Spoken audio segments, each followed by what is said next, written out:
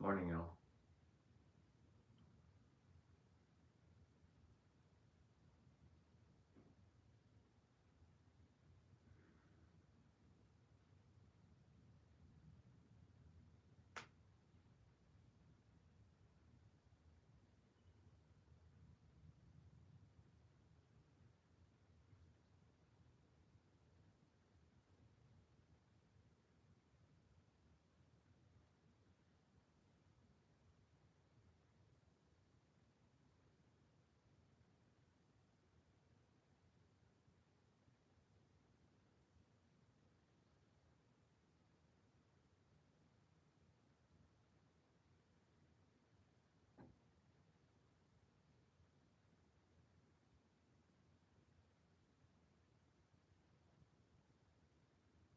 Okay.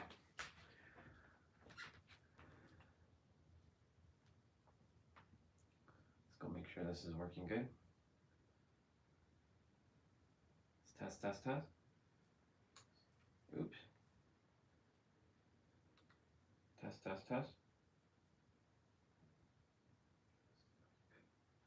No, it's not.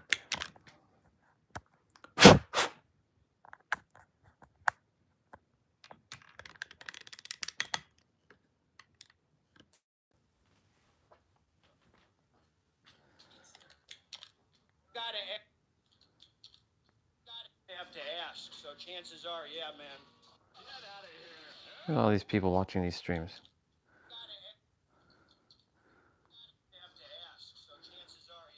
Test. Look at all these people watching these streams. Yeah, it's working now. Test.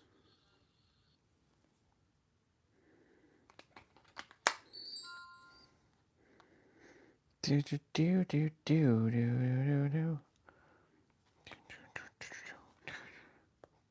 It's Ryu Hadouken, do.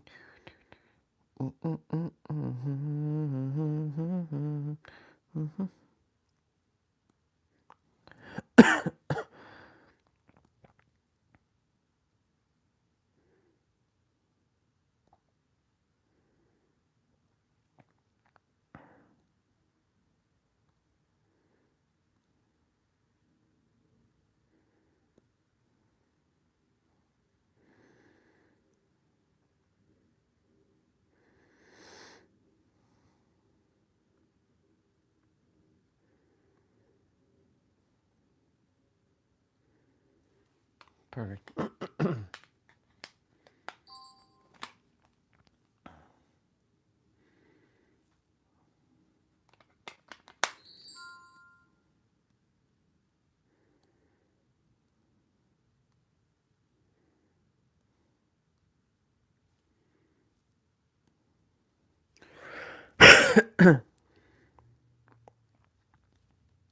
Very good.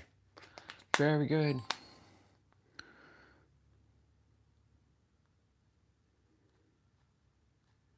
So that can close, that can close, that can close, that can close, that can close, that can close, that can close, that can close. Open up my... Hi, baby girl. Let's go.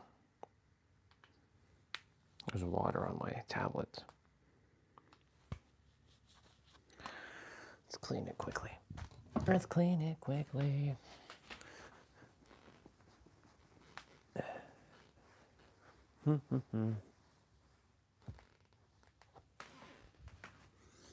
Okay.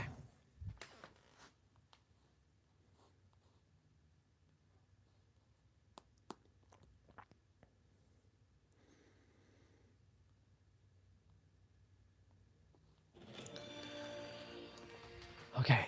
Oh, let's get rolling with our movement.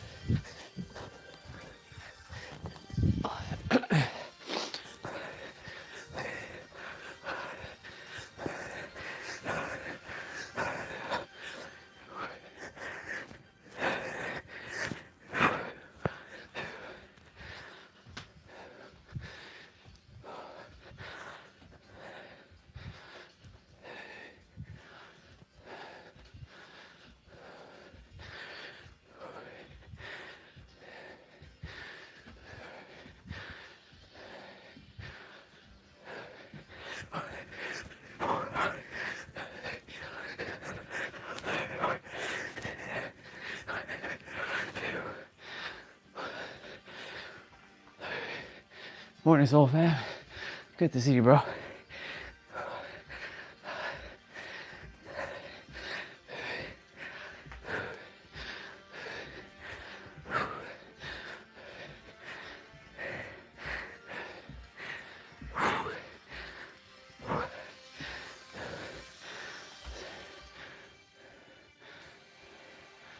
Thank you, brother. Appreciate it. You as well.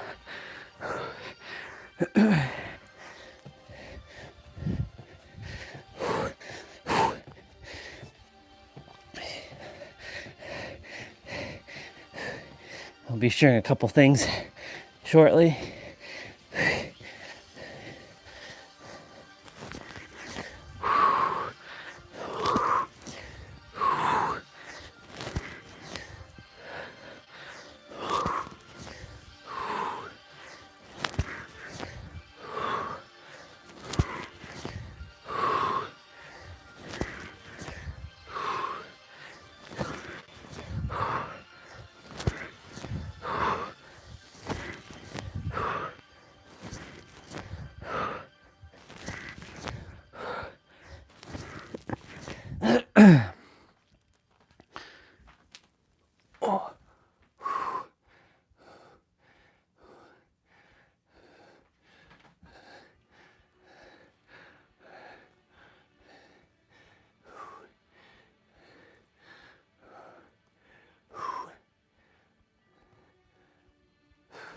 Ooh. Wow. Went a little deep there. With that twist.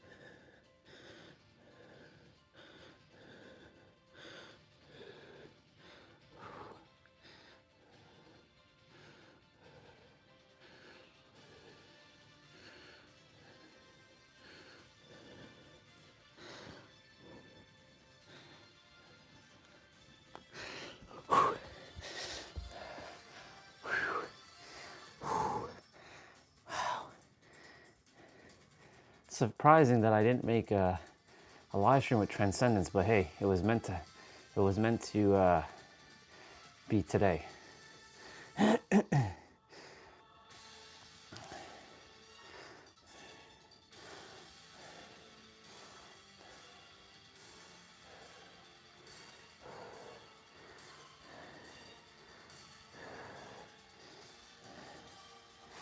Okay.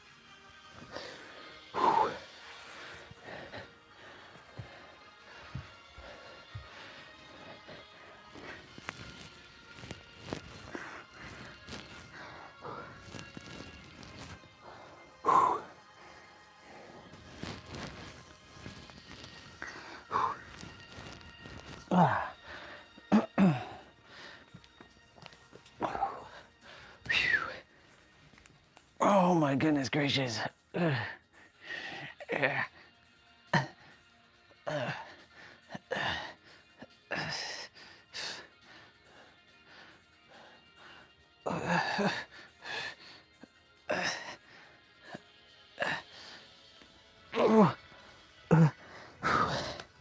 Okay.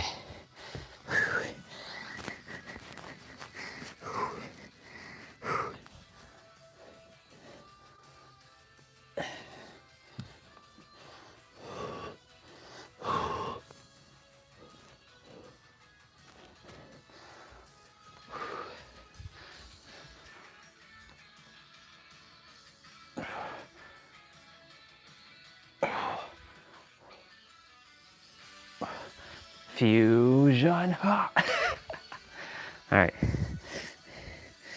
That might be tomorrow's live stream fusion. All right, let me go use the bathroom quickly. I'll be right back.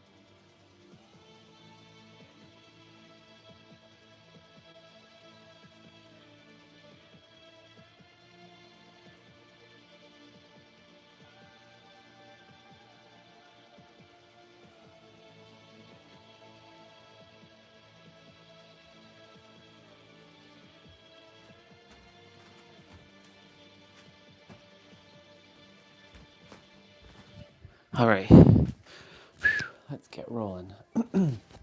We've got lots to share. All right, first things first.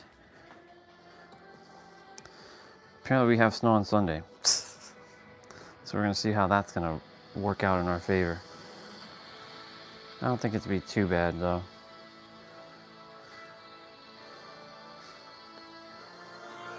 I love you, proud of you, appreciate you, grateful for you, thankful and blessed. I love you so much, babe. Have an amazing day. I know you were at Dancing with the Stars last night. Glad you had fun with Mark. Love you, proud of you, appreciate you. Thank you for everything, for never giving up on me, little one.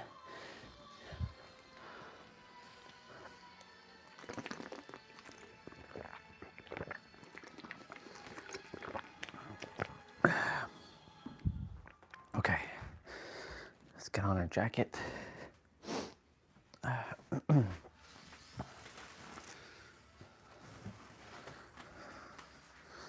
Alexa, when is this supposed to rain?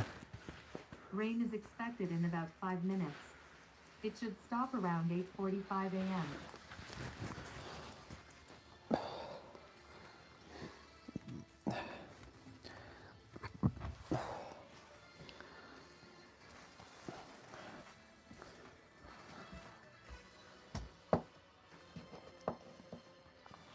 I'll take my winter boots.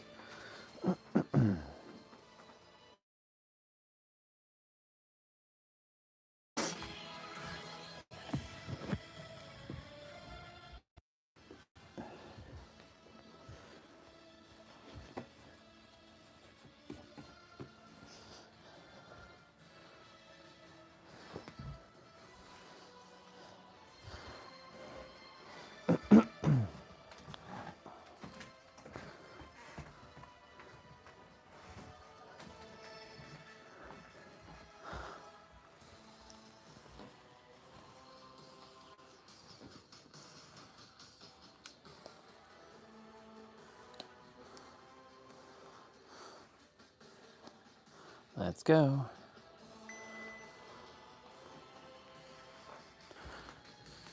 Gotta stop the music. Okay, Google, turn off light.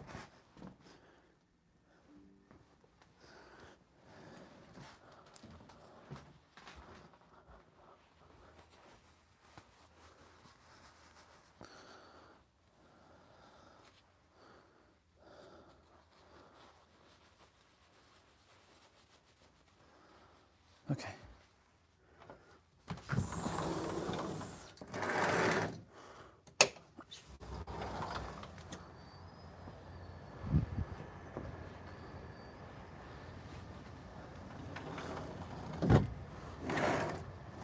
All right.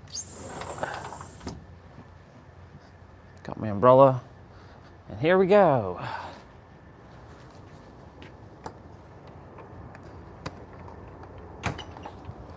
Very good.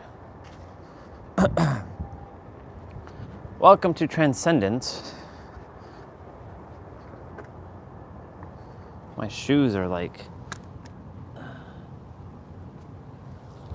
yeah, all my shoes are like damaged or scuffed or broken, and it's all good. I use, is there a rock in my shoe?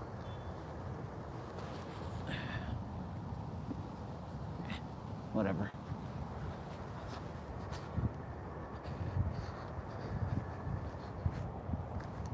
All right.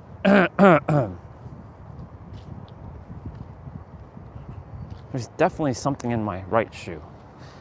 It's really friggin' annoying. Get out. Ow. All right.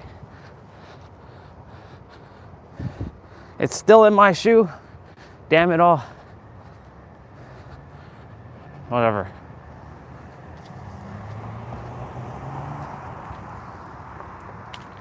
Nah, I can't deal with this throughout the entire walk, so.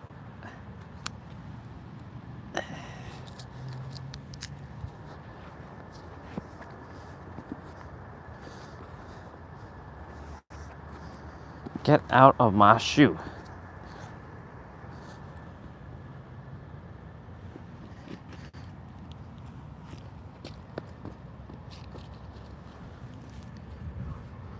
What the hell? What the heck? All right. I see what you're doing, Grigor. It's not working. I'm all right. I'm good.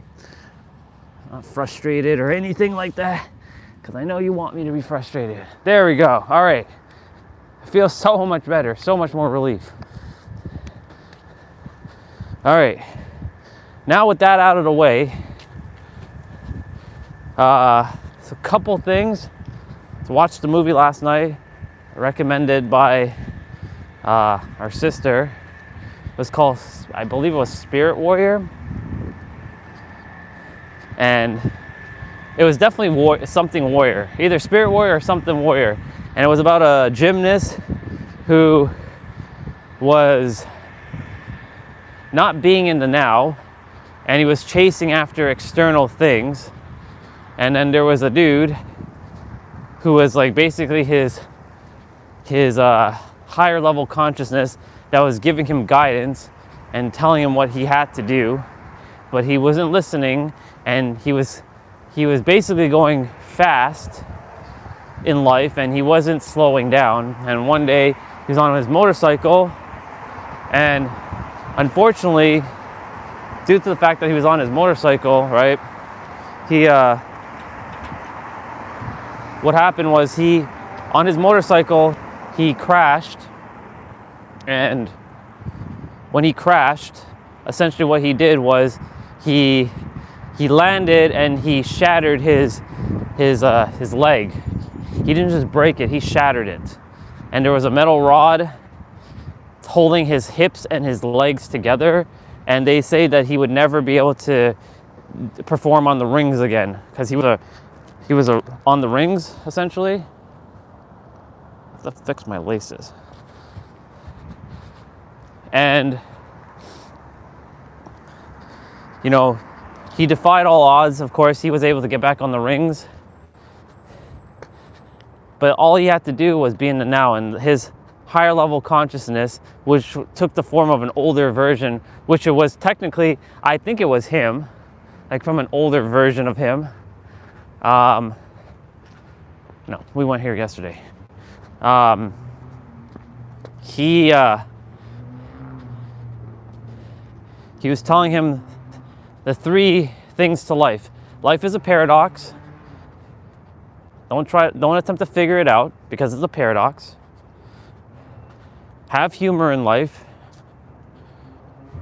And change is always happening. And change is inevitable. Anyway, so it forced him to like slow down, and he went up to a clock tower after his accident. He dropped his cane from the top of the clock tower down, and then another version of him was up on the clock tower, and he had to let go of all the bullshit in his head. And he eventually let go of all the bullshit in his head, essentially. It was his ego, his third dimensional thinking mind, as I call it. His third dimensional thinking mind was let go, and he was able to, you know, purge it. Of course, you know, it comes back here and there. Every one of ours does. But honestly, like, what a good movie. I was gonna watch The Prestige, but like, I messaged sister, and you know, she's like, you might like this movie. I'm like, I'll download it, I'll watch it. Downloaded it, watched it.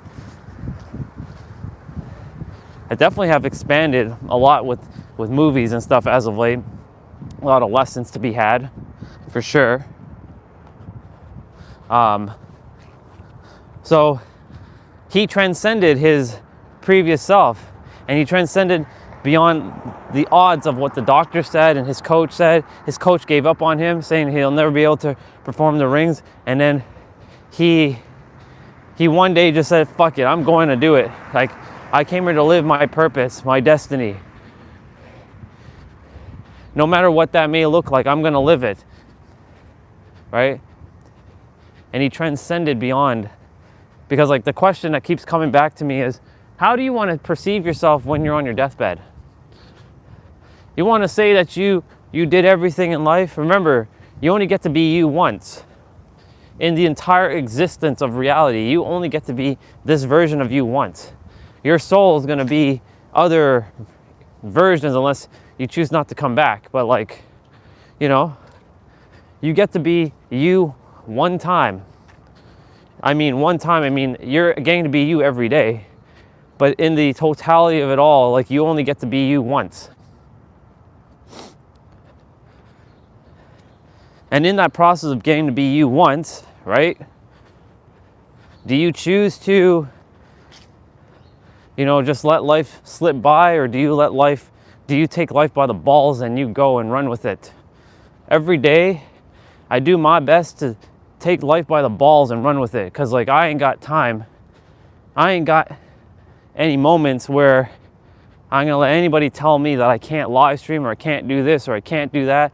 Fuck that noise. I transcended beyond my transfiguration. I'm in transcendent mode. I've had awakenings. I'm in my third awakening, the transcendental awakening, which takes you beyond where a lot of people currently are. You know, I ran into another brother. His name is Igor something on YouTube, and he's talking about multidimensional, like our multidimensional self, and he's also talking about, you know, all the signals that are happening as of late and everything. And I was like, awesome. Good to see a brother talking about this stuff that I already know about. But I didn't watch it because I was like, nope, just a reminder, just a mirror. This morning, something popped through when I was messaging someone, and not only my esoteric advisor, I am a consciousness communicator, and I am a awareness advisor. Of course, I'm a mirror perspective as well. I have many, many titles. But basically, I'm an awareness advisor. I'm a consciousness communicator, AA and CC.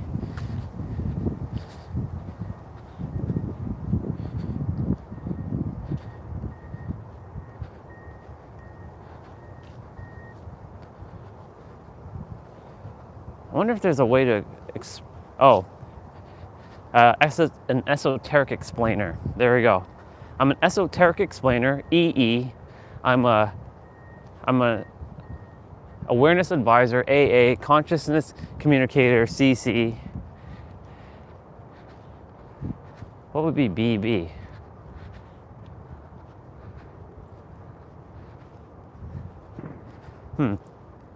Well, it's okay. ACE, ace. I'm an ace. Ace up my sleeve. See how things just keep flowing through? I like that. I like that a lot. Ace. I am an ace. I am an ace. Awareness advisor, consciousness communicator, and esoteric explainer.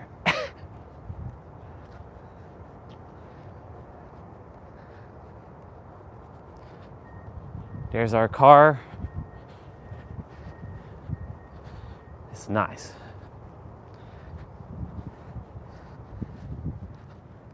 I think my version of the car isn't going to be orange though. It'll have all the same decals, but I believe it's going to be pink. I'm going to make a pink, like a baby pink, like a bubblegum pink version of the car, I feel.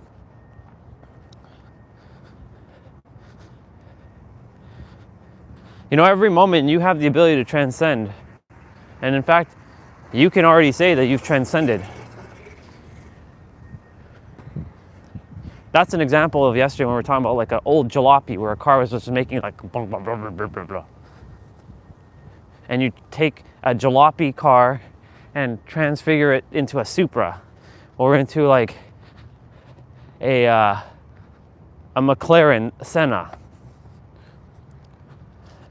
Out of all the supercars, McLaren Senna is still probably my fave.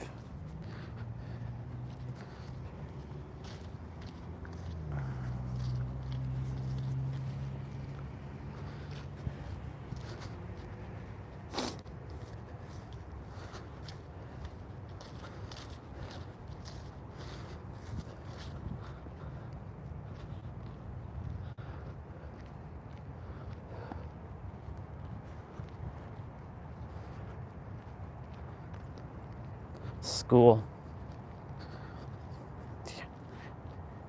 But yeah, in every present moment, you have the ability to transcend beyond what you think you currently are. In fact, what if I told you that you've already transcended and there's no more transcendence that has to happen? that you're already at transcendence. You're already at enlightenment. You don't have to go seek enlightenment because you're already there. You just have to tap into that version of you and truly embody it.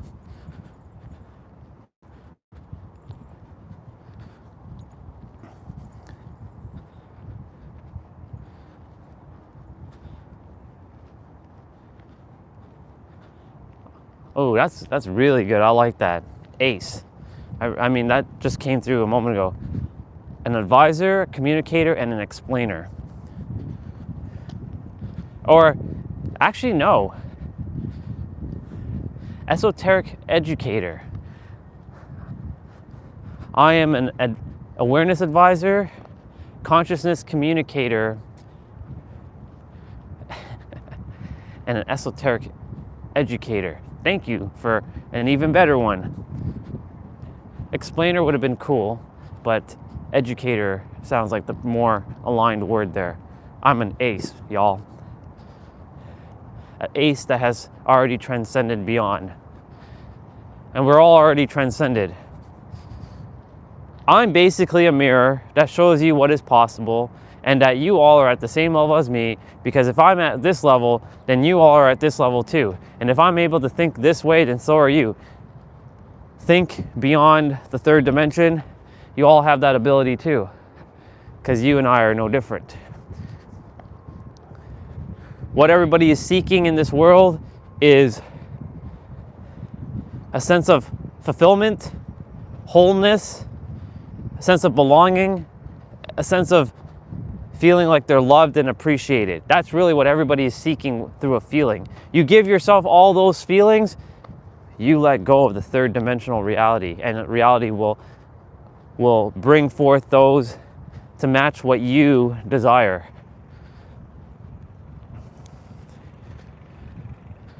You came here to live in the third dimension, so we're not here to let go of material things, but you're not focusing on material things to bring you the joy and the happiness. You use those things as tools, like if they're not people, of course, because we're not using people, because others they're us. You are simply neutral to things, because something that is given to you in the physical can be taken away from you in the physical. But if you give yourself everything in your inner world, nothing can be taken away from you. The only way it can be taken away from you is by you taking away yourself. And by the way, I just saw 3333 on the timer, or the now-er as I call it.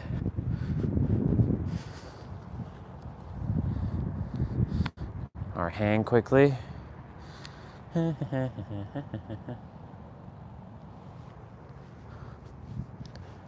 Have my old winter boots on.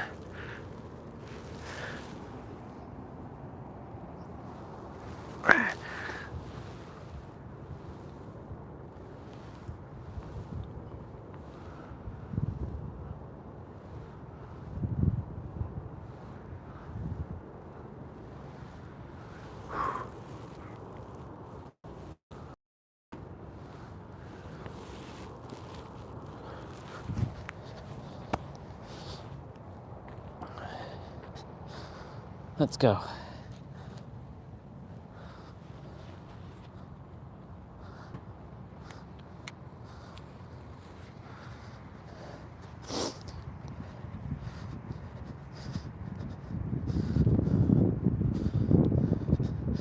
Yeah, y'all. You already have transcended. The transcendence is over. I stop having to transcend or ascend because I've already ascended. I've already put myself at the highest you can possibly, the echelons. That's a word that sister said to me recently in our call, our echelon. The upper echelons of transcendence. The highest form. The furthest, highest, greatest form of transcendence. That's where you, me, and everyone technically is. They just have to let go. Look how simple this is. All they have to do is make a decision and decide right now that that's who they are, and not some weak ass affirmation. They just simply allow themselves to just transcend and just say, I have transcended, and let go of all the unnecessary noise, because you know there is noise disguised as wisdom, and it's not really wisdom. It's just more distraction to keep you away from who you are. And it's really just that simple. Be in the now, more of you, stay in joy, and know that you're the creator. Or, don't like that word, you don't like saying you're God or the creator, you are infinite. You are the infinite pretending to be finite, not the other way around. Let's see. Yeah, exactly. You only get to be you one time, bro. I'm glad you wrote it out in capital letters there. You emphasize that shit right there. I'm glad you emphasized that. You only get to be you one time. No matter how many times you've been reincarnated, how many more times you're going to, the only thing is now, and you only get to be you once.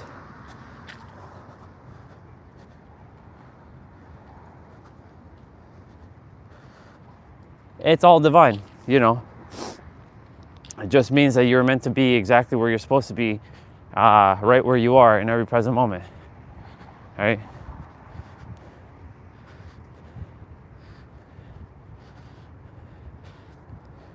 Man, it really feels good to get back to this version of myself again.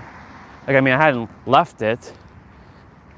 It feels nice that I was able to get back to a version of myself that has transcended beyond.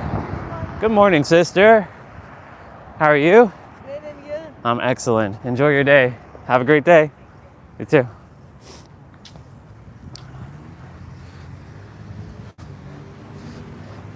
I get to be me in every present moment. And you know, there's a lot of powerful questions, right? Like, and I was sharing them just a moment ago. Like, how do you desire to perceive yourself when you're on your deathbed? How do you desire to live for the rest of your life? There was a YouTuber, her name is Kristen Schaefer. I watched the video yesterday, not her full video. She just turned 40 a month ago. Happy birthday to her. You know, another version of me. And what had happened was, you know, she lives in a van, and, you know, it's one of those things that I would love to have. I mean, I have it in my inner world where I'm traveling around in a van that's fully, like, decked out, you know, shower, toilet, like, you know, fridge. By the way, I saw on a YouTube video somebody lives in a fucking plane, an abandoned plane. They live in an airplane in Oregon, a big ass 747. That's like the luxury version of living in your van. But of course they can't travel anywhere, but they live in an airplane. That's wild. That's so wild that they live in a plane. Morning. So like, it was like, damn, he's living in a plane? Wow, I hadn't seen that before. Anyways, that was pretty cool. So she just turned 40, and I scrolled to almost the end of the video, and she said this. She's like, if you're not living, you know, if you're not living your life, you know, time's ticking, bitches. Time's ticking, bitches. That's what she said.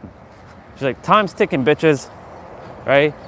Do you want to continue to live doing the things that you don't like for the next 30, 40 years? You know, I'm grateful yesterday. Our sister showed back up, and we had an amazing conversation, and I'm proud of her for, you know, starting her own business and like having more time freedom for herself, more ability to take care of herself.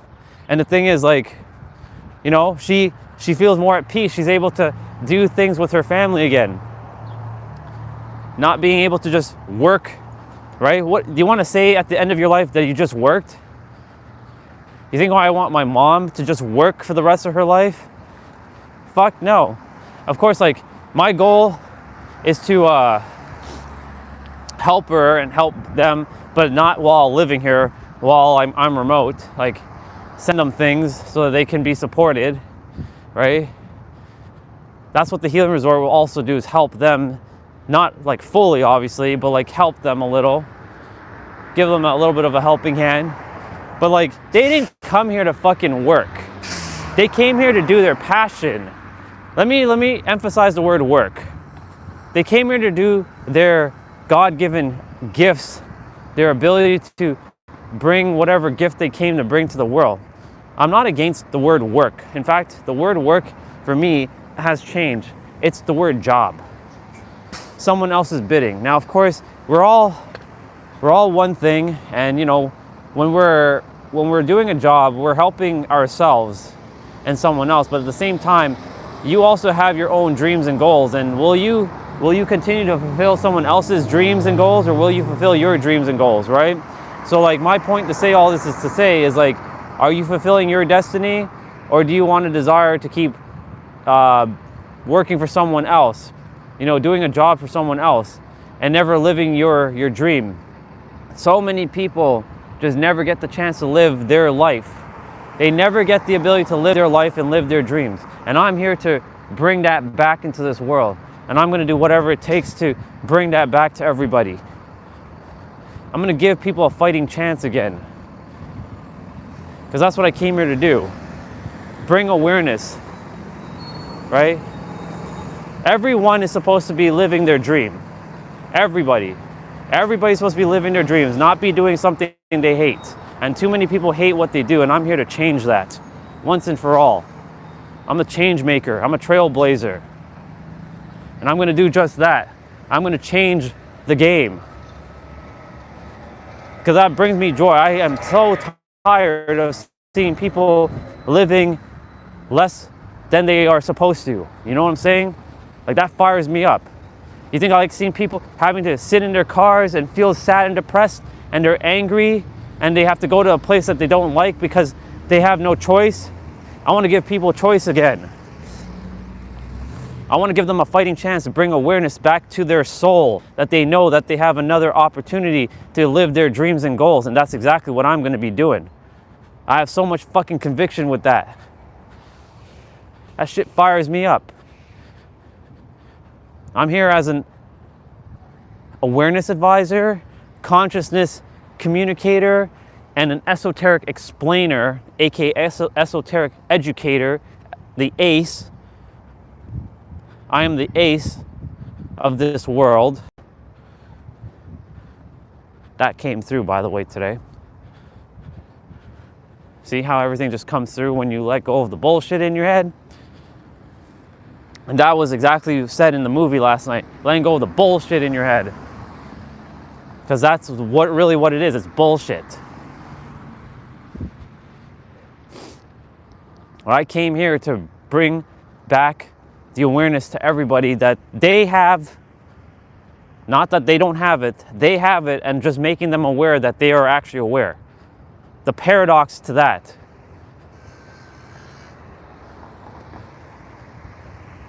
And so that they can go fulfill their destiny. They fulfill their destiny, I'm fulfilling mine by me helping them to fulfill theirs. The very thing that, you know, I thought that, like, you know, for example, Angel, she helps people to get clear on their purpose. And I'm like, I can't do that. Well, guess what? It's a paradox, because theoretically, I'm helping people get clear on their purpose too.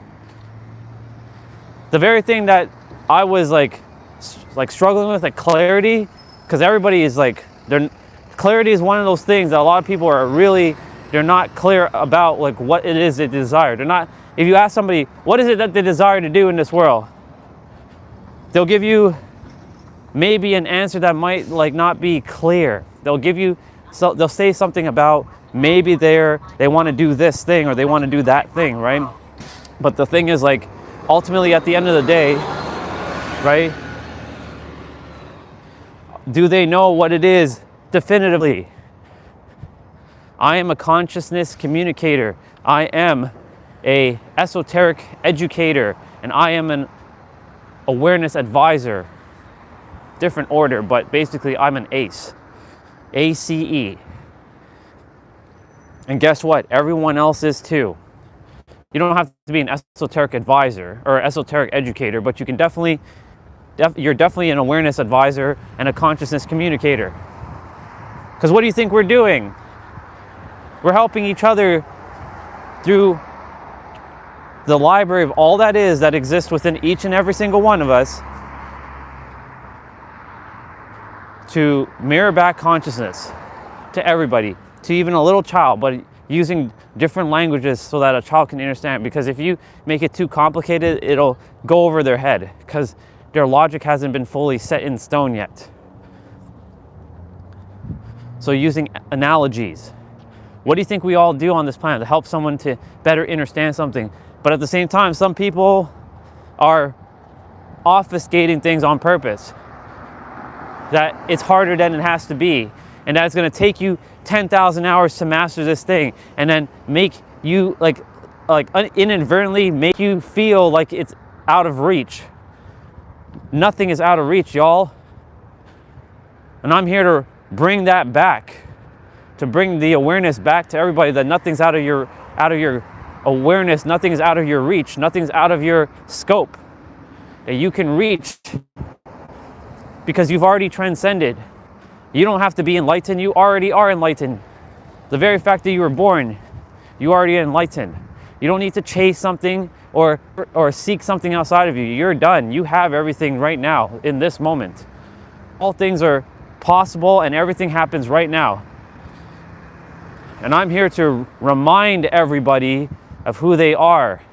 And if they forgot, I'm here to help them remember who they are, because that's exactly what I'm here to do. Consciousness creator, consciousness communicator.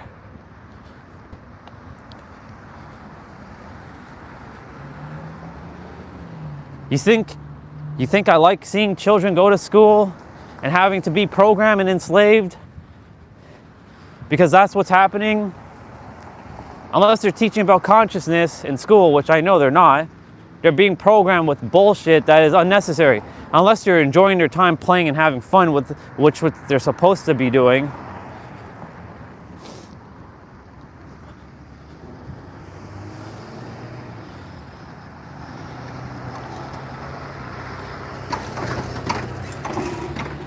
But this shit fires me up.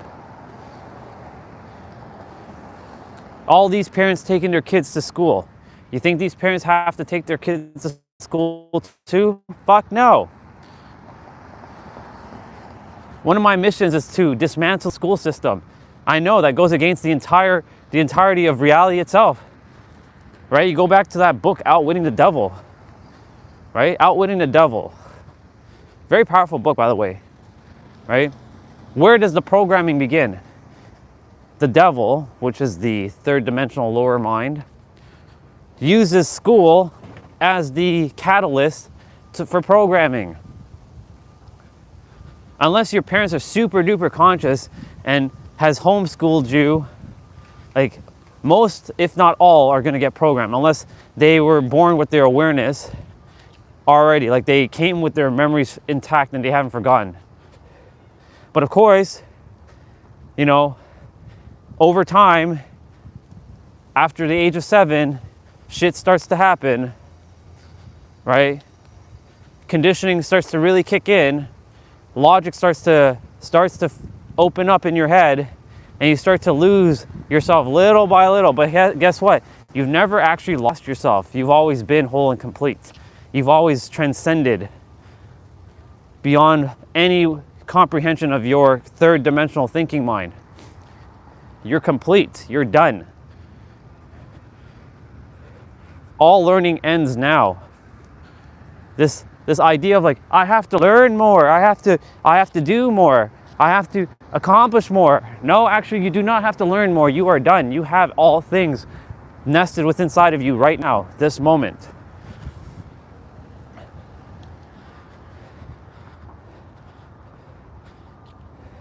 Now, regarding like kids, well, what about kids? Don't they, they're young and they don't know how to read, they don't know how to write, they don't know how to speak.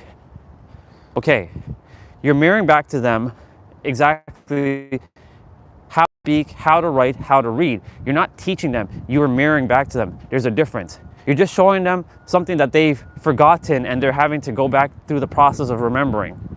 Because in their previous incarnation, they knew how to write, they knew how to talk, and they knew how to read. Now, they could have read like a different language, spoke a different language.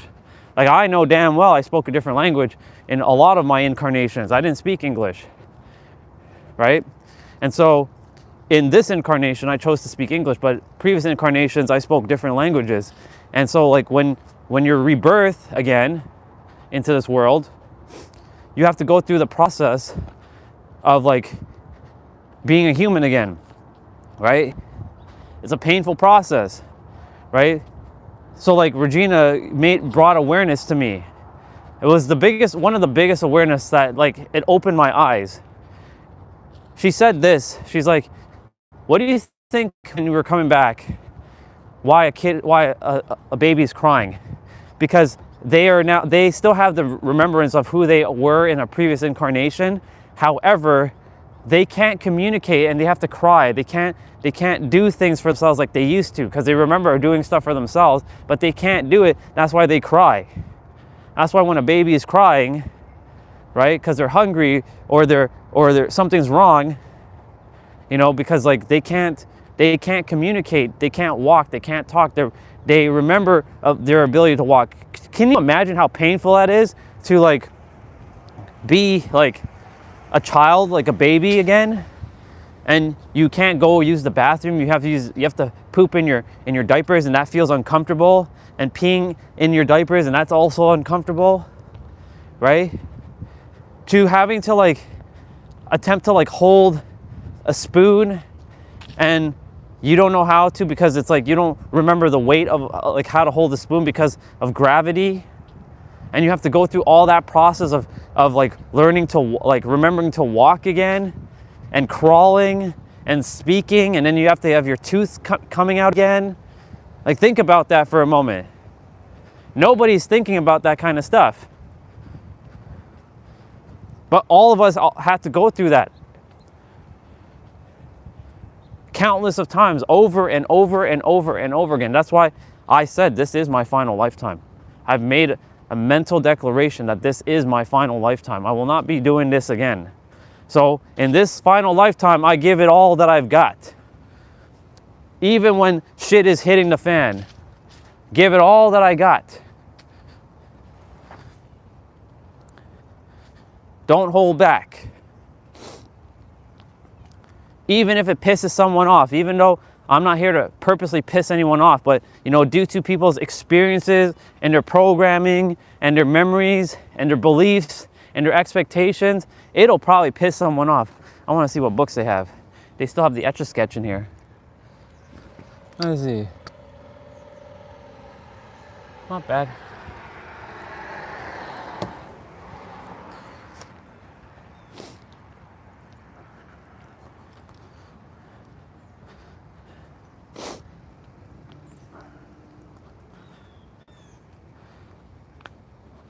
You have all transcended. There is no more learning. You're done with that. Make a mental declaration right now that you're done learning. Now, when I say that, that doesn't mean that you stop growing and evolving. No, no, no, no, no, no, no, no, no. You probably associated evolving and growing with learning. No, no, no, no. You are still growing and you have grown. You can say you are learning and you learned everything. Or, because learning is nothing more than awareness. Being aware of something that you forgot and bringing it back into your conscious awareness. That's what learning is. When someone is mirroring back to you something, what are they doing? They're just showing you more of who you are, but it's a different perspective. Most people use the word learning as in like, they don't know and they're going to remember something. They're like learning something new for the first time. That's not true. Learning is not what people think it is. It's actually remembering. You're remembering more of who you are and what you forgot. That's what learning is truly. Because you ain't really learning anything new unless you're turning Super Saiyan and you're shooting Kamehameha out of your hand and you're levitating, there's nothing new under the sun. There's that expression. So because there's nothing new under the sun, you're technically not learning, you are remembering. Every time someone shares something with you, they're just mirroring back things that you already knew in a previous incarnation, and they're just making you aware of it. That's all it is. It's just awareness at the end of the day.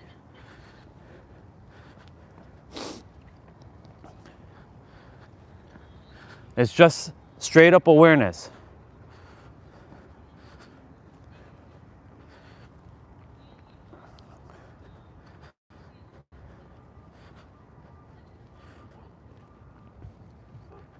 The doggy's at the door, barking. Ruff, ruff, ruff, ruff.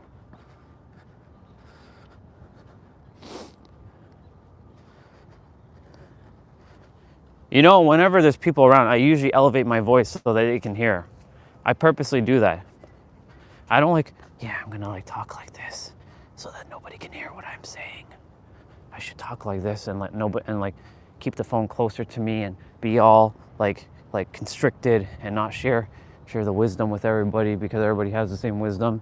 Yeah, I should just hide this shit to myself and tell people that they're not actually transcended, to tell them that they're still these inferior little third dimensional humans. Fuck that noise.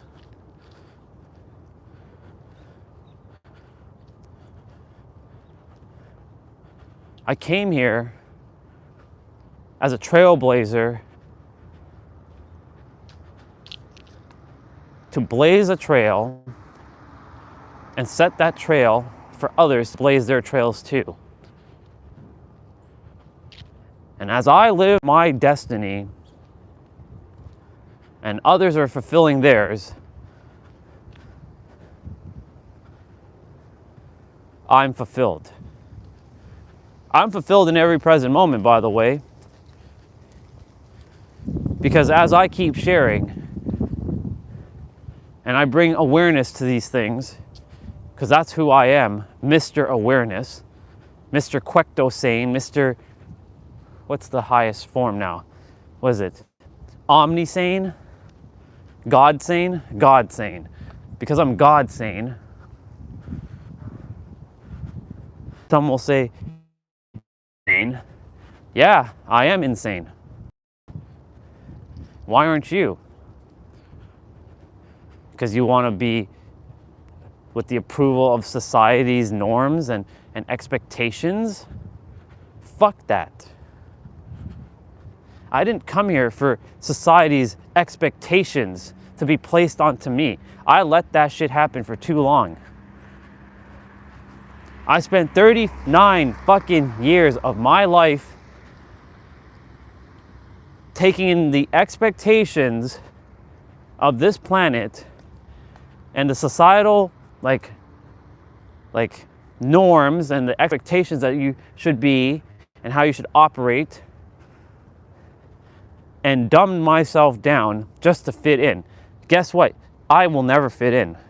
And I don't care to fit in. I didn't come here to fit in with anybody.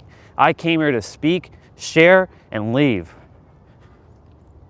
Or in the words of Roman Reigns, I came here to wreck everyone and leave.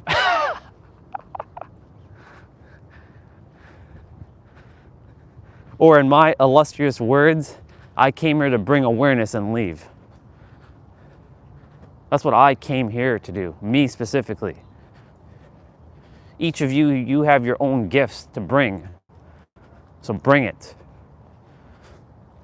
And I know all of you are doing that. On this channel anyways, you all are doing that. You're all bringing your gifts to the world.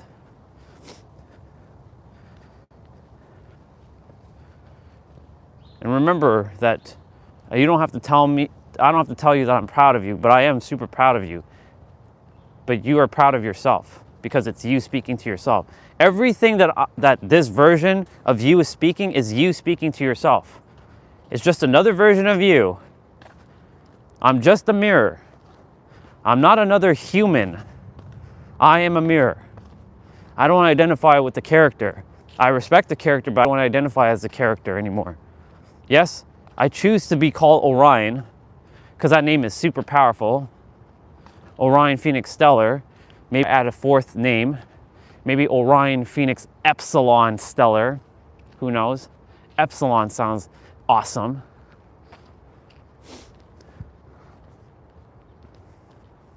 But that doesn't really matter, because at the end of the day, I am the I am.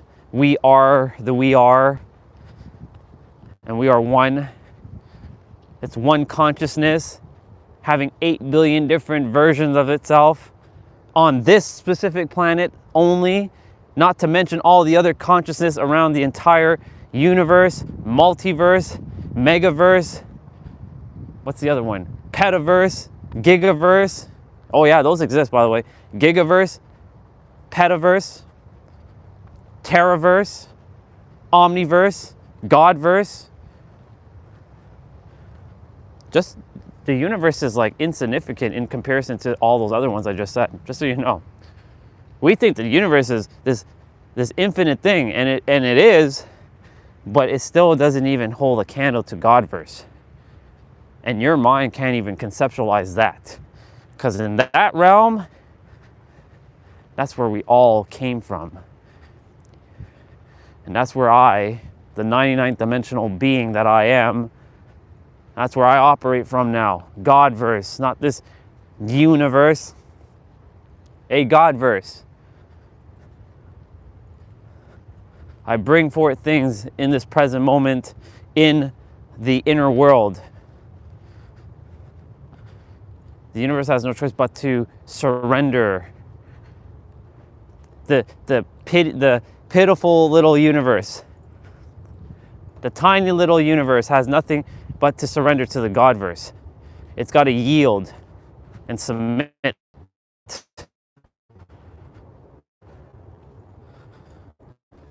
Because that's who we are. And of course, I have to get to this level. And I had to let the live stream, get quieter. Things had to happen during the summer. I had to be broken to be fixed. Technically, nothing had to be fixed. I just had to remember who I was. But I had to break down to be made back up. Stronger. Kintsugi. Japanese art form of when a pot breaks, they take the pieces of the pot, they glue it back with like gold glue, and they make it even stronger, and it has its own beauty. Kintsugi.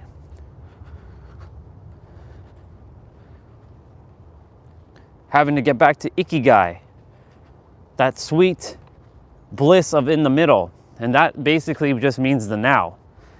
Ikigai doesn't mean now, but I mean it has the same effect of what the now is. Flow, now, ecstasy.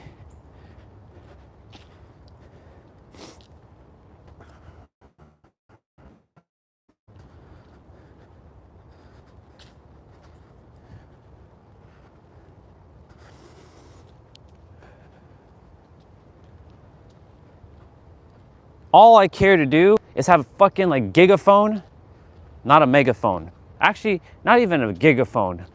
Phone or a Quecto phone, and scream it out to the entire world, and it gets converted into their native tongue to tell them who they are, and I reached all 8 billion in an instant. And in my inner world, I saw a vision of me like hovering over the entire earth, and me like holding the planet in my hand and speaking to everyone, and everybody was just in awe of listening, and they're looking up to the sky, even though I'm like, stop looking up to the sky. It's not at the sky, it's inside of you. And there's nothing to be in awe about. This is just who you are. Own it. Own it or get owned. That's your two choices. Own it or be owned. You know the reason why a lot of people don't want to own it is because it comes with a massive responsibility attached to it. And that responsibility has feeling alignment and word associations of heaviness, potentially. I know, because for me, I knew that word. I hated that word so much. Responsibility. Responsibility. Oh, shit. Because remember, responsibility, I've talked about this quite a few times. right? That word has many definitions from different angles, from different contexts, because there's responsibilities with money. Welcome back to Daily Water. Won't be here as long, but we'll get a little bit of time here. There's responsibilities with relationships, responsibilities with bringing your gifts to the world, or helping people, right? There's all kinds of responsibilities, and they all have their own little definitions associated with it, right? Every word is a paradox. Every word is a contradiction in itself. But every word was also created by the Creator, because we created all the words, because we are the Creator. So that's another contradiction, another paradox right there, right? But that word responsibility was extremely heavy for me once upon a time. And I know damn well that a lot of other people and a lot of other versions of me are having that same feeling of the word responsibility. And bringing that to their awareness, they can change it. When you're not aware of something, how can you change it? That's why there's a saying, you don't know what you don't know. Until somebody brings it into your awareness, then you know, but then you choose whether it aligns with you or not, and you can either be ignorant or you can do something about it.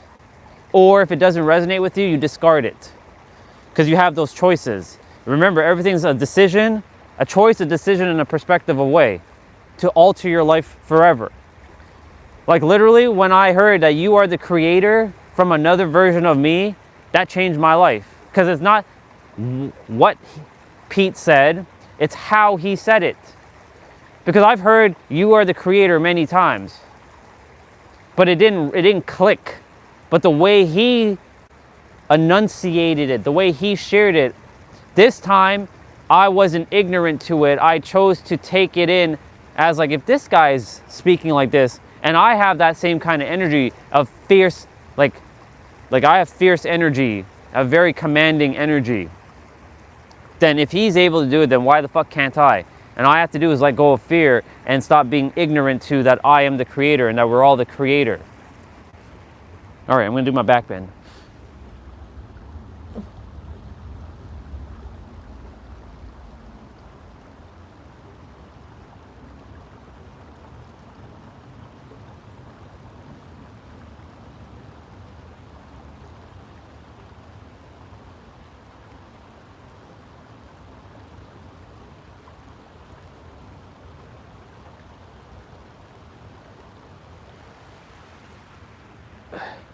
Very good.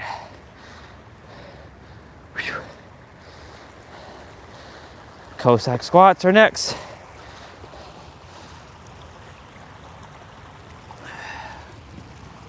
My ears are still regaining their level of awareness. I did a really deep back bend there. That was nice.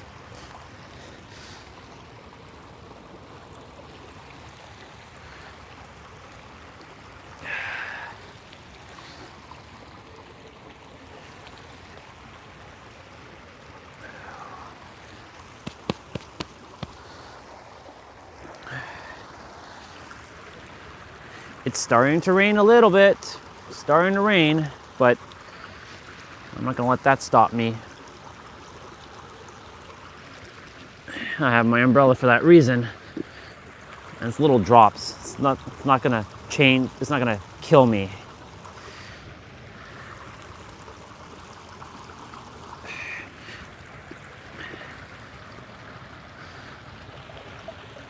So back to what I was saying, so like, you know, responsibility, right?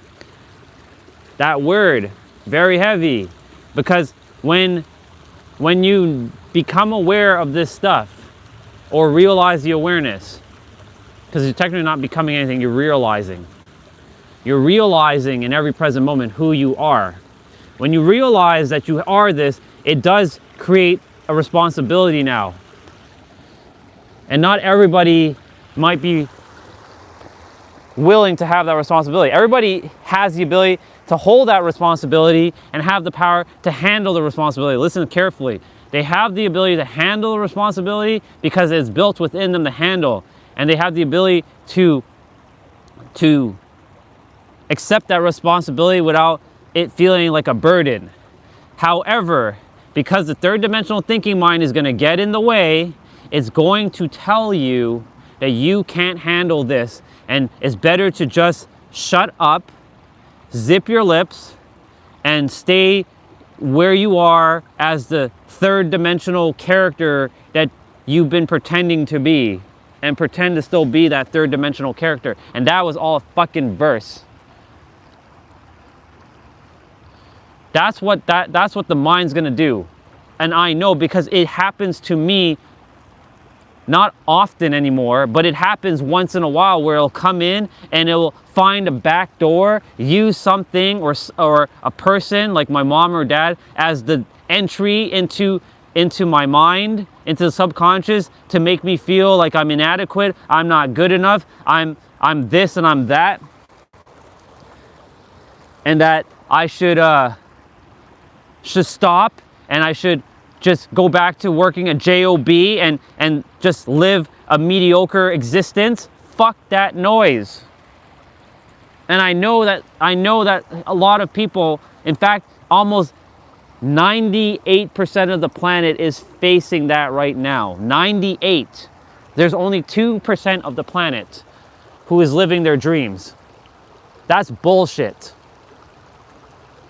Maybe the percentage has gone down a bit. Maybe it's like 80% of the people are living in mediocrity, and the 20% is living their divine purpose. I don't know, but all I know is this, is that we are all meant to live our greatest life, and we are all here as the creator or the infinite pretending to be the finite, to fulfill our destinies. Now, if you're happy, and I'm not here to tell anybody that a job is awful, right? If you love what you do, and it's bringing you joy, and it's making you money, and it's supporting you, fuck yeah, go for it. But if it's crushing your soul, and it's something that you hate, and I'm not here to, like Nero says the same shit, like he's not gonna be one of those people that you gotta escape the matrix, you should, working a 9 to 5 is like slavery. Like, it's only slavery if it's crushing your soul. For me, I cannot take orders from someone else. I am a leader, and if a boss is hiring me, I'm the boss. I don't take orders from anybody. I am my own boss. I take orders from no one. For the level of where I'm at, there is no other human that can tell me otherwise, presently. Sure, I can get perspectives, but no one can tell me that I'm wrong or that you're incorrect, because I operate from a multidimensional perspective that most can't even comprehend yet. But here's the thing, you all have that ability. I put myself on a massive ass pedestal where nobody can touch me now. But at the same time, I know that we're all equal. So I live both dualities at the same time. Empowering myself, but also being able to empower each of you, because you all are you are at the echelons of your inner world. You are at the echelons in this outer world too. You are at the top as well. Everyone in their inner world, they are El Supremo, El Capitan. Phone battery's at 61%. It's starting to get a little wet, but it's all good. It's not like heavy rain. And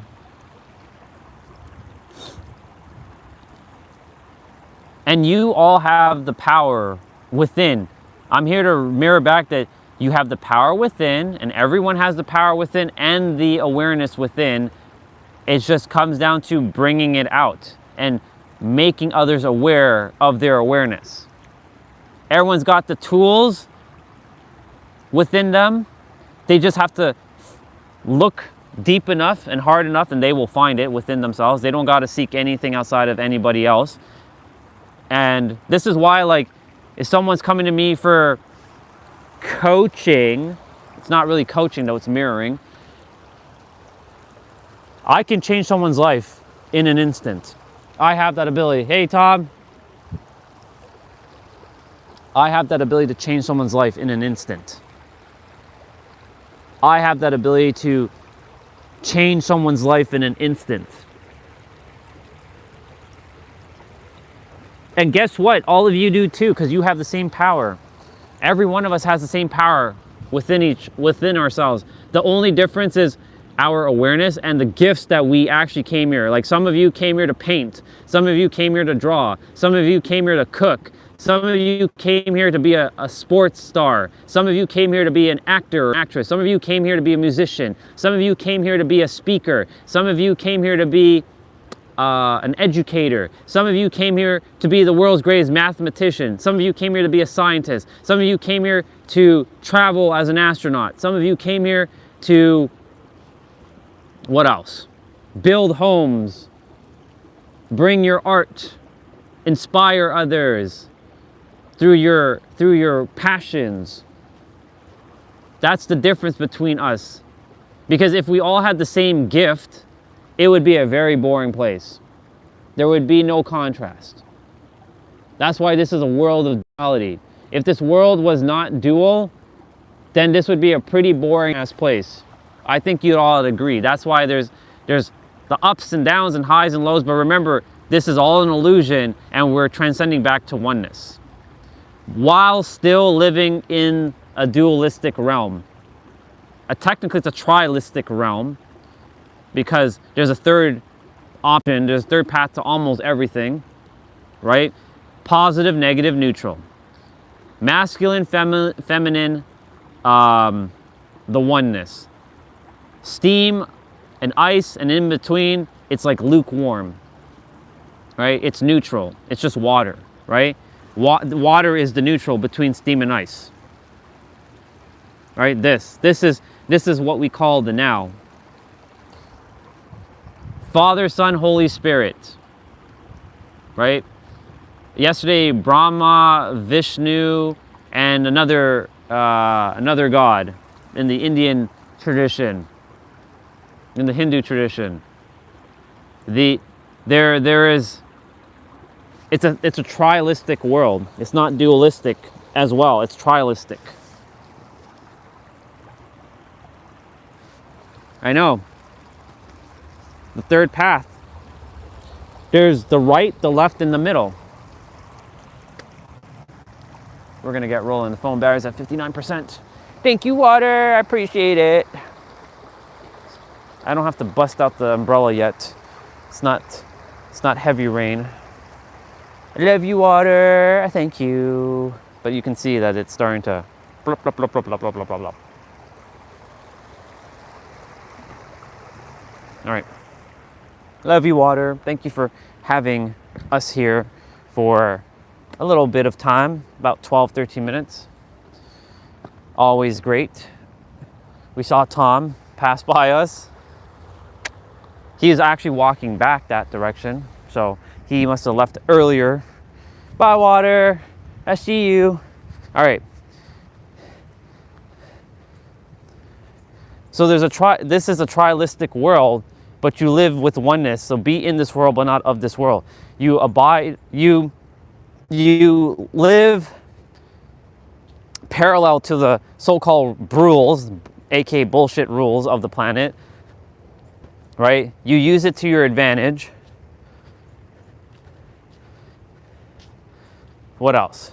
You operate outside of the rules, but you still abide by them, and you're not here to, like, I'm here to also break a lot of rules too. Don't get it twisted that I'm just gonna let some rules like slide by. Fuck that noise. There's a lot of things that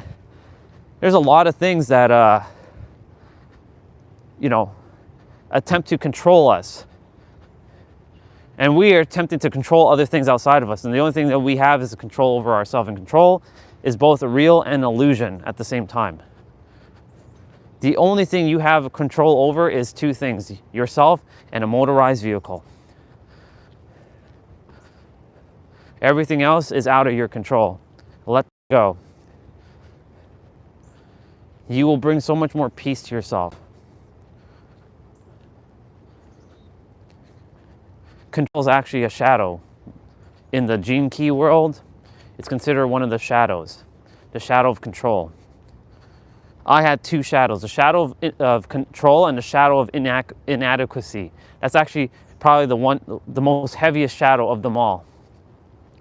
In the gene keys, they go shadow, gift, and city. There's 64 gene keys. Each shadow is basically an aspect of fear.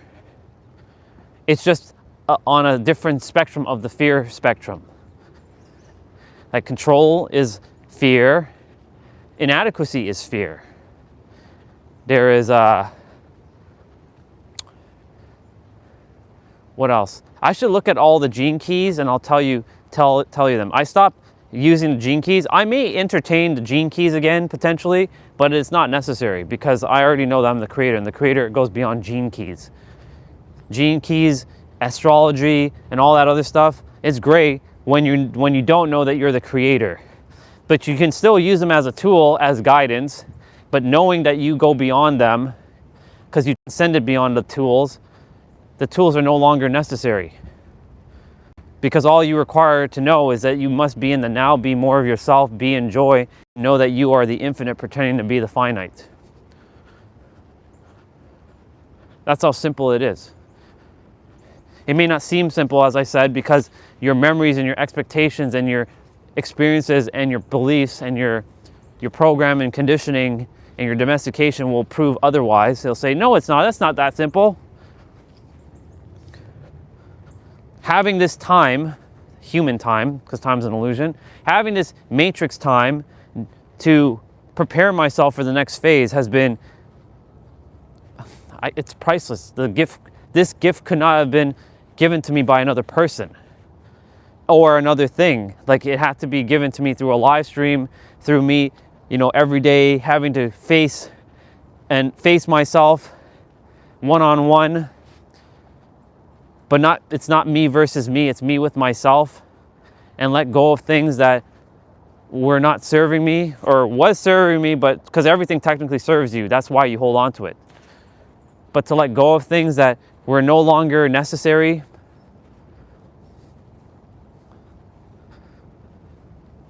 It's fascinating.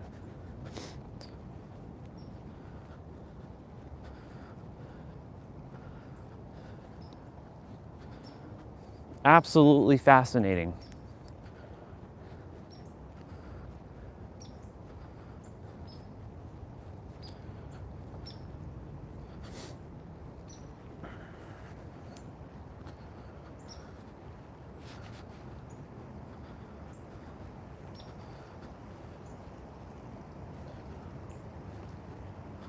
I'm gonna have to take the car again to the tire place. I'm pretty sure of that.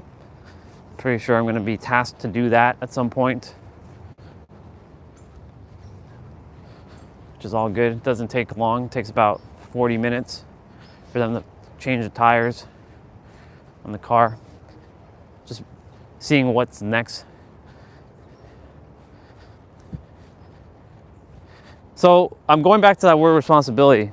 So when I have to do other people's responsibilities, I don't like having to do other people's responsibilities, because like when people place responsibilities onto me, like when others place responsibilities onto me that I have to do something, it really pisses me off.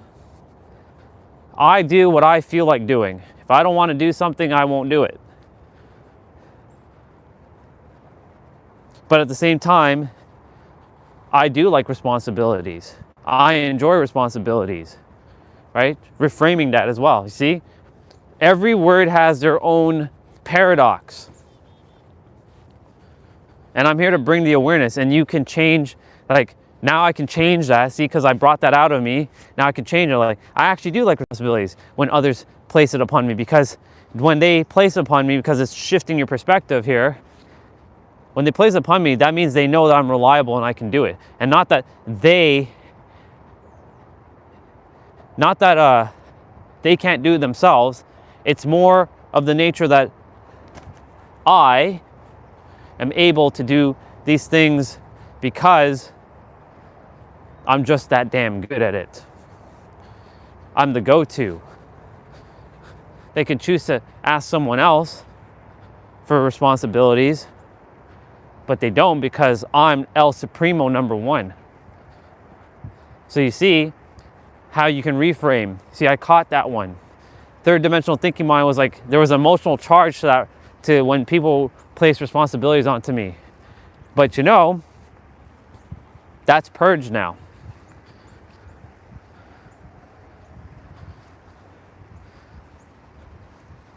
Thank you for that one, third dimensional thinking mind, for feeling that, because I felt the heaviness around that one. And I'm glad I purged that.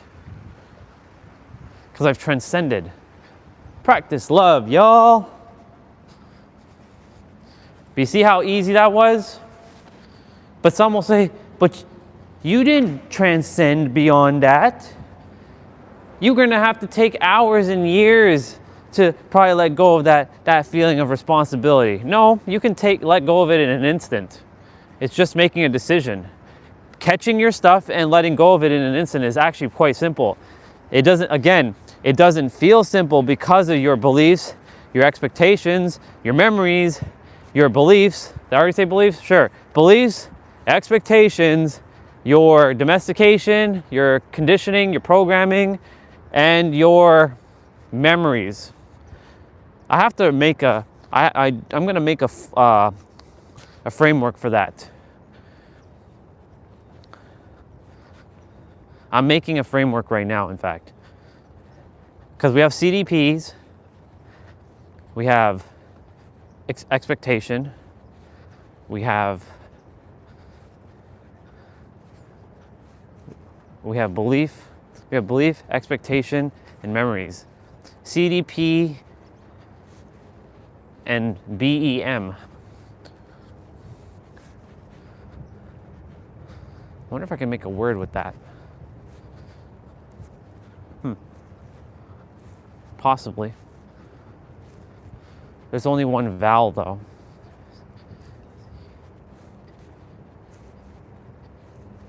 Yeah, there's only one vowel, E. So it's gonna be a little interesting to make a word with one vowel and 6 consonants. 7?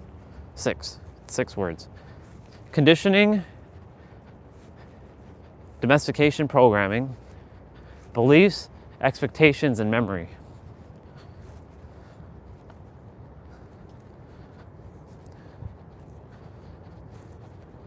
Because memory technically encompasses experiences. So technically, there's 2 E's. So experiences and expectations.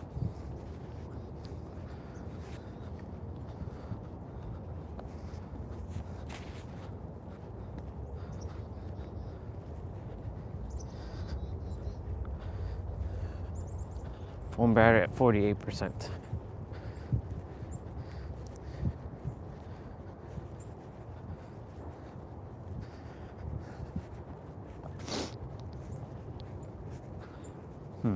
Can I make a word out of that? So we have CDP, BEEM. Possibly. I can possibly make a word out of that. But it doesn't really matter at this point. My point to say is you can shift anything in any present moment. It is really just that simple. Again, it doesn't feel that simple because the world has programmed us saying it's going to take you 10,000 hours to let go of this. You're going to be constantly healing forever. No, you're fucking healed. You're healed now. That's it. Stop with the healing. You're done. Of course, there's phases to this, right? Like if someone's just starting out and they don't know, and they don't have the frameworks they don't have the frameworks of the awareness to do it, then yes, they're gonna have to heal. I know because I had to do that. And I know that all of you have to do that. And based on my awareness where I was a year ago, I was doing that. I spent 6 months with a perpetual dark night of the soul, having to purge and kill myself a couple times and bring up awareness and let go of shit and face my fears to push through to do a live stream. And then of course during the live stream, we had a dark night of the soul pop up. I don't expect another one to pop up, but you know, you never know, right? Third dimensional thinking mind can always come in the way. But the funny thing is, before the third dimensional thinking mind and all this like vocabulary that I'm now speaking of and paradoxes, this was either in the middle of the dark night of the soul or just after the dark night of the soul. The paradox happened before the dark night of the soul happened. Actually, no, the paradox happened while I was in the dark night of the soul, to bring the awareness of paradoxes. The third dimensional thinking mind and the, you know, exploring God's oneness and multi-dimensional knowingness and 99th dimensional being and third dimensional perspectives, all that came after the dark night of the soul this year. Because I had to go through the darkness, get uncomfortable, face whatever I had to face, let go of the bullshit out of the head to get me to this spot, this part of the journey. Of course, I'm always still expanding, elevating, evolving in every present moment. But at the same time, or at the same moment, I am also transcended, and I am mastered, and I am whole and complete, and I am perfect. I know there's that word perfect. That word perfect, I remember when Angel and I had this conversation about that word perfect, right? Back then, my awareness of words and the trialistic or the dualistic or the multiple meanings of words and the paradoxes of words wasn't in my awareness yet. But she was mentioning, you know, your soul, you know, you're perfect, right? I'm like, no, I'm not, Angel. I don't like that word. I hate that word. Perfect. Perfect. I hate that word. Because perfect implies that like I want to keep growing and stretching. I want to be this lifelong student, always learning. But here's the trap with that. You use something that looks like productivity as a distraction and not going to actually go do what you came here to do, and that's a fucking bar.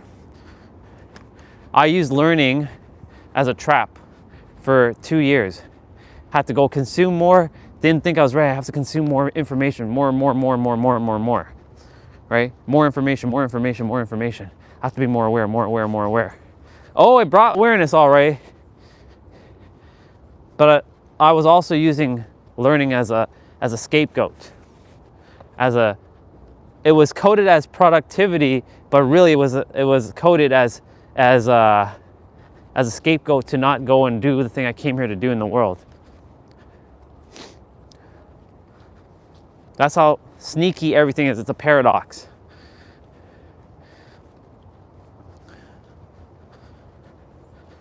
YouTube is a great platform for bringing awareness. I'm using it right now. Right? Look at the paradox of YouTube. What's up, bro? The paradox of YouTube for a moment. On YouTube,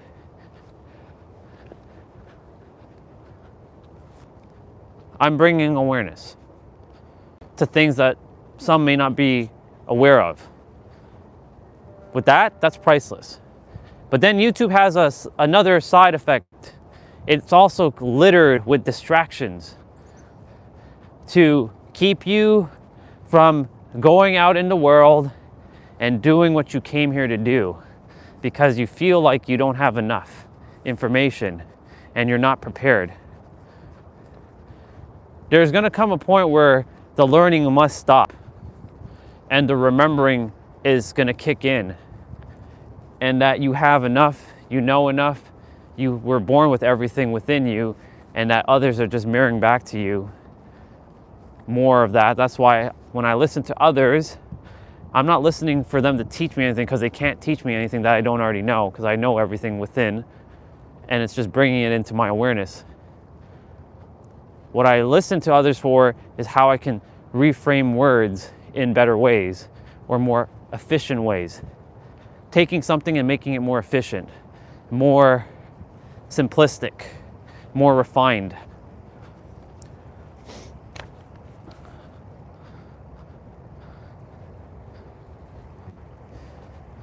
I'm gonna hold off the rain and get back, and we're gonna do our upper body play out. Get straight to that. Once I get that done, everything else can happen throughout the day. We're apparently getting snow on Sunday, so we'll see what transpires on that day. Too early for snow. Too early for snow, but whatever. It's all good. Bring it on. It's not like I've never walked in snow before. It's just, you know, when I start seeing the white stuff, that's it. It's a wrap.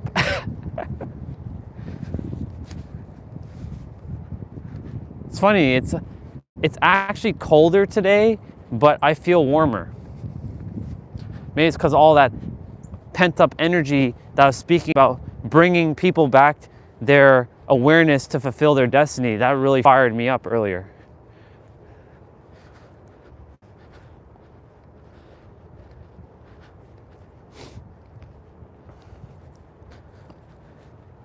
We gonna play that Dead by Daylight later, by the way.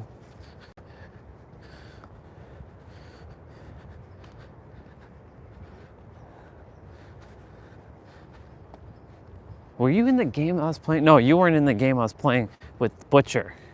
Was it Butcher? No, it was Ghostface. Last night, like after you finished playing, I played a couple more while I was outside, and this one of the other versions of me, right? He comes to the gen, or no, I'm at his gen, and there's 3 gens left, and there's 2 of us because the rest had died. And the dude purposely blew up the gen. He purposely blew up the gen, and then he just stood there hiding and let me take the hit. Some people purposely do that kind of stuff. That's why, like with randoms, you just don't know. That's why it's like I see them as other versions of me, but I get to see what other versions of me are doing. Are they conscious or are they unconscious of what they're doing? Anyways, back to what I was saying. That was a little Dead by Daylight talk for a moment.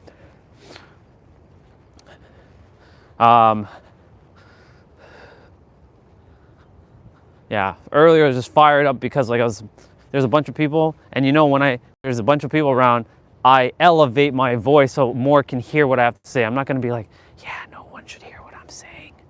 And I'm talking like this around other people because, you know, I should dim my voice and dim my light just to make other people feel comfortable. Fuck that noise. Fuck that noise. I didn't come here for that. I came here to make sure that you shine your damn fucking light.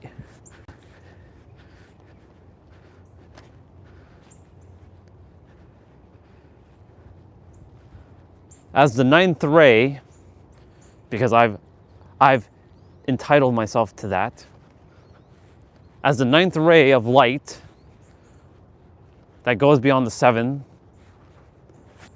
I came here to do that, and that's what I'm doing.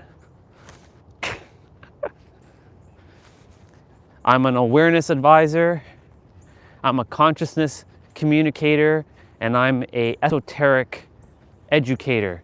And all that is basically spells ACE. I'm an ACE. An advisor, a communicator, and an educator. But technically, that all means one thing, fucking mirror. I am a mirror at the end of the day. Mirroring back that you all have the same thing within yourselves. You just simply forgot. That's it. That's all it is, you forgot. And I'm here to help bring that forgetfulness into remembrance. That was a bar, by the way.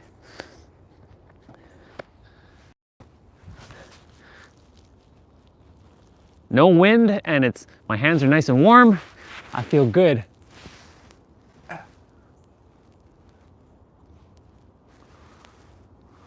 It's nice.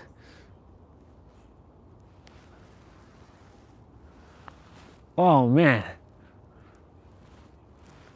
Oh.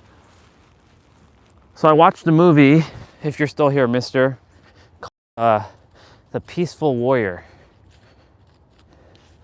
Yeah, it was Peaceful Warrior. That was it, not Spiritual Warrior. Peaceful. I was thinking it's called Spirit Warrior. No, Peaceful Warrior.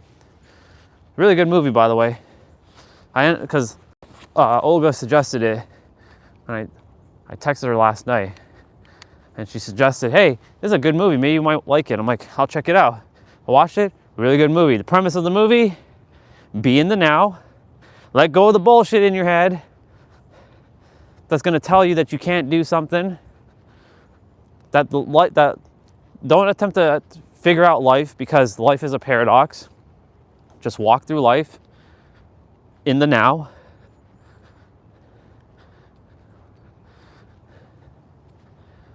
Have more humor. That's one thing that I gotta focus my concentration on, is more laughter, more of that. Because, you know, laughter is a really powerful medicine for a lot of things. Number one, burning calories. You burn a bunch of calories with laughing. Like, I'm talking like, you know, the laugh where like you can't stop laughing. Like that day when I was watching that reel with Maddie from Wildin' Out, and she comes up to Nick Cannon and she's like, "What's up, Nick?" And she's like, and the way she's like speaking, she's like, and she's like, I love sucking chocolate. And the way and then she sticks her tongue out, and then she walks away. The way she walks away was absolutely hilarious, and I was just dying with laughter. And I burnt probably like at least like 200 calories with that laugh. I was just like, I couldn't stop laughing. And I watched it again and again and again. I watched it like at least 6 times. And I was like, damn, Maddie. And then Conceited showed up. And Conceited, he then says, damn, Maddie. And she's like, do it up. And then he goes and touches Justina. And when he touches Justina, he's like, I love eating mayonnaise. Because Justina's a white girl. It was so awesome. So more humor. That's why, you know, during the streams, I watch Friends just to like bust some laughter, because like you can't go wrong with watching Friends. You can't go wrong watching Fresh Prince or Saved by the Bell or Family Matters. Can never go wrong with those shows. So more laughter. And then of course, the other lesson in the movie was change. Change is inevitable. Just so you all know, I hated change. That was the one thing that I absolutely despised, change. And it didn't matter what kind of it was. Like when like, it could be the simplest things, like I had to like, for example, change my desk location one time at my old, like I used to sit in a cubicle before I got my own office. Because, you know, I'm badass like that. I got my own damn office. But like, I had to sit, when I first started, I was sitting at this cubicle doing support calls, like taking in calls. So I started as a service desk advisor. And I sat on a desk at the end cap where people would pass by, and they always put fucking Timbits. That's small little donuts for you Americans. They would always put Timbits and donuts at my desk, and it's like right there. So, I mean, convenient for me, but like fucking annoying that like I had to, you know, it was there and everybody passing by my desk. And then 2 years later, actually no, 1.5 years later, they wanted me to sit next to the second, like the second level. They're called service desk level 2. They're called level 2s, or L2s for sure. So I sat next to an L2. His name is Gord. Trucker. He was like a trucker dude. He's got the trucker vibe. Really good at pool, by the way. Really good dude. You know, he helped me out a lot. He always had my back.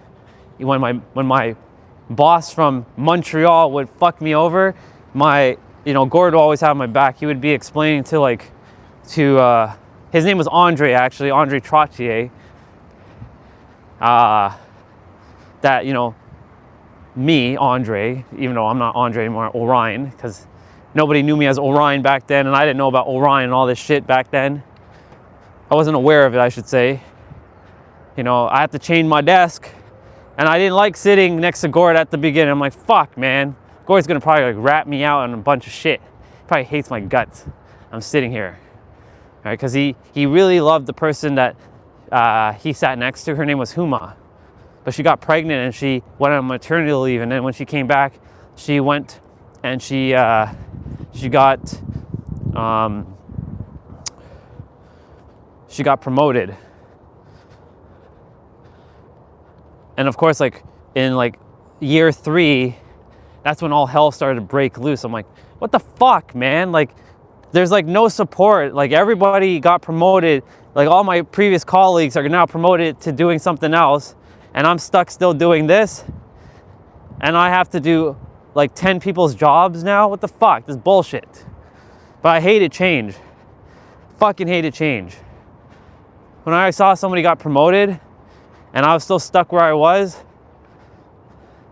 I mean, I liked that I was still where I was, but at the same time, I didn't like the fact that now I have to take on more things that I didn't have to do. So I hated that change. I hated more responsibilities, and I was talking about responsibilities earlier, that word, that loaded word, responsibility. And, you know, when I finally got my desk, I was like, fuck yeah, because I got promoted finally. Went from service desk advisor to network admin to system admin. And then from system admin, I should have just stayed as system admin, but it was like, I enjoyed it, but at the same time, I was like, I feel like my life is draining away. It's like dying. So then I did coding, and that was a change, and we moved offices.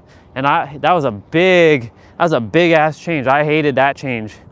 That we had to like leave where we were, the comfort of the gold crystal tower, to go to some black building, and our view was worse. I'm like, what the fuck? Why are we moving? Like, this is bullshit. And I had to do all kinds of shit. I had to help with the move and shit. I'm like, oh my God, this is fucking stupid.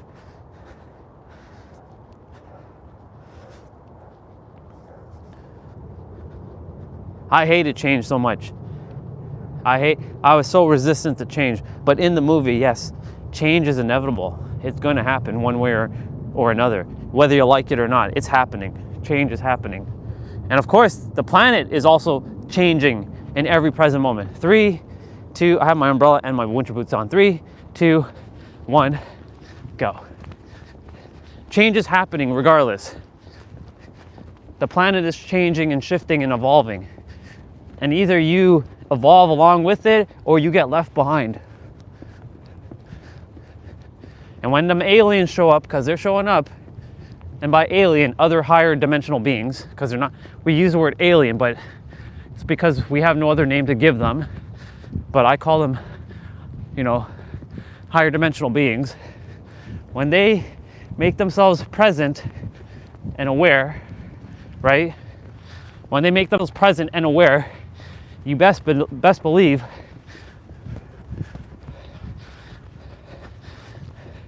that they're going to bring such massive expansion to the planet that y'all have to be ready for it. Fuck yeah.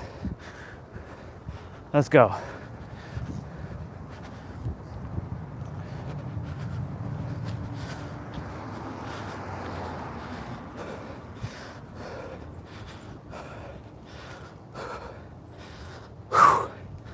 That was good.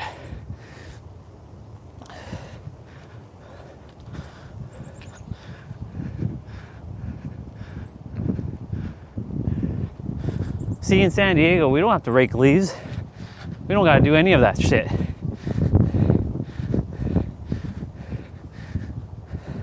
People don't have to rake the leaves.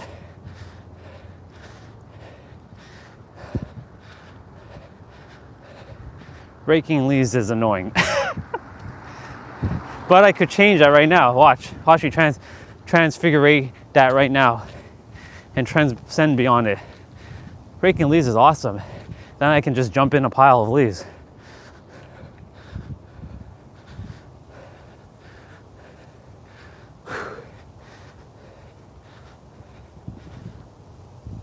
Theoretically, not liking something means that you don't like yourself. You may not resonate, but resonate doesn't necessarily mean to dislike. You just don't feel in alignment. That's all it is. Because technically everything on the planet is you. You are the planet. You are every leaf, every snowfall, every mudslide, every hurricane, every raindrop, every sun ray, every wind. Even though like weather for me is it's only because like I'm outside and I would prefer it to be warmer so I can stay out longer, you know. But I'm also adapting to the change of the weather and finding solutions. What is a solution to a problem? Well, if I want to be outside, I desire to be outside, I can do my best to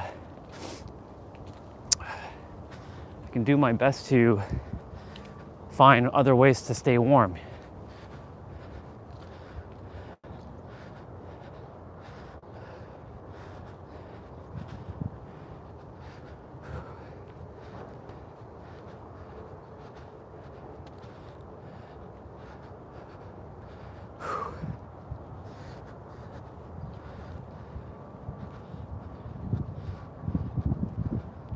Oh.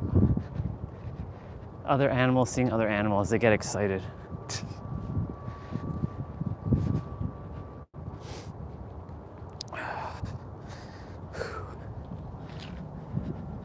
Okay. Get back, do upper body play out, get that done.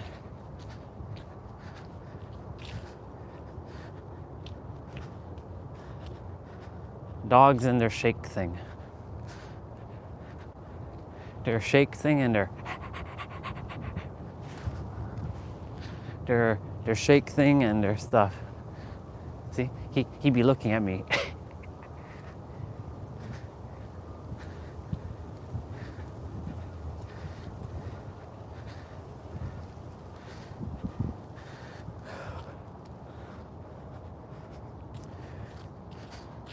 Let's see, what else do I want to share? Yeah, so like change is inevitable. Change is going to happen one way or not. Like you either move with the times or you don't. Like, you know, this whole like AI revolution, like it's here to stay. It's not going anywhere.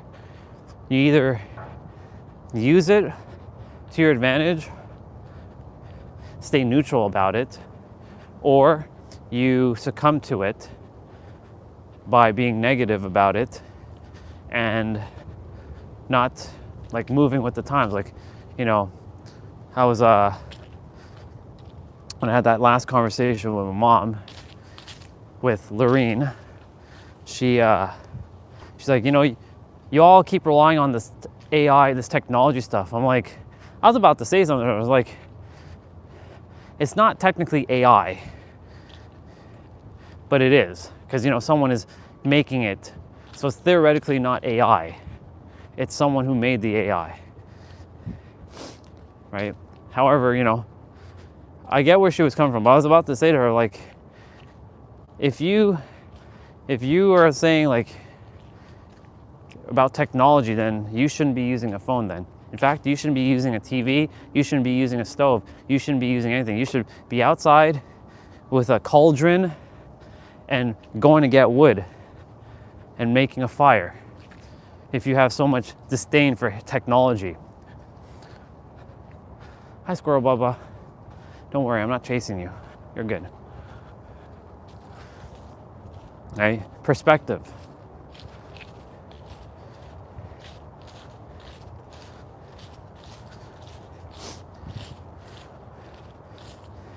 So theoretically, anytime we dislike something, like, you know, me and Soul Fam have this thing towards pickleball, like who even plays pickleball? Like who even plays fucking pickleball? If you're gonna play, may as well play fucking tennis, you know? I'll walk through the grass today. It's fine. You may as well play friggin' tennis, you know what I'm saying? But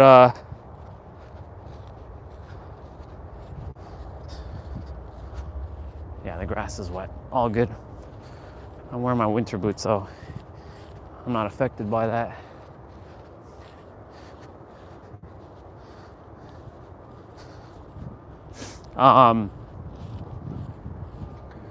Yeah, so like your like for me and Soul Fam, like something that we like, every word, right? We can't hate something, because if we hate something, that means we hate us, and that's a bar, right? Because pickleball is technically one with us, right? Anything that you may not resonate with is technically one with you. You just may not be in that alignment, and that's okay. There's nothing wrong with not being in alignment.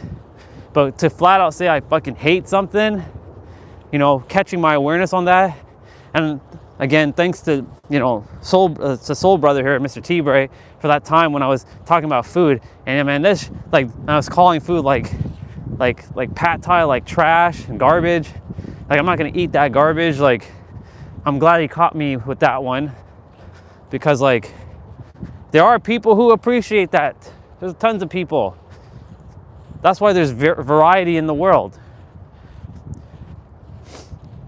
What some may like, some may not like, right? Or let me rephrase it. Some may resonate and others may not resonate, may not be aligned with it. I'm certainly not aligned with macaroni and cheese and pad thai and liver and anything that feels like slimy or gooey.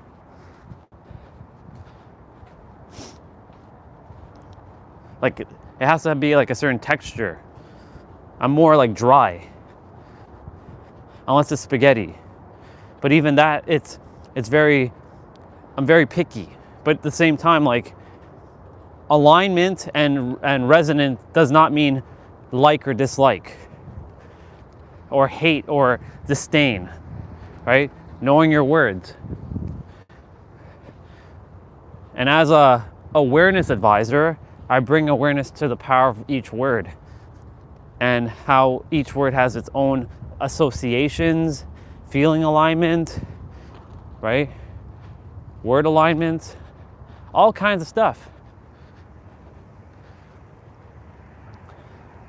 right?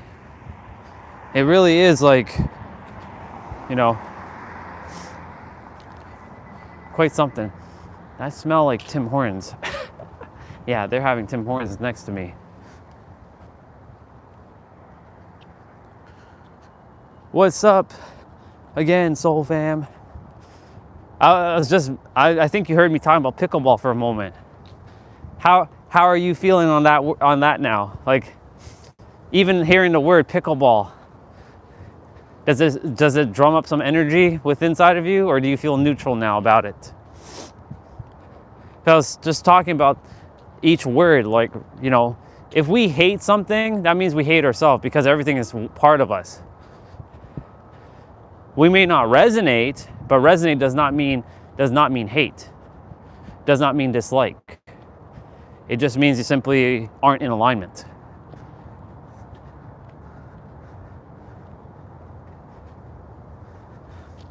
I actually took a screenshot of T-Bray when he has the green name and then the blue name. I sent it to him. F pickleball? Okay. You're still not, you know, I've let go of the energy behind pickleball.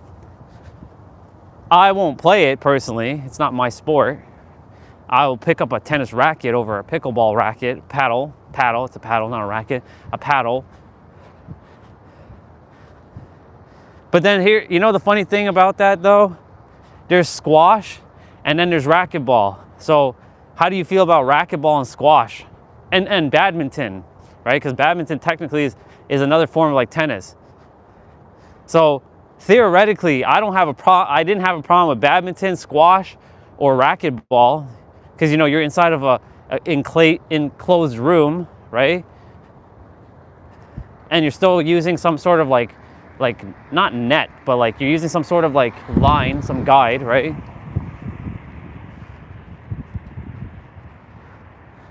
I got to get onto the sidewalk.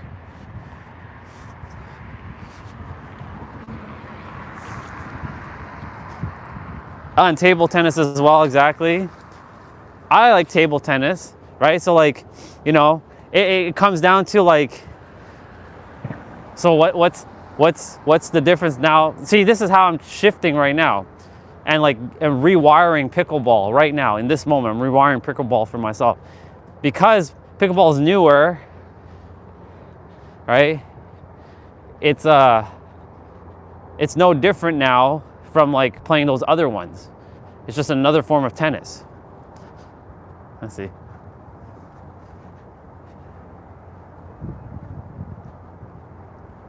Oh, I see. Okay, got it. It's because of Gary Vee. Because he's over, I mean, he's excited about his pickleball, and hey, to each their own, right? It's like me talking about consciousness. Like I can talk about consciousness all day, every day. I'm excited about that. I'm excited about talking about purpose and passions and perspectives and ooh, there's my 7th P and my 8th P right there. Purpose and passions after perspective and all that. Yeah, there we go. Very good, very good.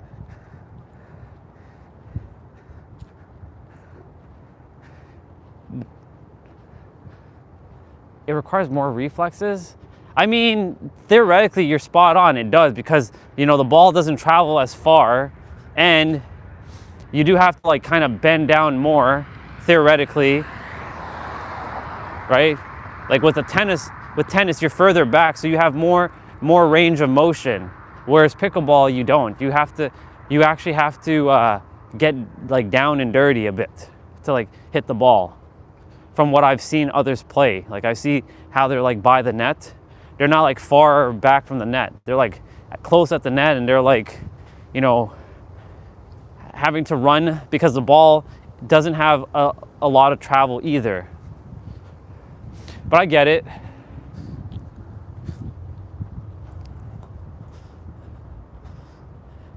Gary Vee is an interesting soul. I used to listen to his stuff. Every once in a while I do, but you know, he still operates from a third dimensional perspective. And he's like Tom Bilyeu essentially. I can't deal with their consciousness, because like, you know, they're like kindergarten for me now. They're like kindergarten. They're not like, you know, grade they're not like grade like master level. They're like straight up like preschool to me now. When I look at Tom Bilyeu and like Gary Vee stuff, because they're about motivation and hustle and grind. That's the reason why I can't listen to them much, because of that.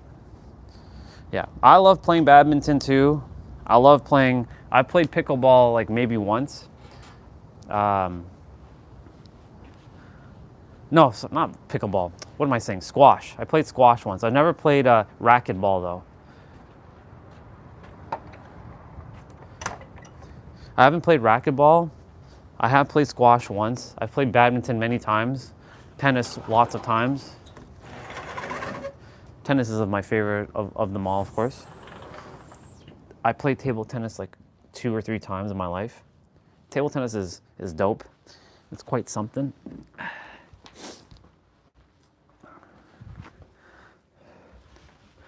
Okay, we got to get straight to doing this play out. This is going to be the 25-minute one, the staple. 5 exercises, 5 body parts. Shoulders to triceps. Shoulders, back, chest, biceps, and then triceps. So we're gonna be doing that. We're gonna get rolling with our play out. Phone battery at 21%. Look at that. I got back with more battery today. Same amount of time. See? It all depends really on the signal at this point. Because when the internet doesn't work that great on the outside, then it uses more battery. So I came to realize that. Mr. Doggy is barking over there. It's not Shadow. Shadow, oh Shadow. Shadow, that's the dude over there. Shadow, oh Shadow. The way he says it just kills me. Shadow, oh Shadow. Shadow. Oof. The daytime highs next week are going to be like 30 degrees, y'all. We're going to be at like 0. I mean, look, technically, we've been walking outside in that type of weather. So, I mean, I guess I'm used to it. But the moment I start seeing like, 20 degrees Fahrenheit and all that, that's when it's a wrap. That's when it's a wrap. Unless the universe would bless me with some like summer December. Because we've had that one time in December 2015. 2015. We had a hot summer or hot winter. We had no snow that year. None, like none, 0, zilch. It was the best winter we've ever had. Well, Canada, Toronto specifically, ever had. So good. Oops.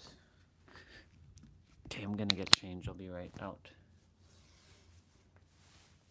So,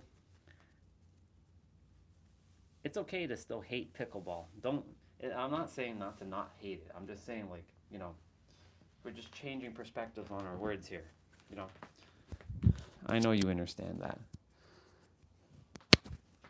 I was hating on it in the summer. T-Bray heard me hating on it. You heard me hating on it. Like, look at those people. Why are they playing pickleball? Go play fucking tennis. Who plays pickleball? Seems like a lame ass sport. But then, theoretically speaking, it's derived of tennis. And if it's a lame ass sport, then technically badminton's lame. Anything with a net is lame. Where you have to, it's like going over a net. Like volleyball will be kind of lame too, even though you don't use a racket, you use your hands. Volleyball's lame as well, theoretically. And I can't hate on volleyball because, them girls. Them girls. How can I hate on volleyball? Hating on volleyball would be like a crime. A straight up crime. Hi, babe. Hi, babe. Let's see.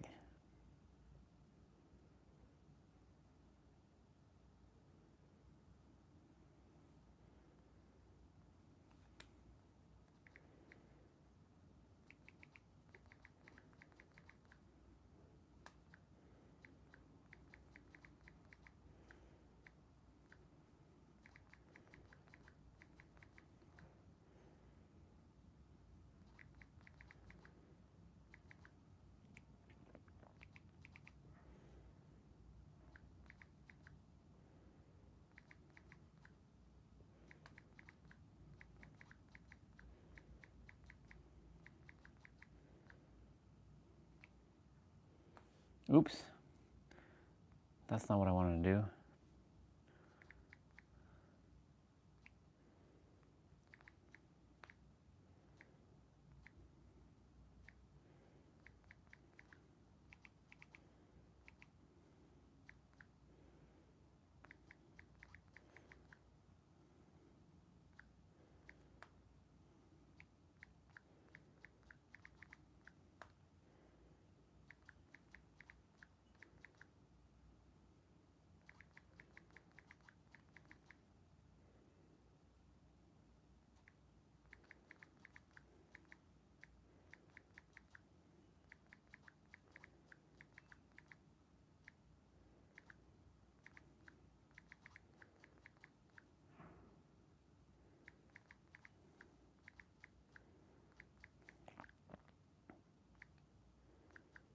Oh my God, are you kidding me? Son of a bitch.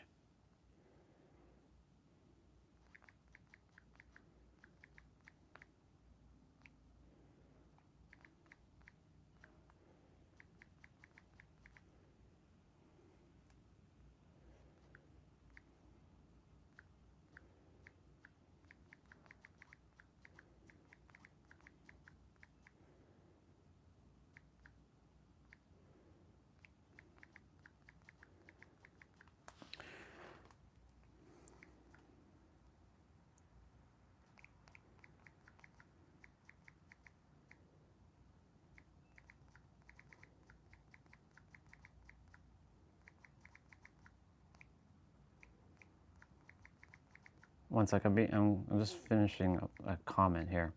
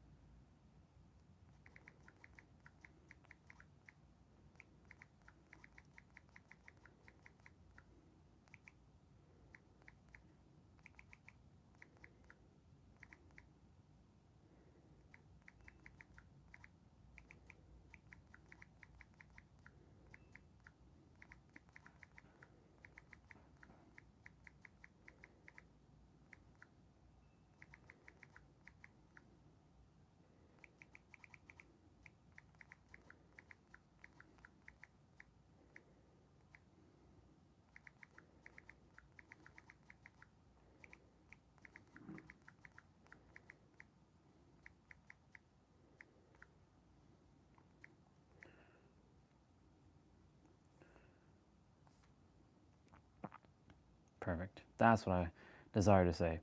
So a brother says stuckness can look like doing everything you can to prove you're not stuck, endless activities with no forward momentum.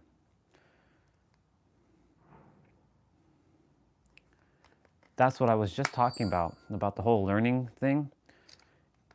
I was using learning as a scapegoat to think I was moving forward and being productive, but I was actually afraid because I didn't want to move forward because I was afraid what people would think if I did move forward. So I was using this scapegoat of learning to keep me perpetually stuck, and like using like content creators as scapegoats to be like, yeah, you know what, I should watch, like, I'm gonna use Katie and Nero now for now, because but back then, you know, they didn't exist. It was like other people like Dr. Joe Dispenza and Lewis Howes and Tom Bilyeu and the next podcast and the next podcast and the next podcast, and like, I'm not ready, I should read the next book and the next book and the next book because I'm not ready, I'm not ready, I'm not ready, I'm not ready, I'm not learning, I'm not learning, I'm not ready, I'm not ready. And it's funny because that's what most people are doing. They're just constantly consuming content and not going out and doing the thing, doing and being the thing at the same time, right? Be first, then do, then have. Be, do, have. Be it, do it, have it. But they're afraid because it creates a ripple of responsibilities that then they have to be responsible for, you know. And I had an angel shed light on this where, you know, I didn't want to be responsible for helping people because then I'm responsible for their, you know, if shit doesn't work out, right, then I'm to blame if their life gets like worse. But I don't have that problem now because I know that everything I say can change your life if you listen to it, of course. Big word is if you listen. Key words there, I should say. So I'm glad that, you know, what I was saying earlier, Jay is on the same tangent. Now, of course, Jay, he's still operating from a third dimensional perspective with gene keys and all that stuff. And, you know, love the dude. And he's still figuring his shit out like everyone else is. I'm done figuring shit out though. I just know. Now I'm just walking the path as the multi-dimensional entrepreneur that I am. At the MDE, multi-dimensional entrepreneur. And helping those along the way. I'm coming outside. I'm bringing my stuff outside. if you brothers are still outside. If no one's there, then it's all good, but I'm coming back outside. I do have to use the bathroom, so I'm just gonna bring my stuff outside and prepare. Oh, hi, Squirrel Baba. I see you, Squirrel Baba.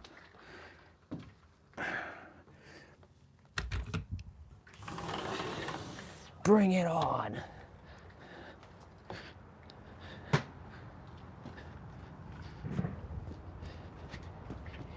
It's actually pretty warm right now because there's no wind. See, no wind. This weather is perfect. Don't gotta complain about anything. Oh, there's a lot of you here. Nice.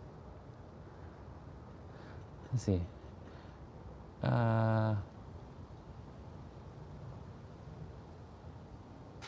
You all are talking about what? Pickleball, I'm just uncomfortable watching it. Don't watch Slap League. I have no idea what the fuck Slap League is. Nor do I care about what Slap League is.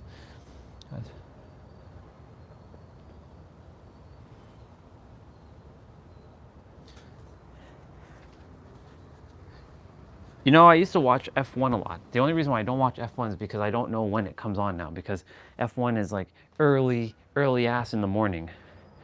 Like 2 a.m. in the morning, depending if it's in like Germany or some shit like that. And I ain't got time for all that. Ain't nobody got time to wake up at 2 a.m. to watch F1. But F1 is my favorite cars. I want to have an F1 car and drive it in the street and just and send people flying with my car.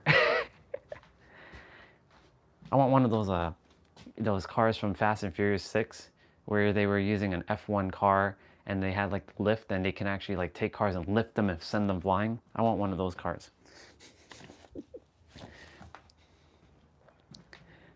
I remember when Brian got sent by that girl in the air. He got sent. Like he got sent. It was wild. Wild. Yeah.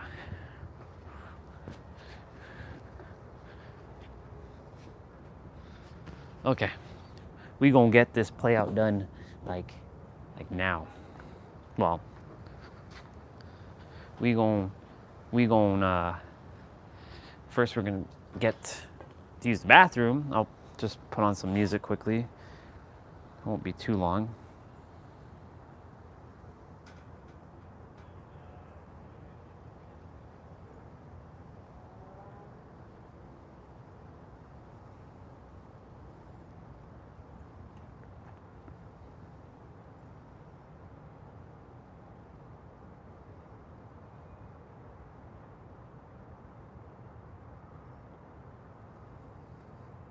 Yeah, so Jay just said 100%. That's a perfect example of movement that feels like getting unstuck but actually isn't. Learning.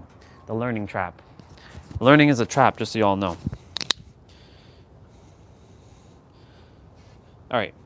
Would you like some Dragon Ball music? Nah. Dragon Ball music will be used during the play out.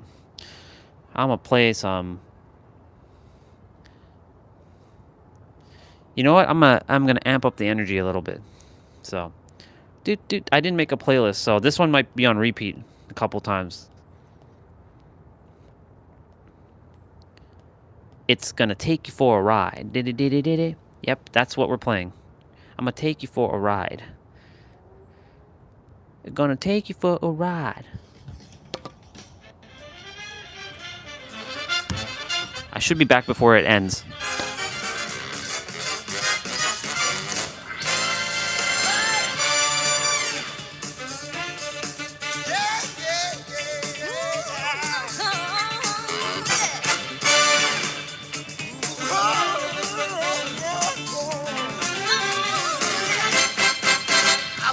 Choice to make, it's easy as can be. I see a lot of faces, but only one for me. I want to impress you, baby, from across the screen. Put on my Sunday best, call me the war machine. It's your way I'm looking. I'm like, what are you Hadouken? Yeah, you've caught my eye. Now I've got to try. to get you, baby, on my side. I wanna take you for a ride. I wanna take you for a ride.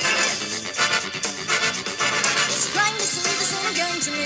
Baby, you're my destiny. I wanna take you, I wanna take you for a ride.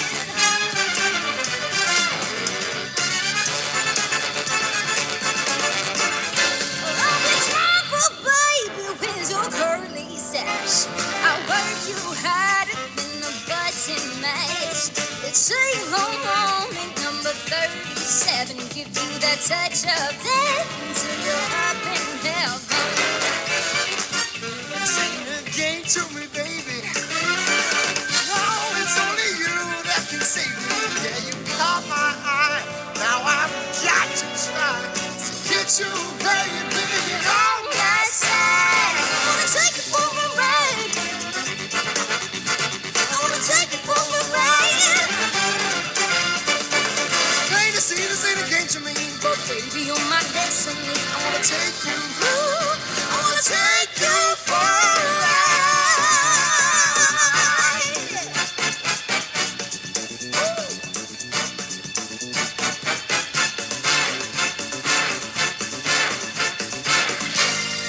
Take it to the crib.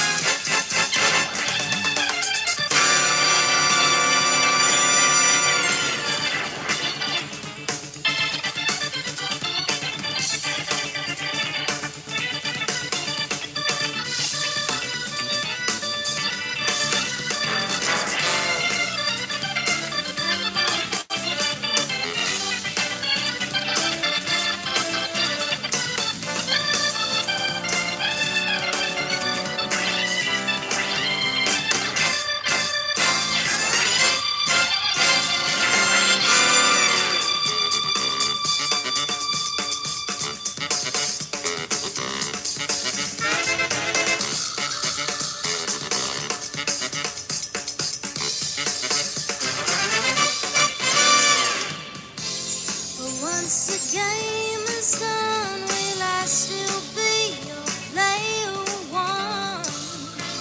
'Cause I will fight with all my might. We've only got so many lives.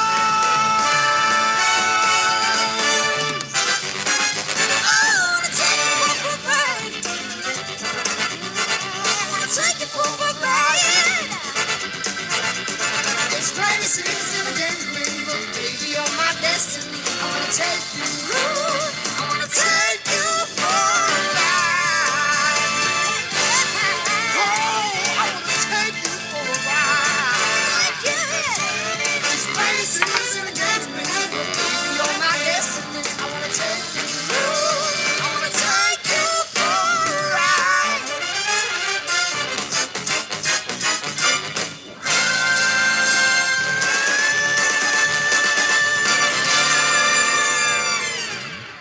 I made it back. I told you I'd make it back. I made it back just before the song ended. I like that song.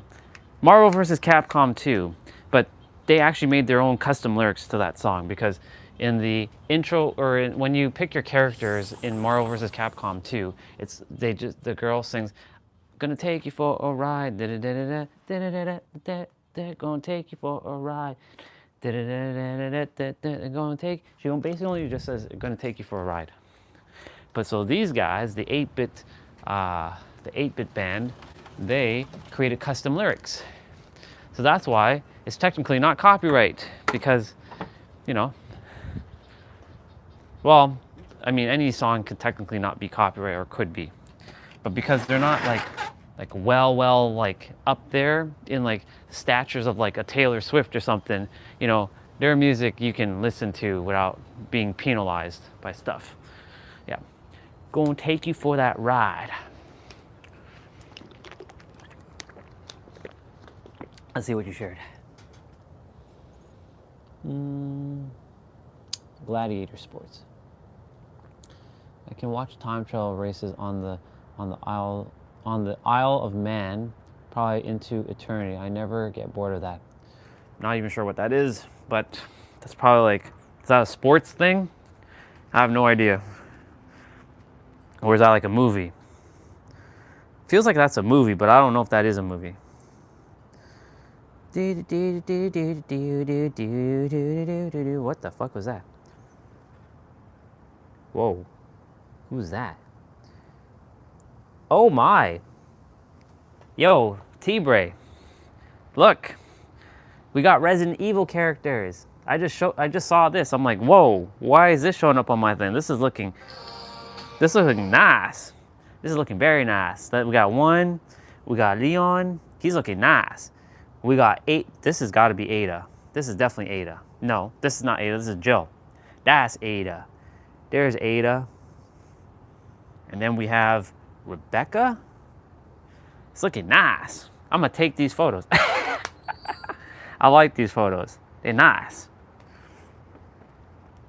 Don't know why it showed up on my Instagram, but hey, I'm gonna take it. I'm gonna take it. I'm gonna take it and use and like, that's awesome. I like it. I like it. I like it. And it's got the old kind of classic anime like vibe to it. It's looking nice. One, I'll take Leon. Leon looking like a true badass here. See, if the characters look like this in Dead by Daylight, then I'd be like, fuck yeah. But the characters don't look like this. Oops. Undo. This is why I love my tablet. I love my tablet. We're gonna start in a couple minutes, y'all. So we got, this is Jill. Jill, yeah. We have Jill. This is Ada.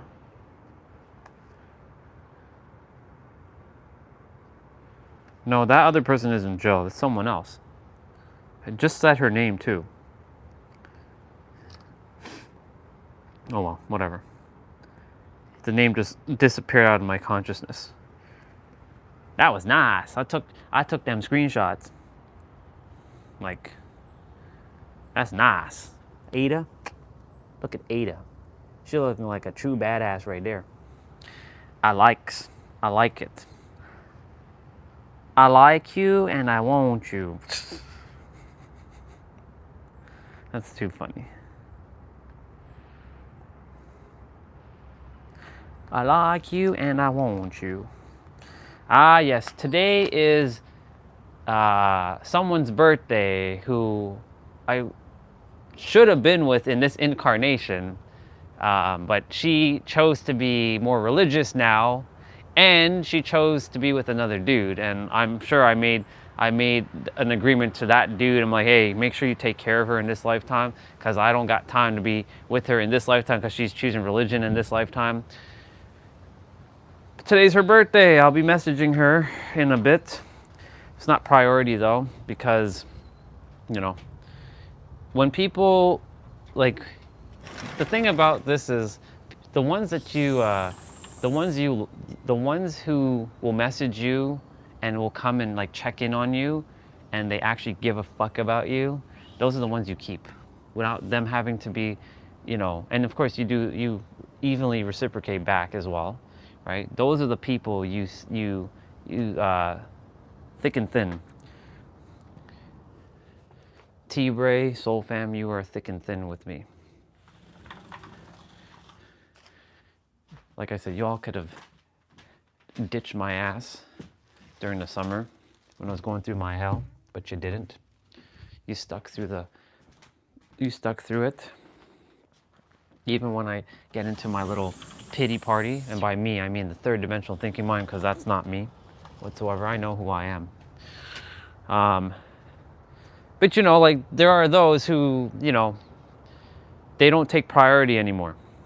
Like, and her name is Pam. She doesn't take priority in my life anymore. She used to. I still love her, but she's not priority in my life. So like, I'll wish her happy birthday, but it's not priority of like, I have to wish her happy birthday. Like, you know, when it gets done, it gets done. The fuck is it? Oh, table. When it gets done, it gets done, you know? So, all right, y'all, we're getting rolling. So for those of you who are gonna be doing this upper body play out, if you don't got dumbbells, that's okay, because you could be doing push-ups. You gonna be doing them push-ups. So what kind of push-ups you be doing? Well, you're gonna be doing 5 different types of push-ups. You got wide, which focuses on your outer chest. Then you got diamonds, that focuses on your inner chest and also targets your triceps. Then you got standard, notice my elbows, wide, standard. That focuses on your shoulder blades and your back. Then you got your narrow push-ups, biceps and triceps. And just so you know, standard push-ups also focuses on your triceps. And then you got pike push-ups, which does shoulders.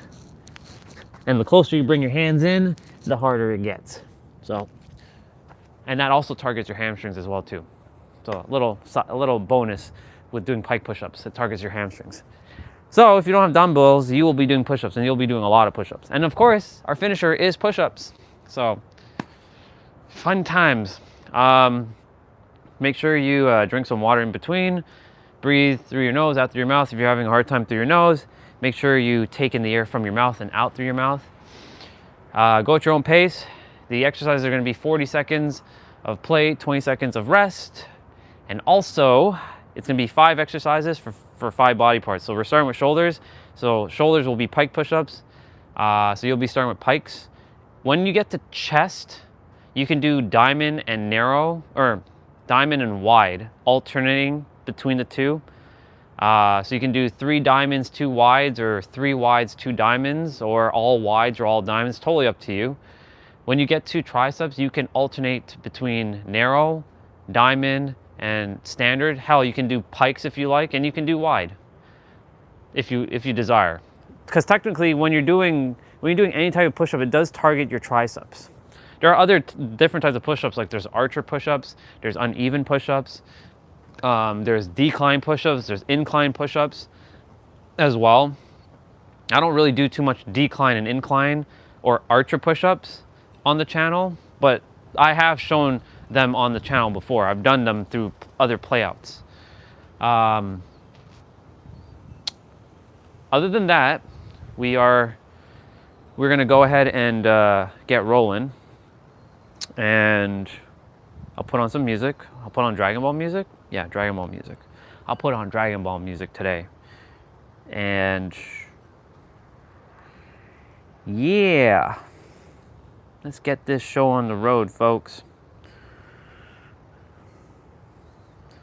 I was making sure I actually changed my pants, because like, okay, anytime I have the one with the little holes in it, the little bullet holes, I've changed my pants. I'm wearing my thermal layer underneath. It's not cold, but the wind is starting to pick up, so it's time for us to get rolling.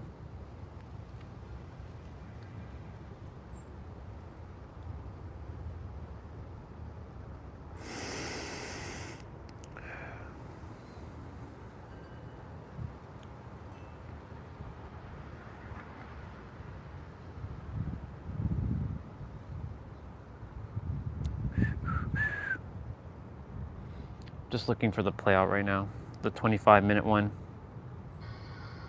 Found it. All right, time to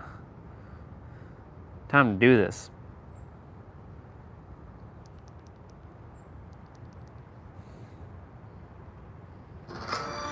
We always start with this track. All right, I'm gonna quickly do a couple arm circles and tap my shoulders, because my shoulders are the ones that really require a little bit of the warm up.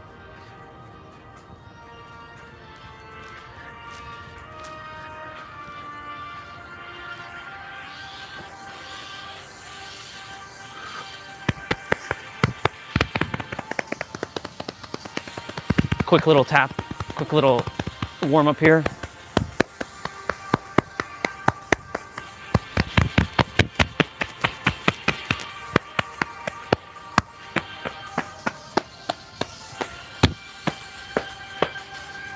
Ah, let's go.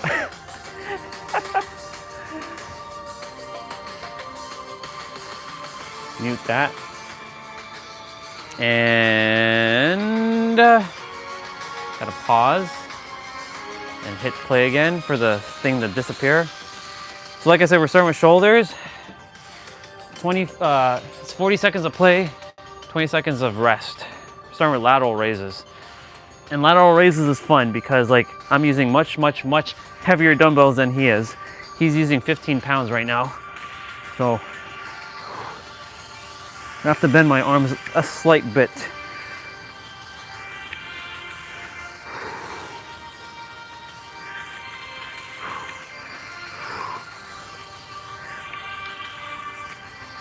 I'm not wearing my other layer for my top because it's not too bad out here.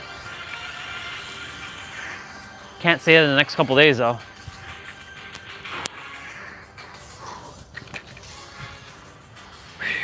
All right. Plus this shirt shows my physique. Upright rows are next. You can do one at a time or both. Totally your call.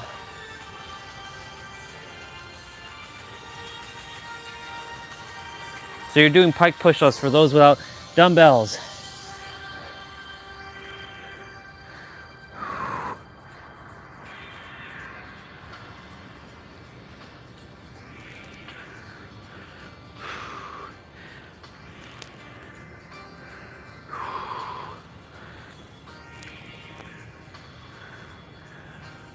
Every day I become aware, or I realize new awareness, like I'm an ace now.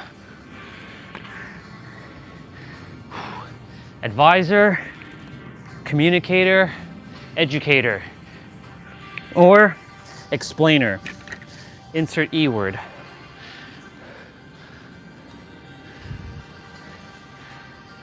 Awareness, creator, and elevator.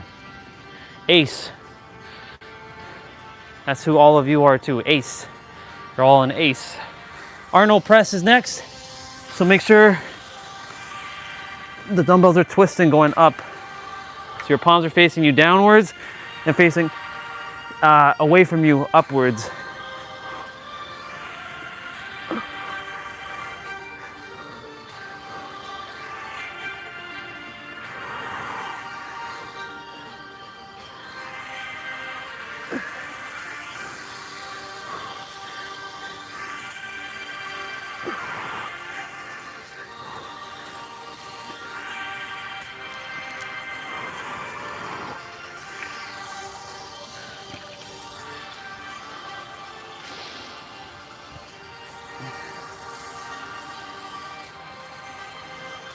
.45-degree press is next. You're gonna grab one dumbbell and bring it up like this.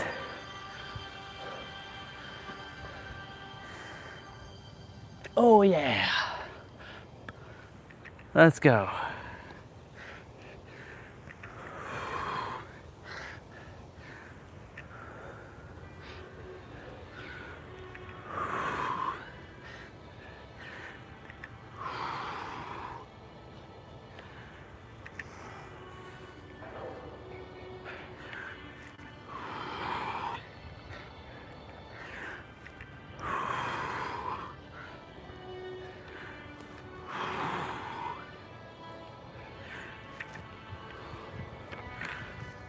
Awesome. One more exercise for shoulders and then we're moving on to back, and you're gonna be doing standard push-ups. So wide, standard. And these are narrow, so standard. So we're doing shoulder shrugs next, y'all. Don't underestimate shoulder shrugs. It may look simple, but the simple ones are the ones that get you.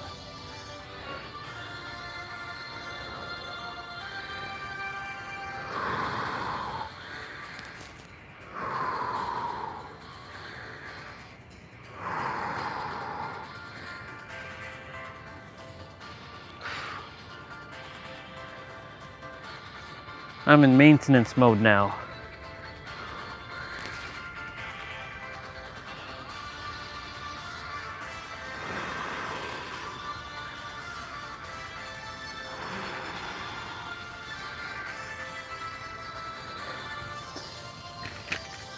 Awesome.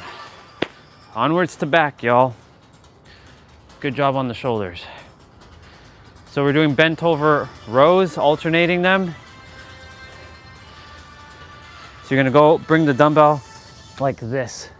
Not like this, but like this. All right, let's go. You can keep your back straight. You can arch it a little bit if you like, but personally just keep it straight.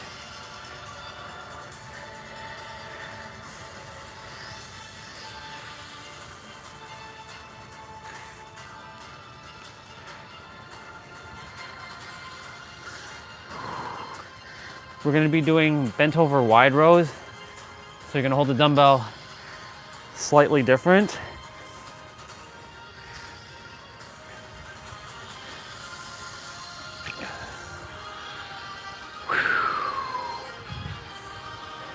Your shoulder blade should have been feeling that one. So, catering to the good morning people and the grand rising people and the good day people. We're doing good days right now. What is that? Putting the dumbbell on your shoulder and bending your back. Now, you're not going as low as I am. You're gonna come to about like here and come back up. I'm going lower for my own flexibility's sake. If you want to challenge yourself, you can go ahead and do that.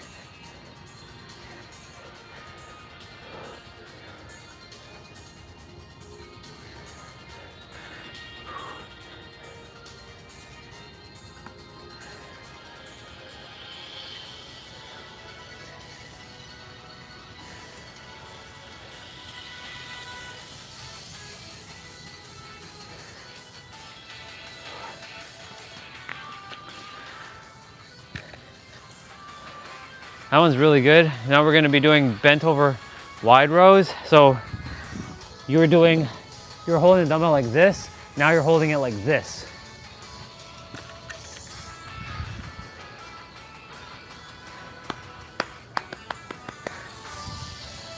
Het chala. Ba ba ba ba ba ba ba ba ba. One of the only Japanese Dragon Ball theme songs are like chala. Het chala. Do do do do do do do do.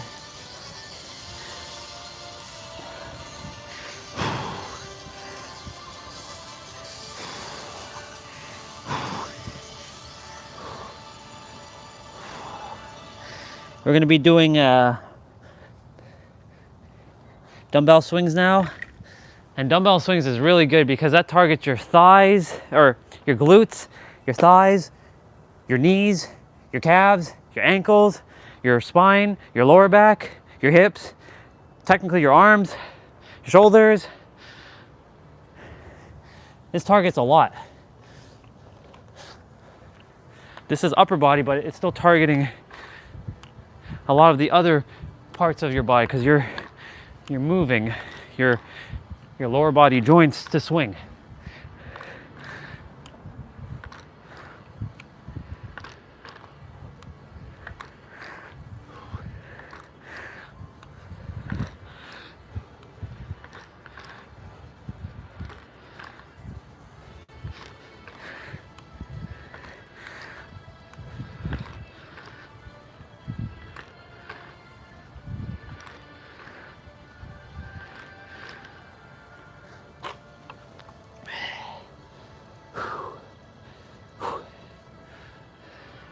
So bent over supinated rows are next.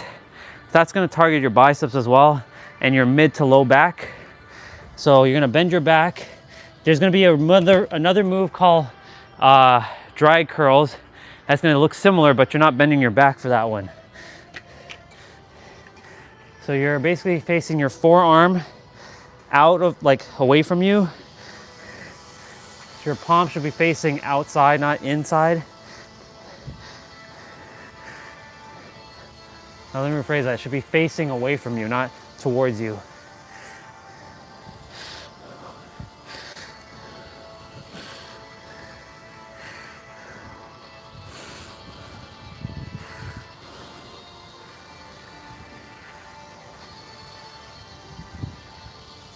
Very good. chest now. So you can do wide push-ups, diamond push-ups, and alternate. So we're doing 45-degree chest press. So we're gonna hold the dumbbell like this.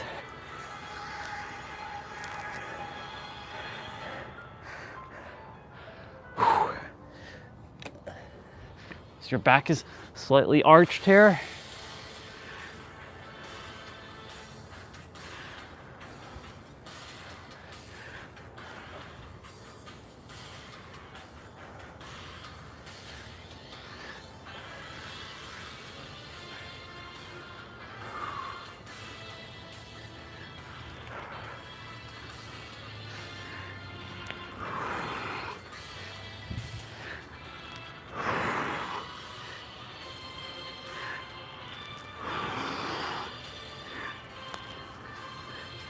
Very good. We're doing standard chest press now.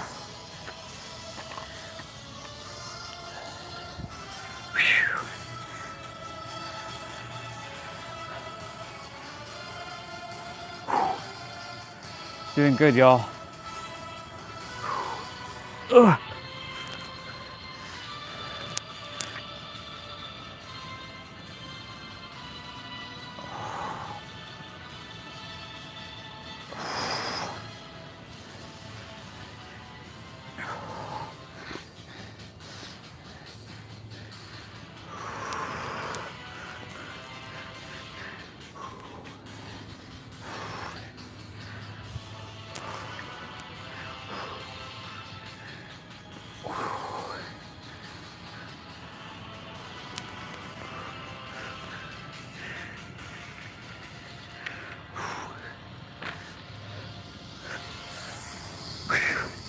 Next should be chest flies or chest flyers. I call them flyers. That sounds cooler than chest flies. Flyers sounds cooler because you're flying. So you're bringing the dumbbell like this. So you can do diamond push-ups here if you like, or wide, whatever pattern you have going on right now. Totally up to you. After this, we're moving on to biceps. And then for triceps, if you have a dip bar or a chair or a sofa or stairs or a coffee table or something nearby, you're gonna be doing dips. Now, if you don't, you have your dumbbells. For those who have dumbbells, you can balance on your dumbbells. And if you don't have the dumbbells or anything near you, then you can use your fist. You won't get as much range of motion, but it still does the job. There's always alternative to doing something. If you've been on this channel, the one thing you should be seeing from me is using your environment to your advantage, not letting things get in your way. You know, this is where you use your logic, thinking outside the box and being creative. It allows you to be more resourceful and creative to do things. How do you think I'm still in, how do you think that I'm in shape? Yes, I have weights, but you know, there are other ways to do things that you can do in a gym when you're not in a gym.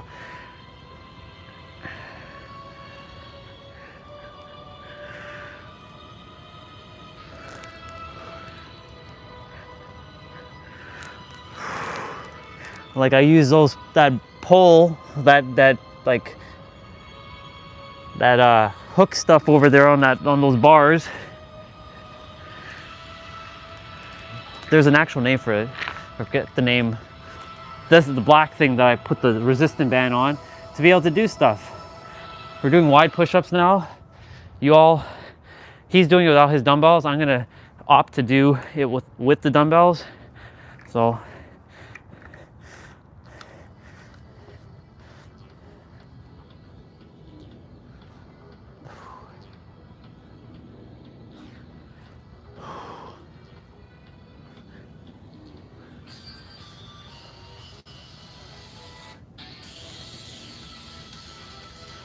you're doing great, y'all.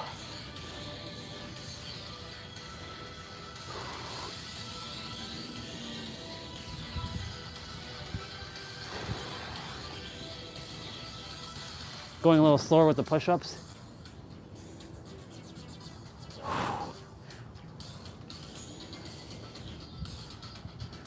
Oh. Okay, you're doing straight up narrow push-ups now.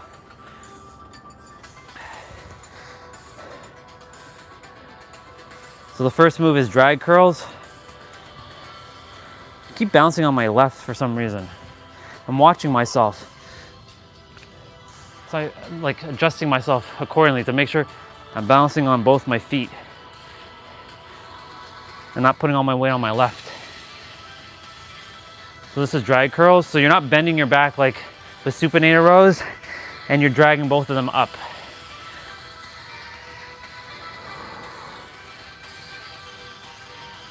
My dumbbells are so damn wide, I have to adjust my movements.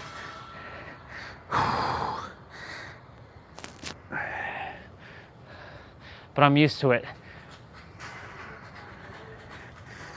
Very good.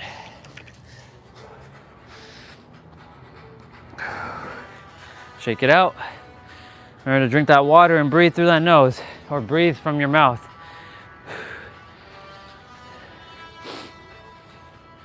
Nothing like fresh air. Breathing fresh fucking air. I love, even if it's fucking cold, I'll take the fresh air over stagnant indoor air all day, every day. We're doing twist curls.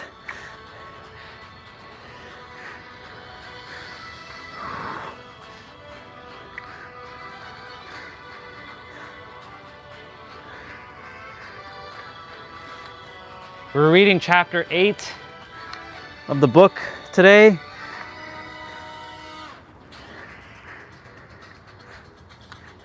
And chapter 9. Because chapter 9 is a long chapter. So we're already 82 pages in. 2 days, 80 pages, not bad.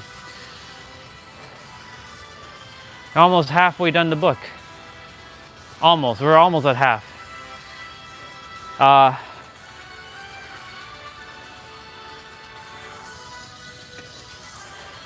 We're doing bicep, like single dumbbell curl here.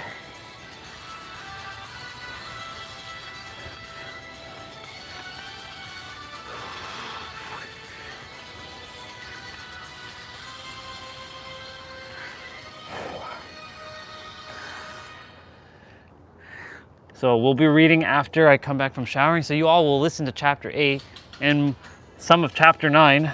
By the time I finish, I bring food out to eat. We eat.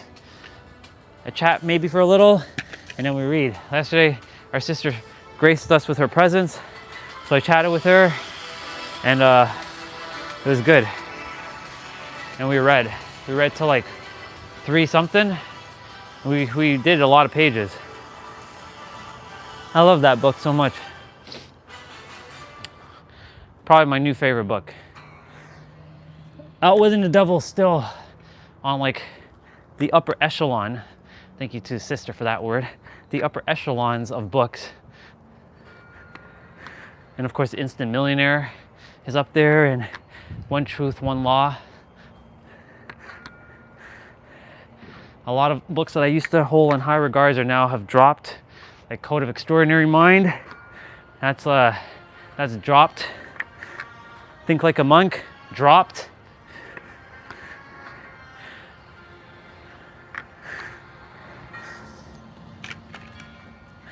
The 5-second rule, the high five habit also has dropped.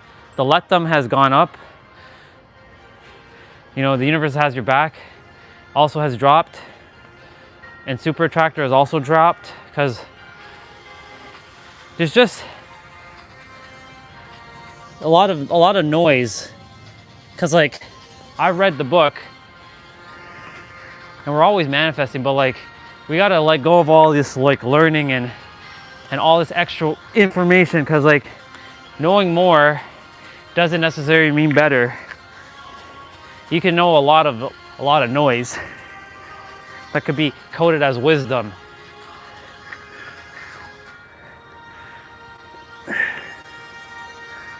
Hammer curls, by the way. We're moving on to triceps.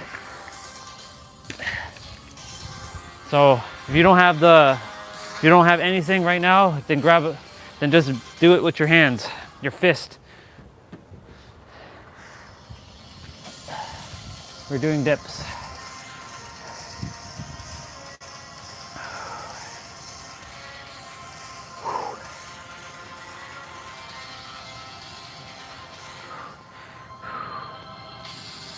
Get the main thing done and side quest done.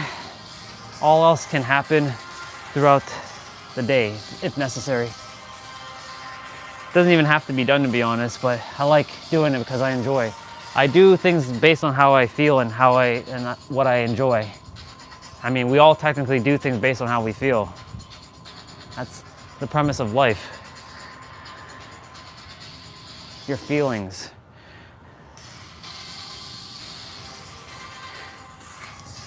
Very good.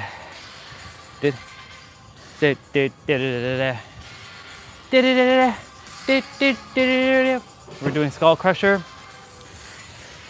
I don't have to tell you about this one.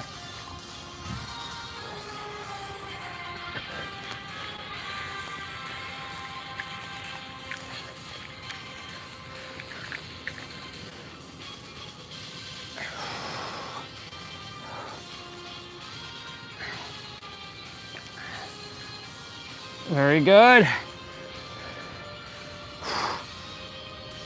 You got this, body.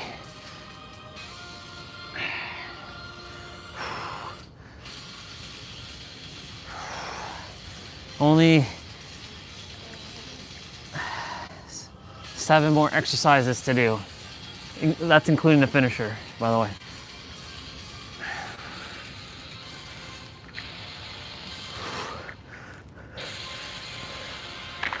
Tape press. Yep. Ugh. Tape press is similar to a chest press, but you're curving the dumbbells in like this. So it's targeting your triceps.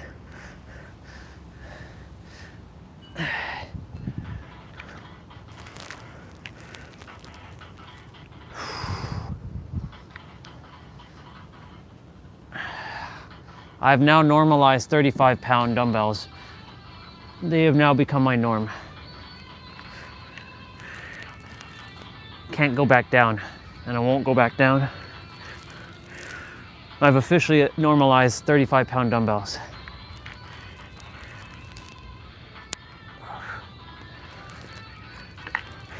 The normalization process has happened. It was like complete yesterday. I felt it, I'm like, we've been using 35 pounds now, and it's starting to feel like 30s, feeling like 20s. Narrow push-ups, y'all. We're gonna do it on the dumbbells. So I'm gonna bring the dumbbells close.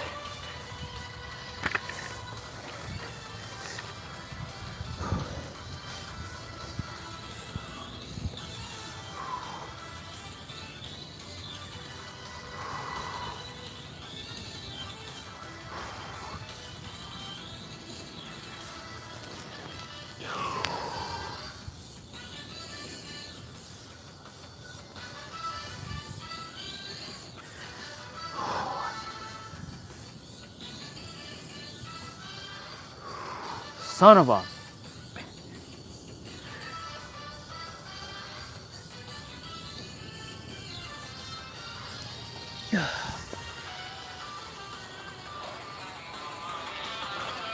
One more exercise, and then we have our finisher.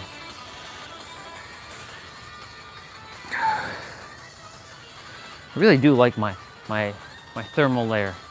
I'm looking nice. I'm looking nice. All right, overhead. So we got push-ups to do, everyone, after this. We got wide, standard, narrow, diamond, 10 seconds each for 40 seconds.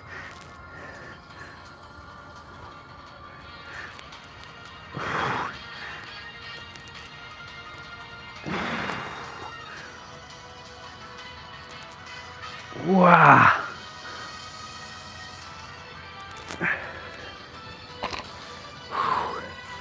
All right, y'all. push-up finisher. See, this one went pretty quick. Very effective, by the way. All right, wide, standard, narrow, diamond. Let's go. Last little bit. Let's go, y'all. I'll tell you when to switch. Switch.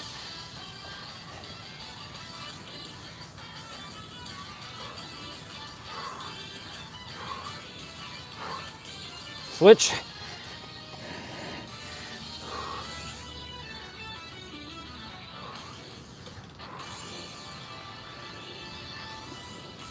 And switch.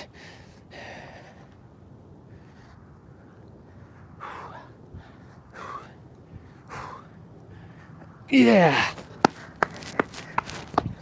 Let's go. We did it. Let's get straight to abs. Let it be one continuous thing.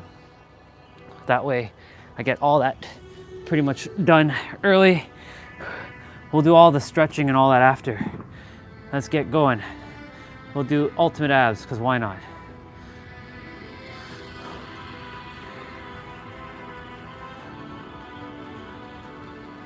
So ab exercises don't give you abs, you already have abs. The abs are, hold on, before I start. Ab exercises don't give you abs, you already have them. They help strengthen your core so that you can lift heavier dumbbells, have better stance, have stronger core, stronger body. It comes down through your nutrition, your training, your rest, your mindset, your environment, your habituations, your hydration, your training, all kinds of stuff. So, you know, nutrition is subjective. Some things work for some don't work for others. So with that being said, make sure when we're doing abs, you keep your lower back flat to the mat. Make sure there's no arching, so your hands can't pass through. Anytime where you're lifting your legs like this, you can put your hands underneath your butt for lower back support. Keep your legs straight if possible. If not, bend at the knees. Breathe through your nose, out through your mouth. If you're having a hard time through your nose, breathe in from your mouth and out from your mouth like this. And then suck in your gut, pull in your navel, contract your core, bring in your belly button, your spine. It's all the same thing, different words. And again, make sure your lower back is flat. And let's get right to it. No time to waste. Let's go, as Orin would say from Final Fantasy X. There's no time to waste. Let's go. So it's gonna be 50 seconds of play, 10 seconds of rest.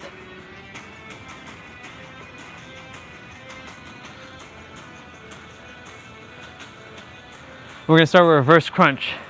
So you can put your hands behind, like at the side, or you can put it underneath your butt for giving your lower back some support. I'm gonna opt to kind of keep it to the side.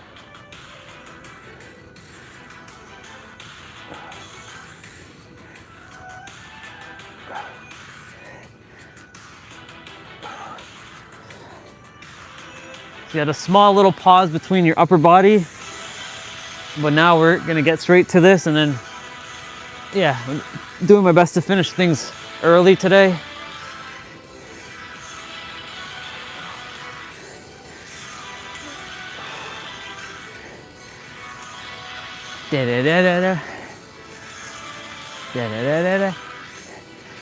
That should be done by, like the main and side quest should be done by 10:37, 10:38. So we're doing leg lifts with a hip lift here, so you can put your hands underneath your butt. You're lifting your hips up and dropping your legs. Your feet are not touching the ground, but if they do, make it touch for a millisecond and bring it right back up. And keep your legs straight if possible. If not, bend at your knees.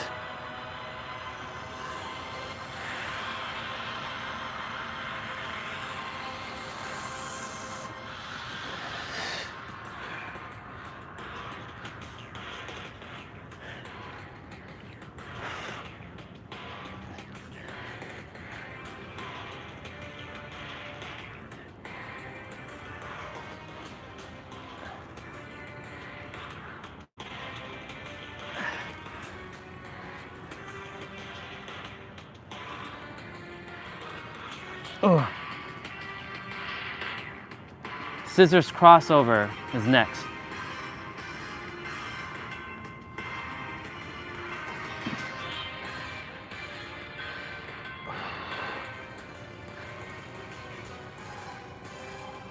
So you can bend your knees and do this. You can keep your hot legs like this in the middle, or drop it and keep it straight.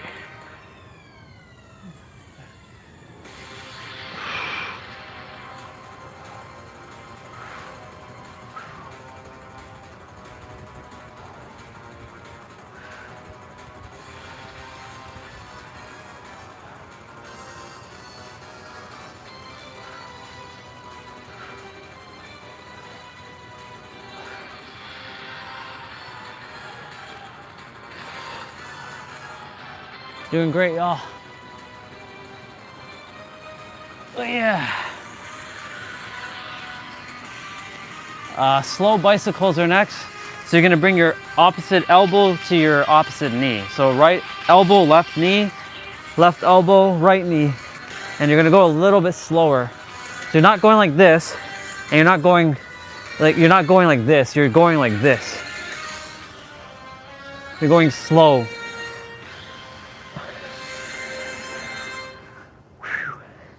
My abs are feeling it already. Whew. We've only done, what, 4 exercises? I'm feeling it already. Like I say, some days my body feels it more than others. In a good way, by the way. I'm enjoying the pain. This pain is actually enjoyable because like it's making me stronger.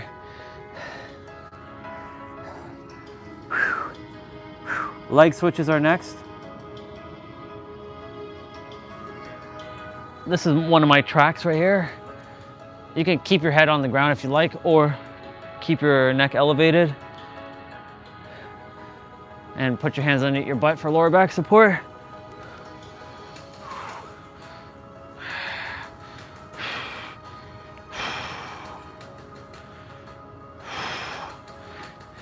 Today's a great day of conversation, of like what I was sharing about Transcendence. I'm surprised I hadn't made any live streams with that title yet, but it was all meant to happen exactly the way they were supposed to. Transform, well technically transmute, transform, transfigurate, and transcend. The final form.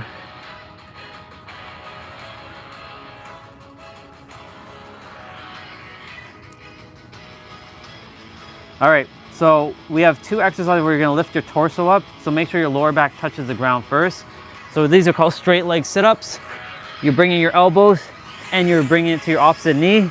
Now, for me, I'm gonna start where I last left off. So I just finished on my left.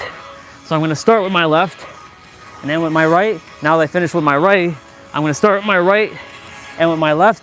So this is training mind-body coordination. Exercise is not just physical, it's also mental, spiritual, emotional, and technically financial. How is it financial, you might ask? Great question, you might ask.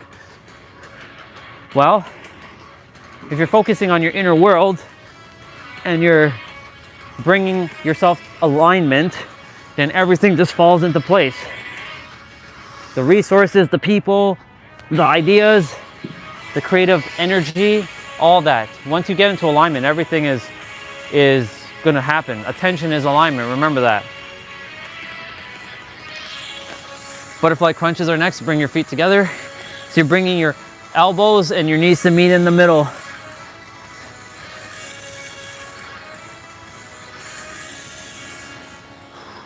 Really squeeze your core here.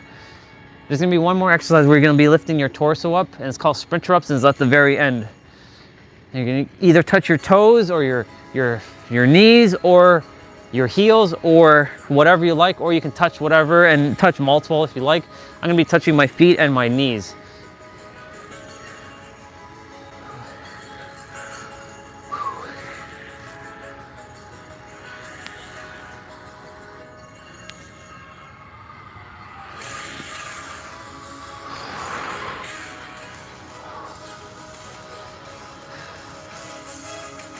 Cocoon is next, also known as hollow to tuck, also known as extend to tuck.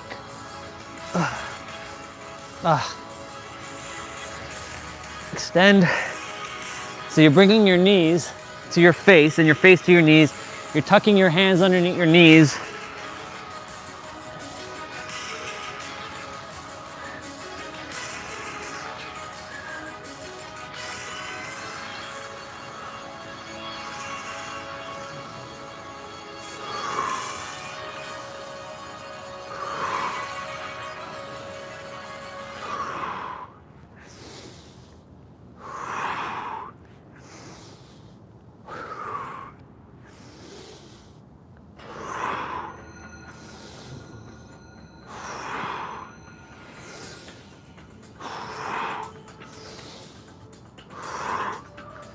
Perfect.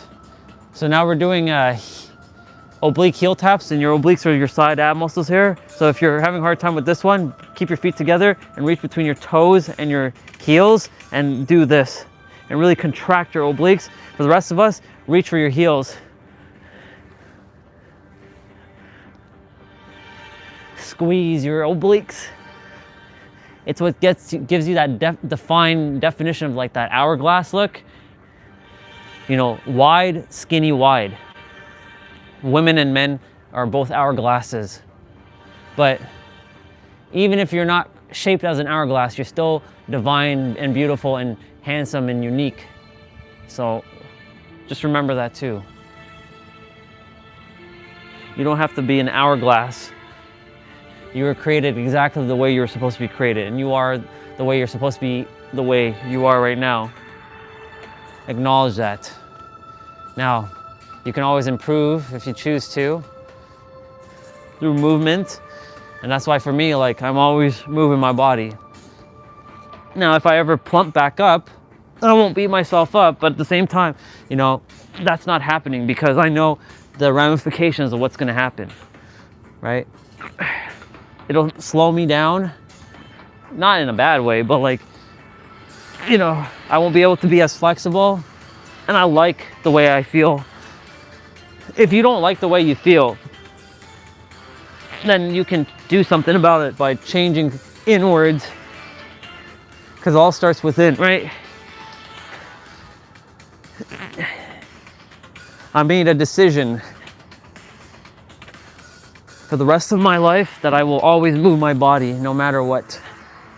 If that's the only thing I do in the day, then that's it. But I also make sure that it's not, it doesn't mean that if I don't do it, I'm not successful. So I have to rewire a bunch of shit. So that's why it's imperative to be mindful of things that you've associated these words with. So like if I don't do my mobility training or my optional now, am I successful or am I unsuccessful? No, I'm successful. In every present moment, I'm successful. If I sit and do nothing all day, I'm successful. In fact, it's imperative that some days that you sit and do nothing. That's why sometimes on the live stream, you see me just kind of taking like a cat nap or just kind of closing my eyes and not saying a word. Sit and do nothing. Even though technically you closing your eyes is doing something. So nothing doesn't really exist. So yeah, anyways, congratulations, we're done. But I'm gonna go grab the walker. So let's do some stretches first, actually.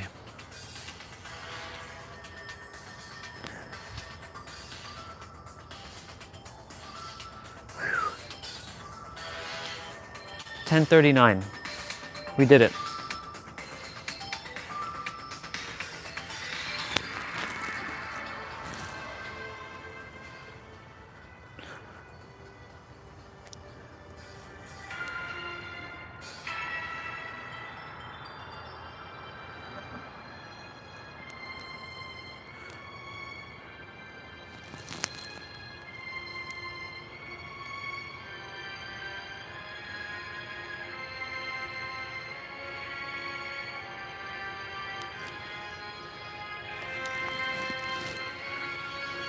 I have to move my bike again.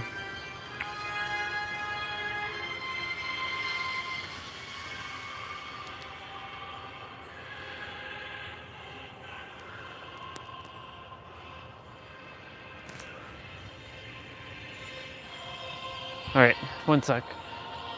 That's on my...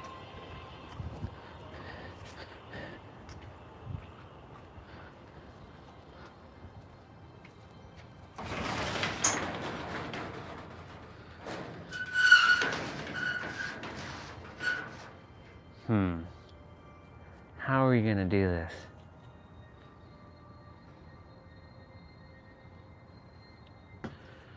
I require to move the bike out for a moment.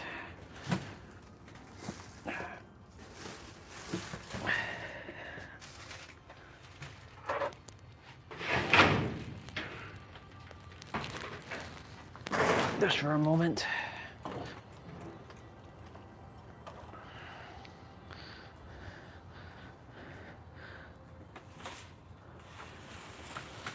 Or if I can get my bike over there, I know what I can do.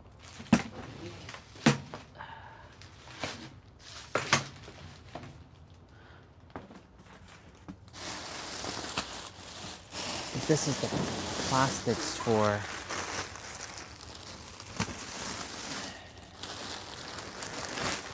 the chairs. And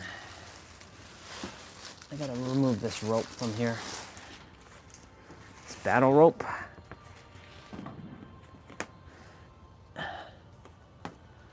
Figure out a spot for that.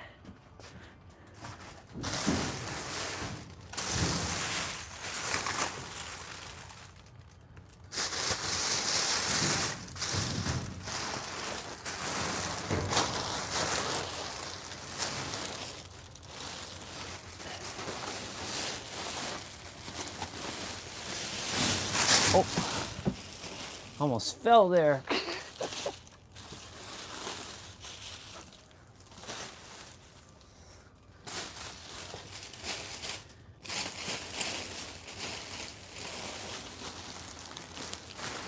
Okay. Organize this better.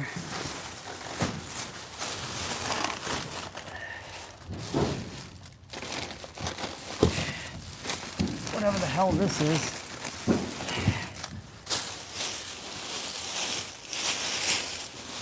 Organizing stuff better.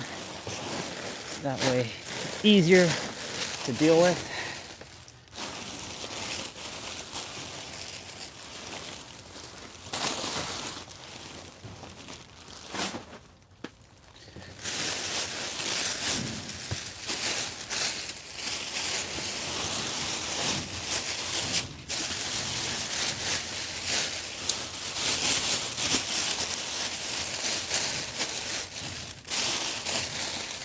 That bike will hold it like that. That like that.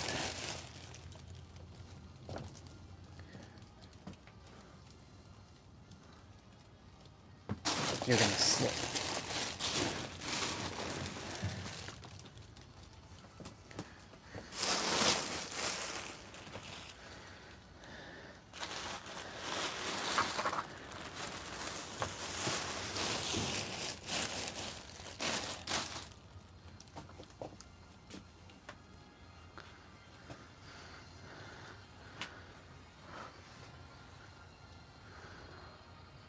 Okay.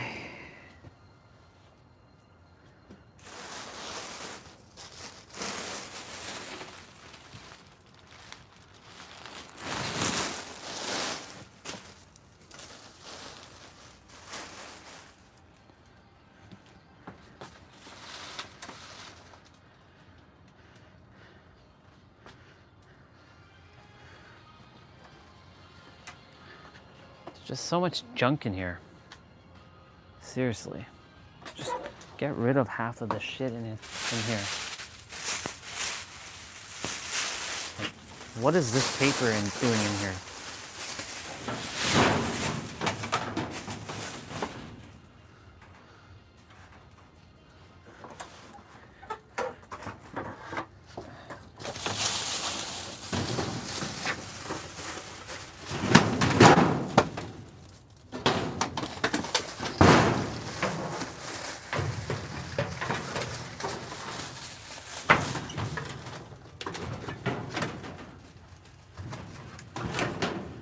You know me, I'm an organizer of things. So like, if it's not organized, then I ain't happy. So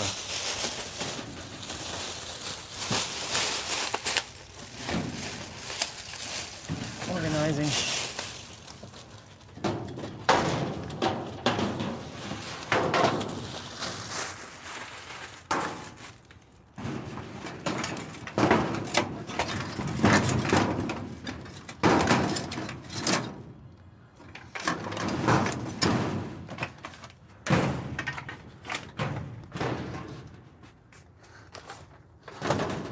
There.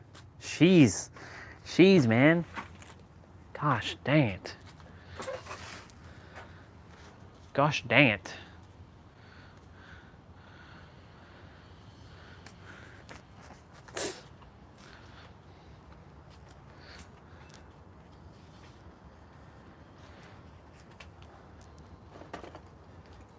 Now, to deal with this.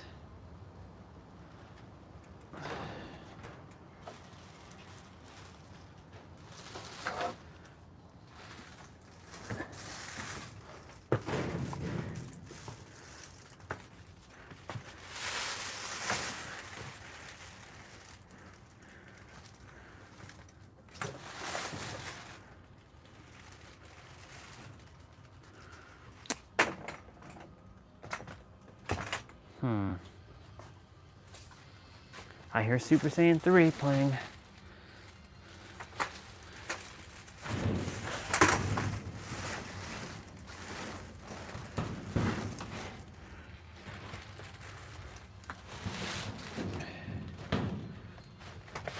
None of these stuff will be used anyway, so it's all good. There.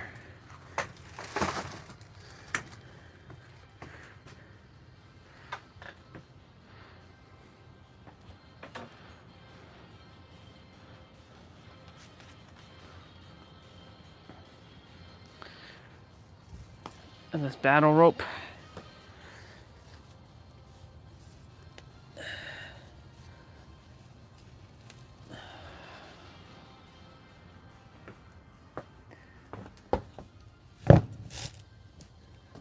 There. Everything's more efficient, can easily be taken out.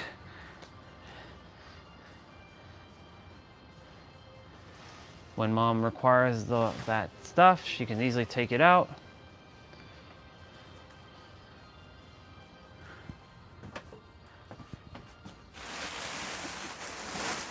I hope they use a fucking snowblower this year.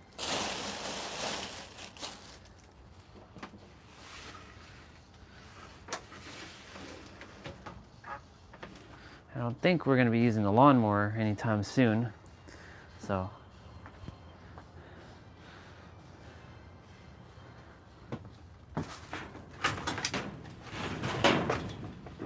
Jeez, man.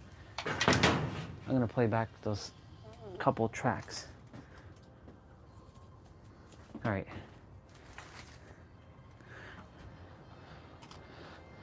Made more room in there.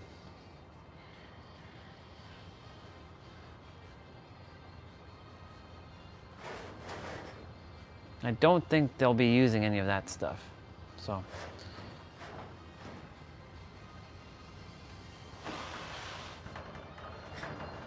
There's always a better way to do stuff. Always a better way. Okay.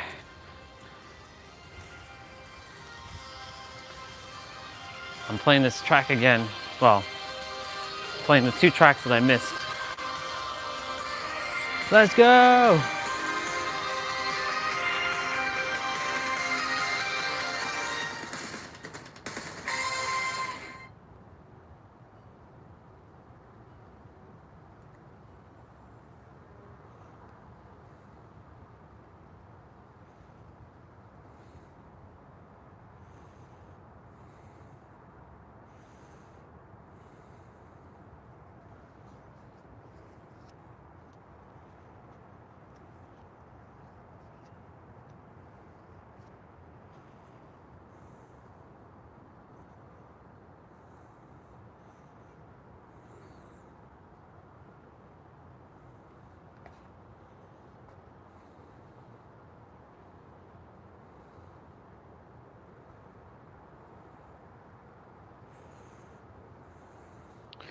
Okay.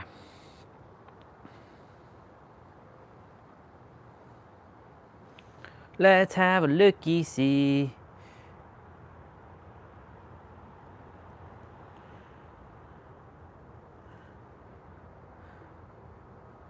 This is Sephiroth Masamune from Final Fantasy VII. But would Sephiroth's sword actually work for combat? Let's find out. Sephiroth's sword is one of the few in Final Fantasy that's actually based off of a historical sword from Japan called an Odachi or a Nodachi. So for this test, I got an actual replica of Sephiroth's Masamune that's more to a true size of an Odachi, and then I got a lot longer Odachi so that we can test out some of the stuff with his longer blade. Having such a long sword in combat actually could be a benefit, but then there's a couple of downsides too.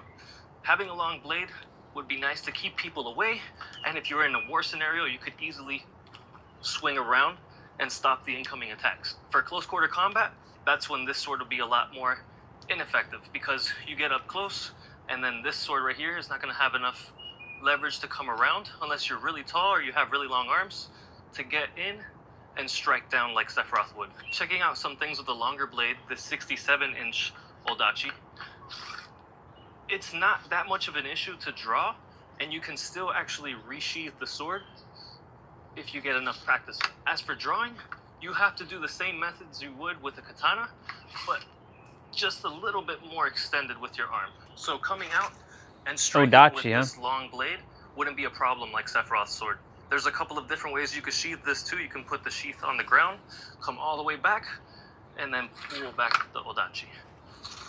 Or you could just have it out here on the side and try to stretch your arm all the way Sephiroth! out until the tip of the sword gets in and pull it back into the sheath. So for sheathing and drawing this long of a blade, it wouldn't really be that much of a problem as long as you practice enough with it.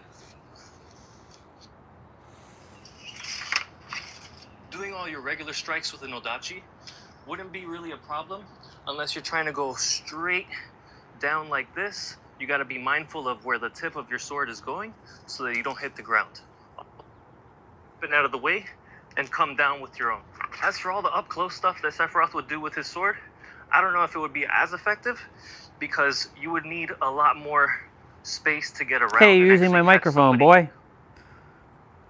Could be really devastating if they caught you with the attack. Even if you're blocking it, the amount of blade that's out of people with an Odachi, I think it could actually be really effective because of the distance you would have against you and the other opponents. As long as you're keeping your distance and using the blade effectively, this would actually be a great weapon for combat in a one-on-one or even a war scenario.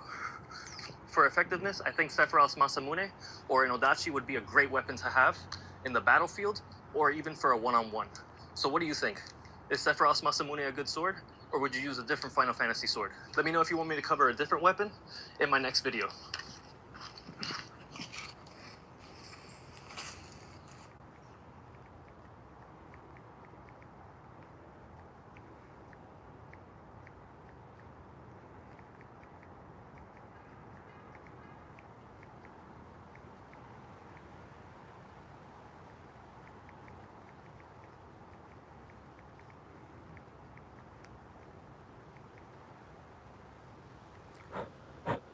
Hi, little Bubba. I've got to take you off.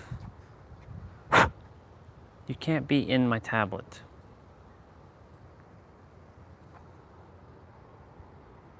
Okay. That was a good video. I like that. 77%, y'all. Oh, it's one of these documentary videos. All right, cool. I've had to love this body that actually carries the soul. Large feet, our large hands.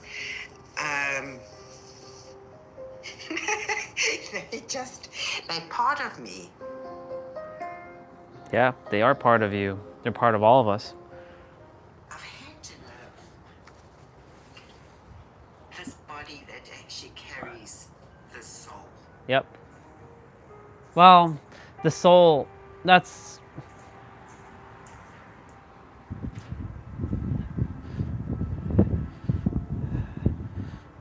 My mother was a perfectionist. I was born with a club foot, and so the first time she saw me, I wasn't perfect. And there was that instant rejection because I wasn't perfect. I wasn't perfect in the eyes of my mother.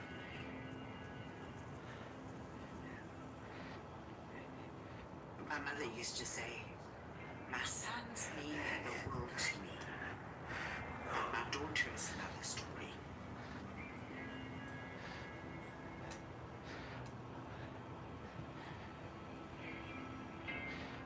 Nobody has the right to say that to anyone in front of them or even behind their back, because immediately you will actually know that you are not good enough. You're not good enough for yourself. You're not good enough for her. You're not good enough for them, who she's talking to. You're not good enough for anybody.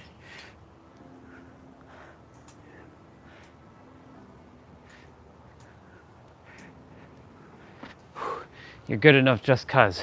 And the soul, the body is not carrying the soul. It's the soul that's carrying the body.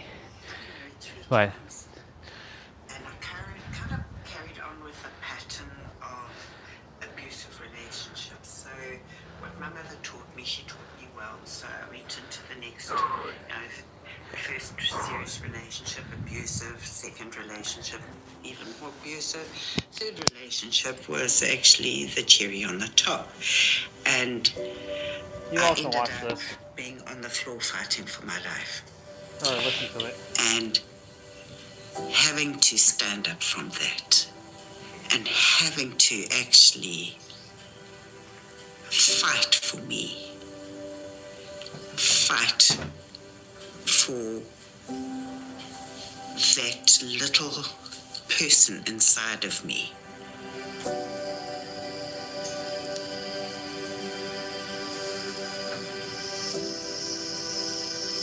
I needed to do a whole journey of self-discovery. Who I am, how I think, and at the end of the day, it was probably my greatest gift, being on the floor, being able to discover who I actually am.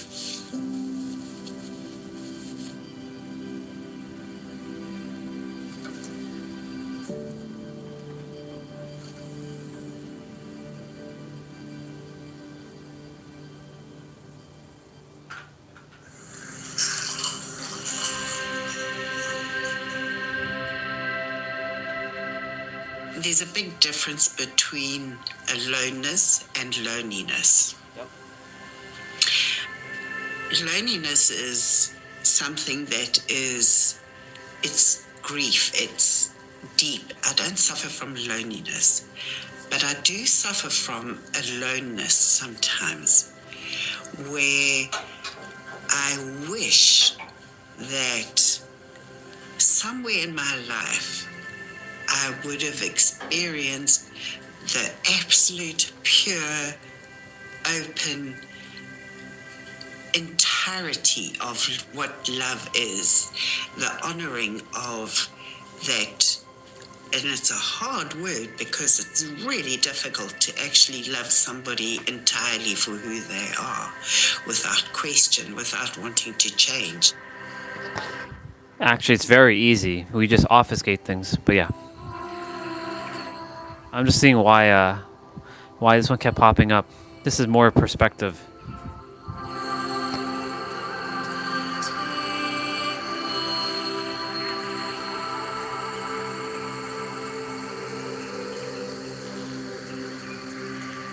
To be nurtured, to be honored, and honored is not putting up there on a pedestal or, stomping on the ground. It's to be held in a space of wholeness. That to me is the thing that is actually, that I would love to experience in this lifetime.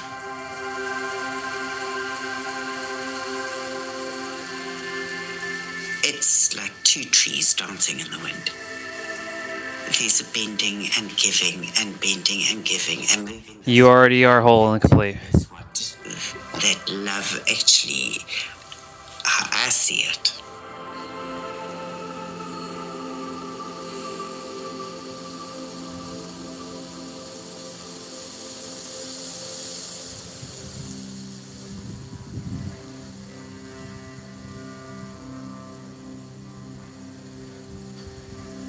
after Mum died, I had a dream. And she called me into the hospital room where she was in my dream. And she said, come and lie here next to me. And I'm going, but you don't want me. Yeah, Sephiroth. I saw a video on someone using Sephiroth's sword. When I see anything Sephiroth related, I click. Because, you know, badass.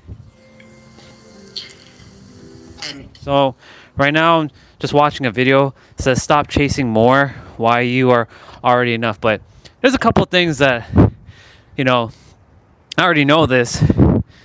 But, like, the way she says, like, I would love to experience what true love is. That's already, you already have experienced it. You just have to realize it. I look at the comments and I'm like, this is the problem with humanity. They simply will not allow themselves to just say that they already have everything because they are everything. And I know because I did the same shit too for years. And like, I resonate with this and I this and I this and I'm this and I'm this. You've transcended. This goes perfectly why I said you have all transcended. That's it. You're done. You don't have anything else to do. There's nothing else to learn. You are on the upper echelons of humanity. The upper echelons. That's a word Sister gave. She has imparted to me, and that starts with E as well. Echelon. And of course, epsilon came as well. Only reason I know epsilon is because Jason's brother, Kevin, he's come on the stream one time. His PSO character, Phantasy Star Online character, was named Epsilon. And there was actually one of the bosses in Phantasy Star, Epsilon. Let's see. Yep, feeling enough, being enough, are enough.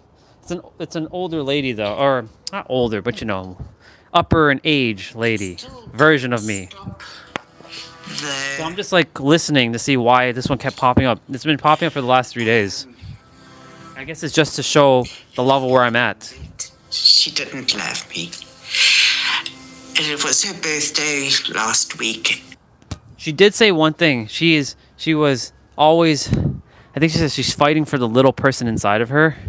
Yeah, that's what I do every day. Everything I'm doing is for the little version of me, to know that like he's loved and supported at all cost.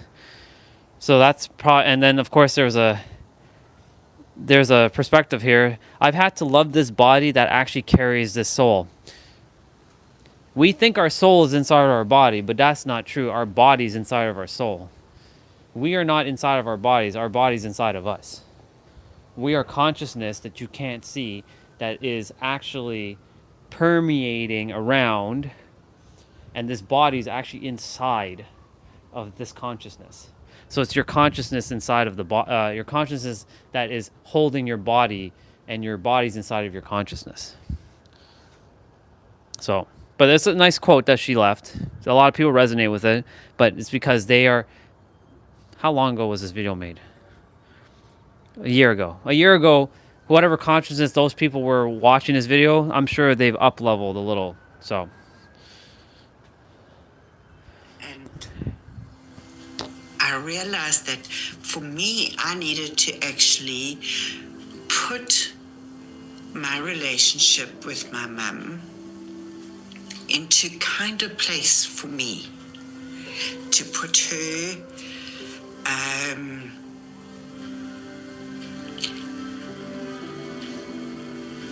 in a peaceful place within inside of myself.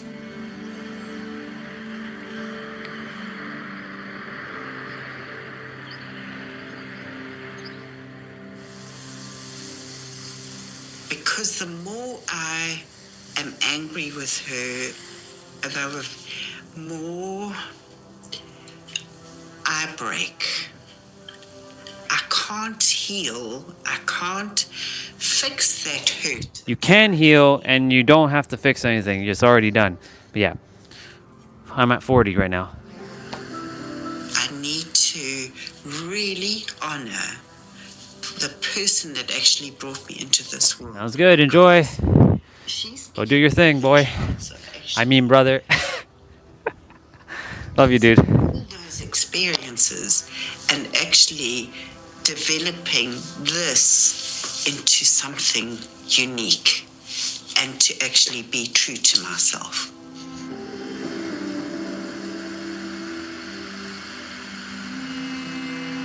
Talking about my mother in love, recognizing that she was actually another human being doing the best that she possibly could with the knowledge that she had in those days. Good for her to recognize that. In love.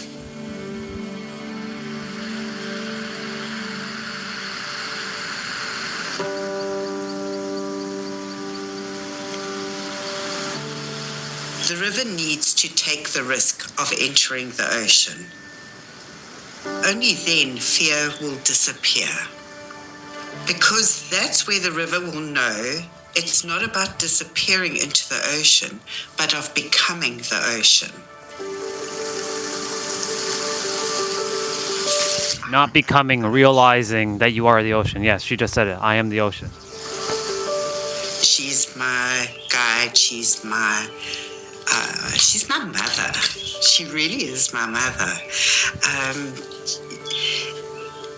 She gives me such joy and teaches me the joy inside of me.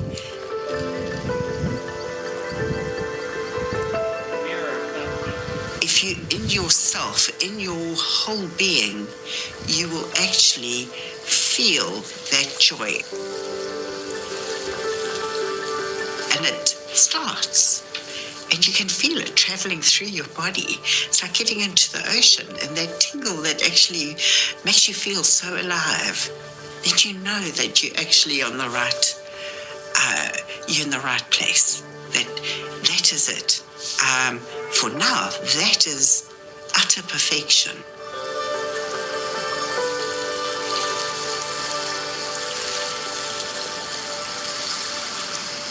She's a great teacher. She's the best teacher.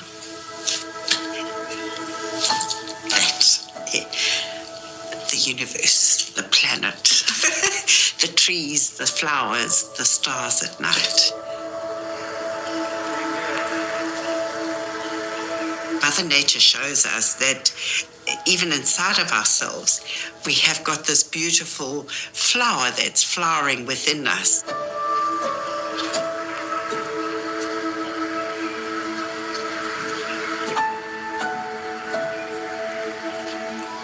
I am it all. I am nature. I am the bird. I am. If I recognize that and then through those eyes actually see what is actually out there in the world, in Mother Nature,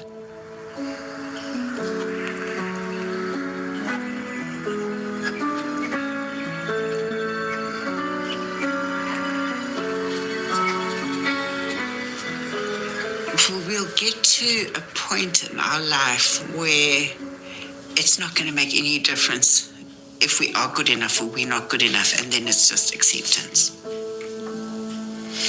When we fall into that wisdom, that innate wisdom, we'll know that we are good enough.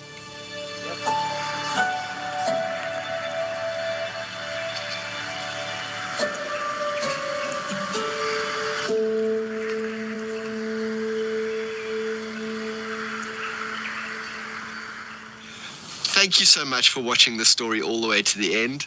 And a special thank you to all of you on Patreon who help us to make these films. If you want to join us on the journey, please click the link over here, I think. It just wouldn't be possible without you. Thank you.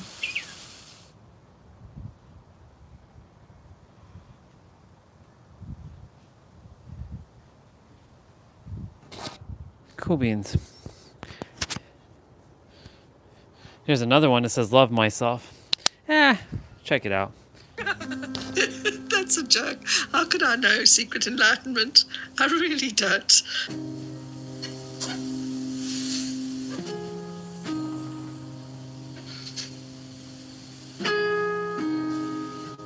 I can remember saying to myself when I was 20, when I'm 30, I'm sure I'll know what this is all about. Then when I'm 30, maybe when I'm 50, I'll know. And now I'm 67, 60, I think I'm 67.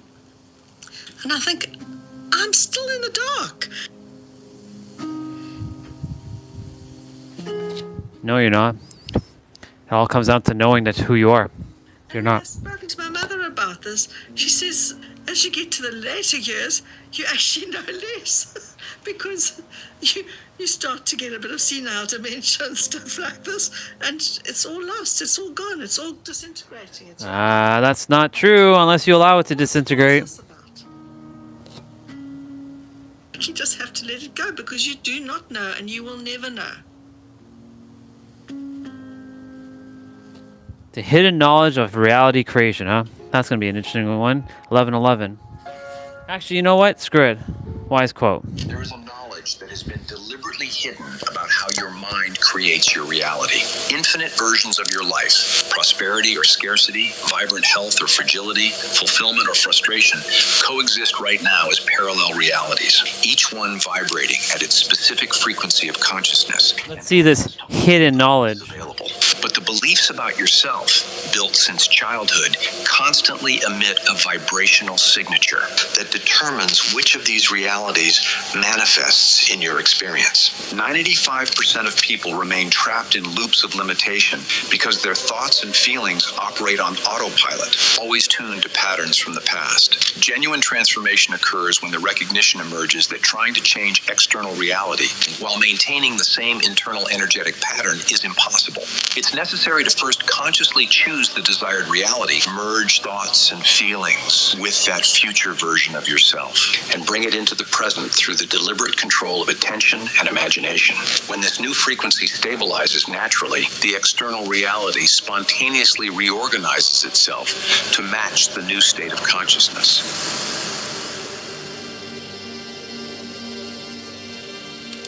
There exists an invisible architecture that governs every aspect of human experience, a mechanism so fundamental that understanding it would instantly transform the trajectory of any life.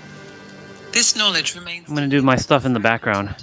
...scattered throughout ancient Hermetic traditions, and now emerging through discoveries about the nature of consciousness and its interaction with physical reality.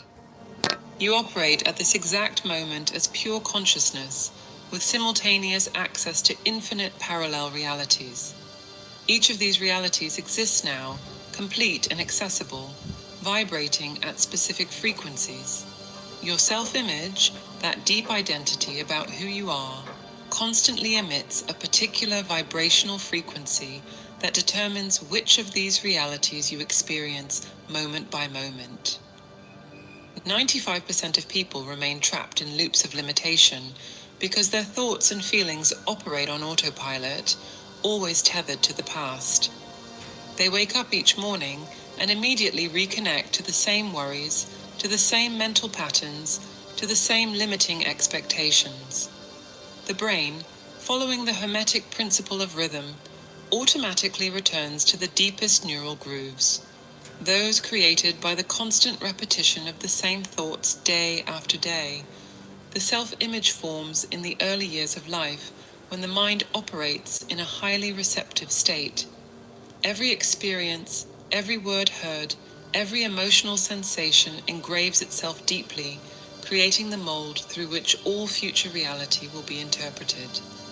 This initial programming becomes the invisible filter that determines what you consider possible or impossible, real or fantasy.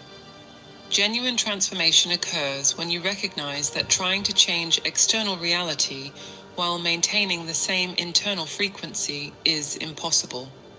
The principle of correspondence establishes that the exterior always reflects the interior, as above, so below, as within, so without. You cannot experience abundance while vibrating in scarcity. You cannot know love while vibrating in fear. You cannot access health while vibrating in illness. Instead, you must first consciously choose the desired reality. Merge your thoughts and feelings with that future version of yourself. Bring it into the present through the deliberate control of attention and imagination. Neville Goddard establishes that assuming the feeling of the wish fulfilled reorganizes the entire structure of reality, not through force or effort, but through the naturalness of being. When this new frequency stabilizes naturally, Just in the background, finishing my stuff. I figured I'd watch this one. I want to see what they have to say. I already know all that they're saying here, though. Spontaneously reorganizes itself to correspond to the new state of consciousness.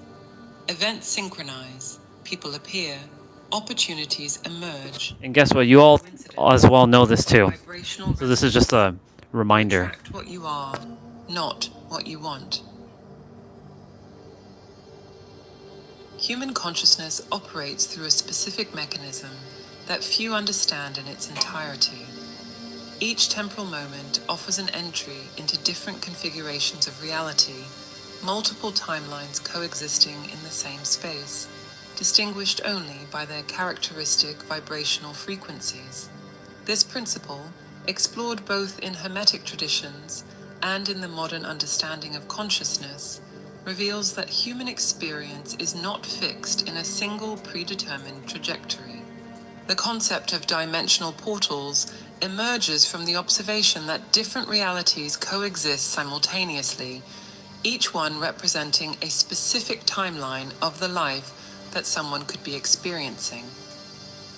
Neville Goddard establishes that all states exist now, and the power of conscious choice determines which state manifests in experience. It's not about creating something new, but about consciously tuning in to what already exists in potential. What 95% of people don't recognize is that their thoughts and feelings constantly emit a specific frequency throughout each day. This process occurs regardless of awareness or intention.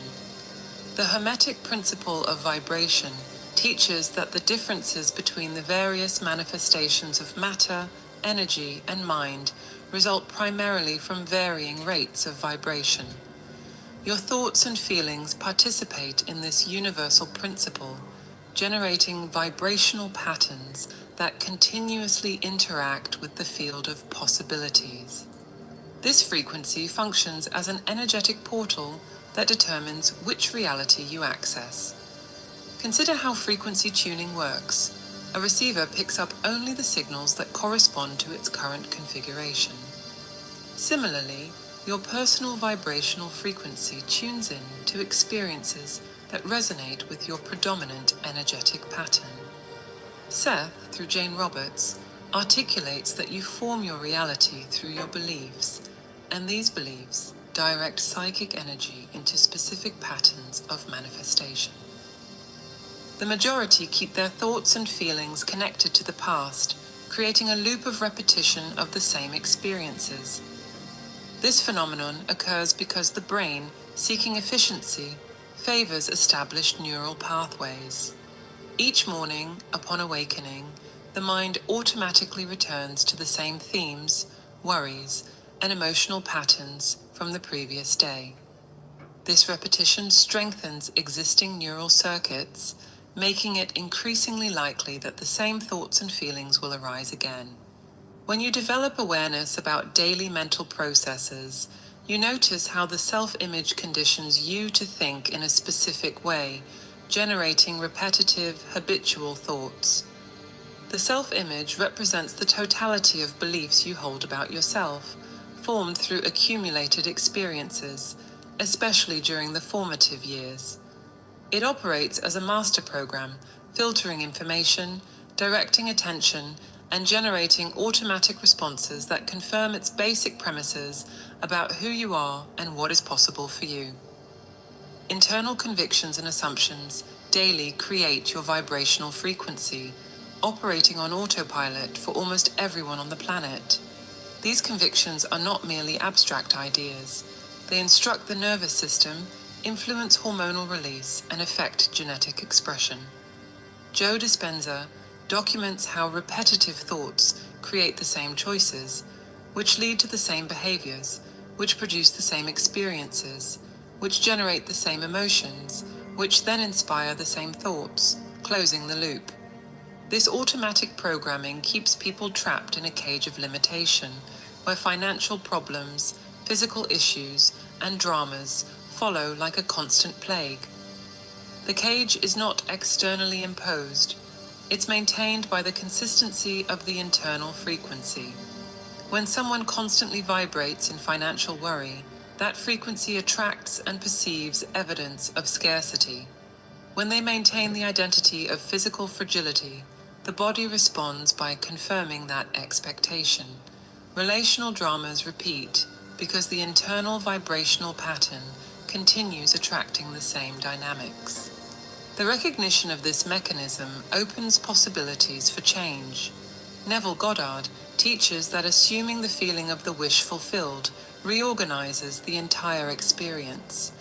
But this reorganization requires more than intellectual understanding. It demands the consistent practice of consciously directing attention to the desired frequency. Each time you detect the mind returning to old patterns and consciously choose to focus on the preferred reality, you weaken the automatism and strengthen the new pattern. The development of this capacity follows specific principles. First, the observation without judgment of current patterns. Second, the clear choice of the desired frequency. Third, the repeated practice of returning to that frequency when the mind drifts to old patterns. The Kybalion establishes that mental mastery doesn't come through denial or suppression, but through the conscious use of one principle against another, polarization instead of direct opposition. The different portals of reality remain available, awaiting the appropriate frequency alignment. The transition between realities occurs when the new frequency stabilizes, when the new pattern of thought and feeling becomes more natural than the old.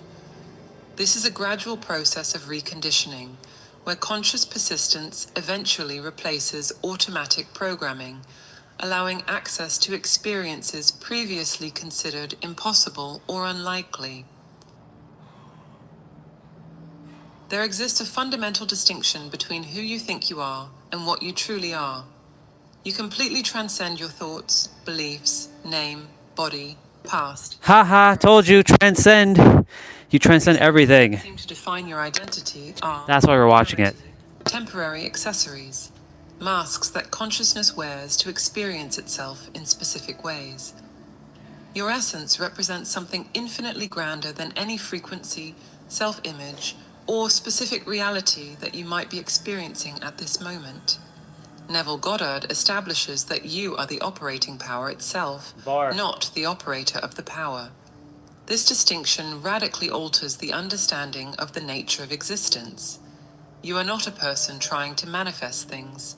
You are consciousness itself assuming the form of a person having experiences. That's a bar. The body, the name, the personal history, all these elements arise within the consciousness that you are, not the other way around. You exist as a unique expression within universal consciousness, the space where all realities and frequencies exist simultaneously. Seth, a multidimensional entity and non-physical consciousness that transmitted extensive channeled teachings through Jane Roberts for 2 decades, 1963 to 1984, articulates that consciousness forms matter, not the reverse. Each apparently solid object, each physical body, each material structure emerges from consciousness patterns organized in specific ways. Universal consciousness is not a distant, abstract concept. It's the very fabric from which all experience is constructed, and you represent a unique focal point within that infinite vastness. The recognition of your pure existence, without any complement or identification, reveals the field where all possibilities coexist. When you temporarily remove identification with your name, your history, your problems, your desires, what remains? That observing awareness that witnesses all these phenomena continues present, unchanged. It was present when you were 5 years old, it's present now, and it will continue to be present regardless of any changes in external circumstances. The Kybalion teaches that the all is mind, the universe is mental. Within this understanding, consciousness is not a byproduct of brain activity, but the fundamental principle from which all physical manifestation derives. Your brain doesn't produce consciousness. It receives, processes, and translates it into specific human experience. Consciousness constitutes your true nature, prior to and beyond any particular form it might assume.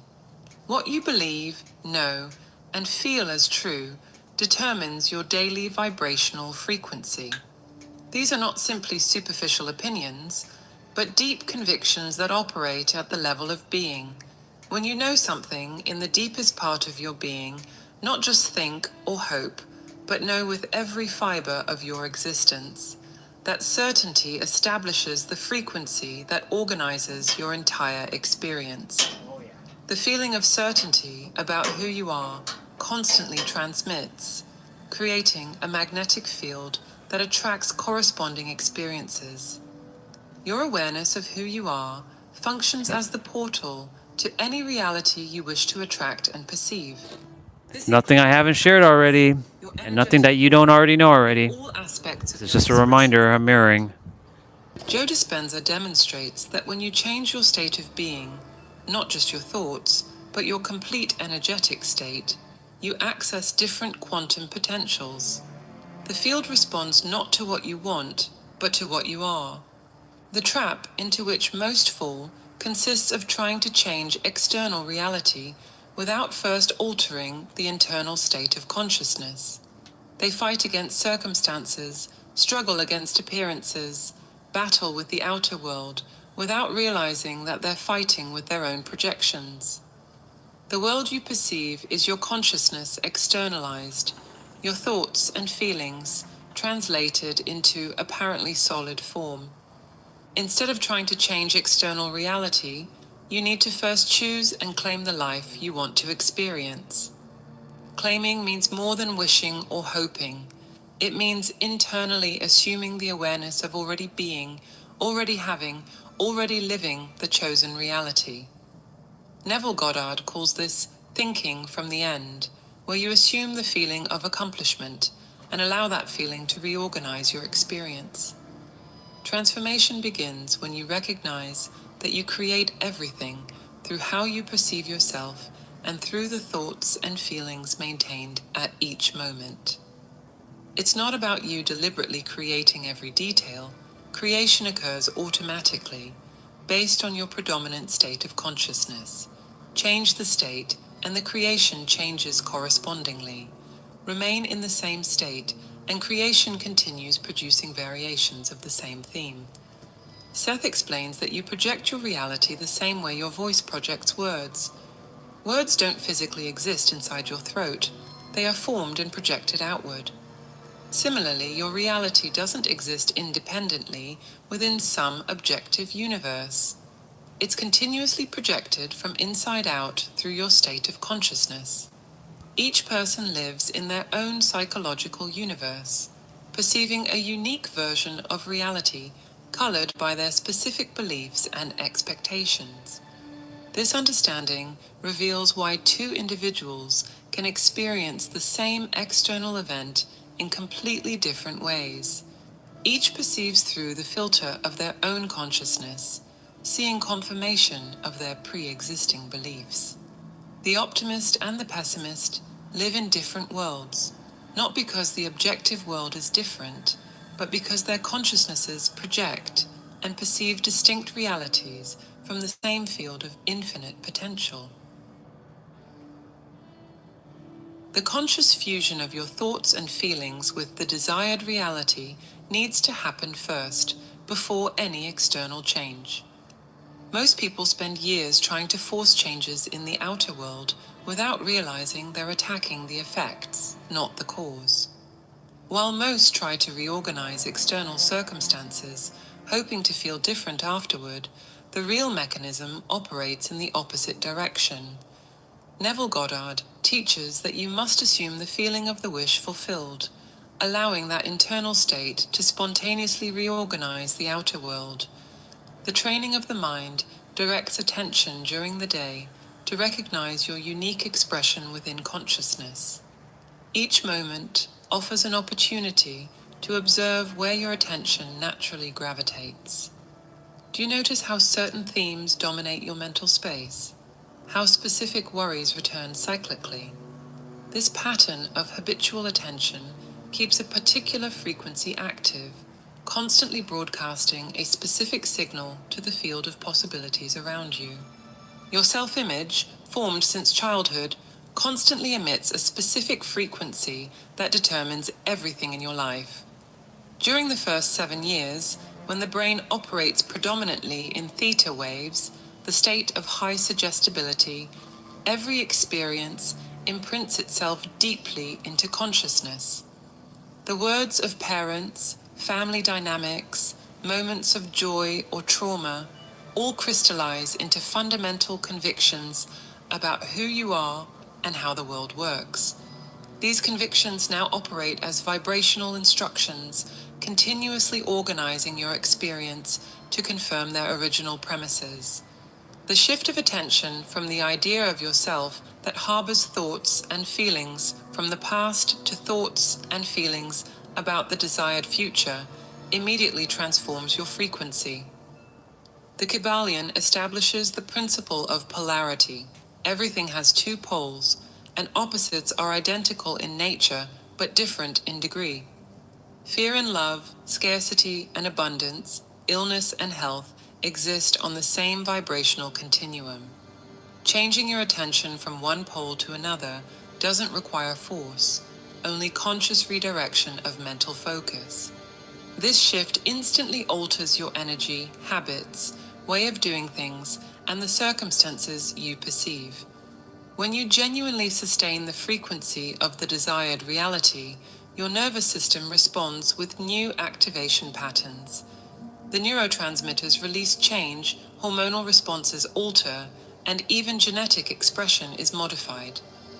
Joe Dispenza documents how experienced meditators can regulate genes within days through sustained change of mental and emotional state. You begin to consciously look through new eyes, aligned with the frequency of the desired reality. The same physical environment reveals different aspects based on the observer's state of consciousness. A person in a state of genuine gratitude perceives abundant opportunities where another, vibrating in lack, sees only closed doors and insurmountable limitations. Nothing exists outside your own self-concept. Trying to change externally makes life exhausting. Each battle against circumstances is fundamentally... I was just inside finishing up the last little bit. I have one more thing to do and I'm What done. you experience is your self-concept externalized, made apparently solid through constant repetition of the same patterns of thought and feeling. Fighting against the mirror doesn't change the reflection, only altering what stands before the mirror transforms the reflected image. Seth, through Jane Roberts, establishes that your beliefs form reality, just as cells form the body. Beliefs are not merely perceptual filters, they are creative commands that organize energy into specific patterns of experience. Changing a core belief about yourself initiates a cascade of changes that eventually reconfigures the entire life experience. What you feel and know to be true about yourself at any given moment shapes your vibrational frequency. It's not what you occasionally think or wish, but what you consistently feel as true in the deepest part of your being. This visceral feeling of identity, who you know you are when no one is watching, transmits continuously, attracting people, situations, and experiences that resonate with that fundamental frequency. You remain locked in a particular paradigm until you recognize that giving energy to current circumstances perpetuates the present reality. Each time you emotionally react to external appearances, you reinforce their solidity. Each moment of worry about existing problems feeds their continuation. Attention is energetic food. What you focus on grows and strengthens. Withdrawing attention from undesirable circumstances while maintaining focus on the preferred reality initiates the process of dissolving one and crystallizing the other. The process requires constant vigilance initially. The mind, following the principle of least resistance, naturally returns to the deepest neural grooves. Those thought patterns repeated thousands of times, but each conscious redirection weakens the old pattern and strengthens the new.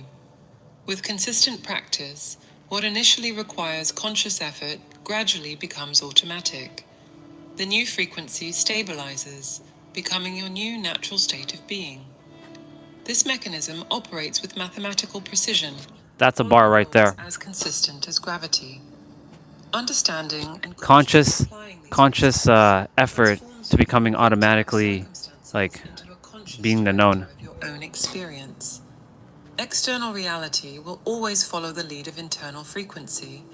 This is the fundamental law that governs all manifestation in the physical plane.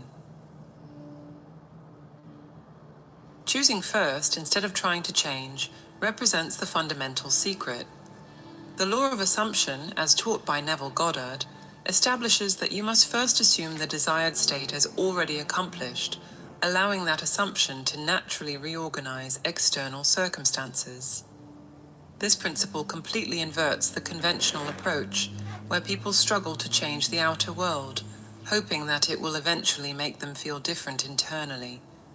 Clarity about what you really want needs to emerge before any action. How many people truly stop to question whether their goals are genuinely theirs or whether they were inherited, imposed, or suggested by others? Society offers a limited menu of acceptable aspirations and most simply choose from these pre-approved options without ever consulting their deep inner resonance. Sitting in quietness and allowing your authentic desires to emerge, those that make your soul sing, often reveal completely unexpected directions. You must begin to live, embody, and claim the chosen reality, bringing thoughts and feelings about your future into the present moment. Neville Goddard repeatedly emphasizes that feeling is the secret, not empty thought, not mechanical visualization, but the living feeling of already possessing, already being, already experiencing the desired. When you assume the feeling of the wish fulfilled with such conviction that it becomes natural to think from that state, you have activated the law of assumption in its most potent form. This replaces the pattern of constantly bringing a past version of yourself into the present, repeatedly reliving old frequencies. Notice how, upon waking, your mind immediately seeks to reconnect with yesterday's identity. I am someone who has these problems, these limitations, these characteristics. This morning ritual of reassuming the old identity ensures that the new day is just a variation of the previous one. You literally choose to be again who you were, instead of allowing yourself to be who you are becoming. Your frequency and your self-image constitute the same thing. They are inseparable. When Neville speaks about states of consciousness, he describes exactly this. Your self-image determines your frequency, and your frequency determines what you attract and experience. They're not two separate elements that need to be aligned. They're different aspects of the same phenomenon. Changing one automatically transforms the other. When you move from struggle, hard work, and doubt to conscious control, everything transforms. Struggle implies resistance, and what you resist persists. Hard work based on the premise that it's hard to achieve reinforces the very difficulty. Doubt sabotages manifestation before it can even begin. Conscious control, on the other hand, means deliberately choosing to assume the desired state, regardless of contrary appearances. Neville calls this walking by faith, not by sight. Mastery over attention and imagination allows you to create anything. These are the two fundamental pillars of the law of assumption. Your attention determines what you make real in your experience. What you consistently focus on grows and strengthens. Your imagination internally constructs reality before it manifests externally. Neville teaches that imagination is God in action, the fundamental creative power operating through human consciousness. When you consciously direct these two powers to sustain the assumption of the wish fulfilled, manifestation becomes inevitable. The childhood conditioning that said you cannot create certain things loses power when you recognize yourself as a unique expression within consciousness. Those internal voices, "This isn't for people like us, you don't deserve something so good, be realistic," all were implanted before you developed critical discernment. They were the limitations and frustrations of others, transferred to your receptive consciousness. The law of assumption allows you to completely transcend these imposed limits, as it operates beyond the realm of social or familial permissions. You consist of 99% intelligent energy, and the frequency you're locked into creates your entire life experience. The physical body that seems so dense and solid is predominantly empty space between subatomic particles. What you experience as solid matter is energy organized in specific patterns through consciousness. When you alter your frequency through the conscious assumption of a new state, you're literally reorganizing the energetic pattern that composes your experience. The process doesn't require you to understand how the transformation will occur. Neville emphasizes that the how is not your responsibility. Your only task is to assume the feeling of the wish fulfilled and remain faithful to that assumption. The means, the bridges of incidents, the necessary synchronicities, all of this emerges naturally when you maintain the assumption with persistence. The Kybalion confirms this principle through the law of correspondence. Firmly maintaining the internal state, the external must eventually correspond. Implementation requires you to consciously choose, moment by moment, from which state you're operating. Are you thinking from the old reality or the new? Are you feeling limited or accomplished? Each moment offers this choice. Initially, the mind will habitually return to old patterns. With gentle but firm persistence, you redirect it to the assumed state. Gradually, the new state becomes more natural than the old, and then external reality reorganizes itself to mirror the internal change established through the law of assumption. Power over your attention, where it goes during the day, what you think about, where your mind travels, radically transforms your reality. Most people consider attention as something passive, an automatic response to environmental stimuli. But attention is your most fundamental creative tool, the brush with which you paint your experience moment by moment. Each direction of attention is a creative act that strengthens certain aspects of reality while allowing others to weaken and dissolve. Observe a typical day. How many times is your attention hijacked by automatic worries? How many minutes do you spend mentally rehearsing conversations that will never happen, solving problems that don't exist, defending yourself from imaginary attacks? Each moment of attention dedicated to these patterns strengthens their presence in your experience. Neville Goddard teaches that attention is the channel through which creative power flows. Direct it consciously, and you direct the very power that builds realities. Each individual's thought at each moment constantly causes a specific energetic sensation. There is no neutral thought. Each one carries its particular vibrational signature. Thinking about scarcity generates contraction in the body, tension in the solar plexus, and a subtle but perceptible feeling of closing. Thinking about abundance produces expansion, openness, and a different quality of presence. These sensations are not just psychological responses, they are real energetic changes that alter your electromagnetic field, and consequently, what you attract. Your self-image currently controls how you feel and what you think, but gaining power over your attention allows you to change thoughts, feelings, and mental direction. The self-image operates as a master program, automatically directing your attention to evidence that confirms its basic premises. If you identify as someone who always has problems with money, your attention naturally seeks and finds confirmation of that identity everywhere. Bills arrive at the wrong time, opportunities are missed, and evidence accumulates. But when you recognize this mechanism, you can consciously redirect attention to evidence of abundance, even if initially it seems small or insignificant. Imagination literally creates your reality, how you see things, and what you visualize throughout the day. Neville Goddard demonstrates through countless practical examples that what you imagine with feeling and persistence must eventually externalize itself. Imagination is the laboratory where all creation begins, the space where you can experiment with realities before they solidify into physical form.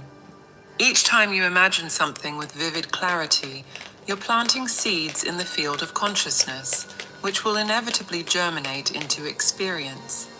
When you cease identifying with your current environment, the environment ceases to exist as the dominant reality. This doesn't mean denying what's present, but recognizing that your identification with circumstances is what gives them power over your consciousness. You can be physically in a limited space while your consciousness inhabits palaces. You can have little money in the bank while your imagination operates from abundance. External reality eventually reorganizes itself to correspond to the internal state sustained with persistence.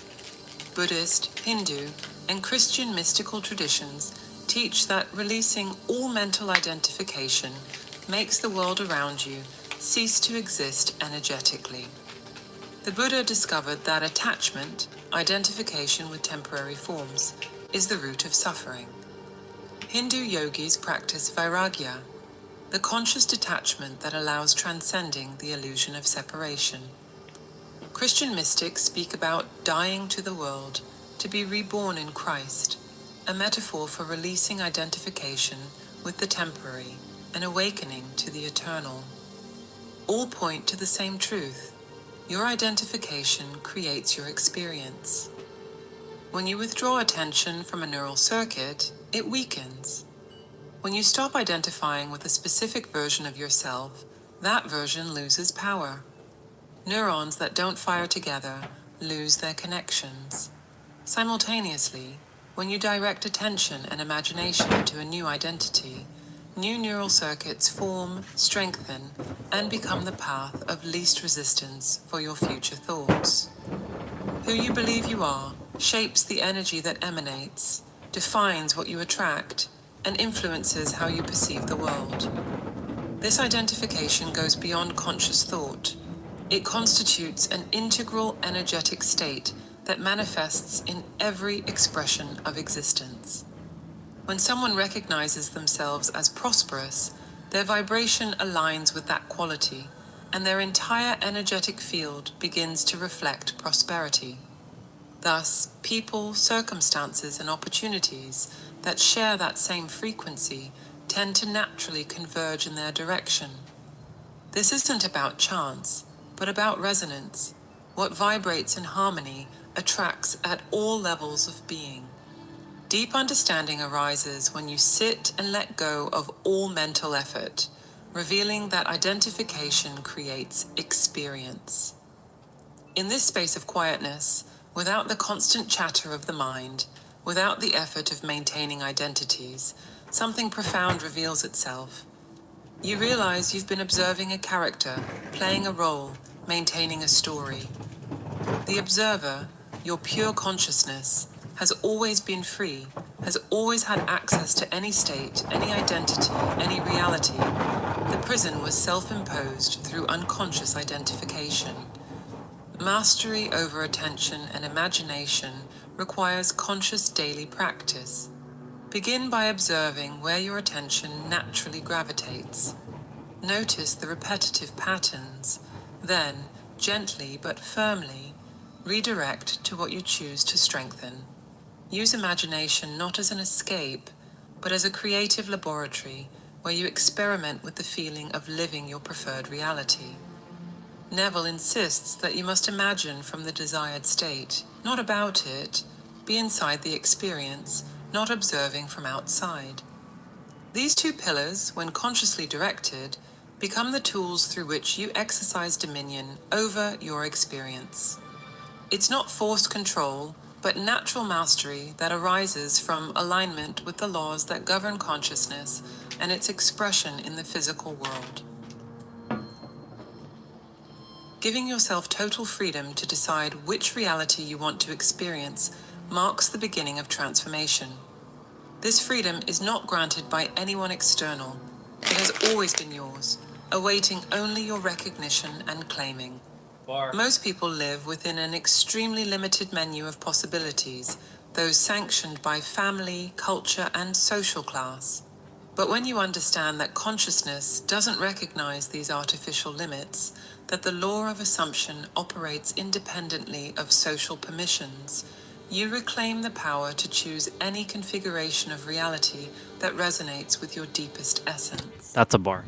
Visualizing what your life would be like if everything worked perfectly activates the creative power of consciousness. This isn't escapist fantasy, but a deliberate exercise in conscious creation. Neville Goddard instructs that you must mentally construct the scene that implies the fulfillment of your desire. Not the journey, not the process, but the end result already accomplished. What would your typical day be like living in that reality? Where would you wake up? How would you feel moving through the hours? What conversations would you have? These specific sensory details anchor the new reality in your consciousness. Using imagination to feel and possess something that resonates deeply with your soul establishes the new frequency. Soul resonance is unmistakable. It's that deep feeling of yes that arises when you contemplate certain possibilities. It's not superficial excitement or ego desire, but a deep recognition, almost a remembrance of something you've always known to be true. When you identify that resonance and feed it through conscious imagination, you're literally tuning your frequency to a reality that your essence recognizes as authentic. Few people do this fundamental exercise during their entire lifetimes. They follow pre-written scripts, pursue inherited goals, and live lives that are essentially responses to others' expectations. They never stop to question, if I could experience absolutely any reality, if there were no limits of any kind, what would I choose? This deep questioning, when done with absolute sincerity, often reveals surprising desires that were buried under layers of conditioning. After understanding what you truly desire, mental training directed toward thoughts, feelings, and beliefs that correspond to that reality aligns you with the desired frequency. This training is not a vague or mystical process, it's deliberate neural reconditioning. Each time you consciously choose to think from the desired state instead of the current state, you're creating and strengthening new neural pathways. Joe Dispenza demonstrates that meditators who regularly practice embodying a future state can change their genetic expression, their brainwave patterns, and their body chemistry. Entering a self-image that sings through your soul needs to be a conscious daily choice. It's not enough to decide once and expect everything to change. The old self-image was built through thousands of repetitions, becoming the default pattern of your nervous system. The new self-image requires the same consistency to establish itself. Neville Goddard emphasizes the importance of falling asleep in the desired state, as in that moment of transition between waking and sleep, the conscious mind relaxes its guard, and the new assumption penetrates deeply into the subconscious. If you don't choose consciously, the past, the environment, and social circumstances will choose for you. This is the fate of most, to be chosen by life instead of choosing life. Each morning you wake up without conscious intention, automatic patterns take control. The environment suggests who you should be, the past insists on its continuation, and social expectations shape your possibilities. But the moment you assume conscious control of this process, deliberately establishing your frequency before the world has a chance to impose its own, you become the director instead of the actor, following a script written by others. Recognizing that you transcend all of this and that who you're aware of being determines your experiences completely transforms your life. Seth teaches that you're not at the mercy of invisible forces, but that you're actively creating your experience through your beliefs and expectations. Every experience you have is a materialization of internal states of consciousness. When this becomes natural through consistent training, you gain access to everything you need. People, circumstances, ideas, and creative processes arise because you already are what you seek. This is the secret that Neville Goddard repeatedly emphasizes. You don't attract what you want, you attract what you are. When you completely assume the awareness of being what you desire, when it becomes your natural identity, the outer world has no choice but to reorganize itself to reflect that inner truth. Within this understanding, changing your mind, not superficially, but at the deep level of assumed identity, changes your personal universe. The right people appear as if by coincidence, opportunities arise out of nowhere, and necessary resources become available through unexpected channels. But there's nothing coincidental or magical about it. It's the natural law of consciousness operating with mathematical precision. Daily implementation requires loving vigilance over your internal states, not tense or obsessive vigilance, but gentle awareness of where you're vibrating moment by moment. When you detect you've fallen into an undesired state, don't fight against it, simply acknowledge and gently return to the chosen state. Over time, maintaining the desired frequency becomes as natural as breathing.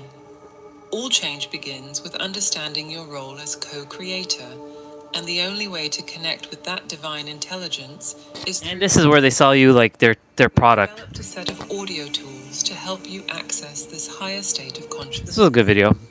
To learn more, I don't really watch as much of their stuff now too, because like we have all the answers within us. if this video resonated with you, write in the comments. It made sense to me. No, I will not write in the comments. It made sense to me. I will never do that. I will not feed your little algorithm. I will make a comment if I choose to make a comment. Not because I have to, because I choose to. All right. So while that video was playing, I was finishing everything in the background, so I'm done. All my stretches, went inside, did my spine, did my bicep curls, drank my protein shake, did it all. So it's all done.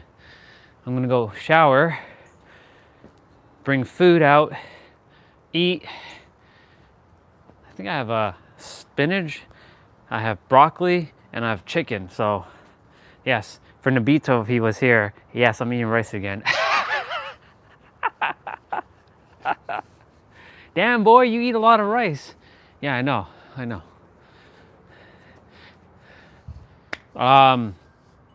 There was a part in the video that said that, like, recognizing who you are, that you already have transcended. I just realized this is the flowers that was in the vase. It blew all the way over here. These like dried flowers, they have their own beauty.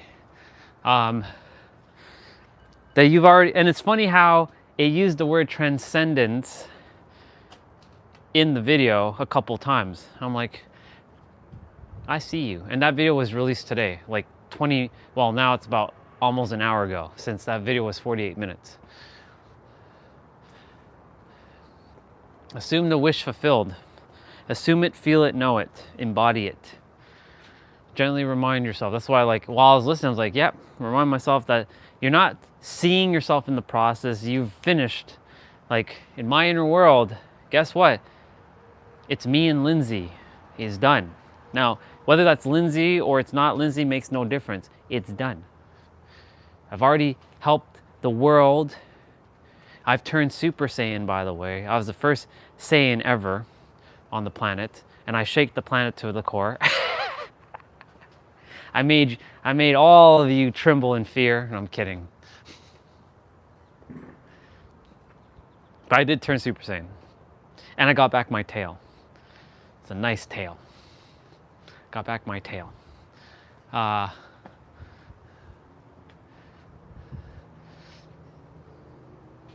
my trillions. Plural. Of course, that implies billions and millions. Like millions is like, whatever. Billions is like, eh. Trillions is like, okay, now we up in it, okay. But even that doesn't impress me now. Like so just so you all know, when I'm done showering, I do two things. One, I write on the glass because the steam of the warmer water makes like condensation on the glass, and I write.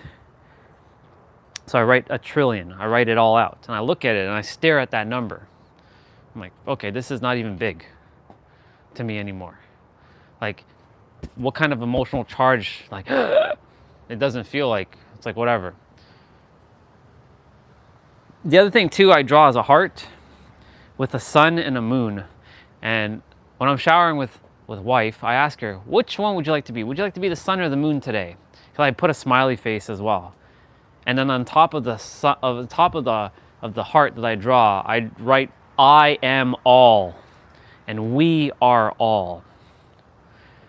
Some days she chooses the moon, and I'm like, okay, you choose the moon, I'm the sun. Some days she chooses the sun, then I'm the moon. Depending on, she's very particular with like when I draw. She's like, if it has a certain look, I'm like, I know which one you're gonna take already based on how I drew it. And I don't purposely draw it like that. I just kind of like, make a sun and a moon to represent duality, but the oneness that they're both. If you look on the tapestry inside of the room, you see the sun and the moon fused together as one being, one energy. The moon is considered the feminine. The sun is considered the masculine. I know, it's weird. Like, you would think that, and the moon is, or the dark, and darkness doesn't mean evil. The dark is, or the shadow is considered the feminine, and the light is the masculine. And you're like, what the fuck? Guys got the light? That's bullshit. I know some women are there be like, that's bullshit. Technically, it's all things. It doesn't have to be like that. Someone decided to say that the light is the masculine and the dark is the feminine. I don't give a shit what it is. It's all one thing anyways. We get tripped up with all these bullshit labels.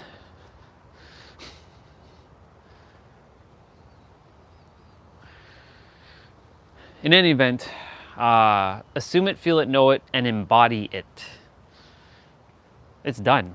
Like, I'm already in my inner world, I already have everything. But I have to remind myself to not get tripped up with this, the cold weather. And yes, it is cold. Right now it's not that bad because the wind is not blowing. But what's about to come, yeah, well, it's a different story. But just like any other day, I faced it head on. I went out, I did my thing. I was like, I'm not gonna let anything stop me. That's the one thing, I don't let anything stop me. No person, no situation will stop me from doing what I desire to do. In the video, I was also talking about which, did you inherit the dreams and the goals from your parents or from society, or those dreams or goals are yours, right? My parents did not give me goals and dreams. They wanted me to figure it out. Because they themselves didn't have goals and dreams. Well, they do have goals and dreams, just hiding in their shadow. But I came here as a consciousness communicator, as an awareness advisor, as an esoteric educator. Let me rephrase that. I'm a awareness advisor, a consciousness creator, or a consciousness communicator,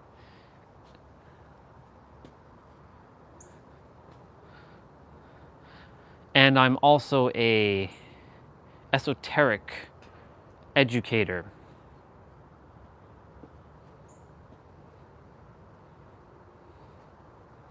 So what does that mean? I'm an ace. See that? ACE? I'm an ace. Oh, and here's another one for you all. You might like this one. I think you all will like this one. AI. You might be thinking AI. That video mentioned AI twice, if not 3 times. It's not artificial intelligence. You might want to use this one. You're using AI every day, each of us.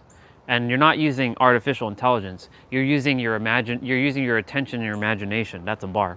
That's AI. That's the true AI. So whenever somebody's like, when you see that word AI, you can't unsee that now. You're using attention and imagination. So anytime you see AI, attention and imagination. I just planted a seed into you.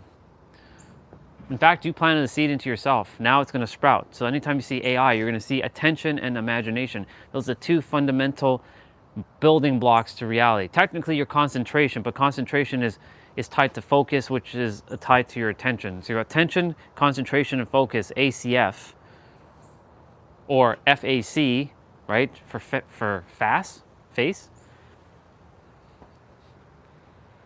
Unless I put an E word in there, that goes hand in hand. Face. Let's see. Focus, attention, concentration, and what would be an E word? That goes hand in hand with that. See how everything just comes to me? Because it's already within the library of all that is. I'm accessing the library of all that is. You all have the same library of all that is. It's just a matter of letting this get out of the way.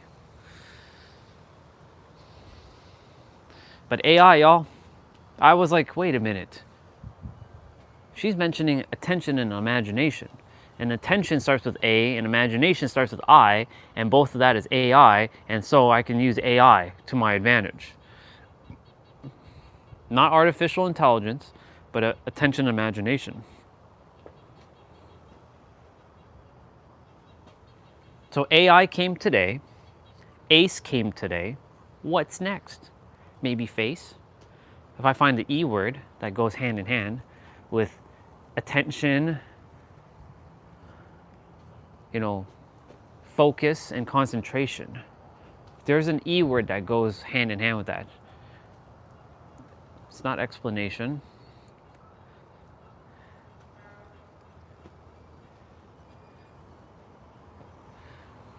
Watch it come to me during the time I shower. Bet. Either that or it'll come to me later. When I stop like focusing too much on like making that important, it just drops in like hot butter. It's smooth like butter. It's 12:08. Okay. I'm gonna download that video and put it on my tablet. Keep it on my tablet.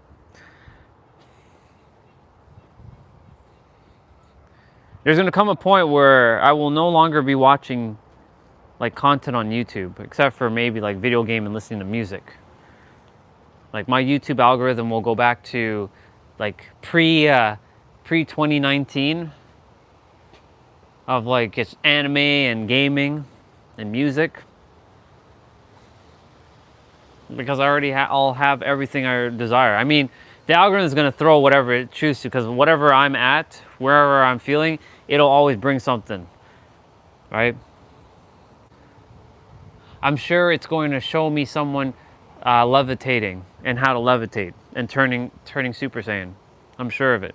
I'm pretty sure there's someone who made a video who's like hiding in the he's not like well known, or she's not well known, who knows how to turn Super Saiyan. Why is that important? Because it's fucking awesome. My life is about being a Saiyan and challenging myself to the next level and transforming. It's all about transformation for me. I'm already a Super Saiyan though. I'm beyond a Super Saiyan. I'm Ultra Instinct. I'm mastered Ultra Instinct right now. My beard is proof of that.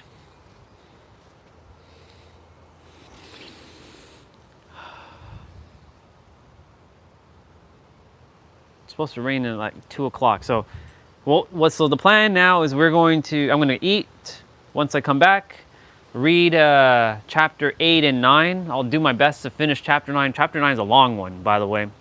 But that's probably my favorite chapter. So I'm probably going to enjoy that chapter. So while I shower, you all will hear chapter 8. I'm sure by the time I get back and with food, chapter 9 will have started, or it will have been halfway through, because chapter 9 goes for about 38 minutes of like speaking. So yeah. So we're going to read the book, and then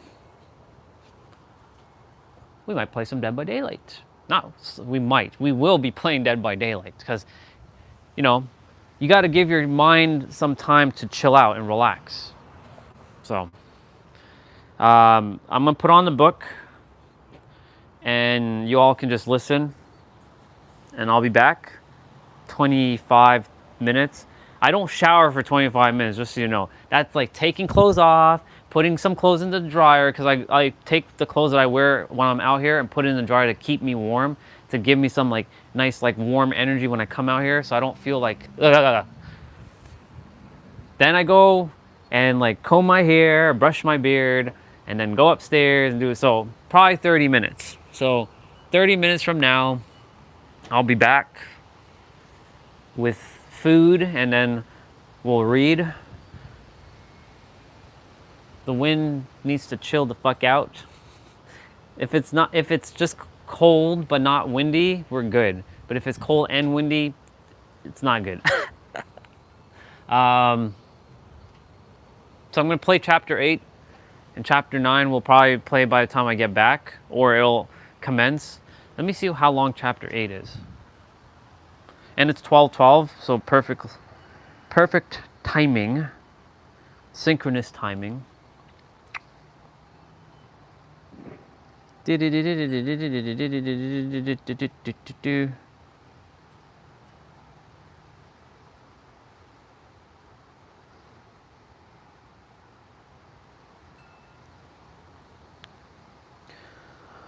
Let's see what we got for chapter 8. Chapter 8. You can't outrun you. 13 minutes and 50 seconds, so almost 14 minutes. And then, yeah, 38:55 for chapter 9. Chapter 9 is the longest chapter, then chapter 14 is. Yeah. Okay. So this one is going to be entitled, You Can't Chapter 7. Oops. On Earth as it... We already did that one. We already read that yesterday. Their reality to change. Chapter 9. Chapter 8. All right. You can't outrun I'll be back. your frequency. Principle. Principle. Manifestation cannot occur without a synchronized alignment across all three levels of existence.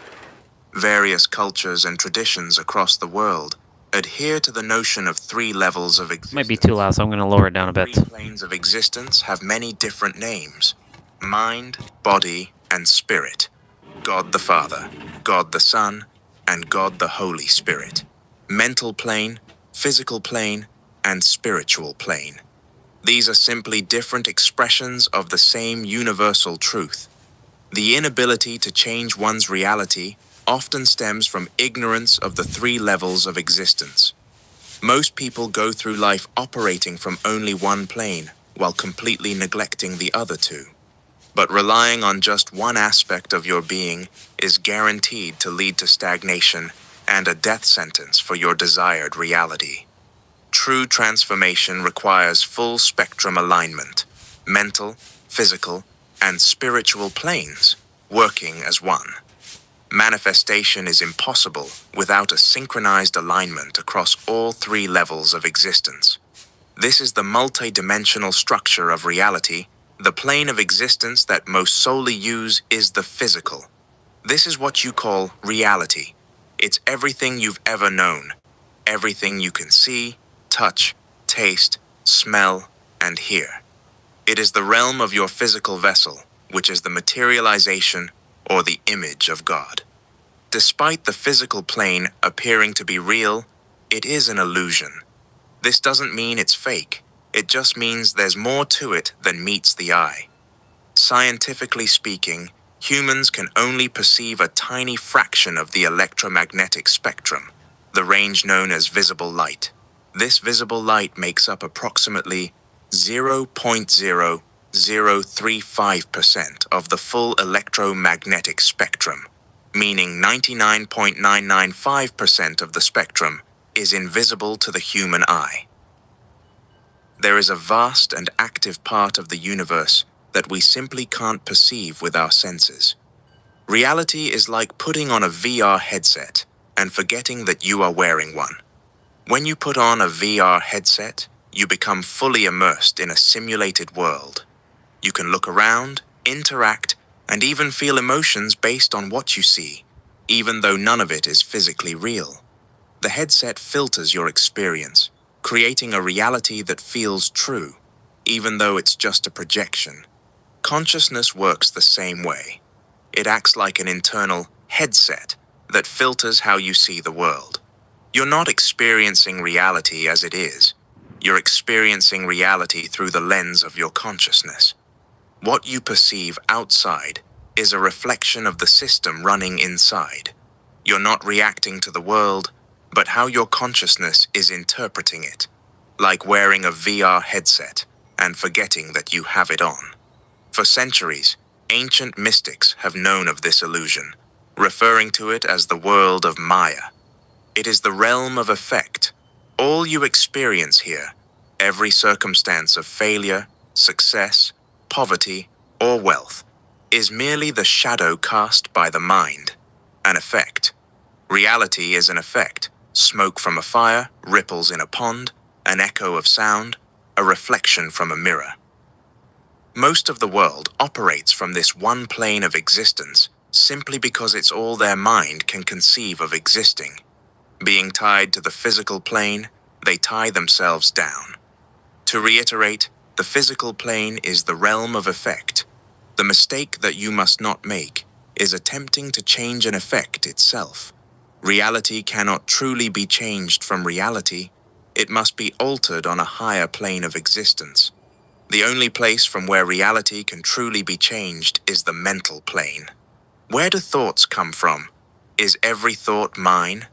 Think of the mental plane as a layer of immaterialized thought, like clouds of potential ideas drifting through the fabric of reality. Imagine the world is made of steam. You can't touch it, but when its vibration is altered, it forms matter, which in this example would be ice. The physical plane is nothing more than the mental plane materialized. The mental plane is interchangeable with the mind, your state of consciousness, or your frequency. The mental plane is outside of our third-dimensional realm, meaning it isn't confined by the illusions of space and time. Time isn't linear as we experience it in our reality. This reveals a truth you may not have heard. You don't create reality. How could you? Everything already exists, and it exists here. Think about it like this. You go to a restaurant and the meals are already prepared. You simply select which one you want. This notion is instantly liberating because it removes all the pressure that unconsciously comes with the idea that you need to create. No, everything has already been created. You just need to choose, which is something to which your mind is more adjusted. The mental plane exists within the subconscious mind specifically. Being the realm of cause, it is the fire that produces smoke, the stone that creates ripples, the voice that generates an echo, the light that casts a shadow, and the object that reflects in the mirror. You can only experience physically what first existed mentally. You cannot escape this cause and effect chain reaction.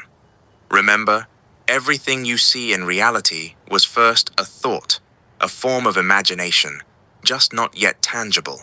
This must be extrapolated to every condition, circumstance, and event that you experience in reality. The spiritual plane is where your spirit body exists. Some call it the astral body, hence terms such as astral projection. Delving too deeply into the spiritual plane is beyond the scope of this book. so I will keep it directly relevant to reality creation. Your spirit is the aspect of you that is infinite. This means it is beyond the illusions of the third-dimensional realm. It is the droplet from the ocean of God. And the thing about a droplet is that it contains the same qualities and properties as the entire ocean. It is on this plane that your connection to God is determined, not in a religious please your parents sense, but in your ability to unify with the infinite intelligence and harmonize with the energy of God. The spiritual plane is like the oven that bakes your mental creation into the physical plane. The stronger your connection to God, the quicker you'll be able to materialize conditions into reality, and the greater you'll be able to materialize into reality. To reiterate, this isn't in a religious sense. It's about what your state of being is indicating to the universe. All three planes of existence must be harmonized in order for your desired reality to be materialized, which would mean the mental plane is harmonized with your desired reality. The physical plane is harmonized with your desired reality. The spiritual plane is harmonized with your desired reality. Since there are three levels of existence, there seems to be three modes of operation when it comes to progression in reality. The physical planers. These are the people that work as long and hard as possible, grinding away day and night. The mental planers. These are the people that just think about what they want all day, without taking any form of action, hoping everything they want will just magically come to them. The spiritual planers. These are the people that just pray to God about what they want all day without taking any form of action, hoping God will simply give it to them. The hard worker, the hard thinker, and the hard prayer are all dwelling in the same ignorance, but their vanity has them think otherwise. They are all making the same mistake of simply relying on one plane of existence instead of using all three in unison. Let's examine the multi-dimensional mistakes they are all making. The physical planners. They are unaware that reality is an effect, which they are attempting to also change with an effect. They rely solely on physical action, neglecting the higher planes of existence, and never realizing that action is the lowest level of consciousness, so their results are low level. This is where most of the world reside, without ever realizing that you cannot change an effect itself. You must change the cause. You cannot outrun your frequency. You cannot out-hustle your frequency. You cannot work your way out of your frequency. The mental planers. They are unaware that action is the external manifestation of the internal energy reflecting your mental creation, which solidifies it and turns it into matter. They are unaware that action is needed to bring a frequency or consciousness into reality. By seeking to escape hard work, which isn't a necessity unless you deem it so, they escape work altogether. By avoiding the physical, you attempt to go against the structure of reality, which is to go against the structure of yourself, which can only lead to disharmony. The spiritual planers. They are unaware that even though they may be connected to God, what they're baking in the oven of God is everything except their desired reality. Until they become conscious of what they're putting into the oven, they'll keep baking the same reality that they're praying to be rid of. They are all variations of the same mistake, practical. You must adhere to a specific order to create your desired reality in alignment with the structure of the universe. The order of alignment goes as follows. First, mental plane. Second, spiritual plane. Third, physical plane. The mental and spiritual plane are interchangeable, but the physical is non-negotiable. It must always come last. It is the lowest level of existence. Lowest not meaning lesser value, just that it is not a causal realm. 1. The mental plane. Whatever your desired reality, hold it in mind as if it already exists. Since the mental plane is the realm of cause, If your desire is to be materialized in reality, then you must be operating as if it is already so. Shift from desiring to already having.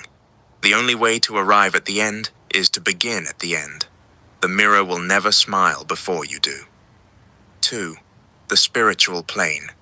Until you recognize the power within, you will have no power without.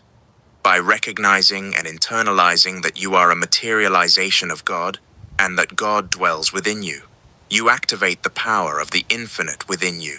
There is no greater power in the universe than God, but if you fail to recognize God within you, then you will be powerless before any condition, circumstance, event, or person that poses as adversity. Once you grasp the infinite nature of your true identity, you realize how arrogant it is to think that God could ever fail. To doubt yourself is to doubt God, which is true blasphemy. The only way to strengthen yourself on the spiritual plane and to connect to God is to spend more time within than you do without. The vehicle of choice doesn't matter because the destination is the same. The more time you spend within, the more power you grow within. The more you cultivate internal power, the less power the external will have over you. 3. The physical plane. Only after arranging yourself correctly on the higher planes of existence can you begin to dominate the lower plane of existence, reality. Action is unavoidable, but to avoid wasted action, the physical plane must come last. The higher planes of existence metaphysically position you in the correct direction to begin walking towards your desired reality through action. After vibrationally aligning yourself to your desired reality, you will begin to receive the blueprints on how to physically get there, their reality to change.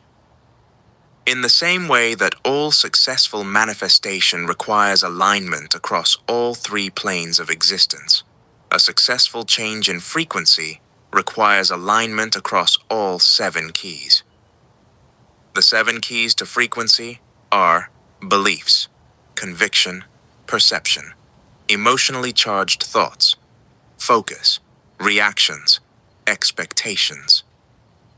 Your current reality is nothing more than the reflection of what you've been demanding, or in other words, your current beliefs, conviction, attitude, emotionally charged thoughts, focus, reaction, and expectation. You have the beliefs equivalent of your current reality, and until you change them, you will remain there. You have the conviction equivalent of your current reality, and until you change it, you will remain there. You have the perception equivalent of your current reality, and until you change it, you will remain there. You have the emotionally charged thoughts equivalent of your current reality, and until you change them, you will remain there. You have the focus equivalent of your current reality, and until you change it, you will remain there. You have the reactions equivalent of your current reality, and until you change them, you will remain there. You have the expectations equivalent of your current reality, and until you change them, you will remain there. When the 7 keys are altered, your frequency is altered. Only then will reality be altered. This can work for you or against you. When the 7 keys are aligned, reality is aligned. When the 7 keys are misaligned, reality is misaligned. Whether in alignment or not, the universe will always seek to materialize the frequency emitted into reality. The materialization of frequency or consciousness into reality is what we call manifestation. Consciousness and matter are the same energy, only different in rate of vibration. Much like steam and ice are the same energy, only different in rate of vibration. Every frequency maintained must and will become a reality, and every reality maintained is nothing more than maintained frequency. Before we can get to the true essence of manifestation, let's debunk some common myths surrounding it. 1. You don't need to work to manifest. A lot of spiritual people don't realize that they're not seeking anything other than a form of escapism that directly goes against the structure of the universe. You can't escape physical work any more than you can escape the physical plane. The notion that you manifest without some sort of physical effort is simply an appeal to an aspect of you that is either exhausted or lazy. All successful manifestation requires synchronistic alignment across all three planes of existence, not just one or two. While work is mandatory, hard work is optional, but will be made real by your belief in its validity alone. 2. Thoughts create reality. Not all thoughts are equal in their effect over reality. The only thoughts that have the potential to materialize a reality are those which are emotionally charged.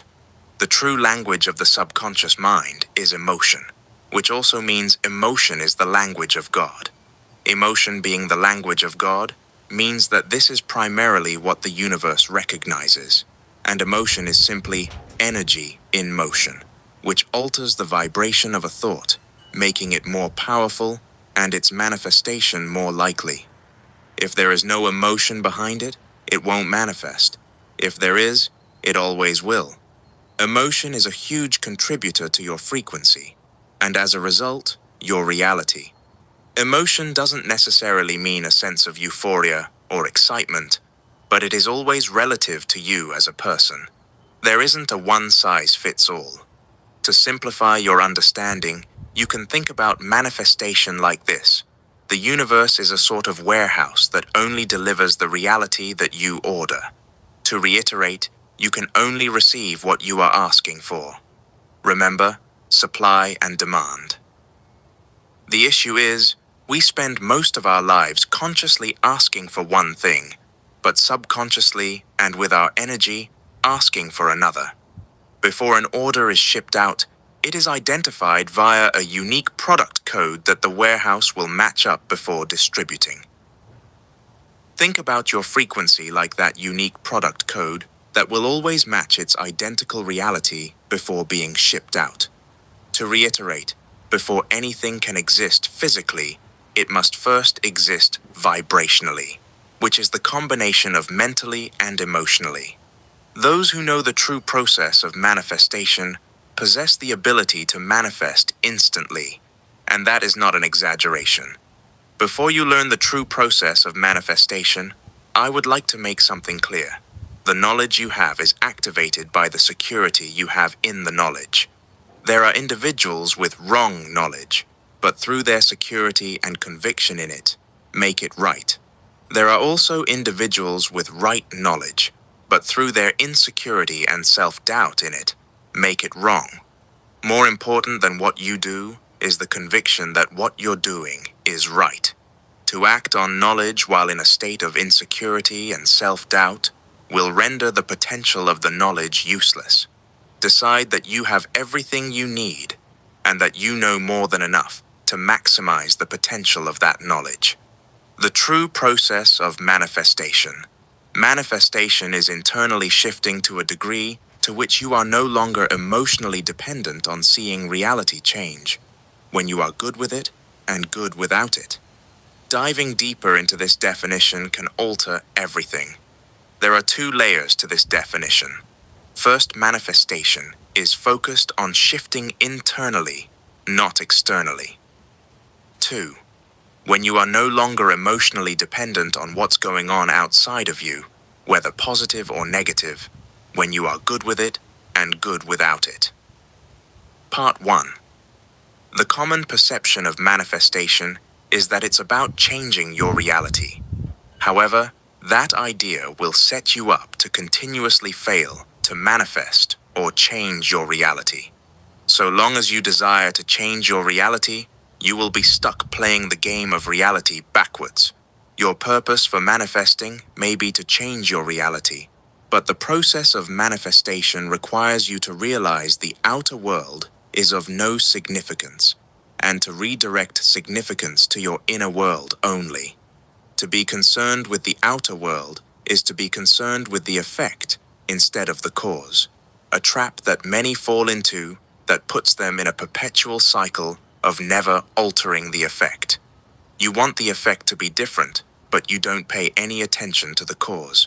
How can you expect to alter the effect if you fail to alter the cause? This does not make sense. Manifestation isn't about changing reality, it's only about changing you.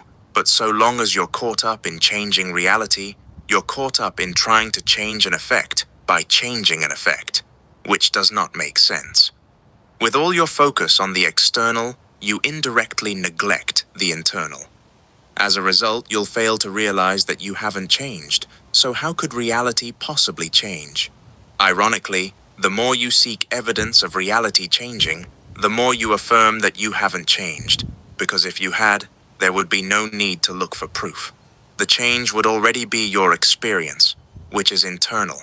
To be satisfied with yourself, but unsatisfied with your reality, is paradoxical. It's ignorance of the fact that the two are interconnected, which for most is the source of their unwanted reality. To desire change without change is against the nature of the universe. You can only go somewhere you've never been when you become someone you've never been. The process of internally shifting is simply the act of exchanging your current state of consciousness for the state of consciousness that matches with your desired reality.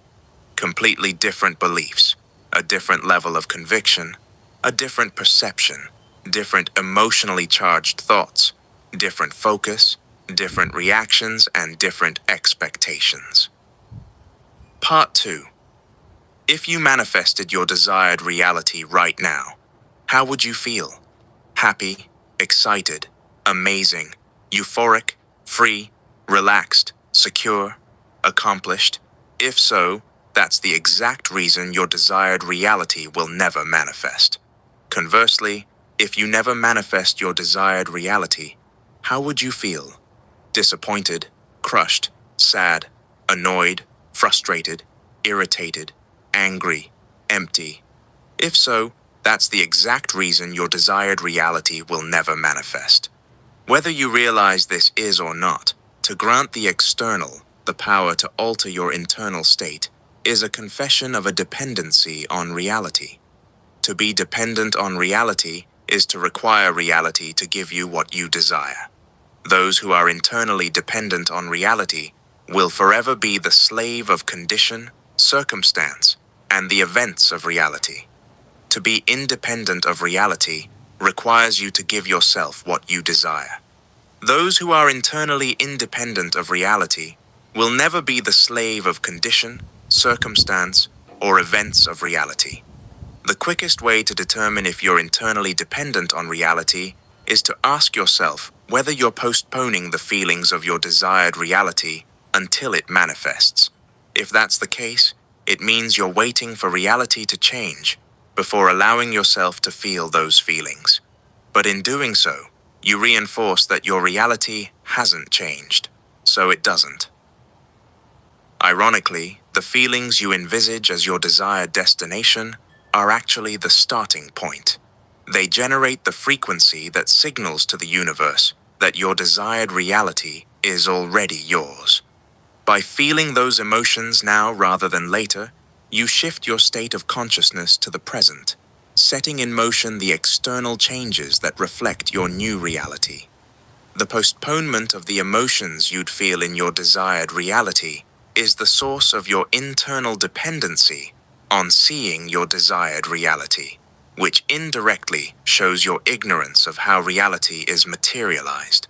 On a deeper level, it is an indication of importance. Importance to the universe is interpreted as energetic space.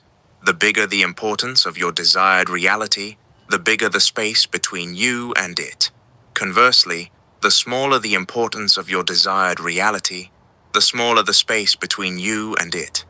The more you are internally dependent on seeing reality change, the more importance you indicate to the universe, which means the more space there is between you and your desired reality. If you need your desired reality to materialize before you allow yourself to feel the way you would in that reality, you'll never generate the frequency required to bring it into existence. The world will never prove anything to you that you have not first proven to yourself. Internal independence of reality is the essence of what it means to be good with or without it, which is the prerequisite to altering your reality. Unfortunately, too often you are good with it, but not good without it. At first, this notion can seem frustrating. How can I be good without it when I need it? The truth is, this notion is liberating. The moment you are no longer dependent on reality, you are freed from it, which also frees up your desired reality to come to you effortlessly. Your desired reality is merely an aspect of you that already exists within, but it remains imprisoned by your internal dependency on what you believe it will give you. When reality can offer you nothing, it will offer you everything. Manifestation has nothing to do with doing, but everything to do with being. It isn't something you need to do, it's something you already do. Manifestation is like breathing, an effortless, unconscious process. Understanding this is the foundation of all manifestation. Only then will it be experienced as such. Think about the moments you were searching for a particular car online, and then suddenly you started seeing them everywhere in your reality. Think about the moments you were searching for some shoes online, and then suddenly you started seeing them everywhere in your reality. Think about the moments you were thinking about someone, and then suddenly they called or texted you. Manifestation is something you've always done effortlessly. You've never had a problem with it. Truthfully, learning about it is simply discovering what you've been doing forever. Mistakenly, many desire to manifest while negating that they already manifest. Then when they fail to manifest, they conclude they have a problem. Ironically, through their belief in a problem, they manifest one. So rid yourself of your old frequency's trickery, attempting to convince you that you have a problem manifesting. Ironically, there are no truths in reality other than what the subconscious mind accepts as true. So if you believe you will have difficulty manifesting, then you shall. Practical. Many argue about the best technique for manifesting. Is it subliminals? Is it affirmations? Is it visualization? Is it vision boards? Is it writing your goals down as if they are accomplished? None of these are the best way to materialize your desired reality. The best manifestation technique is you. Transcend the infancy of technique or law superiority. The only truth is you. The only law is the law of you. There is no secret method or technique. One method works for some, others work for others. Techniques themselves are useless. It is the conviction that you pour into the technique that activates it to work, and nothing else. The technique itself does not create reality. It merely positions you to create your reality by being in the internal state equivalent to your desired reality, so it can effortlessly unfold. The only purpose of these techniques is to internally shift you into the state of consciousness of your desired reality, to such a degree you are no longer emotionally dependent on seeing reality change. Your unwavering conviction that it will work is the only thing that makes it work. That is what activates the technique. So, to reiterate a point made earlier, more important than what you do is the conviction you have in what you're doing. Scientists discovered the placebo effect during the 18th century, which proves that conviction alone creates change. If you take a sugar pill, truly believing it's medicine, your body responds as if it is because it's not the pill that holds the power, but your conviction in it. As humans, we are microcosms of the universe. The ancients stated, as above, so below. As below, so above, conveying that we are miniature, walking reflections of the universe. This means that the universe itself, being so below, as above, has its own placebo effect. So it's not about affirmations, visualization, vision boards, or writing your goals down as if they're already done. It's about you. That's what it's always been about. Techniques are like vehicles. It doesn't matter what car you ride in. All that matters is the fuel that's in the vehicle, because that will be what drives you to your destination.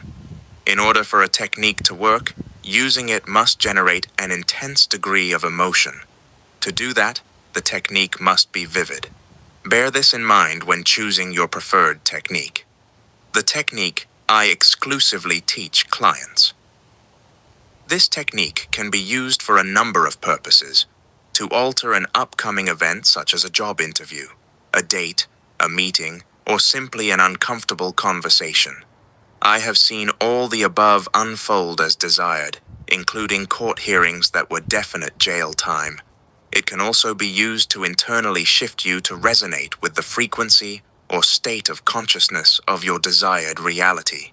It can also be used to rewrite a traumatic, painful, or upsetting past event that still may have a grasp on you to this day. This method capitalizes on the fact that the mind cannot distinguish between fact and imagination or consciousness. When imagination becomes real to the mind, it alters your frequency or state of consciousness to reflect that, causing reality to reorganize itself in alignment with your internal shift. This technique has the sole purpose of convincing your mind that what you are experiencing within is real, and it will only accept it as real if what you are experiencing within generates an intense degree of emotion and is vivid. An intense degree of emotion may mean euphoria. It may mean tears of joy. It may mean extreme gratitude. It may mean uncontainable excitement. It may mean deep peace. It may mean complete serenity. It is entirely dependent on how you would be upon attaining your desired reality. It is not one size fits all. I am rarely excited but often extremely calm, so that is the emotion that resonates my truth. Vivid implies clarity, which means knowing exactly what you want with pinpoint precision, so there is no room for confusion. These two components combined will be sufficient to convince the mind that the internal experience is something that has actually been experienced. It will then begin resonating with the frequency aligned to what you desire, setting in motion the materialization of that frequency into reality. As mentioned earlier, importance is the enemy of the materialization of your desired reality. The beauty of internally, intensely, and vividly experiencing your desired reality within through this technique is that the more you do it, the more your mind accepts that this has already happened, which decreases the external desire and importance placed upon it. The only way to reduce the importance placed upon your desired reality is experiencing it internally, because then, and only then, shall it no longer be desired externally, which aligns. I'm back. Your desired reality is only important because I came back at the good part. and if I mean, they're all good, but it you know. wouldn't be important. Too many see their desired reality as a pair of shoes in the shop window, instead of the pair they already own and have been wearing for months. The importance you give to a desired reality is an indication of internally lacking the frequency equivalent of that desired reality. You only want it because you don't have it. Using this technique correctly positions you to take your desired reality for granted. At first, this notion may seem confusing, but that is only until we look to human nature for understanding.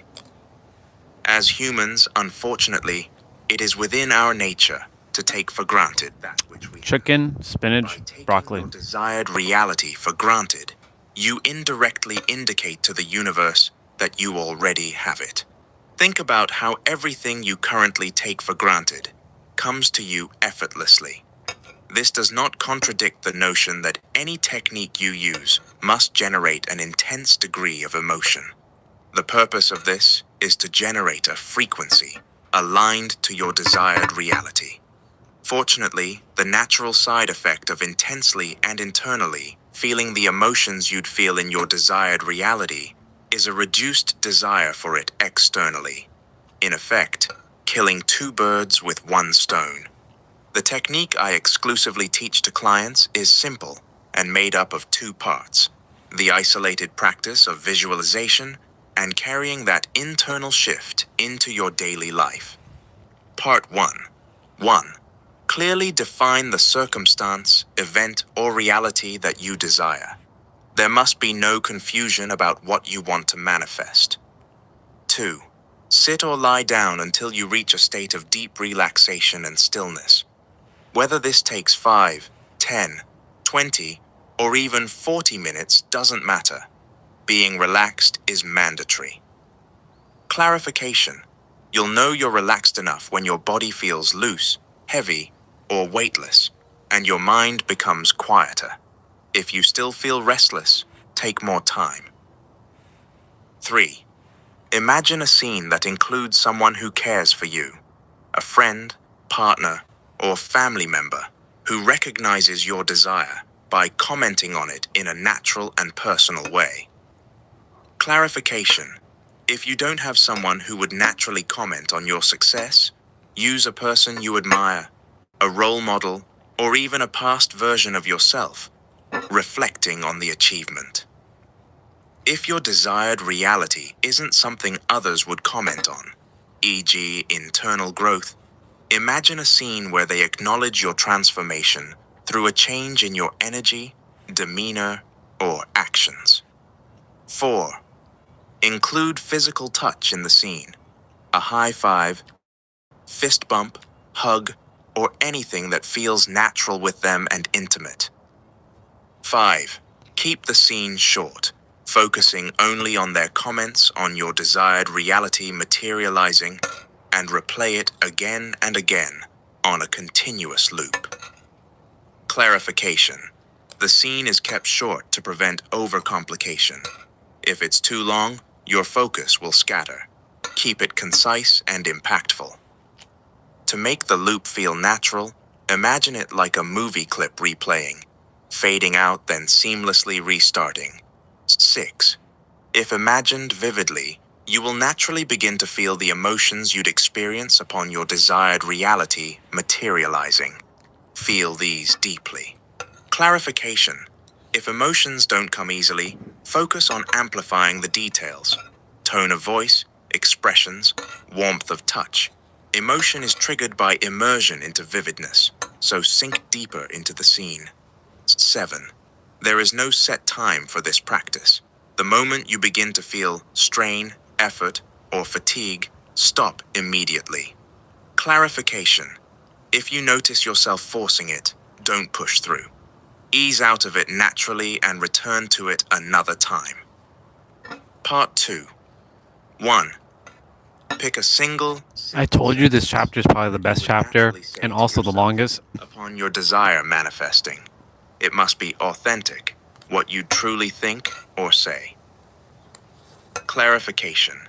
If you struggle to come up with a natural sentence, imagine seeing your desired reality unfold right now in front of you. What's the first thought that runs through your mind? That's your sentence. 2. What is the feeling you'd experience naturally and exclusively upon your desired reality materializing? Clearly define it. 3. Repeat the sentence in your head continuously throughout the day, feeling what you would feel if it were already your reality. Clarification. You don't need to say it out loud, just think it, like an internal affirmation. If you struggle to feel the right emotion, slow down and focus. Instead of repeating the sentence mechanically, imagine the depth behind it. There's no need to force constant repetition. If you forget to do it at times, that doesn't ruin the process. Just return to it whenever you remember. This isn't about repeating the sentence mindlessly all day, but about anchoring yourself in the feeling whenever possible. If your mood fluctuates throughout the day, don't panic. Shifting states is natural. Simply return to the sentence and feeling without resistance. In both aspects of the technique, simplicity is mandatory. Techniques can be used every day, but not for the sake of creation, as they do not create. They must only be used to internally experience the state of consciousness you desire. Do not make a chore out of it, as this perception will eventually lead to feeling obliged, bordering on resentment, which will emit a frequency that will negatively alter the frequency of your desired reality. That's if you see chores as a responsibility, and responsibilities tend to turn into resentment. So If you like chores and you love that, then it can be a chore, but perspective. The desire for love. Part 1. Visualized scene. A close friend or family member hugging you while There's going to be a lot of repeat now. this is the love you've always deserved. You're so happy. Or however your friend or family member would say it. Part 2. Mental affirmation. I'm finally in the relationship I've always wanted to be in. The desire for a specific job. Part 1. Visualized scene. A close friend or family member hugging you while saying, "Congratulations, I knew you were going to get the job." Or however your friend or family member would say it. Part 2. Mental affirmation. I'm so grateful I got this job. The desire for a specific income. Part 1. Visualized scene. A close friend or family member hugging you while saying, "I can't believe you're making that much. That's insane." Or however your friend or family member would say it. Part 2. Mental affirmation. Now I have more money than I can spend. The desire for a specific physique. Part 1. Visualized scene. A close friend or family member hugging you while saying, "You look like you live in the gym these days. You gotta train me." Or however your friend or family member would say it. Part 2. Mental affirmation. I'm in the best shape of my life. The desire for business success. Part 1. Visualized scene. A close friend or family member hugging you while saying, "Congratulations. How does it feel to be making X amount of money?" Or however your friend or family member would say it. Part 2. Mental affirmation. Sales are coming in like crazy these days. These are just some examples. Adapt them to your specific desire. All manifestation is instant. When aiming to materialize your desired reality, it's natural to ask, how long will it take to manifest what I want? This question is a confession of ignorance to the true essence of manifestation. Remember, manifestation isn't a matter of altering reality, it's about altering oneself. Altering oneself can happen in an instant, which would mean that all manifestations are instant. The act of altering reality requires a transcendence of third-dimensional constraint, one of those constraints being time. You need to transcend time by immersing yourself within the state of consciousness of your desired reality. By doing so, you experience the truest essence of your desired reality. Those who think manifestation is about altering reality will always wait for reality to be altered, which indirectly indicates to the universe they are lacking what they desire. Imagine your desired reality as a jacket. From the moment you step into its frequency or state of consciousness, you put on the jacket, and you remain in that state until you unconsciously choose to take it off, which is when you shift out of that frequency or state of consciousness. Once you have truly entered the state of consciousness or frequency of your desired reality, you will not need to see reality change. So, how long or when will not even be relevant. If it is, that is an indication that you must internally, intensely, and vividly experience your desired reality more. There are no big or small manifestations. Nothing in the universe is bigger than God. But paradoxically, whatever God deems bigger will be. Big or small are concepts that do not exist to the infinite. It is us defining that leads to confinement. Once this chapter ends, I'm going to go wash my dish and then come back and we're going to read. We're going to read just now. We're going to read basically what we're just listening to. As big, then it will be too big for you to materialize. Not because it is big, but because you have made it so. Often, the difficulty of I'm going to check Amazon for something quickly. Reality does not lay in the reality, but in our unawareness of how we make it difficult. To the infinite, the reality that you so greatly desire is no greater than the one you currently experience, and vice versa. It is all the same since it is above duality. It seems as though whatever we deem to be big becomes too big for our minds to conceive us materializing. So the wise thing to do would be to deem your desired reality as small. By deeming it small, it isn't too big for your mind to conceive materializing, which allows for a smooth materialization of your desired reality.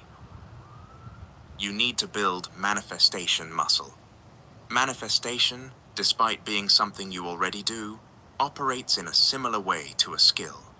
There are individuals who seem to have the ability to materialize whatever it is they want, and the source of their power lies in their manifestation muscle.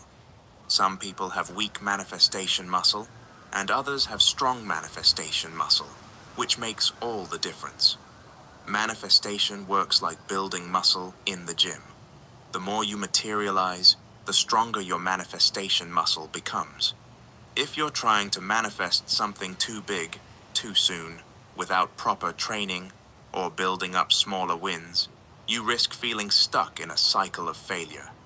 Just like you wouldn't try to lift extremely heavy weights without training, you shouldn't expect to manifest huge desires without gradually working your way up. Manifestation muscle is nothing more than a measurement of conviction you have in your ability to materialize your desires. The more you see evidence of your ability to manifest, the more that strengthens your conviction. And the more conviction you have, the more and the easier you're able to manifest. It's likely that you don't have sufficient conviction in your ability to alter reality. That's not because you can't manifest. It is because you neglect the instances you do manifest. Remember, you have been manifesting on autopilot your whole life. By becoming aware that you are already manifesting, you recognize the invisible string that connects reality and your mind. The more evidence you see, the more conviction you have, and the more muscle you gain. Often, we do not realize that we have the conviction necessary to materialize our desired reality. I'm looking for heated socks, y'all. They exist. They actually exist. Wow. And they have apps and everything? The mind will naturally note these instances as evidence, which quickly stacks up. Manifest seeing a specific pair of shoes. Manifest seeing a specific car in a specific color. Manifest seeing a specific colored backpack. Manifest an available parking space. Each small success builds confidence, strengthens your conviction, and makes it easier to manifest bigger goals over time. Building manifestation muscle requires patience, consistency, and incremental progress. After a while, your mind will naturally have a shortcut, and the idea of your desired reality will seem easy. And of course, heated gloves. That's everything you need to know when it comes to manifestation. There is no other secret key or hidden ancient wisdom you are missing. You have it all, as you always have. I'd like to end this chapter by saying that manifestation is not you creating reality. There is nothing for you to create. You're revealing it. Realities and frequencies already exist within the infinite within. Manifestation isn't creation. It is revelation. You are revealing what already exists within. Chapter 10. The desire of your desires. And we'll stop it there. Don't you just love chapter 9? It's so awesome. It's so awesome. Manifestation isn't creation. It is revelation. Yeah. It's revelation. All right. I am going to go wash this out. And you know what's going to happen. You know what? The third dimensional thinking mind is going to be like, I'm tired. And it's going to be like, it's going to start to like, as I'm reading the book, it's going to do its thing to like. So what I might do is I'm going to stand up when that happens. And I'm going to be like, we're reading this book. We're reading this book. I love reading. Oh, by the way, you know, this is gonna be the face that you all see in your dreams. When I turn Super Saiyan, that is what I'm gonna look like that. It'll be in your dreams. I love it. All right. Well, I'll bring the mic with me because, you know, you all are done listening to the book and you all can hear me. So heated socks and heated gloves. Oh yeah. And they have the heated socks has what, 6, like I saw one that has 6,000 milliamp batteries per sock. That's pretty good. That's actually really good. Interesting. That's perfect for when I'm sitting and I'm not moving. There's a caveat though to this, is washing those things because they have electronics in it. That's the only downer to it.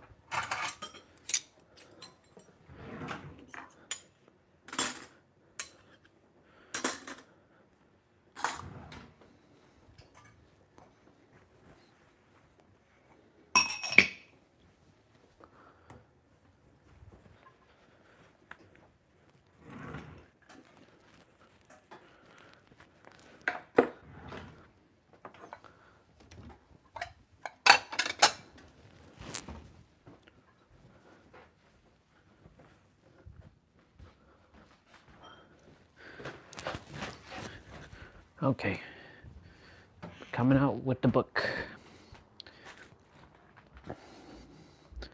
Chapter 8. You can't outrun your frequency, I believe is the chapter's name. Yep, you can't outrun your frequency. See, I have this book almost memorized.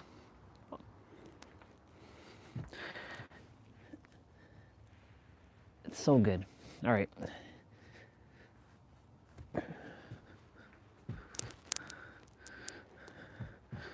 Heated socks.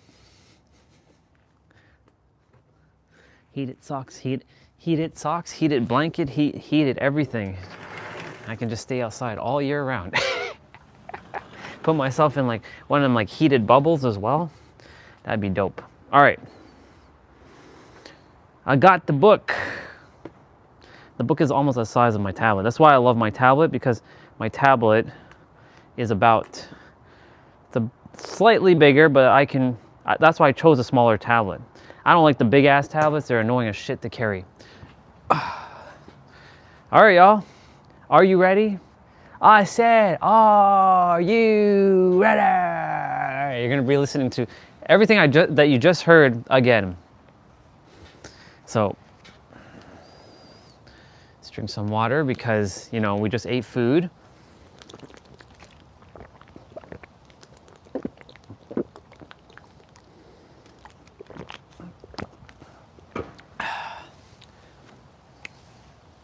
Chapter 8, y'all. You can't outrun your frequency. Principle. Manifestation cannot occur without synchronized alignment across all 3 levels of existence. Various cultures and traditions across the world adheres to the notions of 3 levels of existence. 3 planes of existence have many different names: mind, body, spirit. God the Father, God the Son, God the Holy Spirit. Mental plane, physical plane, spiritual plane. These are all different expressions of the same universal truth. The inability to change one's reality often stems from the ignorance of the 3 levels of existence.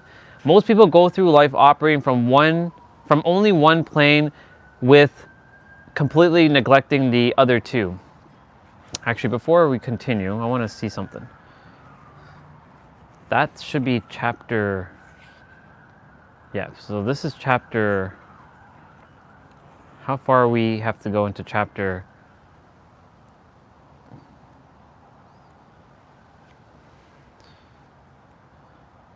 Well, we're going to be reading a fair bit, so. Is this chapter 10?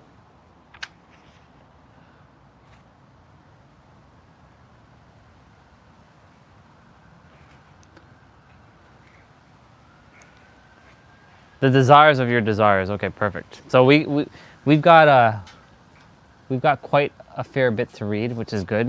I'm gonna put the bookmark here. So we got this amount to read. That's about what we've been reading daily. I know it doesn't look like much, but we got about that to read. That much. Well, I choose to read. But relying on one aspect of your being is guaranteed to lead to stagnation and a death sentence for your desired reality. True transformation requires full spectrum alignment. Mental, physical, and spiritual planes working as one. Manifestation is impossible without a synchronized alignment across all three levels of existence. This is a multi-dimensional structure of reality. The plane of existence that most solely use is the physical. This is what we call reality. It's everything you've ever known, everything you've ever seen, touch, smell, taste, and hear. It is the realm of the physical vessel, which is the materialization of the image of God. Despite the physical plane appearing to be real, it is an illusion. This doesn't mean it's fake. It just means there's more to it than meets the eye. That's a great way of saying that, by the way. It's paradoxical. Scientifically speaking, humans can only perceive a tiny fraction of the electromagnetic spectrum, the range known as visible light. So he forgot to write 65% here so there's a little typo here, but it's okay. I forgive you, Nero. The visible light makes up of the approximately 0.0035% of the full electromagnetic spectrum, meaning 99.9965, not 99.995. No, there's 65. Otherwise, that wouldn't create 100%. 99.9965% of the spectrum is invisible to the human eye. There is a vast and active part of the universe that we simply can't perceive with our senses. Reality is like putting on a VR headset and forgetting that you are wearing one. That's a bar, by the way. I'm going to take a moment and pause because that's exactly what's happening on the planet. Everybody's got a VR headset on and they're seeing what they're only seeing, but they have to take off the VR headset and they have everything.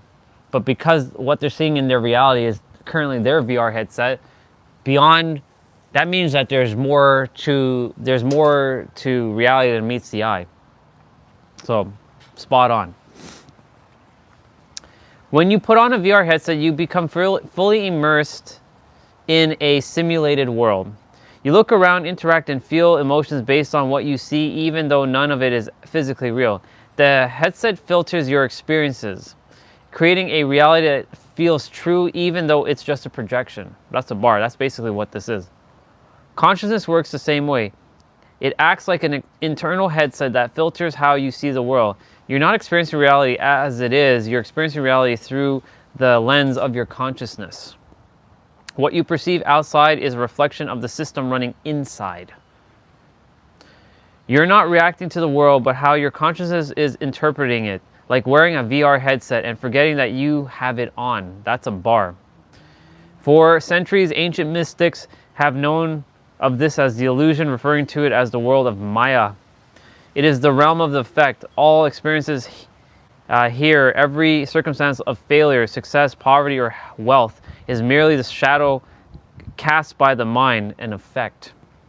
Reality is an effect. Smoke from a fire, ripple in a pond, an echo of the sound, and a reflection from the mirror. Because without that stuff, like, especially when we see that duck, how it starts, that's where the ripples come from. It starts from within. Most of the world operates from this one plane of existence simply because it's all their mind can conceive of existing. Being tied to the physical plane, they tie themselves down. To reiterate,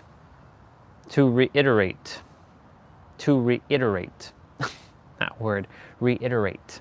To reiterate, the physical plane is the realm of effect. The mistakes that you must not make is attempting to change an effect itself. Reality cannot truly be changed from reality. It must be altered on a higher plane of existence. The only place where reality can truly be changed is the mental plane. Where do thoughts come from? Is every thought mine? Think of the mental plane as a layer of immaterialized thoughts, like clouds of potential ideas drifting through the fabric of reality. Imagine the world is made of steam.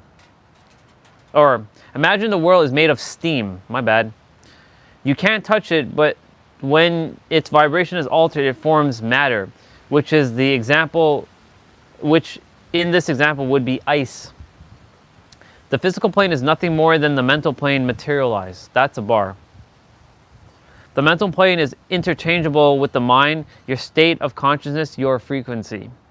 And again, your frequency is your state of being.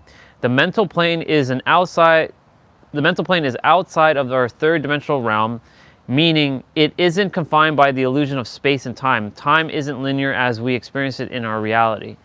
This reveals a truth you may not have heard. You don't create reality. How could you? Everything already exists, and it exists here. But it exists here and now. He forgot the word now. Think about it like this. You go to a restaurant, and for the meals you go to a restaurant, and for the meals are already prepared. You simply select which ones you desire. This notion is instantly liberating because it removes all the pressure that unconsciously comes with the idea that you require to create. So let me stop there for a moment. When you go to a restaurant, technically it's not prepared, because when you order, sometimes it takes 30 minutes for your food to be prepared.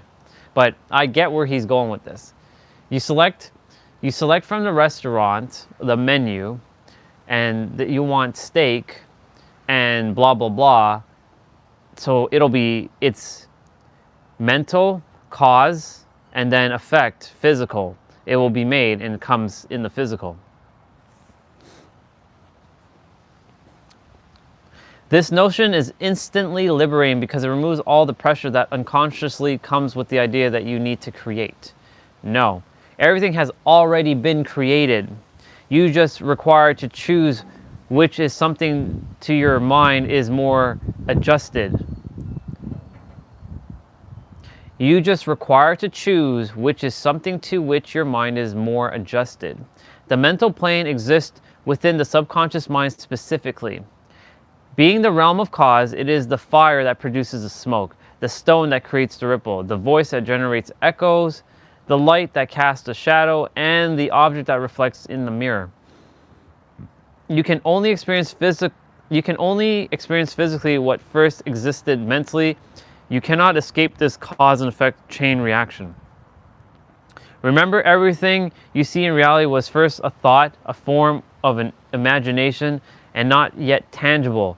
This must be extrapolated to every condition, circumstances, and events that you are experiencing in reality. The spiritual plane is where your spirit body exists. Some call it your astral body, hence the term such as astral projection.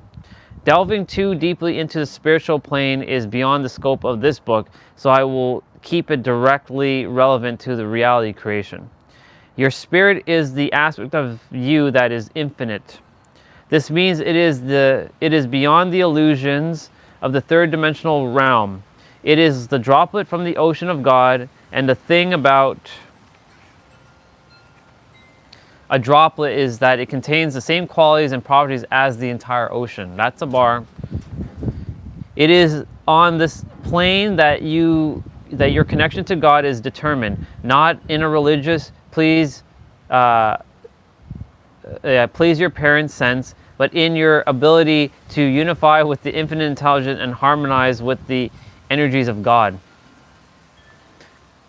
The spiritual plane is like the oven that bakes your mental creations into physical form, or into the physical plane.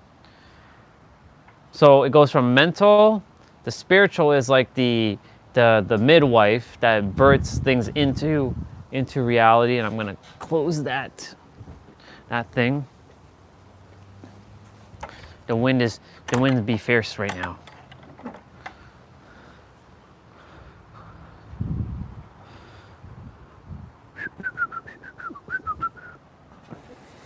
Where were we?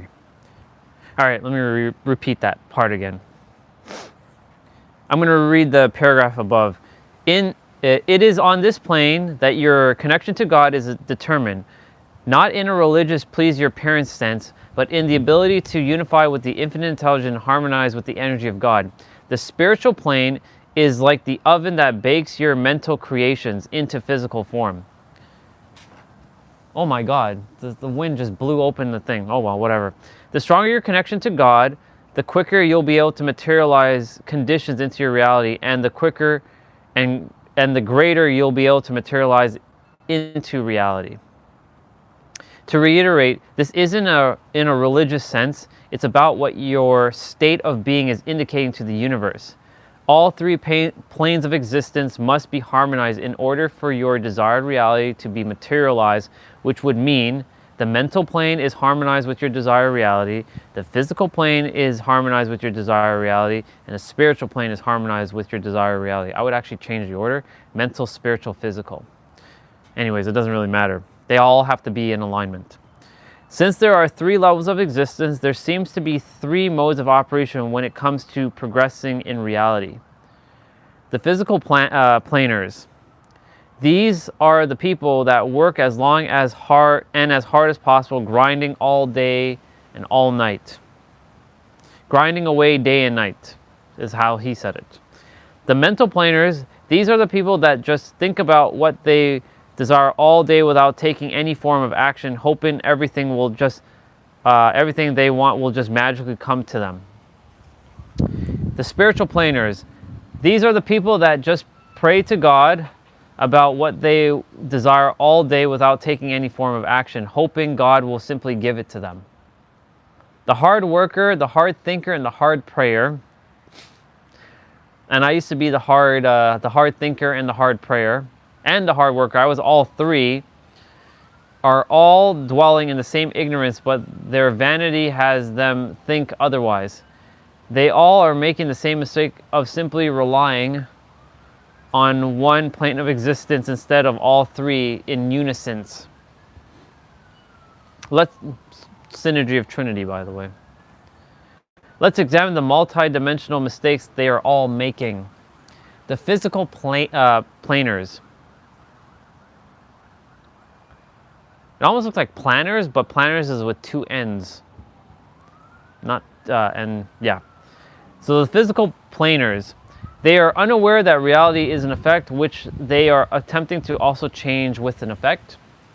They rely solely on physical action, neglecting the higher planes of existence and never realizing that action is the lowest level of consciousness, so their results are low level. This is where most of the world resides, without ever realizing that you cannot change an effect itself. You must change the cause.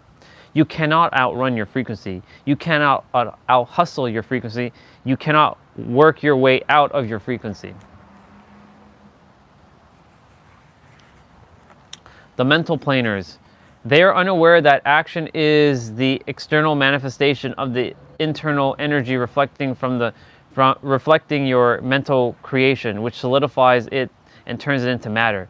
They are unaware that action is required to bring a frequency or consciousness into reality. By seeking to escape hard work, because that's subjective, which isn't a necessity,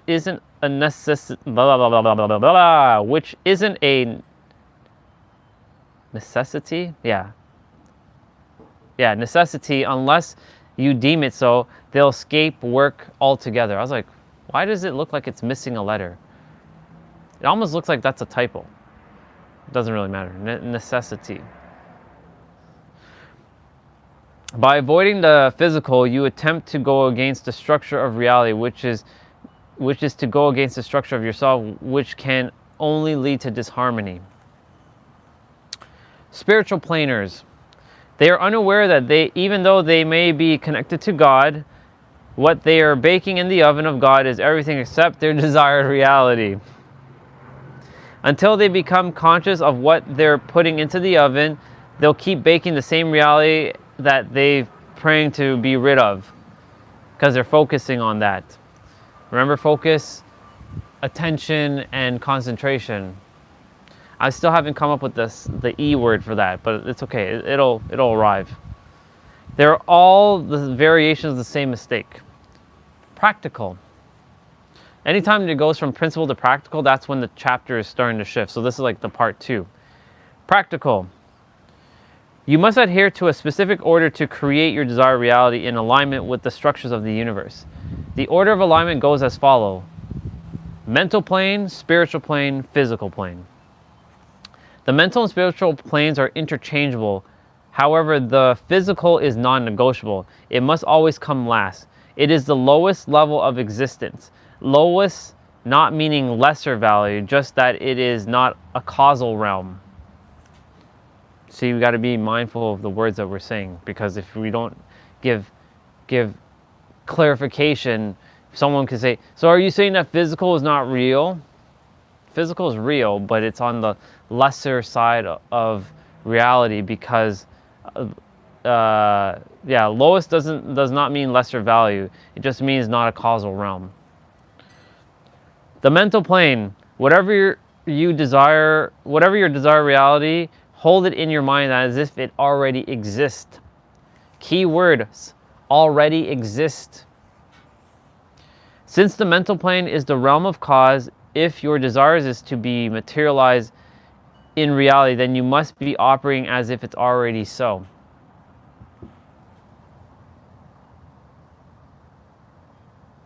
Yeah, I have to add. I always have to add, because like I'm not satisfied when I see stuff and I'm like, no, I can't let that like slide. I have to add more to it. Shifting from desiring to already having. See? Having. Because desire, even though it's better than want, desiring still doesn't mean that you have it. Because you can, and of course, you can only have what you already have, the knowing law of the universe. Because if you don't have it, that means you want it. And if you want it or desire it, that means you don't have it. And if you don't have it, that means the universe will say that you don't have it. So guess what? I'll give you more of the same. It's such a fucking paradox. Shift from desiring to already having. The only way to arrive at the end is to begin at the end. That's a bar. The mirror will never smile before you do. You cannot change the reflection of the reflection of the mirror cannot change before you do, essentially. You can change all the mirrors, and the mirror will always look the same. Until you change your inner state, the mirror will not change how it's going to look before you do. The spiritual plane. Until you recognize the power within, you will have no power without. That's a bar. By recognizing and internalizing that you are a materialization of God and that God dwells within you, you activate the power of the infinite within you. Remember, I said that you all are pretending to be the finite as the infinite. You're the infinite pretending to be the finite, not the other way around. Ooh, we're gonna get to read chapter 9, the best chapter, in my opinion. And it's the long one too. We got quite some pages to read here, boys and girls. We got lots, and I love it. There is no greater power in the universe than God, but if you fail to recognize God within, then you will be powerless before any condition, circumstance, event, or person that possesses an adversity. Once you grasp the infinite nature of your true identity, you realize how arrogant it is to think that God could ever fail. That's a bar. Because like, if you are, the only reason why you think that you're still not going to be able to bring forth what you desire is because you still don't think yourself as God. And because you still don't think yourself as God, and even though you can't really define God per se, because if you define God, that means you confine him. That's his bar. And that was such a bar. The fact that you still don't entertain that you're the creator, you're the infinite, that means that you're still seeing yourself as you're going to fail. How can you fail when you're the creator? Like, you can't. It's impossible. It's impossible to fail. It's impossible to not have whatever you desire because you're the creator. The live stream stuck? It's fine. It's all good. To doubt yourself is to doubt God. Ooh, that's a bar right there. Which is true blasphemy. The only way to strengthen yourself on the spiritual plane and to connect to God is to spend more time within than you do without. The vehicle of choice doesn't matter because the destination is the same. The more time you spend within, the more power you will grow within. The more you cultivate internal power, the less power the external will have over you. The physical planers. Only after arranging yourself correctly on the higher planes of existence can you begin to dominate the lower plane of existence reality. Action is unavoidable. But to avoid wasted action, the physical plane must come last. The higher planes of existence metaphysically position you in a correct direction to begin walking towards your desired reality through action. After vibrationally aligning yourself to your desired reality, you will begin to receive the blueprints on how to physically get there. That's true. You got to get into mental and spiritual alignment so that you can walk the physical.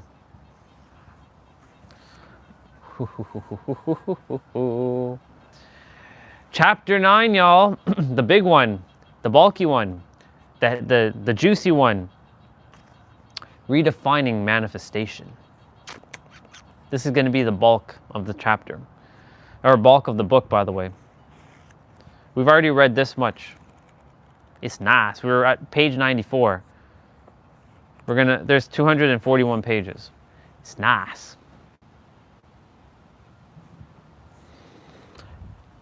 Chapter 9, redefining manifestation. Principle. If you desire to change your reality, then you have lost the race before it already began. You're not here to change your reality. You're here to change yourself. And by changing yourself, reality will change alongside you. I can tell you because mine has changed. I've stellar leaped. I've omni leaped. I've God leaped. Quantum doesn't even encapsulate what I've done. If it's likely that you've entered this realm of knowledge seeking to change your reality, but the paradox, see, P word. Don't you just love that word, paradox? It's so awesome. It has an X at the end. I like that letter X. But the paradox is that true manifestation has nothing to do with changing reality. The desire to change reality is actually what keeps so many from ever changing their reality. True manifestation is solely focused on you and neglecting reality. Nothing will ever change until you do you first, and that is a non-negotiable universal truth. That is a bar. Indeed, Allah will not change the condition of a people until they change what it is in themselves. Quran 13:11. I like that he put the Quran as well. I don't know if he put any Bhagavad Gita things in. I'm sure he did. The moment you change the frequency or state of consciousness, the universe picks up from you begins to change, and as a result, what is reflected changes. Think about it in terms of supply and demand. Every supply is only a product of a demand, meaning that the reality you are being supplied with is what you are subconsciously demanding through your frequency or state of consciousness, whether you like it or not. If you desire to be supplied with something different, then you must demand something different. And the unfortunate thing is that we are unaware of what and how we demand. It's true. What you want, what you desire, is not what you demand. And what you demand is who you are. Notice what it said there. What you demand is who you are.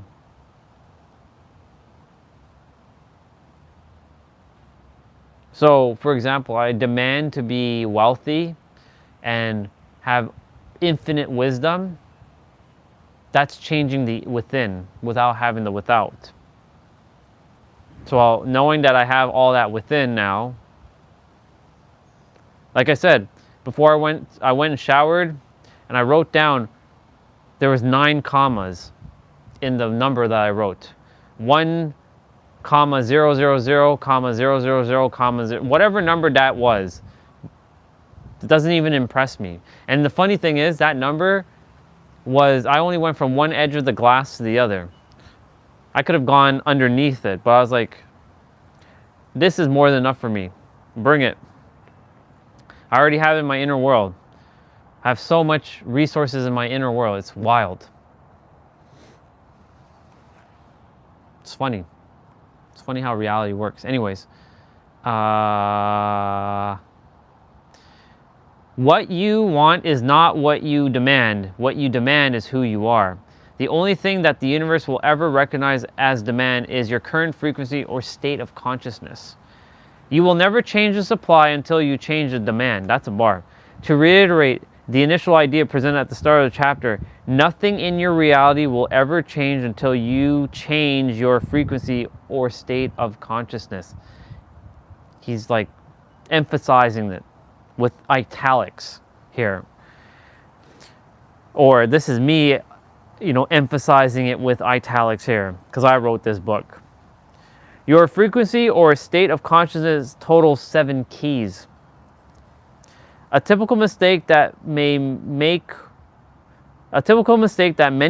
when attempting to alter their reality is to simply alter 1 or 2 keys while neglecting the others. And he's going to explain the keys in a moment. 7 keys, 7 rays of light. But I'm the 9th ray. I'm beyond the 7 keys. Eventually, I have to empower myself. I got to slide that shit in, and you all have to slide that shit in too for yourself.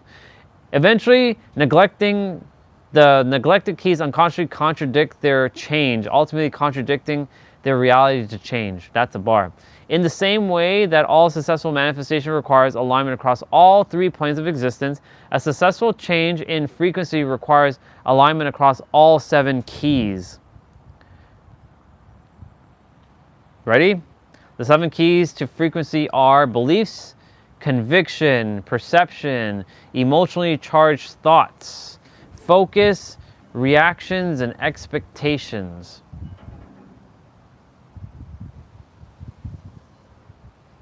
Your current reality is nothing more than the reflection of what you've been demanding.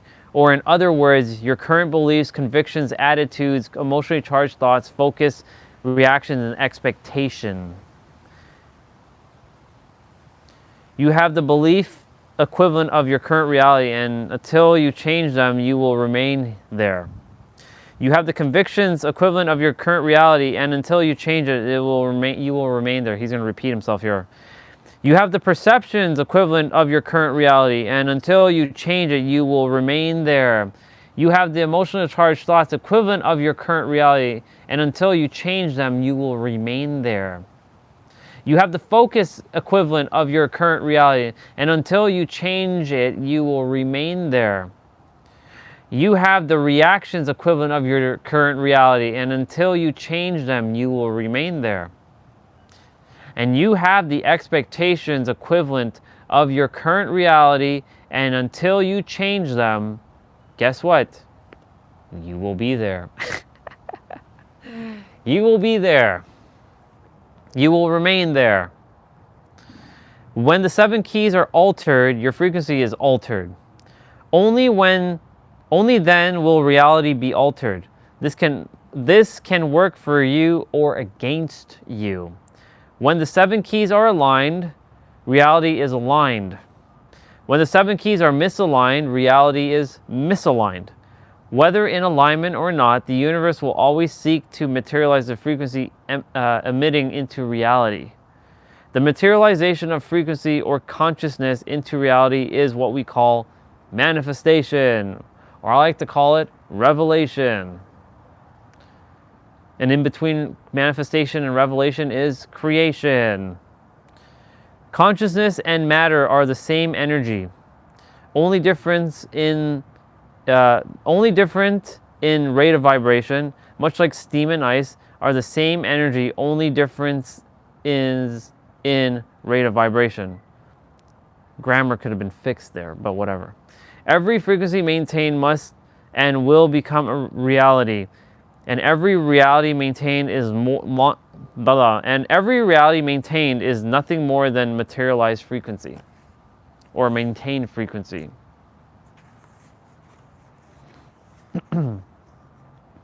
Before we can get to the true essence of manifestation, let's debunk some common myths around it. You don't need to work to manifest. This is number one.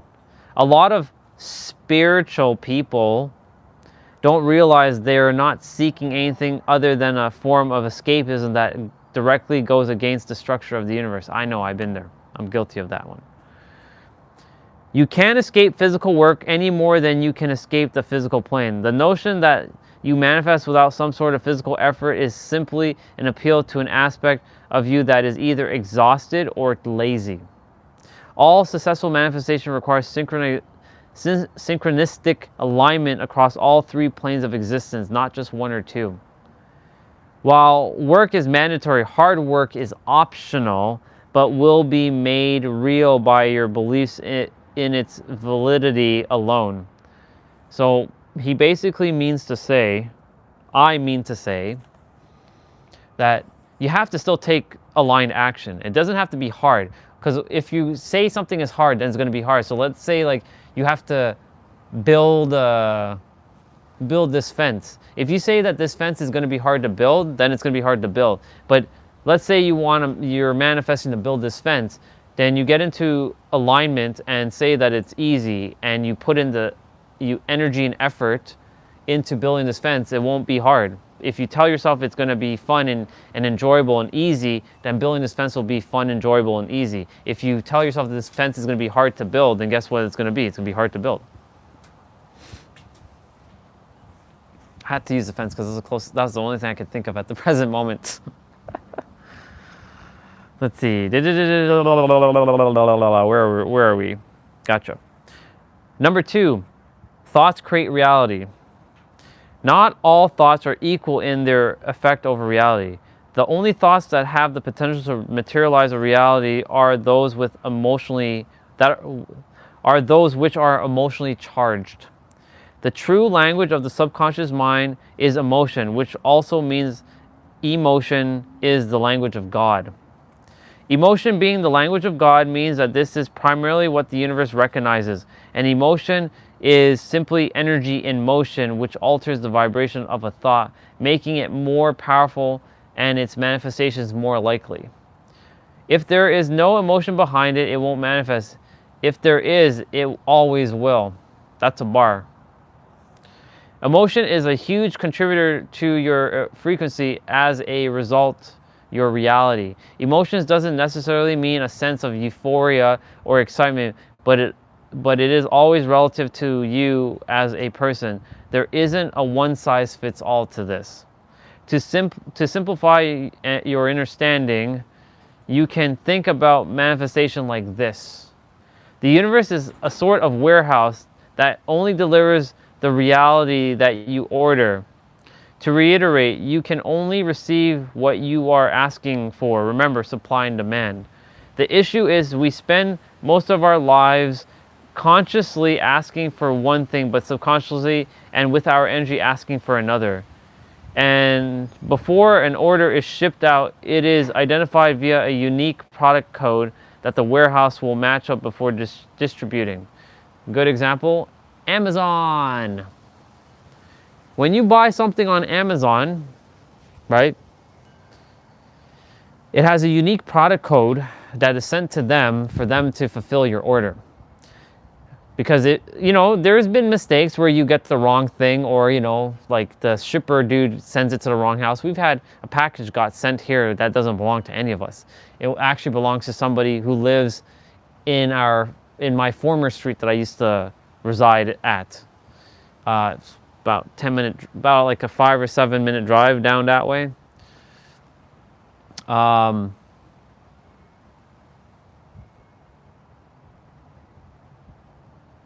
Yeah, so like you're ordering something off of Amazon, it has a unique product ID, a barcode, and that barcode is your desired reality, and then it gets sent to you.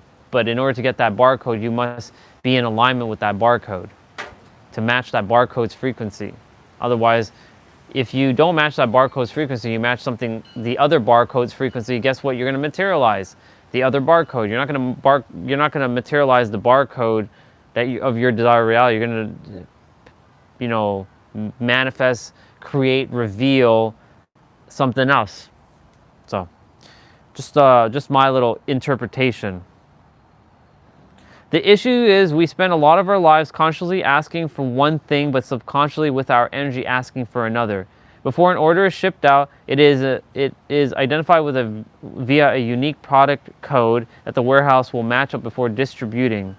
Think about your frequency like the unique product code that will always match its identical reality before being shipped out. To reiterate, before anything can exist physically, it must first exist vibrationally, which is a combination of mentally and emotionally.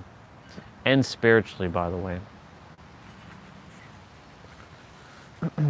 Guess what? I made it to page 100 in 3 days. Getting to page 100, not too shabby, y'all. Not too shabby. Those who know the true process of manifestation possess the ability to manifest instantly. And that is not an exaggeration. Oh my God, I'm pushing this table back.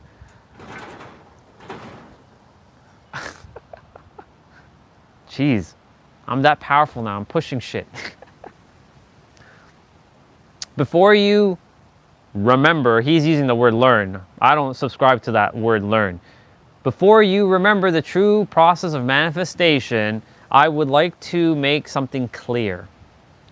The knowledge, wisdom you have is activated by the security you have in the knowledge, wisdom. What he means by that just now, what he just said is you have conviction and knowing that you have more than enough information to manifest whatever you like. And knowing that you already have enough and that you're so capable of manifesting things that you don't have to be seeking anything outside of you. So he's gonna explain something now. So you'll like this. How many people are here? 3? 3. Cool. There are individuals with wrong, he's using knowledge, so I'll use knowledge for now.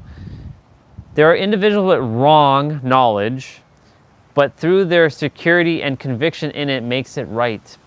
There are also people with right knowledge, but through their insecurity and self-doubt in it makes it wrong.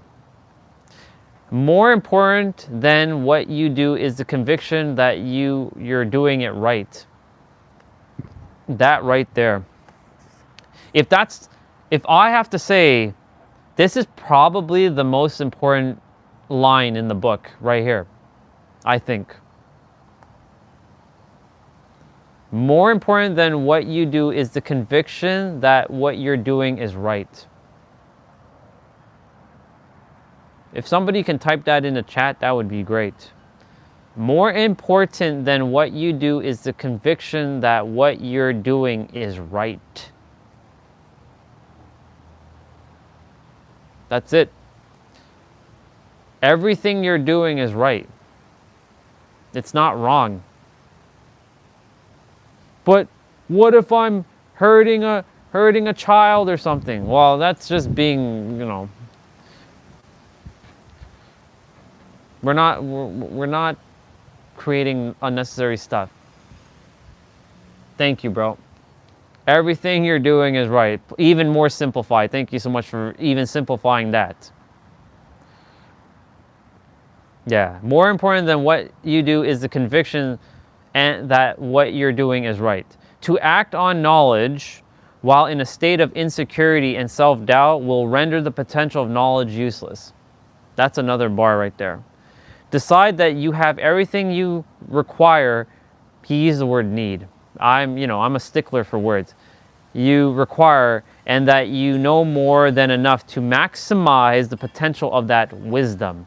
See, the beautiful thing about me is I'm so fucking aware of words that I'm like looking at words and I'm modifying words to my will and not just like taking in what he might be saying. Because I'm like, not knowledge, wisdom. Not need, require. But of course, to each their own with their words. Because everybody has their own definition of words and their own association with words. The true process of manifestation, and this is where I get to say his most famous line, because he gets to say this in all videos, and I get to say it. Manifestation is internally shifting to a degree in which you are no longer emotionally dependent upon seeing reality change when you are good with it and you're good without it. I love that. This is on page 100, by the way. I should remember page 100. It's a very powerful page. Diving deeper into this definition can alter everything. There are 2 layers to this definition. 1, manifestation is focused on shifting internally, not externally. And 2, when you are no longer emotionally dependent on what's going on your outside of you, whether positive or negative, when you are good with it and good without it.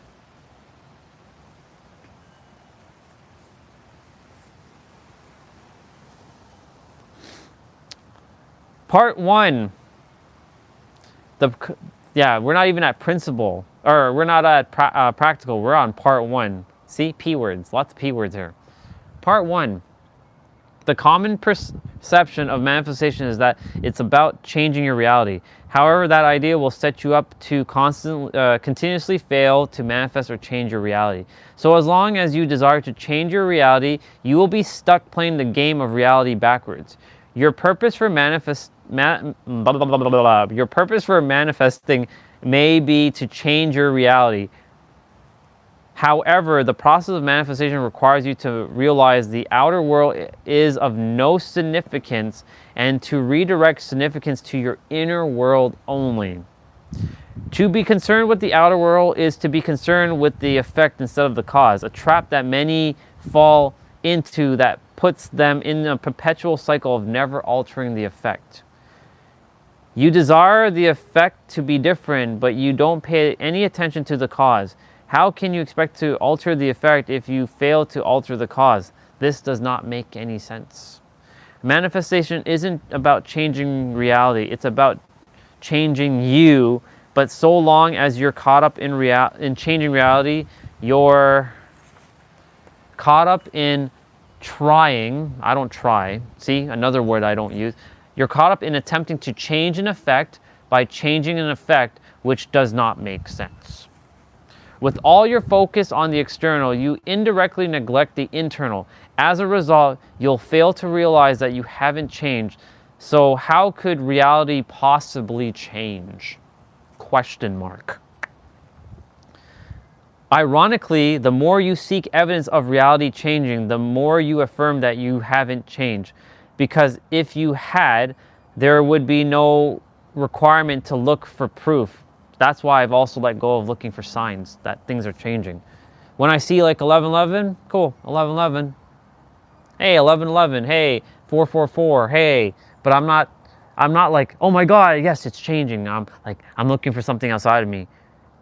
I now have accepted that, like, I see these things and it's part of it's like normal to see these things. And if I miss it by a second or I miss it by a minute, it's normal. Everything has become normal. Because I don't look for proof anymore. I am the proof. What proof do I require now? I'm thinking greater, I'm feeling greater, I'm living greater, and I'm manifesting greater and beyond.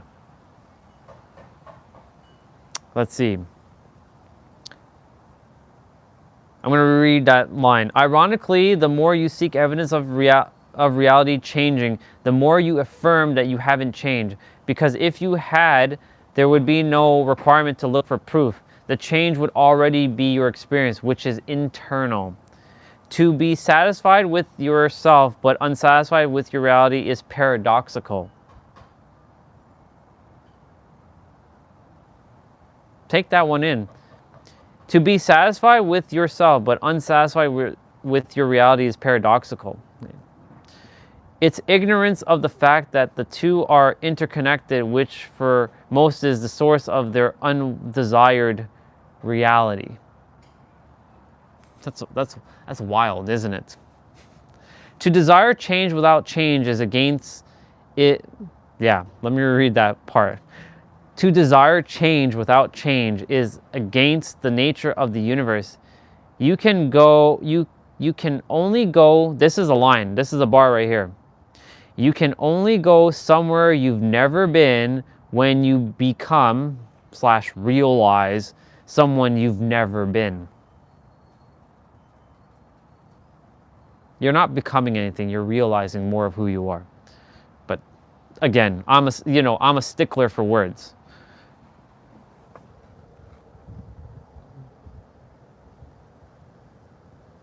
I wish I had more time to focus on that. That's one of the ones that triggered me before when I heard it on the last that you had this playing. Wait, what's stirring you up? Just type it in and then we can address it when I know you have your client, but we'll address it later. What is it that's triggering you quickly before I continue?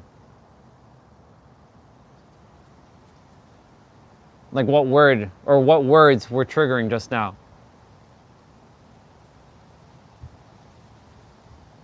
And it's good that you're aware of that so we can address it.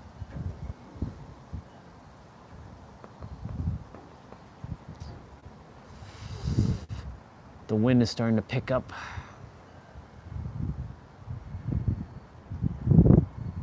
I know you have your client in like 2 minutes, 3 minutes.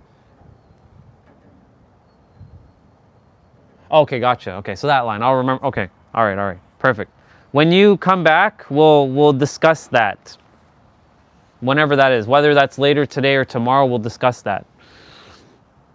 I'll make a mental note on that one. So basically, that's that line. To be satisfied with yourself but unsatisfied with your reality is paradoxical. Yeah, so it's that line right there. Yeah, that one. Okay. All right.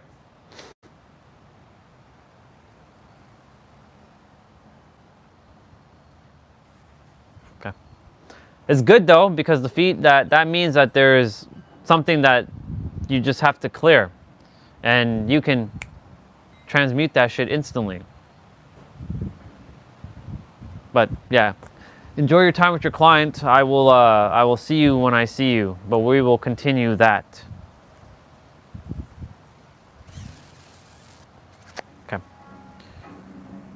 To desire change without change is, yes, I already read that. So you can only go somewhere you've never been when you realize you're someone you've never been. No problem. We'll work on, we'll play on that.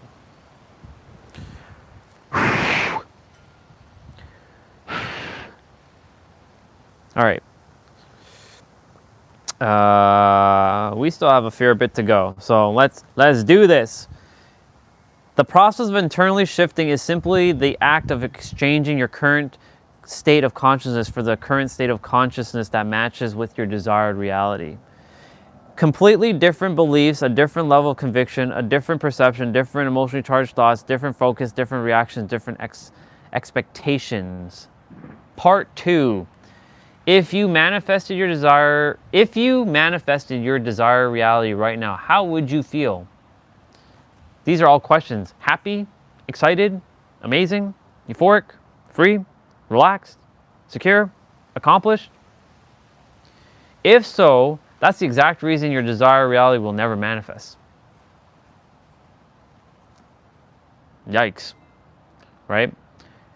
Because if you don't give these feelings of so this is me adding. So if you don't give yourself these feelings of happiness, excitement, amazement, euphoria, like euphorism, sure, whatever. We'll add that. Being free, relaxed, secure, and accomplished. You don't give that to yourself right now, before reality gives it to you, you'll never get it. So, if so, that's the exact reason your desired reality will never manifest. Conversely, if you never manifested your desired reality, how would you feel? Disappointed, crushed, sad, annoyed, frustrated, irritated, angry, empty? And if so, that's the exact reason your desired reality will never manifest. Whether you realize this or not, to grant the external the power to alter your state, your internal state, is a confession of dependency of reality. That's a fucking bar. To be dependent on reality is to require reality to give you what you desire. Those who are internally dependent on reality will forever be a slave of condition, circumstances, and events of reality. To be independent of reality requires you to give yourself what you desire. That right there. Those who are internally dependent of reality will never... Wait. All right. Those who are internally independent, not dependent, independent of reality will never be the slave of conditions, circumstances, or events of reality. The quickest way to determine if you're internally dependent on reality is to ask yourself whether you're postponing the feelings of your desired reality until it manifests.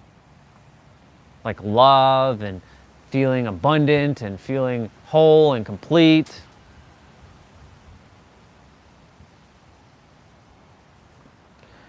If that's the case, it means you're waiting for reality to change before you're allowing yourself to feel those feelings.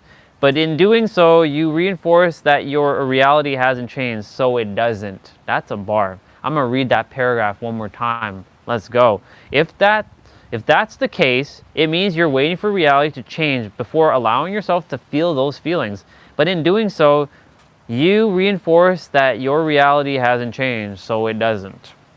Ironically, the feelings you envision...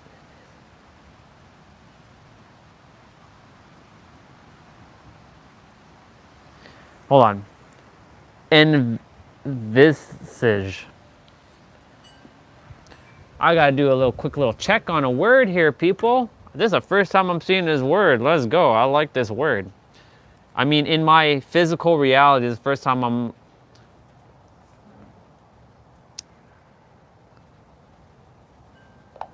I have a question for you. So there's a word that I just ran into I hadn't seen before. It's spelled E-N-V-I-S-A-G-E.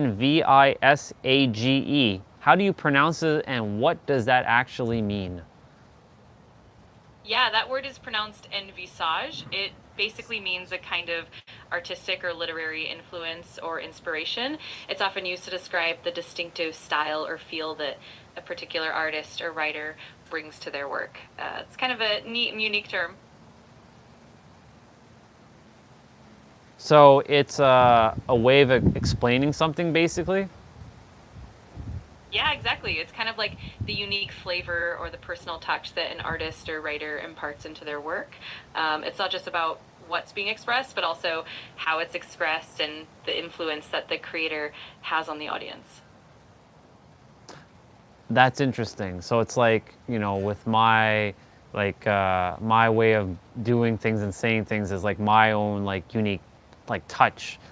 It's, for example, saying two people can say the same thing, but they're saying it in their own unique way. Let's say one person says that you are God, and then I say that you are the infinite, but it basically means the same thing. Would that basically uncover what this word means? And can you pronounce it one more time for me?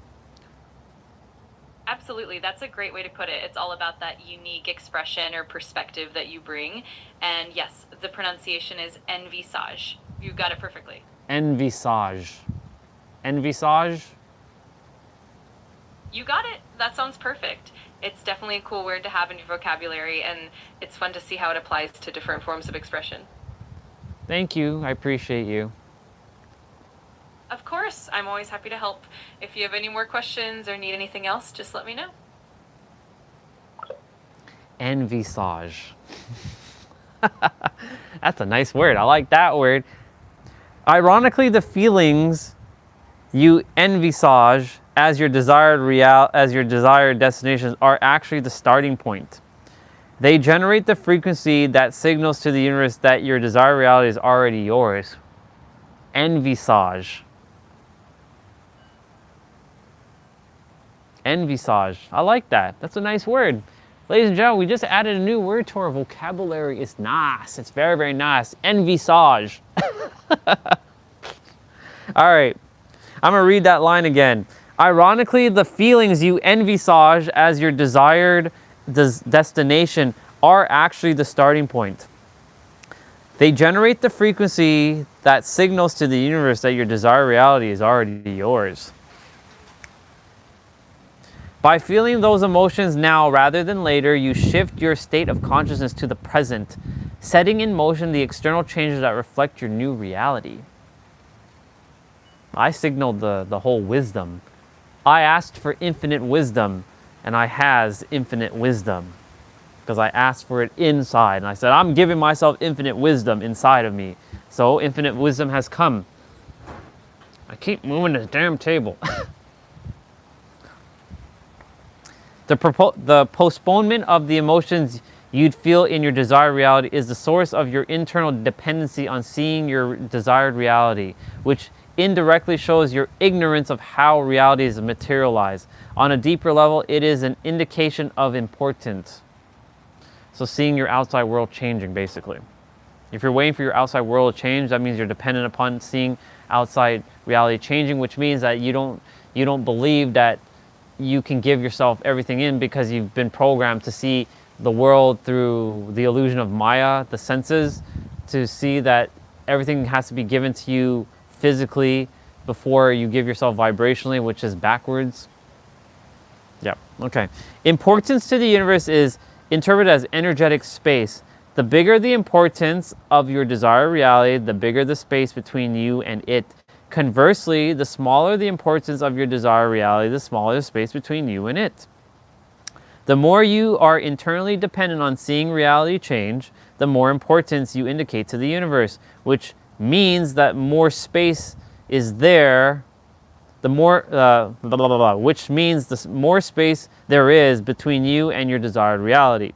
If you require your desired reality to materialize before you allow yourself to feel the way you would feel in that reality, you'll never generate the frequency required to bring it into existence.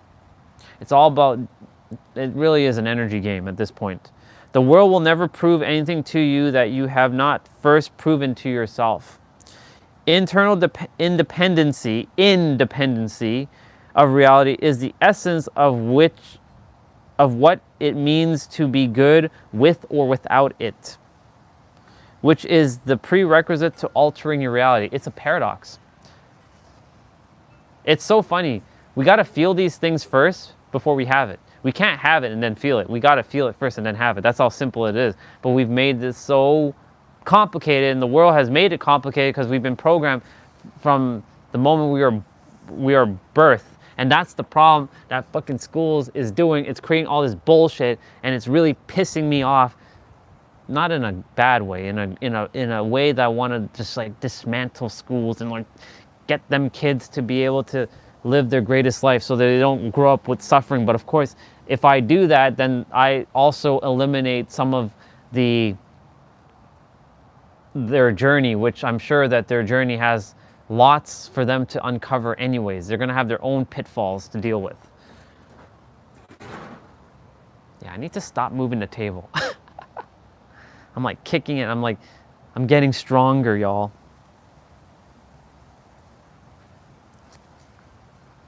Yeah, okay. Unfortunately, Too often you are good, unfortunately, too often you are good with it, but not good without it. At first, this notion can seem frustrating. How can I be good without it when I need it? Require it. The truth is, this notion is liberating. The moment you are no longer dependent on reality, you are freed from it, which also frees up your desired reality to come to you effortlessly.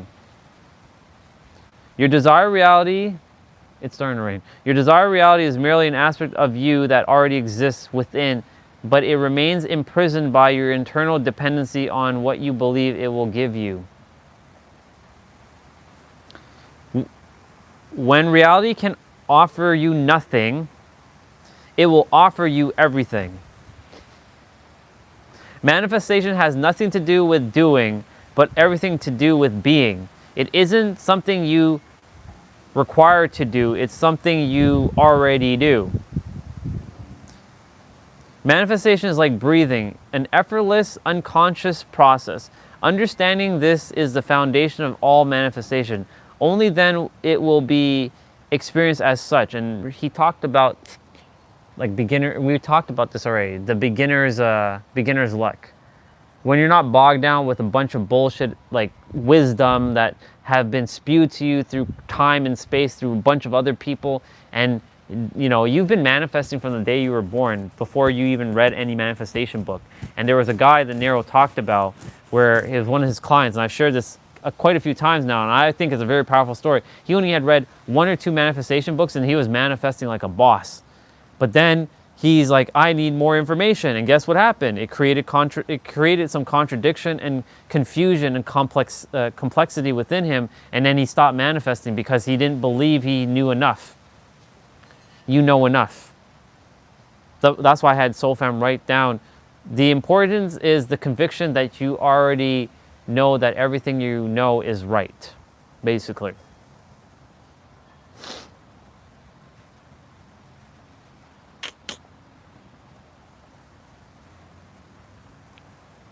Where are we on this page?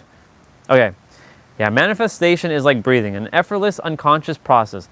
Understanding this is the foundation of all manifestation. Only then it will be experienced as such.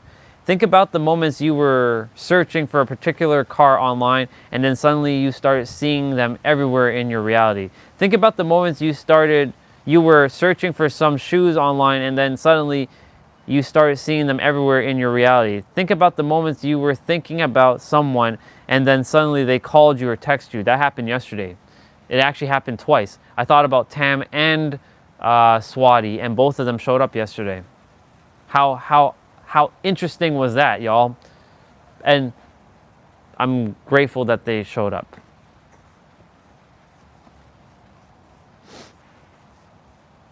And if they're there, love you both, by the way, just so you know. I love you both. Don't ever forget that. 213. All right, cool. Let's go. Manifestation is something you've always done effortlessly. You've never had a problem with it. Truthfully, learning about it is simply discovering what you've been doing forever. See? Learning about it is simply discovering, basically remembering what you've been doing forever. Mistakenly, many desire to manifest while negating that they already manifest. Then when they fail to manifest, they conclude they have a problem. Ironically, through their belief in a problem, they manifest a problem. It's fucking paradox. It's so crazy when you're like, you think like this, but then if you think like this and then you say this, but then you say that and then it comes out to that, but it's really supposed to be that because you said this for this thing to happen. That's how this shit works, y'all. Wild, isn't it? I'm going to read that line one more time, that paragraph.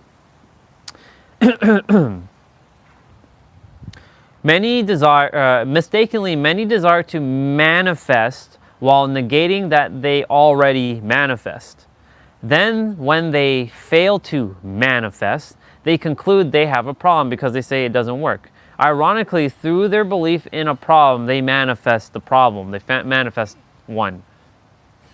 So rid yourself of your old frequency's trickery, because it's trickery, attempting to convince you that you have a problem manifesting, or you have any problems, or that you have to go learn, and all this other stuff. Ironically, there are no truths in reality other than what the subconscious mind accepts as true.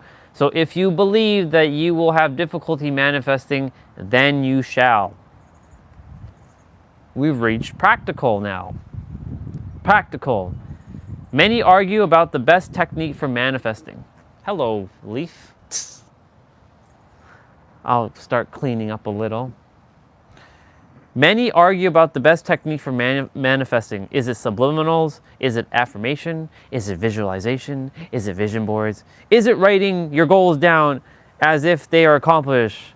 Is it doing 369? Is it rubbing your crystal? He's not right. I'm saying all this. Is it rubbing your crystals? Is it writing down 369, 3 in the morning, 6 in the afternoon, 9 at night? Is it praying to the moon? Is it making rituals? Is it like burning things? Is it creating voodoos? None of these are the best way to materialize your desired reality. The best manifestation technique, you ready for it?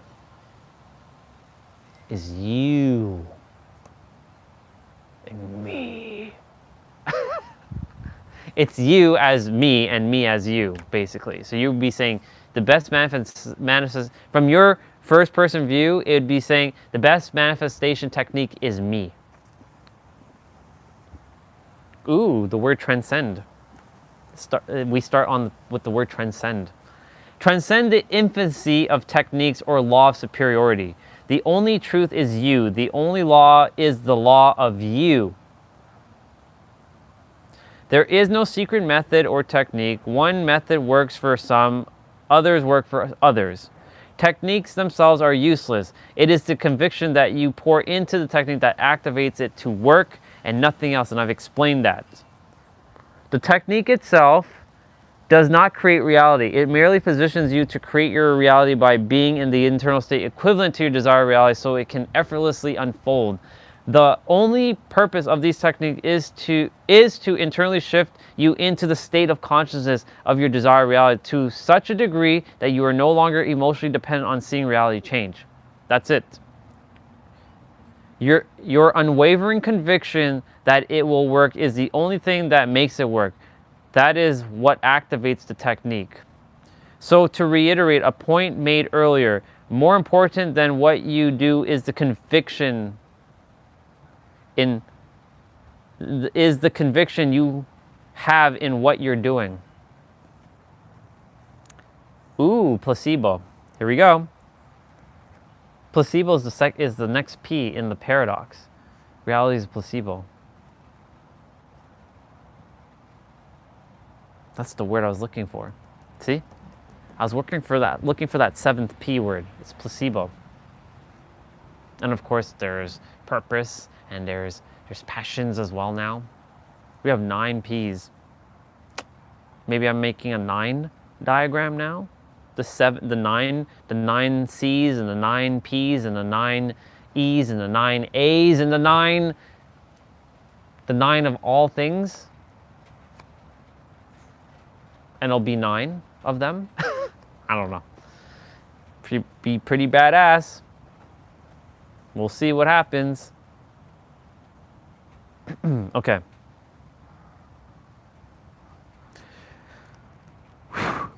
Scientists discovered the placebo effect during the 18th century, which proves that conviction alone changes or creates change. If you take a sugar pill, truly believing it's medicine, your body responds as if it is because it's not the pill that holds the power, but your conviction in it. That's a bar. As humans, we are microorganisms of the universe. The ancients stated, as above, so below, as below, so above. And I'm going to add my lines. As above, so below, as within, so without, as the universe, so the soul. Conveying that we are miniature walking reflections of the universe. This means that the universe itself being so below as above has its own placebo effect. So it's not about affirmations, visualizations, vision boards, or writing your goals down as if they're already done. It's about you. That's what it's always been about. Techniques are like vehicles. It doesn't matter what whip you ride. He said car, but you know, what whip you ride in. All that matters is the fuel that's in the vehicle, because they will be what drives you to your destination. And if you put the wrong fuel, you will get your car won't move. The technique won't matter. In order for a technique to work, using it must generate an intense degree of emotion. To do that, the technique must be vivid. Bear this in mind when choosing your preferred technique. The technique I exclusively mirror back to clients, even though he says I teach clients. Ooh. We're almost there, by the way. The technique I exclusively teach clients. This technique can be used for a number of purposes: to alter an upcoming event such as a job interview, a date, a meeting, or simply an uncomfortable conversation. I have seen all of the above unfold as desired, including court hearings that were definite jail time. It can also be used to internally shift you to resonate with frequency or state of consciousness of your desired reality. It can also be used to rewrite a traumatic, painful, or upsetting past event that still may have grasped on you to this day. You know what? You know what just came to me? And I'm gonna have to mention Mr. Trump for a moment. That's how this dude is staying where he is. He should have been in jail. He should have not been president. But because he knows the power of the mind and knows how to think beyond, and he knows that it's already done, and he has so much conviction that he was president and that he's not going to jail, that's how he avoided jail. Now, he probably doesn't have to do all these techniques and stuff. He just like, no, I simply don't entertain this shit. I simply don't entertain that I'm going to jail. I don't even think about it. I'm not even concerned. He's not a dude who you see worries. You don't see worry in his eyes. You see a dude who's confident and has whether you like him or not, even though he is us, he's another version of us he's a great mirror for humanity to shed a lot of bullshit out of you. That's the paradox, by the way. Yeah. See? Actually, it's really there. He knows. All right. I like that line. I'm going to reread it again. I have seen all the above unfold as desired, including court hearings that were definite jail time. It can also be used to internally shift you to resonate with a frequency or state of consciousness of your desired reality. It can also be used to rewrite a traumatic, painful, or upsetting past event that still may have grasped on you to this day. This method, this is what I kind of did without knowing that I did that last year with rewriting my past. And like reliving all my past of like the girl rejecting me when I was 5 years old and calling me an ugly, stupid monster and shit like that. Like I'm an ugly monster. Yeah, rewriting that. You can rewrite everything. Like that. This method capitalizes on the fact that the mind cannot distinguish between facts and imagination or consciousness. When imagination becomes real to the mind, it alters your frequency or state of consciousness to reflect that, causing reality to reorganize itself in alignment with your internal shift. This technique has the sole purpose of convincing your mind that what you are experiencing within is real, and will only accept it as real if what you are experiencing within generates an intense degree of emotion and is vivid. An intense degree of emotion may mean euphoria. It may mean tears of joy. It may mean extreme gratitude. It may mean uncontainable excitement. It may mean deep peace. It may mean complete serenity. By the way, that's my daughter's name, Serenity. Yes, I have a daughter. And I have a son. And my son's name is Sephiroth.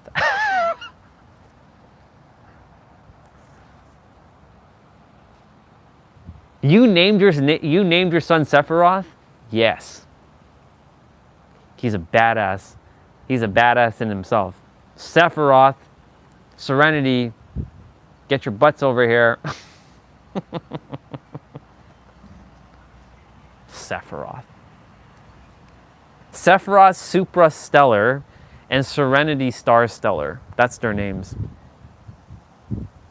You have quite the names for your kids. Hell yeah, you give them powerful names. You give your child a powerful name, they will live powerfully. The name in itself is confidence. So give yourself a confident, powerful name, and you will see yourself.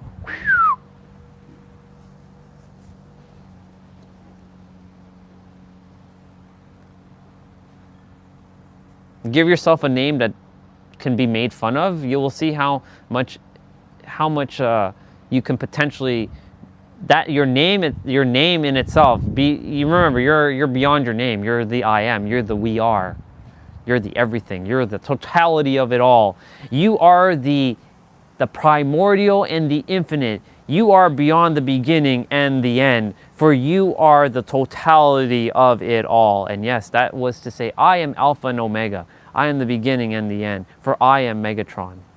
That's where I got that from. I rewrote Megatron's line to be even more powerful.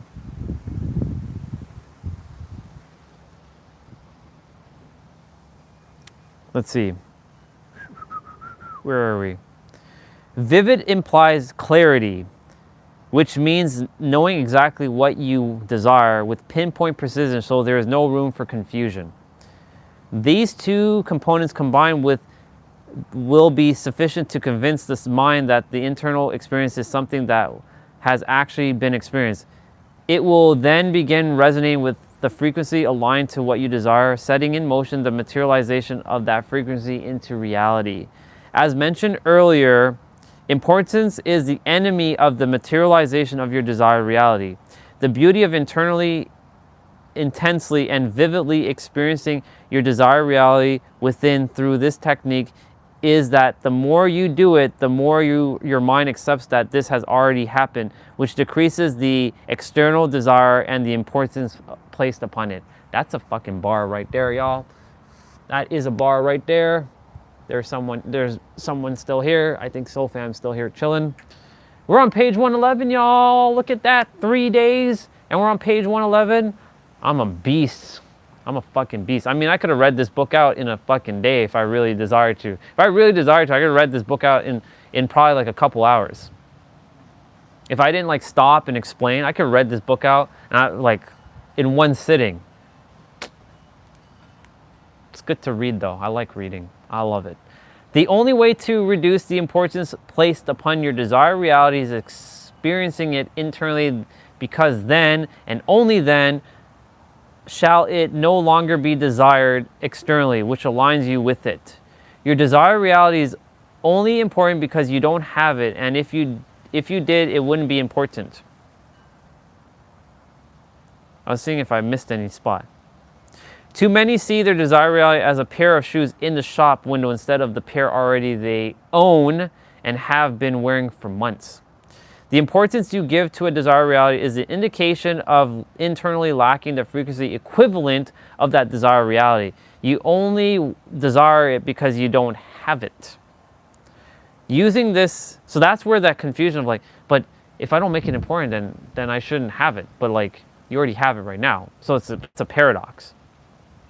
Using this technique correctly positions you to take your desired reality for granted.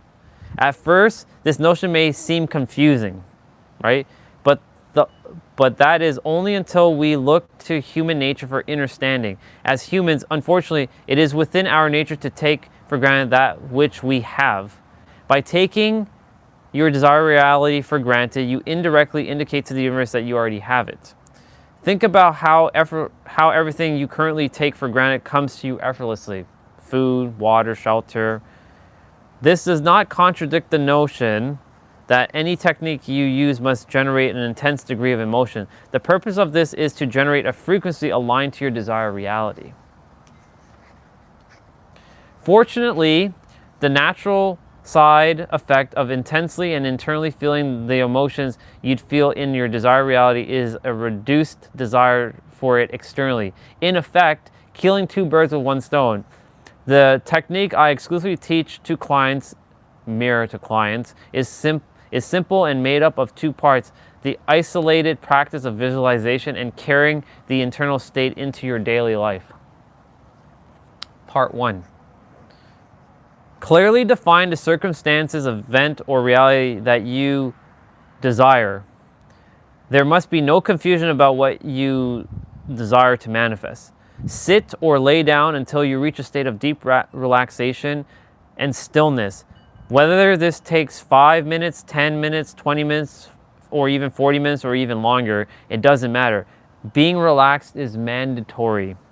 Clarification. You'll know you're relaxed enough when your body feels loose or heavy or weightless, and your mind becomes quieter. If you still feel restlessness, take more time. Imagine a scene that includes someone who cares for you, a friend, a partner, or a family member who recognizes your desire by commenting on it in a natural and personal way. Clarification: if you don't have someone who naturally comments on your success, use a person you admire, a role model, or even a past version of yourself reflecting on an achievement. So I use my wife for that.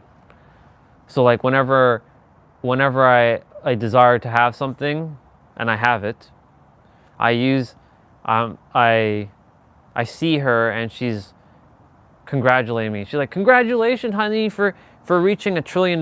Congratulations, honey, for getting your car and for having your car." And she's like hugging me and kissing me. It's awesome. I love it. I love it so much. Where are we? If your desired reality isn't something other would comment on, e.g. internal growth, imagine a scene where they acknowledge your transformation through a change in your energy, demeanor, or action. Include physical touch in the scene, a high five, a fist bump, hugs, or anything that feels natural with them and intimate. For me, it's a kiss on the cheek or a kiss on the lips and a hug from her. Keep this short, and for my penthouse, it was Victoria. And it still is Victoria at times because I see Mia and Sasha and Lee, they're coming over. And Lee's like shaking my hand. He's like, "You did the thing, didn't you?" I'm like, "Thank you, I did do the thing." And Victoria's like, "I'm proud of you, brother. I know it's been a hard journey for you to get here, but you did it. You finally did, and I'm proud of you. You got what you desired, and I'm proud that you're here." And Sasha and Mina are at the windows, and they're like, Mom, come look at the view. It's so amazing. The view is amazing. The view is fucking amazing. It's fucking amazing. I love it. Every day I get to wake up and see that view. It's so good. Love it. I love it so much. It's all about that view, y'all.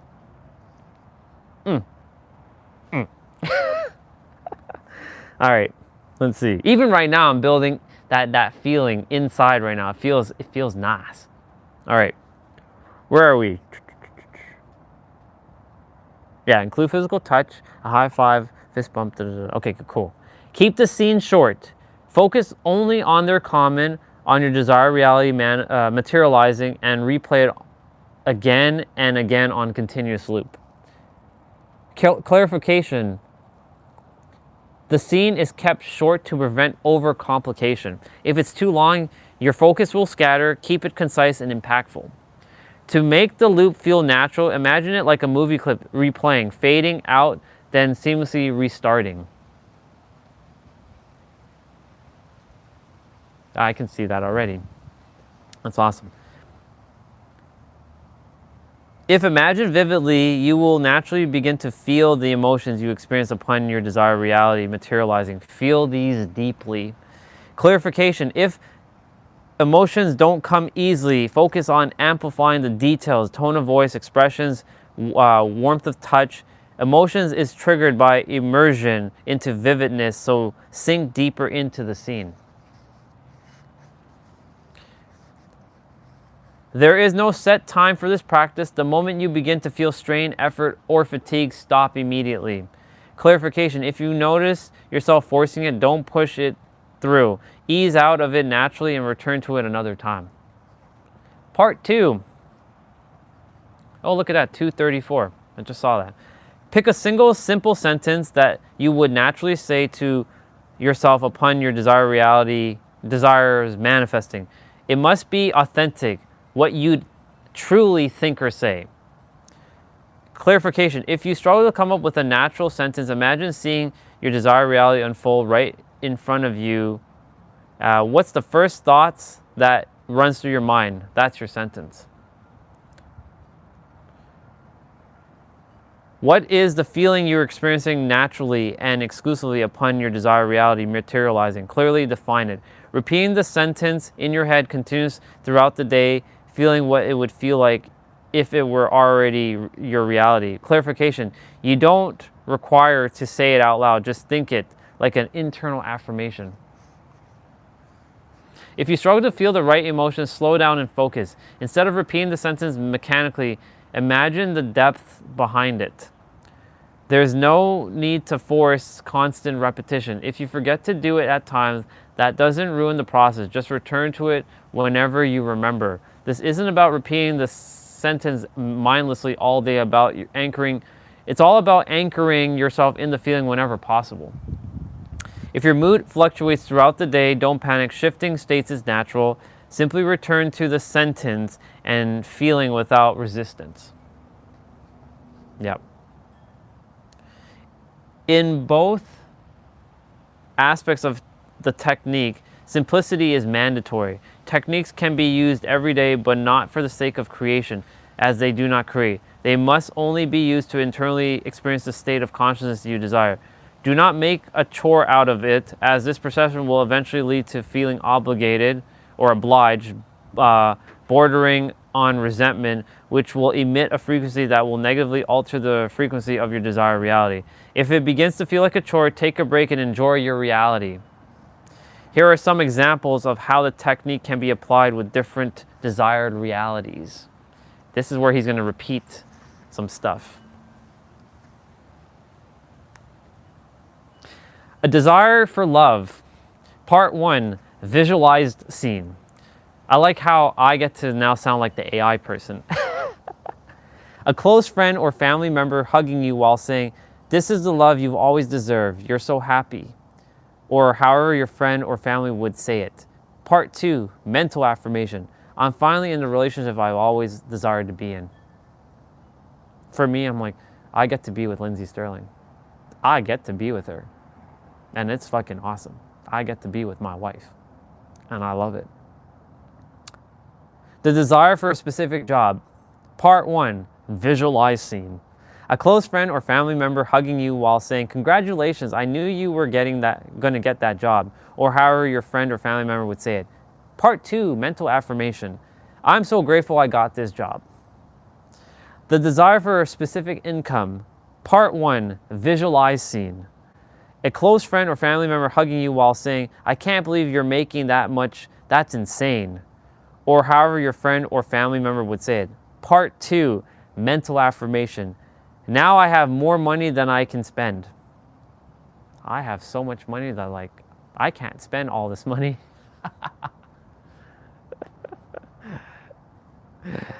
The desire for a specific physique. Part 1, visualize scene. A close friend or family member hugging you while saying, "You look like you live in the gym these days. You gotta train me," or however your friend or family member would say it. Part 2, mental affirmations. I'm in the best shape of my life. And I am truly in the best shape of my life because I do feel that. The desire for business success. So this one's good for me specifically. Part 1, visualize scene. A close friend or family member hugging you while saying, "Congratulations, how does it feel to be making X amount of money?" Or however your friend or family member would say it. It feels good. It feels good to be making that kind of money in my business. It feels nice. It feels nice to be an entrepreneur and making my own kind of money. Feels really good. Part 2, mental affirmation. Sales are coming in like crazy these days. These are just some examples. Adapt them to your specific desire.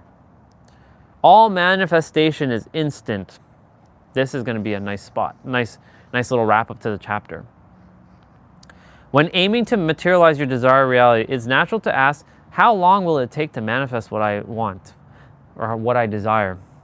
This question is a confession of ignorance to the true essence of manifestation. Remember, manifestation isn't a matter of altering reality. It's about altering oneself. Altering oneself can happen in an instant. Remember how much times I've been saying that you can just change everything in an instant? Which would mean that all manifestations are instant. The act of altering reality requires a transcendence of third-dimensional constraints. One of those constraints being time. You require to transcend time by immersing yourself within the state of, did you say state? Yeah, state of consciousness of your desired reality. By doing so, you experience the truest essence of your desired reality. Those who think manifestation is about altering reality will always wait for reality to be altered, which indirectly indicates to the universe they are lacking what they desire. Imagine your desired reality as a jacket. From the moment you step into the frequency or state of consciousness, you put on the jacket and you remain in that state until you unconsciously choose to take it off, which is when you shift out of the frequency or state of consciousness. For me, it's not a jacket. For me, I've made it into turning Super Saiyan. That's my jacket, essentially. Once you have truly entered the state of consciousness or frequency of your desired reality, you will not require to see reality change. So how long or when will not even be relevant. If it is, then this is an indication that you must intensely and vividly experience your desired reality more. If you're still asking that question. There are no big or small manifestations.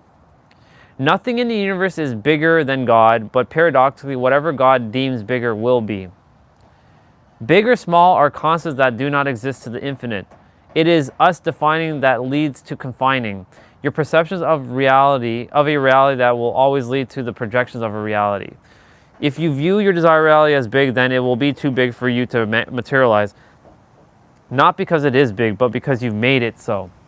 Often the difficulty of materializing our desired reality does not lay in the reality, but in our blah, blah, blah, blah, blah. I gotta slow down. Hold on. Gotta slow down. I'm too excited. Often the difficulty of materializing our desired reality does not lay in the reality, but in our unawareness of how we make it difficult. To the infinite, the reality that you are so greatly desire is no greater than the one you currently experience, and vice versa. It is all the same since it's above duality. That's a bar. It seems as though whatever we deem to be big becomes too big for our minds to conceive us materializing. So the wise thing to do would be to deem your desired reality as small. By deeming it small, it isn't too big for your mind to conceive materializing, which allows for a smoother materialization of your desired reality. Now, he's going to talk about manifestation muscle right now. This is why I like this chapter so much, because he covers like a lot. This is like the bulk, the meat of everything. You need to build manifestation muscle. Manifestation, well, that depends. That's an asterisk because like it depends. Manifestation, despite being something you already do, operates in a similar way to a skill. There are individuals who seem to have the ability to materialize whatever it is they desire, and the source of their power lies in their manifestation muscle. Some people have weak manifestation muscles and others have strong manifestation muscles, which makes all the difference. Manifestation is like building muscles in the gym. The more you materialize, the stronger your manifestation muscles become. True. If you're attempting to manifest something too big too soon without proper training or building up small wins, you risk feeling stuck in a cycle. If just like you wouldn't try to lift extremely heavy weights without training, you shouldn't expect to manifest huge desires of reality without gradually working your way up. Manifestation muscle is nothing more than a measurement of conviction you have in your ability to materialize your desire. The more you see evidence of your abilities to manifest, the more that strengthens your conviction, and the more conviction you have, the more and the easier you're able to manifest. It's likely that you don't have sufficient conviction in ability to alter your reality. That's not because you can't manifest, it's because you neglect the instance you do. So it's about awareness here. Remember, you have been manifesting on autopilot your entire life. By becoming aware that you are already manifesting, you recognize the invisible string that connects reality and your mind. The more evidence you see, the more convictions you have, and the more muscles you gain. Often, and I've tapped into a perspective that I've already built maximum manifestation muscle and have true conviction with that. Because like, when I say I know something, I fucking know something. When I say that I have something, I have it. That's it. I've declared it and it's done. It's done. There's no ands, ifs, or buts about it now for me. Often, we do not realize that we have the convictions necessary to materialize our desired reality. A recommended way to build conviction is by materializing what you deem to be small things. The mind will naturally note these instances as evidence, which quickly stacks up. Manifesting a specific pair of socks, manifest seeing a specific car in a specific color, manifest seeing a specific colored backpack, manifest an available parking spot. You can choose whatever. Each small success builds confidence, strengthening your conviction, and makes it easier to build manifest bigger goals over time. Building manifestation muscle requires patience, consistency, and incremental progress. After a while, your mind will naturally have a shortcut, and that's where I am right now. I have the shortcut. So you also have to be careful, like when you're reading, to not throw yourself back down to like you don't have the experience. I have the experience. I'm just reading based on so I went from building manifestation muscles unknowingly to now knowing, and now I have the shortcut to go beyond it. Let's see. After a while, your mind will naturally have a shortcut, and the idea of your desired reality will seem easy. That is everything you require to know when it comes to manifestation. There is no other secret key or hidden ancient wisdom you are missing. You have it all, and you always have. You always have. You always have. You always have. You always have. You have it all, and you always have. I'd like to end this chapter by saying that manifestation is not creating reality. There's nothing for you to create, since all realities and frequencies already exist within the infinite within. Manifestation isn't creation, it is revelation. I love that I get to say this. Manifestation isn't creation, it is revelation. You are revealing what already exists within.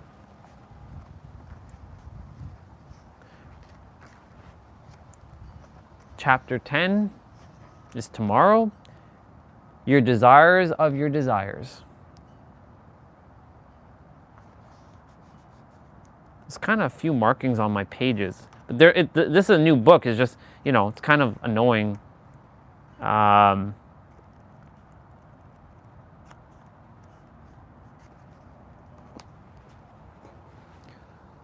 was awesome. And I didn't feel tired at all to read. I felt good. I felt excited. 121 pages read. We're on 122, so that's about 80 pages. It's about 40 pages per sit down. I'll be done this book in no time. I'm halfway done the book. Literally. I'm truly halfway done the book now. All right, I'm going inside for a moment and warming up. That was so good.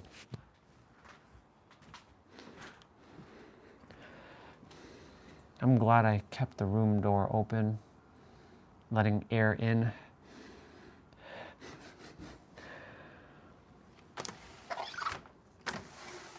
Oh man, that was good.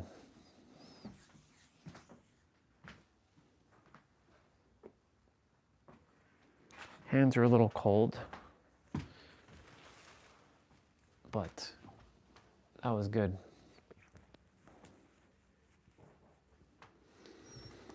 Manifest heated gloves and heated socks.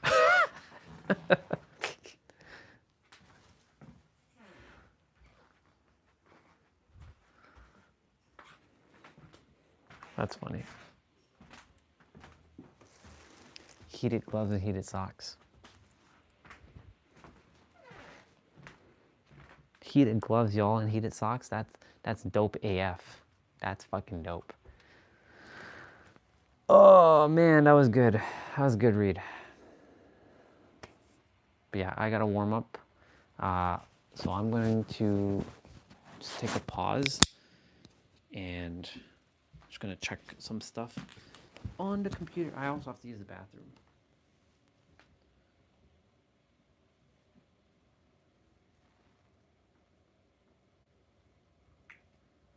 Let's open up terminal.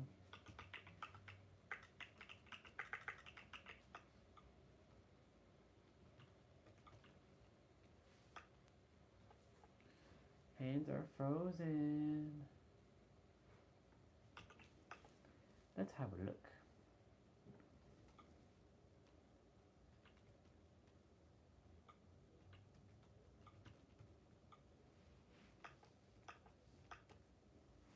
Let's have a looky-see.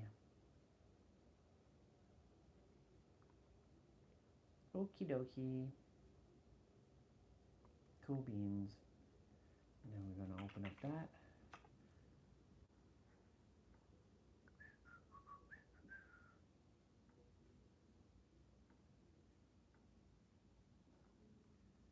I'm just checking.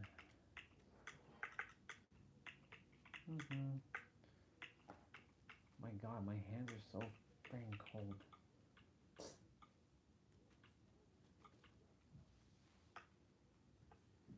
Pseudo purge. Nice.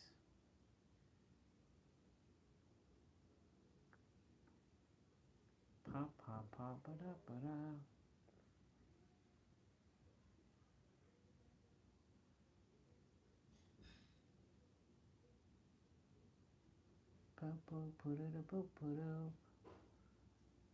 Nicely done. Let's see what we got going on here. What do we got going on here? Yep, there's that. There's that. Yep. Go, go, Power Rangers. Ta ta ta ta ta. Dun, dun, dun, dun, dun, dun. Go, go, Power Rangers. Mighty Morphin Power Rangers. Okay, so I'll take care of that. Take care of that tomorrow. Okay. Okay.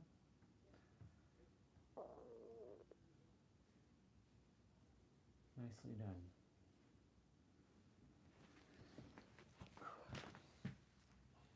I'm gonna go use the bathroom quickly. And warm up my hands.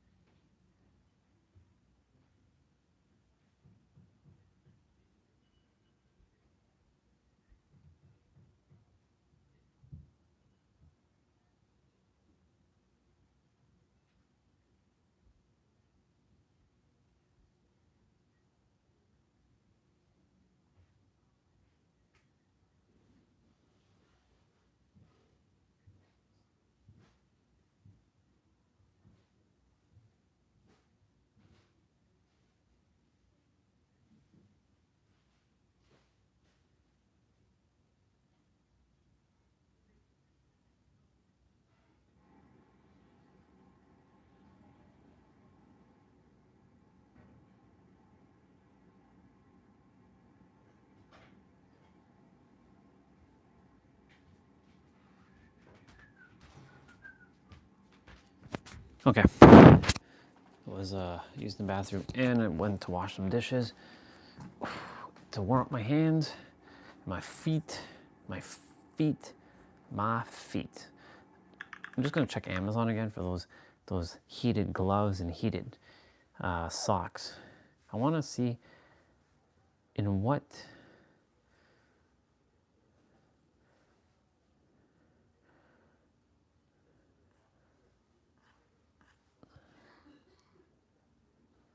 I want to see the highest rated ones.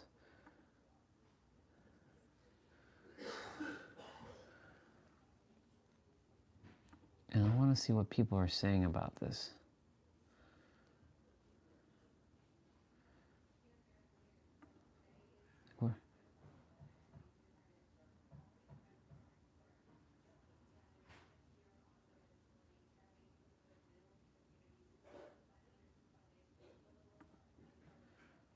Where does this damn thing go into? The feet?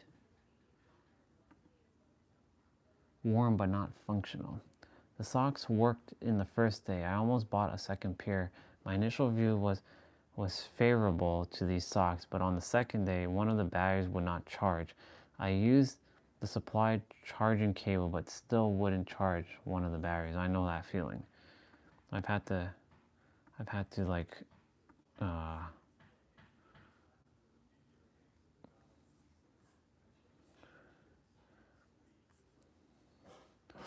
gonna find the best heated socks and I'm gonna buy it.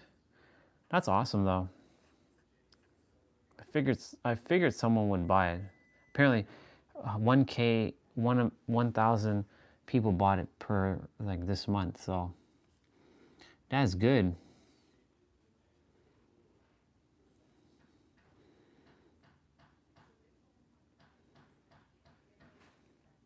As long as it keeps the toes warm. It's my toes that I concern myself with. It's not really the other part of the feet. It's just the toes.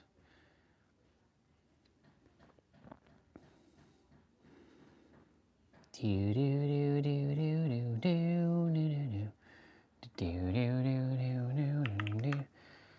3:03.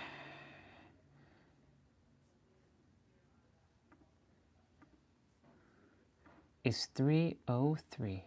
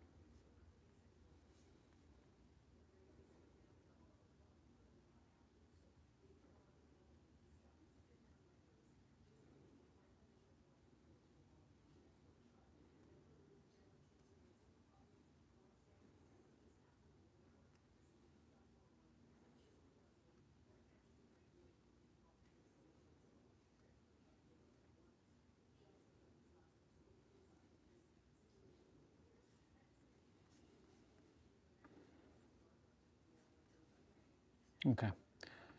Coming back out there in a moment. So I downloaded The Truman Show, Forrest Gump, Green Mile, 8 Mile. I downloaded so many movies, it's crazy. I'm downloading some of the old classic movies as well. Like, yeah,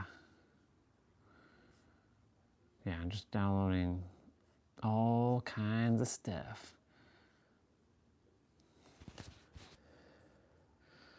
Okay. I've downloaded so many movies, it's wild. Absolutely wild. Absolutely wild.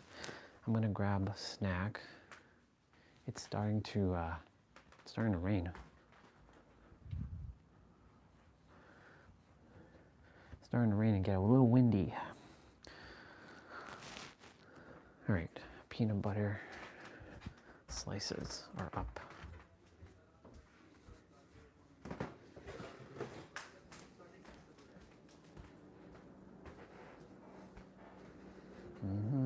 I have an apple as well that I'm gonna consume.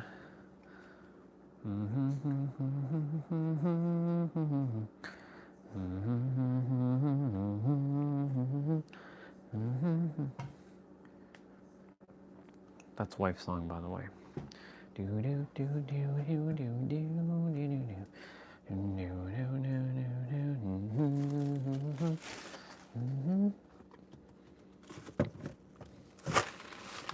Oh.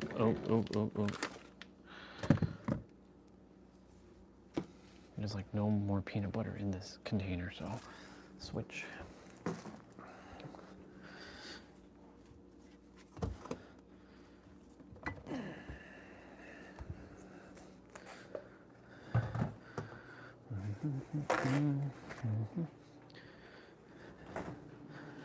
The yogurt, yep.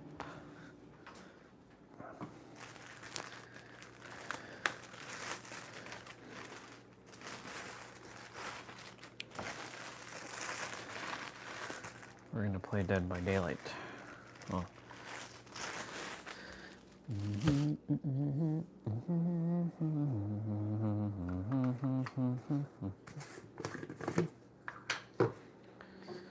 I love her so much.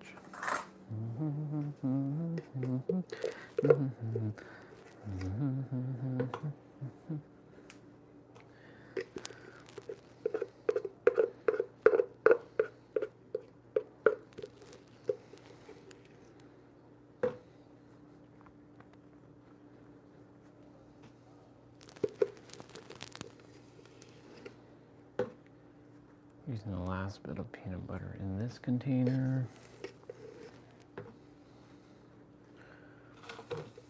Is this recyclable?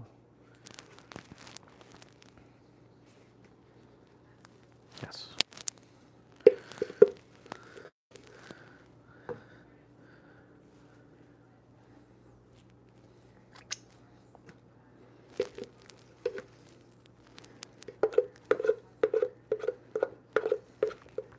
Using the last bit of peanut butter on this container. Okay.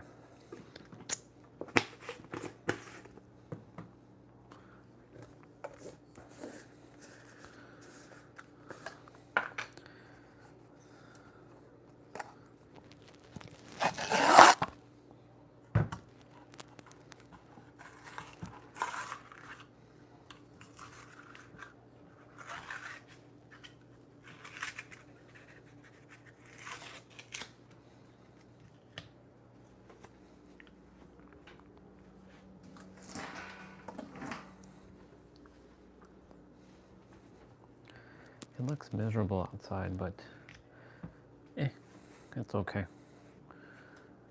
It's all good.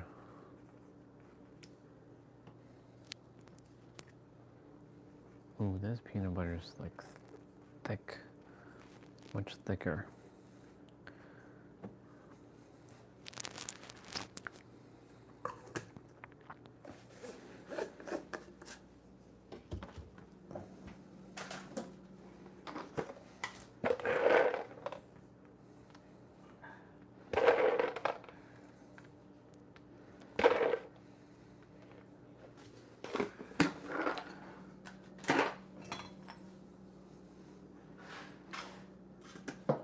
Okay, honey. Honey buddy.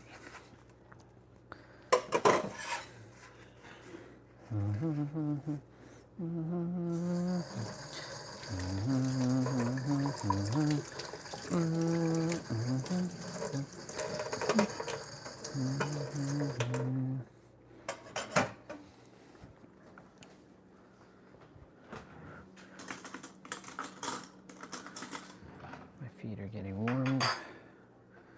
This apple.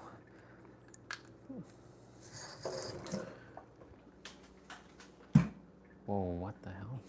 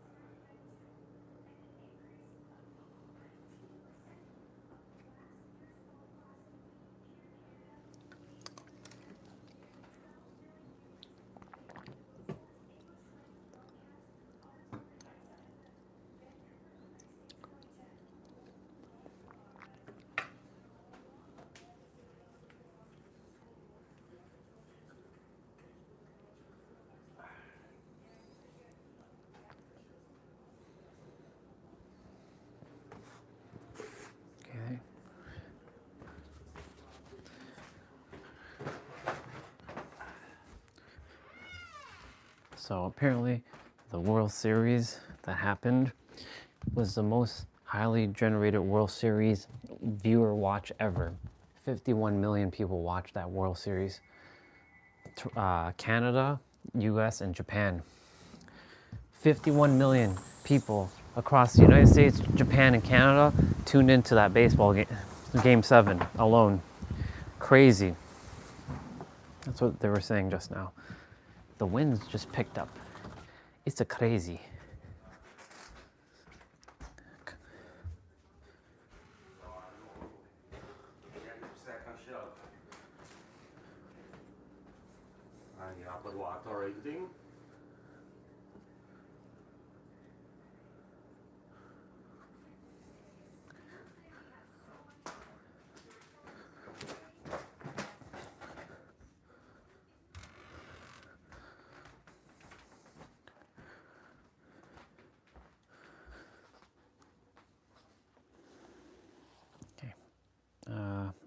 Blanket, laptop.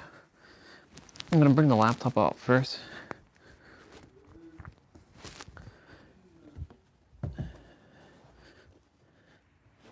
Putting on my winter boots.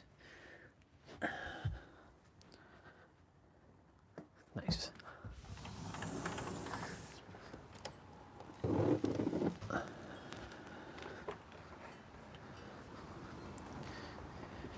It's not really cold, but you know, it's one of those things that it's a little windy.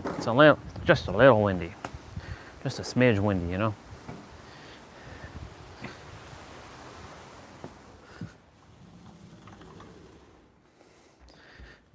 Oh. I love the fact that I can sit in a squat without too much effort.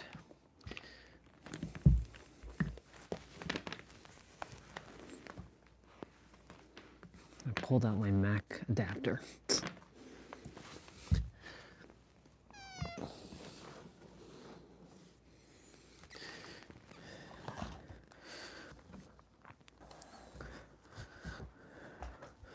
Ow.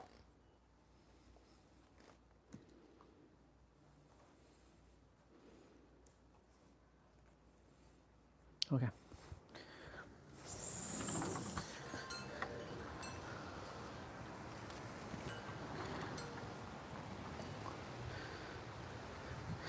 Do do do do do do do do do do do do do do.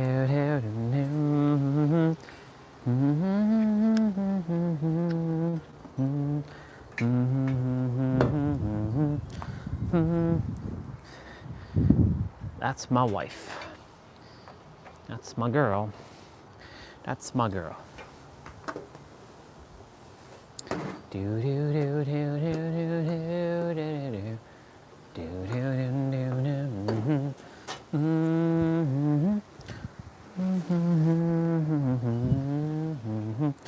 Yep. It's already done. It's already done.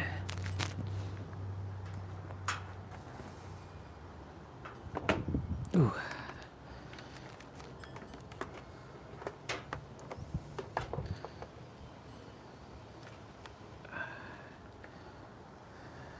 So we read 40 pages. We're on chapter 10 of 21 chapters of the book. We're doing good. We're making progress on that book. I said I was going to read that book out, and you best believe I'm read that book out, you know? You know what I'm super saying? Y'all know what I'm super saying, right? That's right, you know what I'm super saying.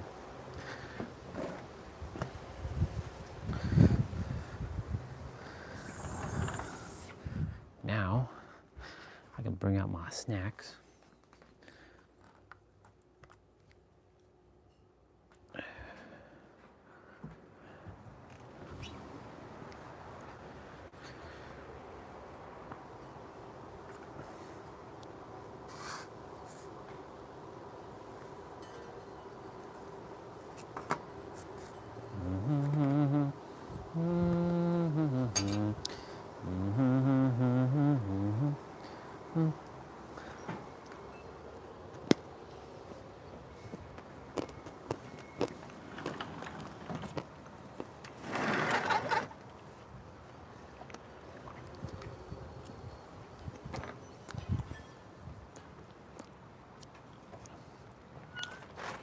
think Mom is working late today, apparently.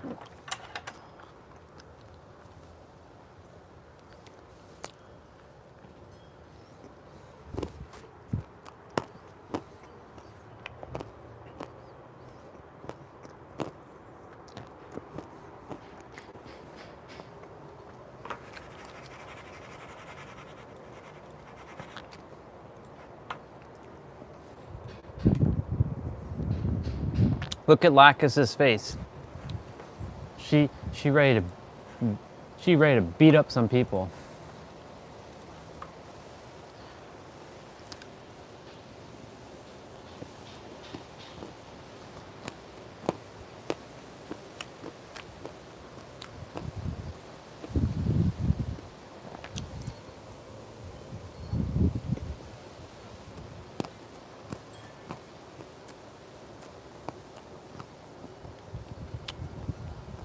I think I should move that back a little. Bring that there.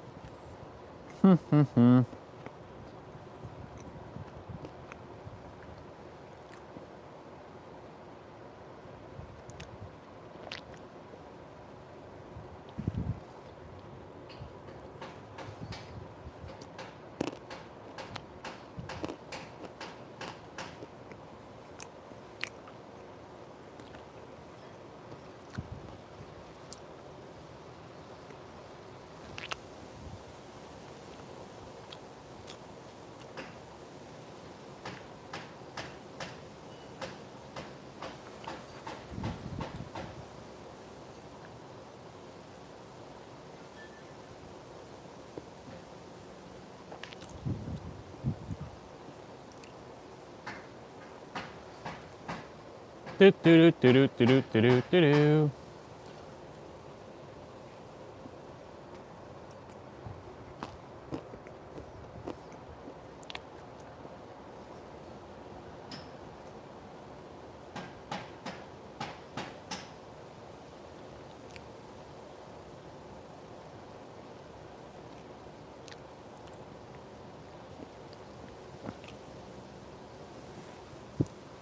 Awesome.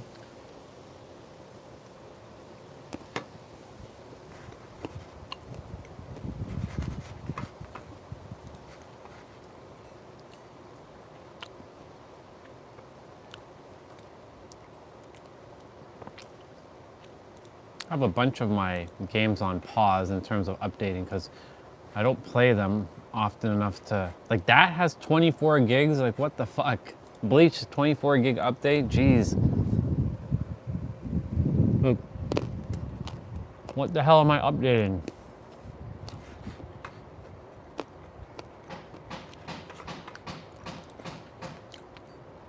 Our neighbor's still doing that house thing, that shed over there?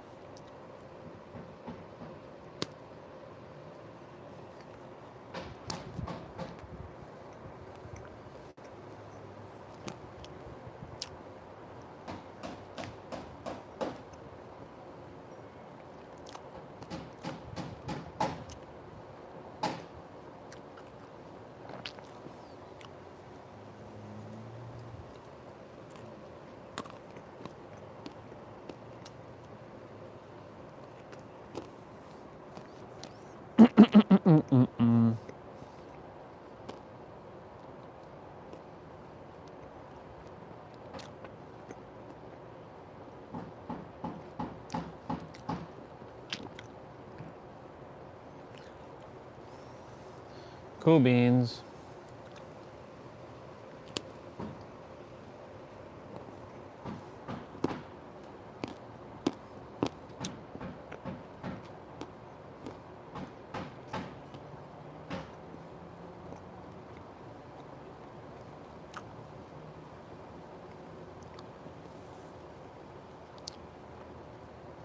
Let's go.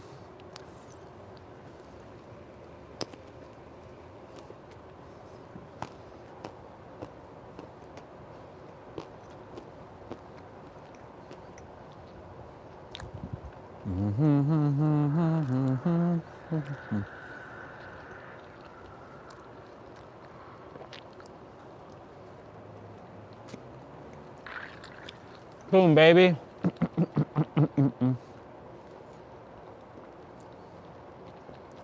Hi, baby.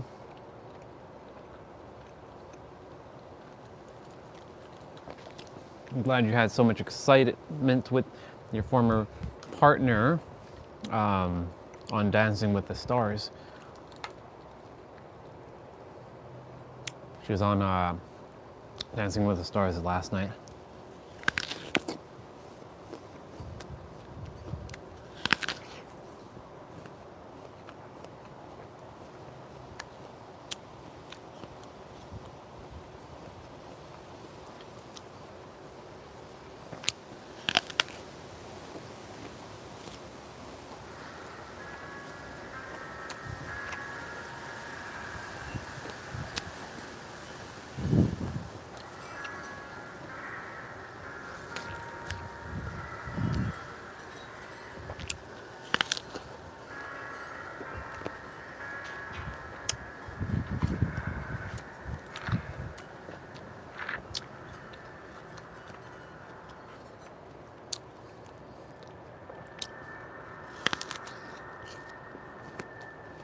I'm glad they didn't remove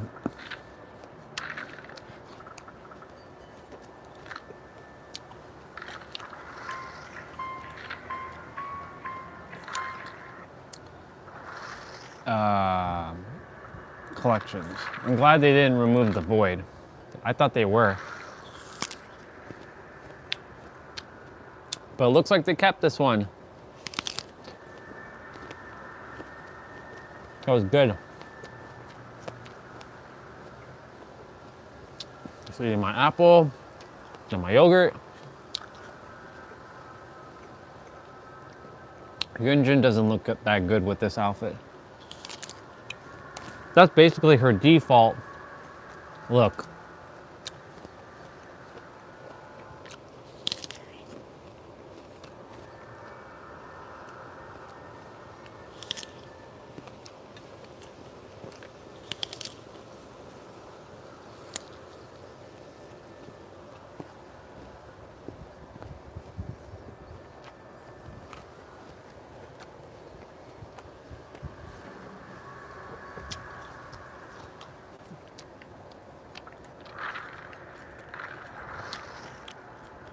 Let's see. I have quite a few characters to start working on.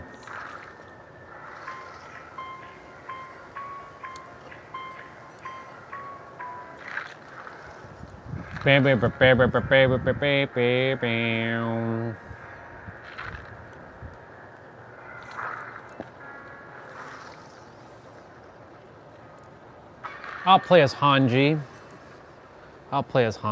Why not? I'll play Hanji first.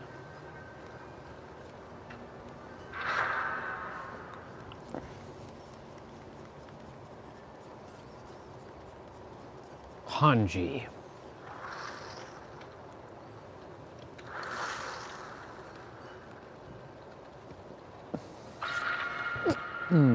Excuse me.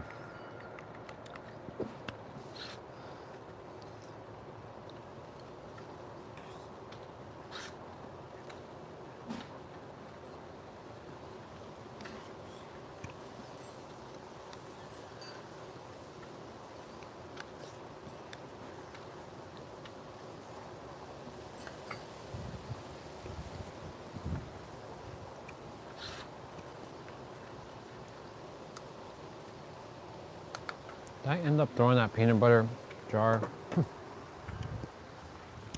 away? Like, did I put it in here? I sure did.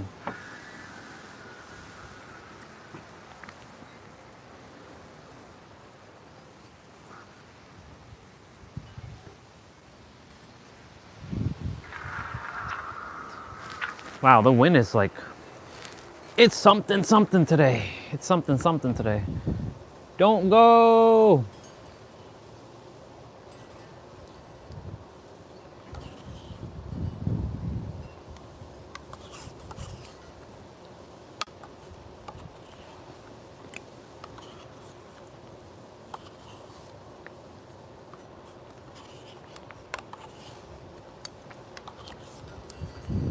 Okay.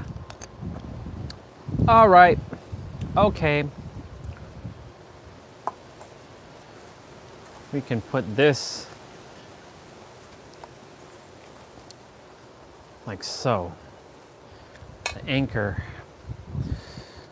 Whoosh, it's a little nippy. I'm gonna put on Friends or something to watch in the background in a moment. Ah, son of a mother. We've got this map. Ugh. I don't mind this map, but this map, ugh. Oh, we got the xenomorph.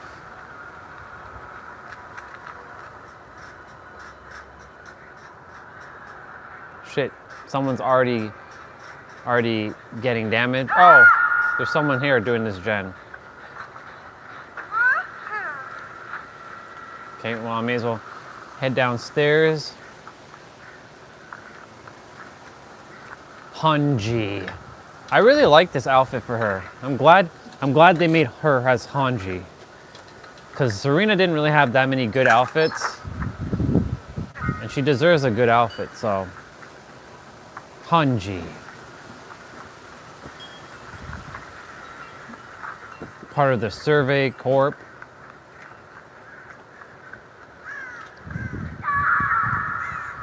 Damn, boy, she got slapped. She got slapped.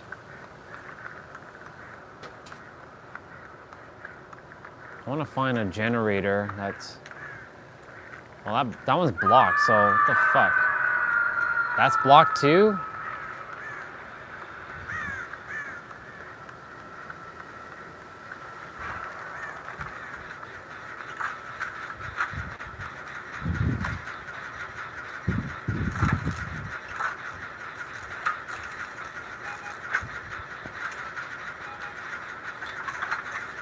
It's okay, Sable. We'll be there in a moment.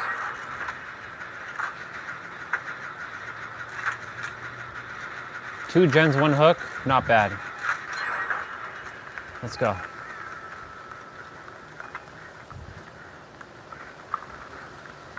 Think he's gonna go for her? I think he's going for her.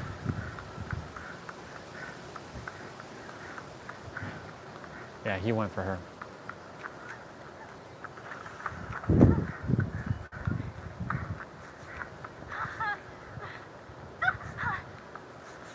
Oh, I can't walk by them?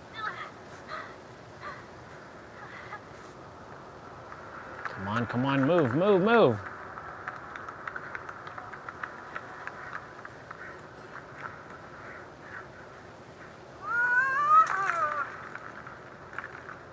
Be interesting if you break ankles.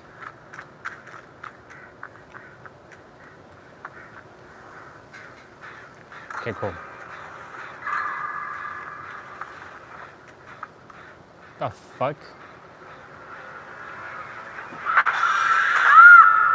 Whoa, whoa, whoa, whoa, whoa, whoa! I ran into that shit. No! I'ma have to hold you up, boy. I'ma hold your ass off, boy.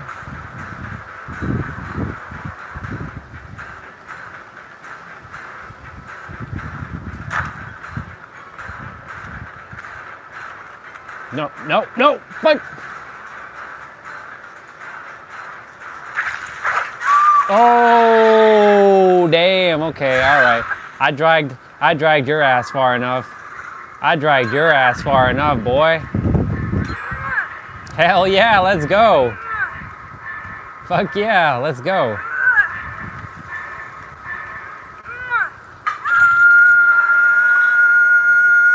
Two hooks, One generator left. That's a pretty good game. We're doing good. We're doing very good.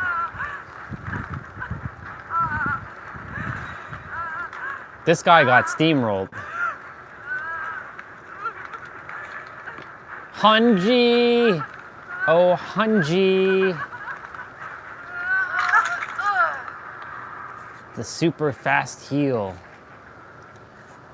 Let's go!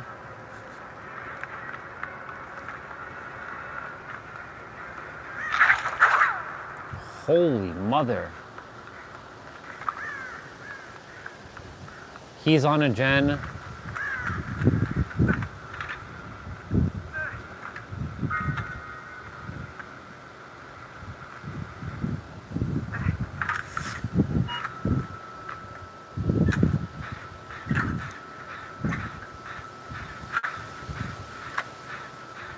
Okay, he's on a gen, halfway done.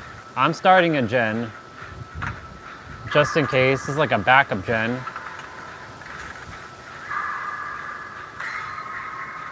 Yep, see, I knew it.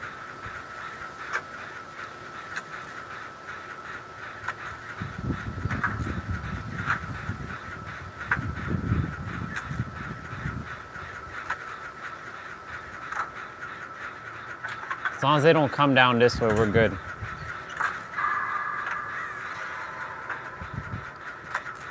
Boop-a-doop-a-doop-a-dee.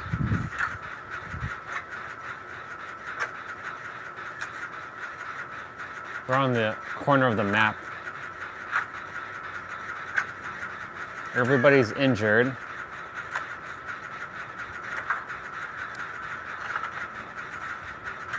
I'm getting a speed boost somehow.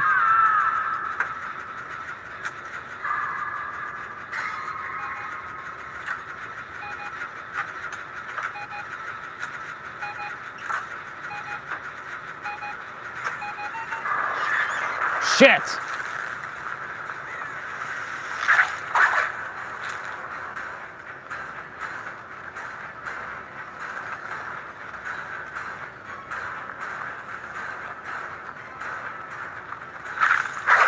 Ha, sucker! Hold off you! Get that gen done, boys! Shit.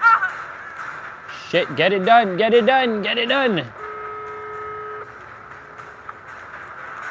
I'm dead.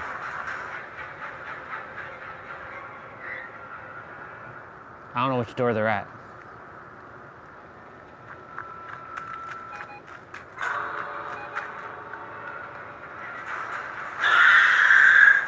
No!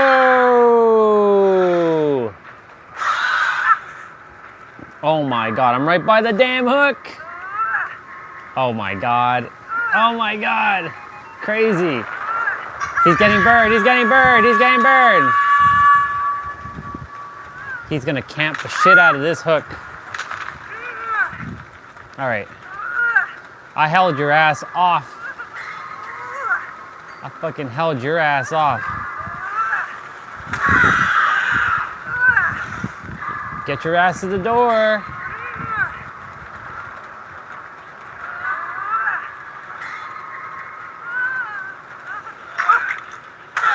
Oh my god, get your ass to the door. Where the hell is everybody? The door's right here. It's open.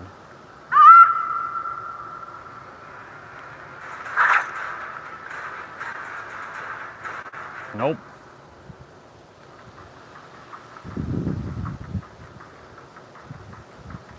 Thank you for the save, people. I'm not leaving yet.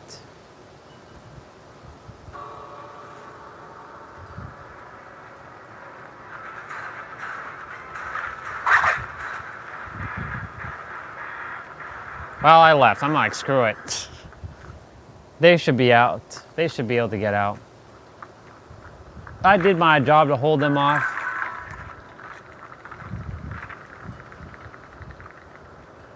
I'm gonna have the lowest amount of points. Yeah, they're at the other door? They're at the other door. Nice.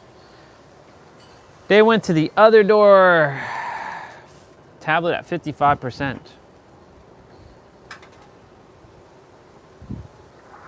Ta ta ta ta ta ta ta ta ta.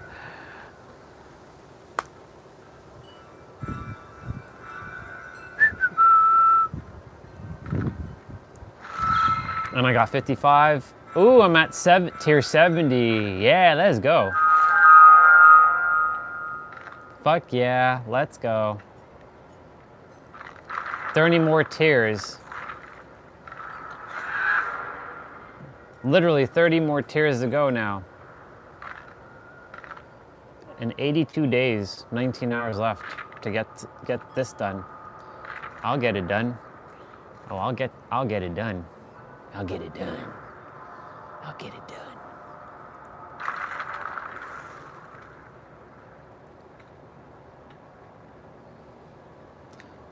All right, thank you, Zarina. That was good. Yunjin, you're up, girl. I like this outfit, but I actually like, was it preset 5? I should actually put on one of her. We have preset 6, and what's 7?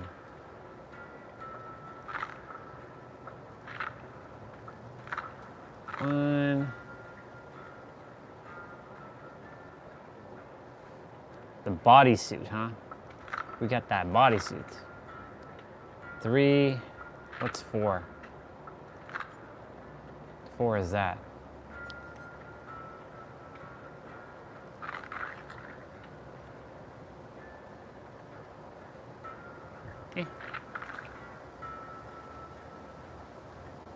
It doesn't really look that great, to be honest, but whatever. I mean,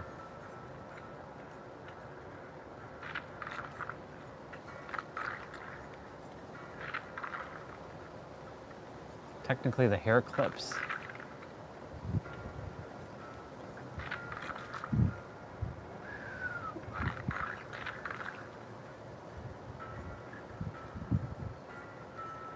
I like this here.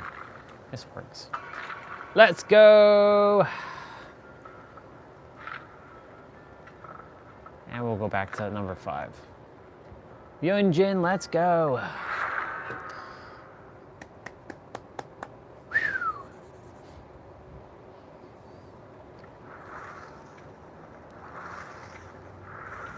Is that Kate?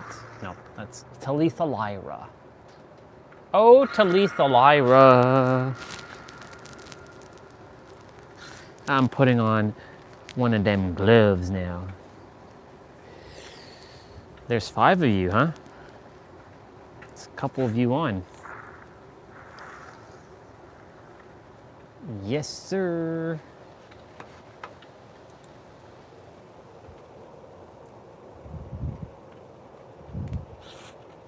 Did I put an exclamation mark? I sure did.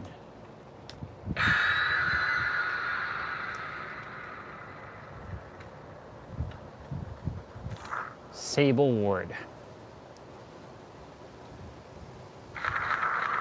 1, 2, 3. My hands, my feet. I'm gonna put on Friends or something to watch now. In the background, that's the beautiful thing about me streaming with my tablet. I could do all this stuff. Yeah, buddy. Yeah, buddy. Let's see. Season 8, episode, I think 11.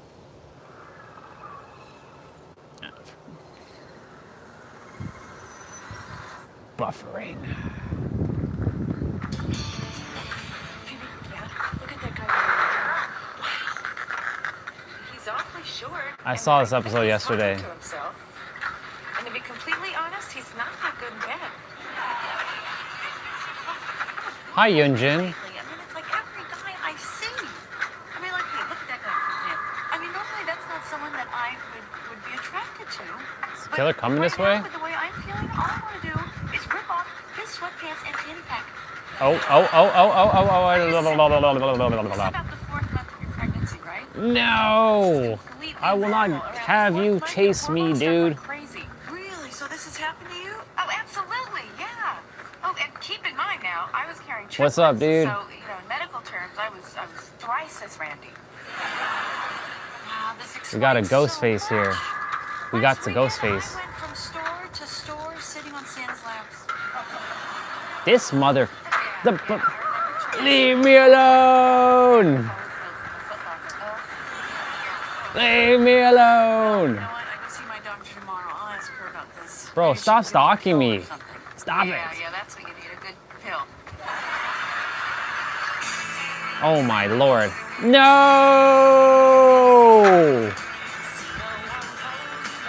It's gonna be this way. You jump to tell your bro you don't love you way. It's like you're always stuck in second gear. Ah, you suck. Am I ending it? I'm just muttering the words now. I'll be there for you. Good, I got him to chase me for 2 gens. Not bad, not bad. Let's go. Look, I got our picture developed from Rockefeller Center. Hey, Joe, you want to check out pictures of me and Mona ice skating? Ordinarily, I would love to, but I'm just swamped.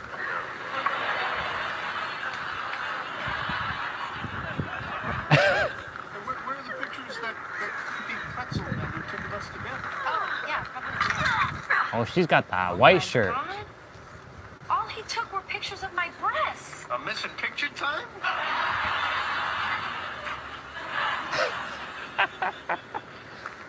No! Are you kidding me? That's bullshit. Okay, here's a good That's whack, dude. You tunneling son of a bitch. Like a holiday card. That's crazy. Skaters in the snow. You know, every year That's they say crazy. it's a Wow. Send snap together. Damn, son. This guy be stalking me? The fuck? Yeah, you know, happy holidays from Mona. He's coming back this way. Okay? That's bullshit. I gotta get to work. All right. Call me later? Oh, sure. Bye, guys. Bye. Bye, Mona. Congratulations, you just got married. Oh, can you believe that? No, fuck. I'm sorry. What's the big deal about a holiday card?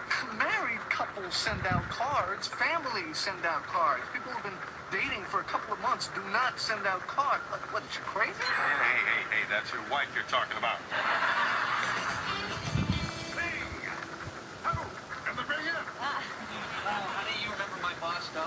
Yes, hi. Alright, so, good news.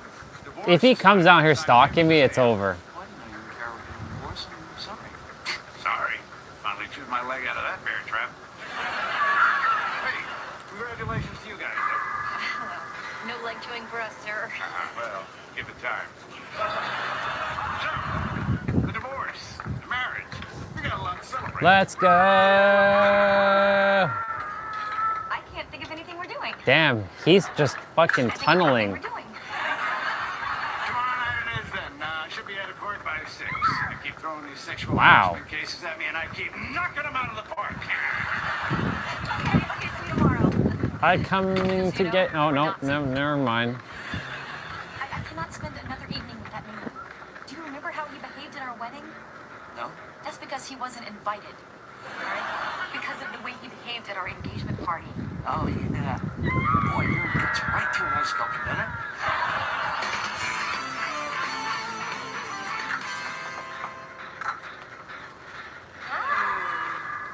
Hey, I went by the photo shop. Wow. Take a look. Here is a mock-up of our card. What do you think? Huh. Wow, this is great. I gotta keep an eye on him. Love, Ross and Mona?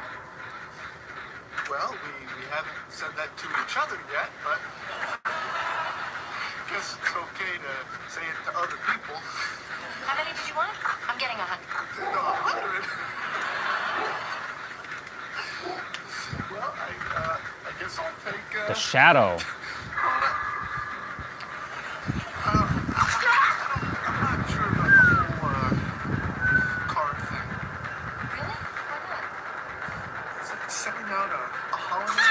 Ah, he was behind me. Ah, I screwed up.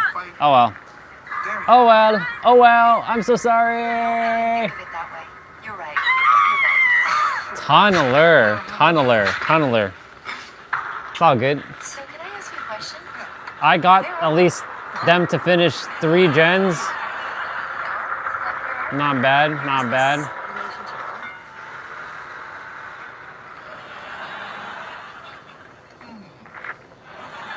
Are you jumping on, sir? You know, I hope we're moving forward. I mean, we should probably talk about that, don't you think?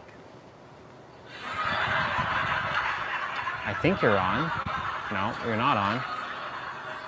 Will you be on? Let's do the card. What? The card. I think we're there. Okay. But I still think we should have this conversation. Really? I mean, even with the card. Hi. Just so you know, Dr. Meow, Long meow, meow, meow, meow, meow, meow, meow. Hey, can I ask you a question? Was it me, or was the guy who took my blood sample really cute? You know what I'm talking about? Full haircut, hairy fingers. Hi, Rachel. I'm Dr. Schiff. Yes, you are. So how's it going? Really good. I remember him doing that. Where are you I remember from? him doing that. We had like I'm a doctor. Right. You had that look. You know, in your spare time, do you cook? Do you ski? Or just hang out wow, with the your wind wife? is wild. I don't have a wife. Okay, sounds I good. do like to ski. Oh, I love to Then you ski. can How amazing is this? watch me beat up some people in the process. No, I'm very comfortable. We pull one lower across, No! and then we put the second lower across. Dude, Dr. Chef, what kind of question is that? Okay then. Would you like to lie down on the table? Don't you like me to lie down on the table? I like the blue one better. Sorry, is there something going on here? Do you feel it too? I like the blue one. Hi. Okay, so how did your doctor's appointment go? Well, let's see. They gave me cute boy doctor today, and in the middle of the exam, I put my pinky in his chin dimple. Oh my God. Oh wow, all Steam players. Okay, Wow. remember that little We problem got I was Steam having player. during my This fourth person's month got a heart pregnancy? beside their name. yeah, That the person's got a heart abandoned by their Molly name. Oh man. That person doesn't have a heart by their name. One to me. I'm pretty sure these are hearts. Hey, I could have had you if I wanted you. Oh yeah, come and get it. Okay, even this is turning me on. Oh, hey, Ross. Hey, how's it going with you and Mona? You guys still together? Oh yeah, we're moving forward. You'll be getting our card. You and Mona are doing a holiday card together? Yeah, we're not just doing a card. You know, she also wants to have the conversation about where the relationship is going. Ugh, women. I know. Why do you guys need to have this conversation, huh? I mean, no self-respecting man would ask a woman, so where's this going?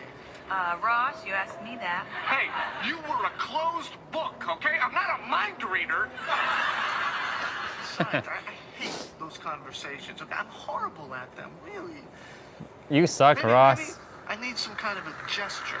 You know, something that says we're moving forward without having to talk about it. Like asking her to move in with you? What? Smaller than that? Making her a mixtape? Bigger than that?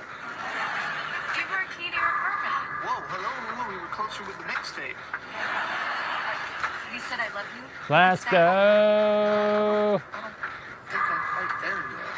But, I could say I love spending time with you. No, we hate that. That is a slap on the face.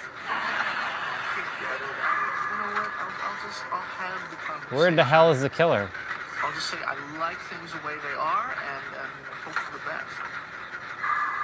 What do you think, Rach? Yep, see, every one of them had a heart. If it was a little See, I knew it. colder in here, That I person could see has our a nipples solid on that heart. sweater. That person has a empty heart, and I have both the solid and empty. Nice. We're all set for tonight. 8 o'clock. Lots of hearts. As it turns out, Lots of people have hearts. Oh. Lots of My ex-wife hearts. didn't work. What you call turning into her mother work. Fine. Tomorrow night then. Oh, well, tomorrow's no good for her either. Oh, why not? It's the semifinals Let's go. of her bocce ball tournament. What's going on, Bing? Does your wife have a problem with me or something?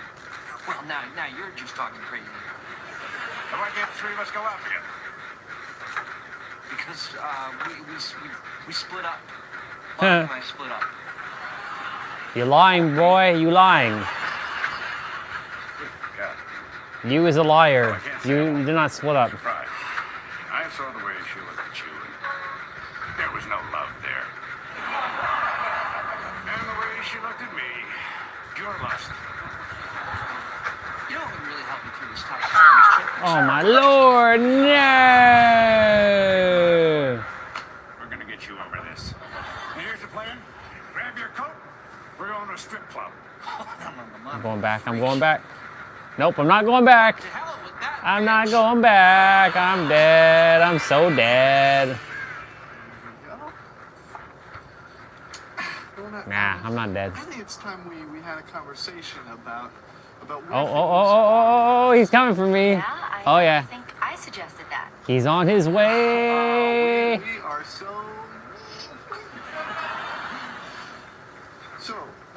I want to get my gen done. I really like you, and I love, hanging out with you. And I'm Okay. having a lot of fun. Did he? Oh, was blocked. Okay. I mean, there's no point in spending time with someone. Thank you for healing me. Bellita? Yeah, Bellita. She's got lots of hearts on her name. So where Thank you, Bellita.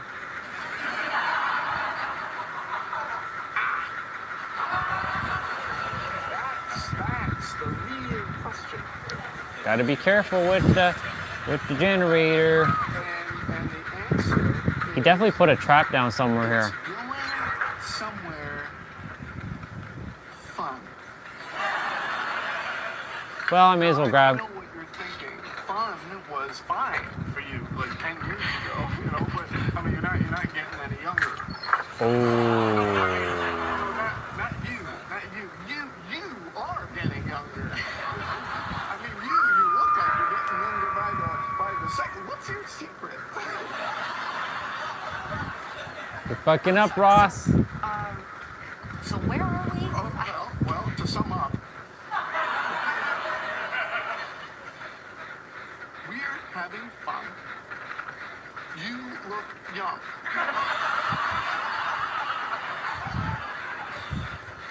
Okay. Well, that's not enough. Shizers. Here's a key to my apartment. Shizers. Really? You don't think this is too fast? I got you.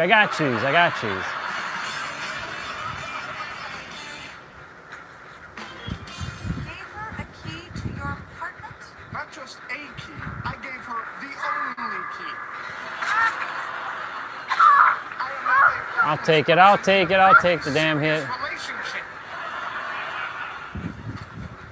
Oh, Ross, how'd the conversation go? Oh, great. I live on the street. Where?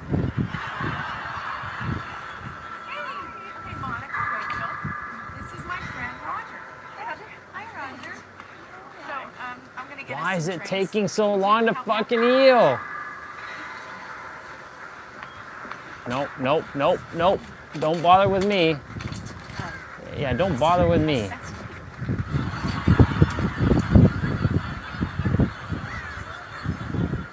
You're welcome. I will heal myself, girl. He's a virgin. I got myself. I told you. That's why I said I got myself. My intuition was super high.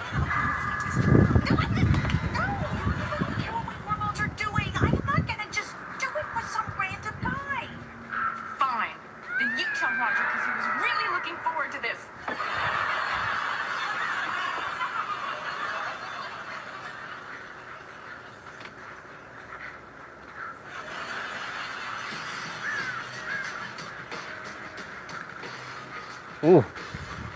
Trap over there on that pallet. Big. Look at those twin sisters dancing together. Let me buy you a lap dance with those girls, huh? Well, that's all right, sir. And that's just one girl. Bing? What's this? It's a hand. It's a thing you use as a Jack and Coke holder. Oh, it's a wedding ring. We gotta get rid of it. We're gonna go to the East River right now and throw it in there. Oh, no. Oh, yeah. No, I did it, and I felt a hell of a lot better. And if you whip it just right, you might hit a seagull in the head. I'm gonna need a bunch of extra keys. Apparently, I give them away for no reason at all. Hey, Ross, what's going on? Changing the lock? Oh, that guy is. I don't understand. You give me a key to your apartment and then you change the lock? You fucked up, Ross. I thought we were moving forward, and now you're sending me all these mixed signals. What are you trying to tell me?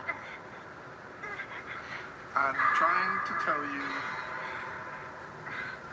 I made you a mixtape. What? I love you.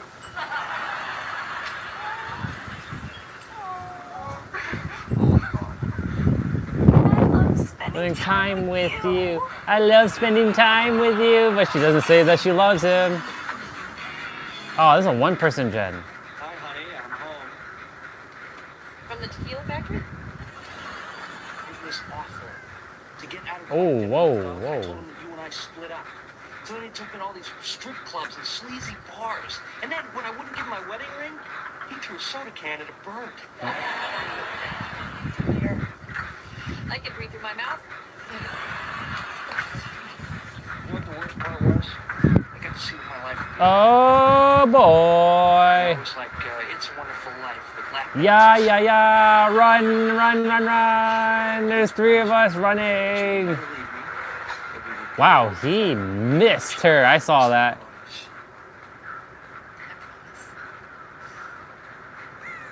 Hey, speaking of together, how about we send out a holiday card this year? Ooh. I don't know if we're there yet. Yes, hi, I'd like to order a pizza. Okay, can I ask you a question? Is the cute blonde guy delivering tonight? Very Abercrombie and Fitch. No, I'm at the wrong door. It's just a pizza place. You hung up on the pizza place? I don't hang up on your friends. Sorry, honey, I'm just having a rough day. Oh, what's wrong? Oh, you He's really heading to that door. Then why did I ask? I see him heading to Okay, that door. it's just Man, that he's this is walking really hella weird, fast. But lately, with this whole pregnancy thing, I'm just finding myself. He's putting traps down, I bet. How do I put this? Irrationally charged. Sucker, I got out. Yeah. That's how it's I done, have son. all of these feelings, and I don't know what to do about them because I can't date like a normal person, which is Yeah. fine because I don't need a relationship. I mean, all I really want is one great night.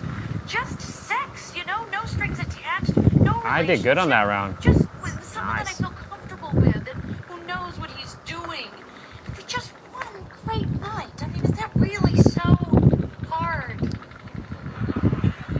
GG.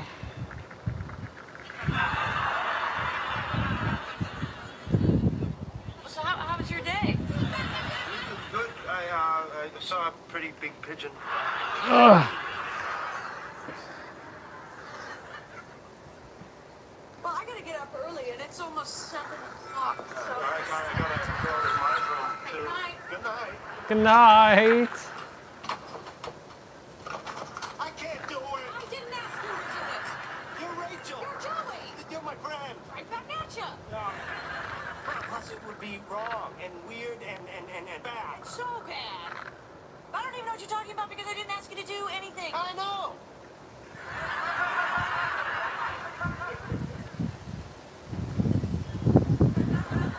The wind. You want to do it? No! Me neither. I'm just testing you. Hey, well, that's the end of this conversation. This conversation never happened. Happen.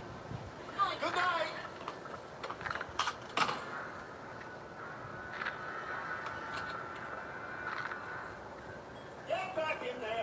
Get back in there. Get back in there. So, I'm sorry about that whole thing with Roger. It really wasn't right. And I want to make it up to you. So, I brought you something that I think you'll really enjoy. Okay. Oh. Evander Holyfield. Now, this is just a loan. Okay. I'm gonna want it back. So. Wow. Well, at least the sun came out. Temporarily. I'm sorry. I thought I could do it. Super. Wow, a lot of, more Steam players. All of them are Steam players again. Nice. We getting them Steam players. It's nice. Oh. Let's see the sun. Where are you, sun? Let's go spawn. There it is. We're standing in the sun.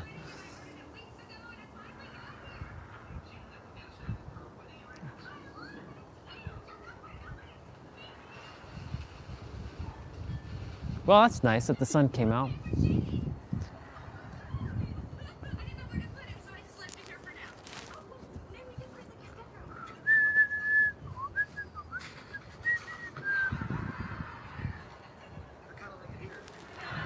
Do you really like it? Are you kidding? I practically spent my entire childhood at the arcade. This is like, oh my God, this is my second favorite game. I'm sorry, what was your first? Well, I don't really know the name of it. What is it? Just you put a quarter in and, you know, those candles and you fill up the candy bar or something.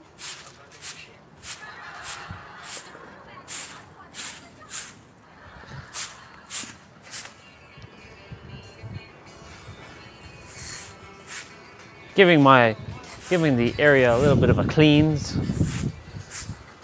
Your job's a joke, you broke. Your love lies to your way. It's like you're always stuck in second gear. And when it hasn't been your day, your week, your month, or even your year, but yeah. Shit. Oh yeah, let's go. Let's go! Who in the hell are we facing here? What happened at the paleontology department today? Professor Newman, the head of the department, is retiring, so...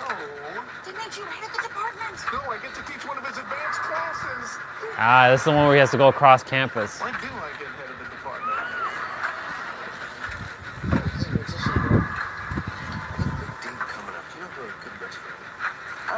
Paul's Cafe. It's got great food and it's really romantic. Great, thanks. Oh, and then afterwards you could take her to the Four Seasons for drinks. Or you go downtown and listen to some jazz. Or dancing. Oh, Ah. take her dancing. Oh, it's the Crow Girl. Oh, I'm just dating. Getting all dressed up, going to a fancy restaurant. I'm not going to be able to do that for so long. But it's so much fun. I mean, not that sitting at home worrying about giving birth to a 16-pound baby is not fun. Hey, you know what? Why don't I take you out? What?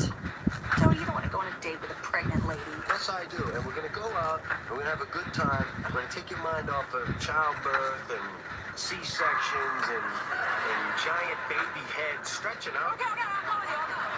It'll be fun. No. Yes! Oh, would you look at that, Monica? It's a Pac-Man episode. Okay, I'm next. No, don't start another game. I said I was next. Phoebe. Oh, I'm sorry. I couldn't hear you over all the winning.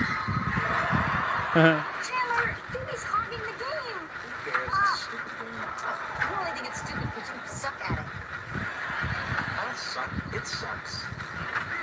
You suck. Wait, okay, if this game is going to cause problems between the two of you, then maybe I should just keep it. No, I love it. It is a great present. But yeah, in fact, why don't we go home and wait for the thank you card? Why do you want those games so bad? Yeah, it's not like it spits out a rock bar after every game. She might be shooting the crow this way. Come on, out of the chair. Oh, come.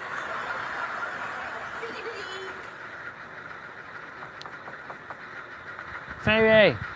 Joey, did you get that?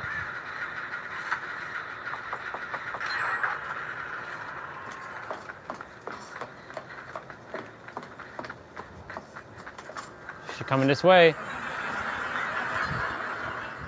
What are you doing here? I thought you were in your room. No, I'm picking you up for our date. Is it for you? Oh, Lily's. She's the only one that has Ghostface as a killer as her charm out of all my characters. Well, half a brown. Actually, it's just a bag. It's a long walk from the flower shop, and I'm starting to feel faint, so... This is so great. I actually feel like I'm going on a real date. Although I have a hint of morning sickness, and I'm wearing underwear that goes up to about there. Yeah, now this is a real date. So, nice place you got here. Foosball, huh? Pizza box. Oh, subscription to Playboy, my kind of woman. Yeah, actually, that's my roommate's. I would like to meet him. He sounds like a stand-up guy.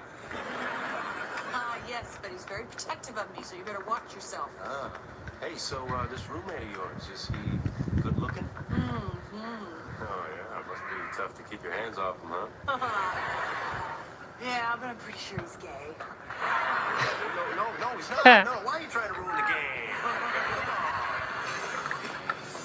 Which brings us back, of course, to Greater's theory of dominance. Okay, that's it for today.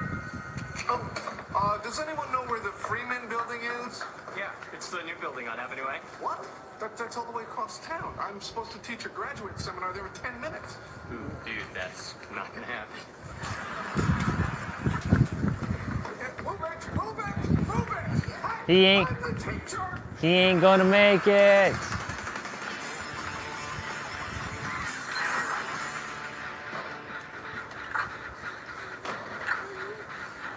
He made it, and the class is over.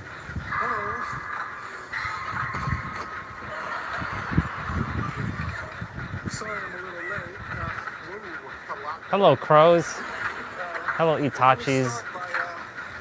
Those are Itachis. I'm Professor Deli.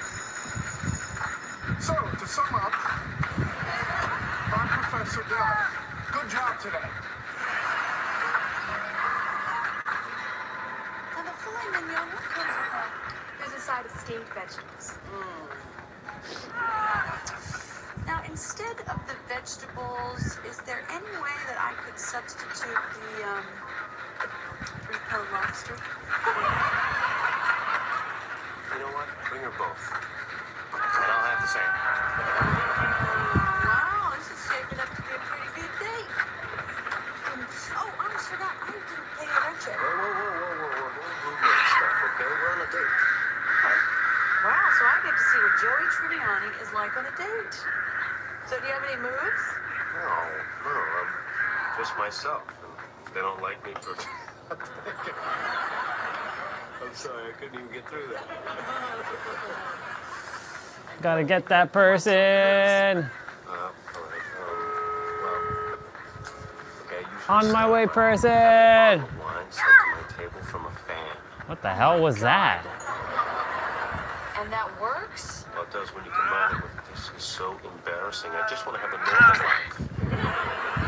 You poor little famous man. Oh, okay. How about this one? I was gonna wait until the end of the night to kiss you. You're just so... Damn, she got sent to the basement. Oh my God. That was fantastic. I almost leaned in. I really almost did. I didn't even see where the fucking door was.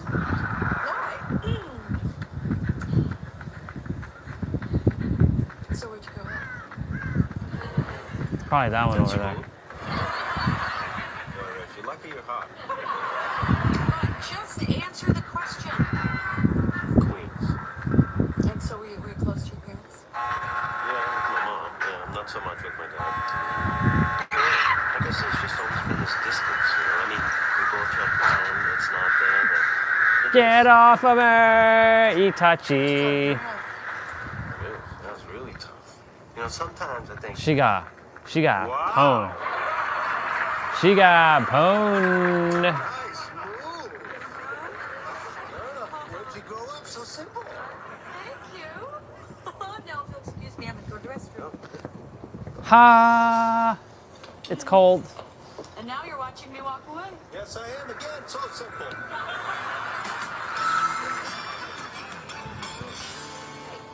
Say we'll be good. Well, it clearly wasn't showering or shaving. I got good. I played this game all day, and now I rule at it. They should change the name of it to Miss Chandler. Although I hope they don't. Wait a minute. You stayed home all day and played Miss Pac-Man while I went off to work like some kind of chump? And I got all the top 10 scores. I erased Phoebe off the board. High five. I'm gonna go inside for a moment and get my hands warmed up. Well, I've been playing it for like 8 hours. Also, I should bring in my Check out the scores. uh, And also look at the initials. this, They're dirty words. Chandler, why would you do that? cause it's awesome. Cause it's awesome. You think this is clever? Well, you know, they only give you 3 letters, so after ASS, it is a bit of a challenge. Wait a minute, this one's not dirty. It is when you put it together with that one. Well, if you don't clear this off, you won't be getting one of those from me. Ben's coming over here tomorrow to play this game. He can't be there. You won't even know what they mean. Chandler, he's 7. He's not stupid. Have you talked to him? I'll be right back. No. If you unplug it, I'll have nothing to show for my day. It'll be like I was at work. No. Hey, look at that. Look at that. It's still there. This thing must have some kind of primitive ROM chip in it or something. Hey, you gotta put your scores. With the claw. Fine, I'll do it. Just gotta get this off the screen. Carol and Susan are still upset that you taught him pull my finger. Pull my finger. My hand is messed up. I am not gonna answer that. Oh, come on. Just pick one. Between Monica, Phoebe, Chandler, and Ross, if you had to. If you had to. Who would you punch? No one. They are my friends. I wouldn't punch any of them. Chandler? Yeah, but I don't know why. I'm having such a wonderful time. Me too. Hey, Rach, can I just say, I think this is the best date I ever had. I know. I've never laughed so hard. Did you see the wine come out of my nose? Yes. Joey, I think everybody saw the wine come out of your nose. I gotta say, I never knew I could enjoy the non-sex part of a date so much. Well, that is because you have never been on a date with me before. Huh. All right, now don't judge me. I normally wait till my date leaves, but you live here. I'm ripping into this one. Oh, okay, well then you don't judge me. I'm gonna suck on the cellophane from the brownie I had before.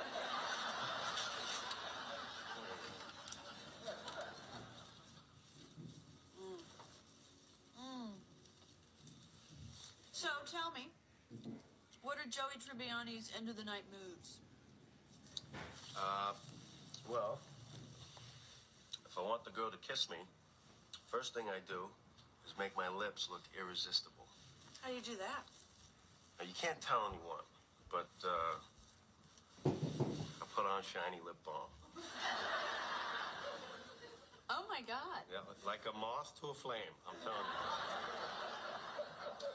Okay, all right, so now you go. No, I don't want to tell you. Enough. How's this embarrassing? More embarrassing than shiny raspberry lip balm? I didn't say raspberry before, did I? Just tell me, Rick. Just tell me. Okay. All right, stand up. Well, when we're at the door, I lightly press my lips against his and then move into his body just for a second. And then I make this sound.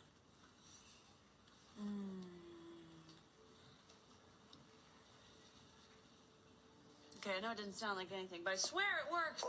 Yeah, well, yeah, that would work, yeah. All right, I gotta go to bed. Honey, I had such a wonderful time.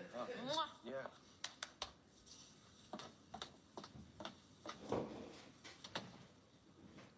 Me too.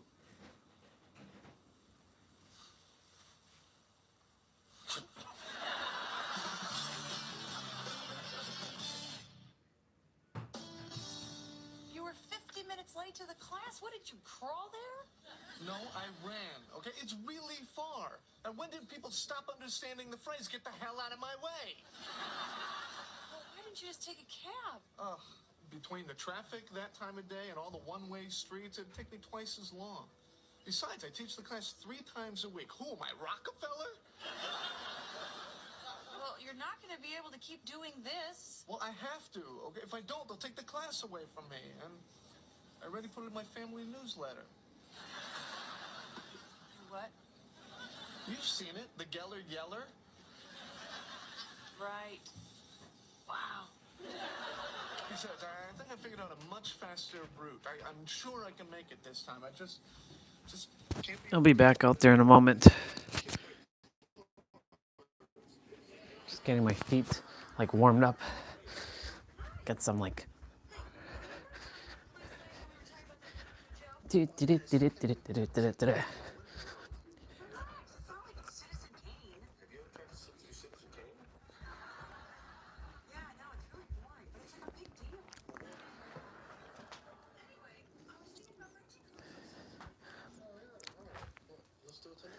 Well, don't you have that big day tonight? Hey, Joey, can I ask you something? Yeah. After our date last night, did you feel a little weird? Oh my God, you did too? It totally freaked me out. What was that? I don't know. I'm kind of thinking it was the lobster. Oh, yeah. The lobster. I was up sick all night. Yeah, me too. All night. Really? How come we didn't cross paths? Yeah, well, that's because, I stayed in my room. Yeah, you don't want to look at my hamper.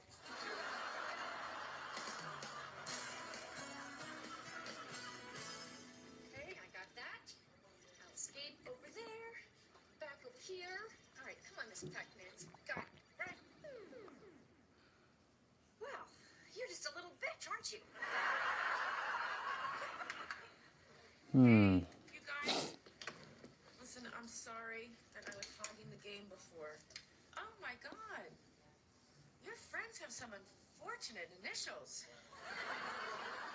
They're all Chandler.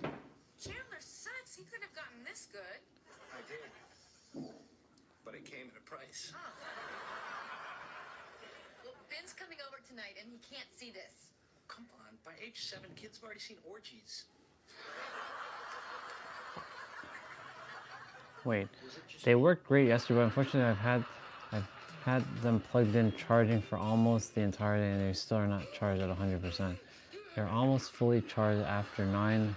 They almost fully charged after 9 hours. Not impressed. That's not good. They are great except they only keep your toes warm. I thought the whole foot part was heated, but it's not. And my heels get cold. I don't care about my heels, I care about my toes. I prefer my toes. A bunch of red spots. Let's see this. Okay, why don't you all start to read while I...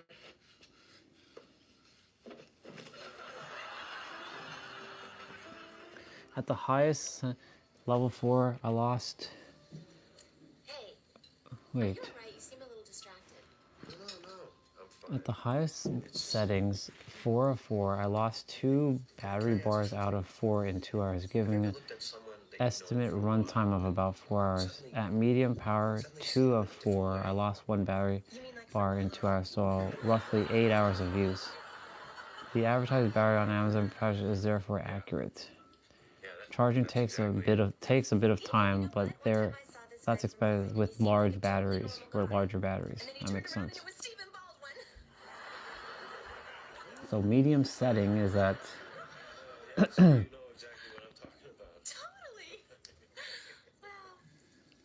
Well. Would you excuse me for a second? I've always had cold feet and had been searching for good heated socks for my winter photo sessions here in Alberta. But I was worried they might be fragile. These ones turned out to be quite excellent. They're quite warm even without turning the heat on, and they reach well up the calves, high enough to keep you warm enough but not over the knees. The battery pocket at the top is barely noticeable, which makes them very comfortable to wear. You can feel the heating element slightly under your feet, but it's not uncomfortable at all. The heating zone provides nice warmth on both the top and the soles of your feet. See video.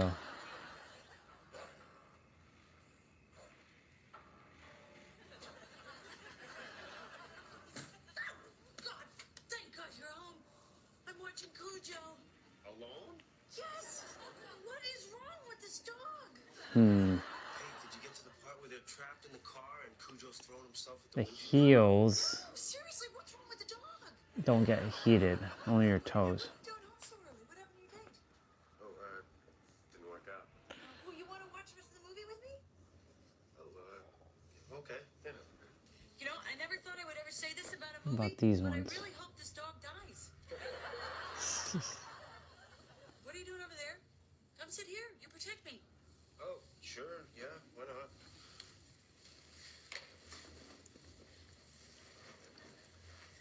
Okay. Just looking for some good old socks. Okay, that's him. That's him. That's Cujo. That's Cujo.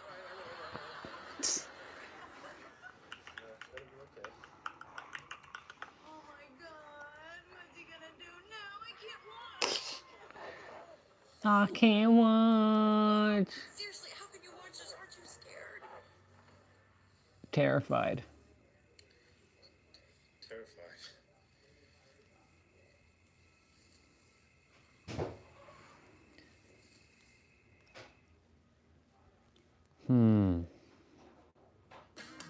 So is everybody here? I got here a little. This one's got the highest rating.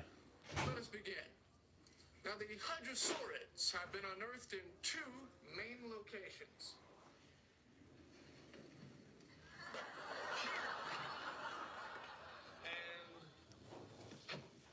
But it doesn't reach your heels. Now, as for the hadrosaurs,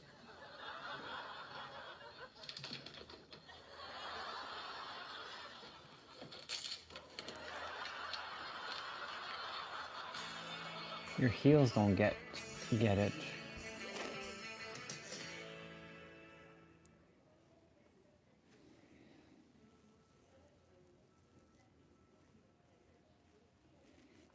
Does that one come with the app too? It sure does. All right. It's a new day. All that stuff about Rachel, you don't feel that now. It was crazy. You're fine. You're better than fine. You are. You're As your friend Tony great. would say, great. Everything's normal. She's just your friend Rachel. Your friend Rachel. Your friend Rachel. Hi, sweetie. Hey, it's your girlfriend, Rachel. Do do do do. So no one told me was gonna be this way. Your job's a joke, you broke, your love life DOA. It's like you're always stuck in second gear. When it hasn't been your day, your week, your month, or even your year, but I'll be there for you. To warm but not functional. Some batteries, okay. So some people had some terrible, not impressed. She's had the most amazing bath. Really? I don't like baths. Wait, you like them with me? I'll be back outside. Baths are so relaxing. Really? What do? You're just sitting there stewing in your own filth. How dirty do you think I am? I'm telling you, if you had some candles and some bubbles and some music. Oh yeah, this is the episode where he's in the Honey, it's 2 o'clock on a Wednesday and I'm watching Road Rules. How stressed do you think I am? Hey, Jen. You got a minute? I really need to talk to you. Oh, yeah. Is to say cold pizza talk or leftover meatloaf talk? Well, neither. Oh my God, what's up? I don't know. It's just lately I've been feeling. Okay, here's what it is.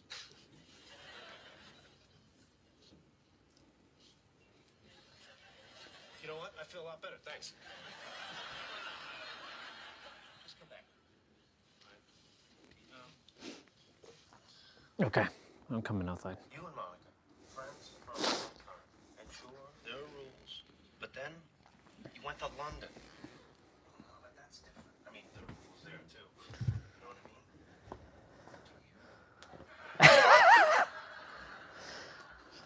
Do you know that there's rules? I mean, you were both in the same place, right? In London. Yeah. Yes, when Monica and I were in London, we were both in London. You know what? This is a bad idea. Forget it. Forget all about it. And listen, do me a favor. This conversation between you, if that.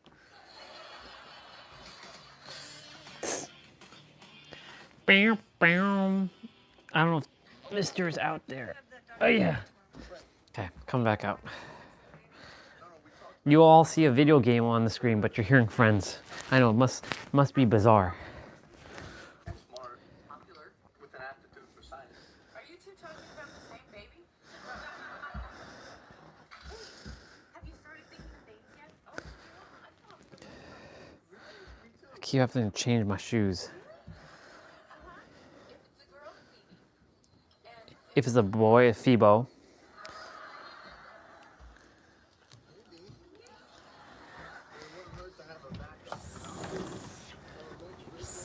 Whew. Wah. Wah. Wah. It's cold. It's cold. Holy moly.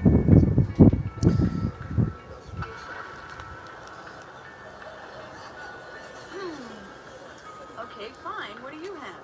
All right, it's for a boy. I know it's a little Vito. Darwin. Oh my God, our child will be beaten to death in the schoolyard. Yeah, by Sandrine. You're just saying that because I should know the union. Really moving on. There's a Kate over there. How about you each get 5? There's a Kate. All right. That's okay. I don't think you're gonna need it though. Okay, check this out. If it's a girl, Rain. Vito. Why? Rain? Hi. My name is Rain. I have my own. Welcome back, bro. And my dress is made out of wool. I know her. I bought homemade soap from her at a dance. Do you want to address the trigger now? Okay. How about Or do you want to tackle that later? Ross, why do you hate our child? Fine, you go. Okay, James. Huh. But only if it's a girl. Oh, Vito. How about, ooh, I like Ruth. What about Ruth? Oh, I'm sorry. Are we having an 89-year-old? How about Dayton? Vito. Stewart. Vito. Sawyer. Vito. Ellen. Vito. Is it me or is Vito starting to sound really good? Oh my God, the wind. Crazy. No,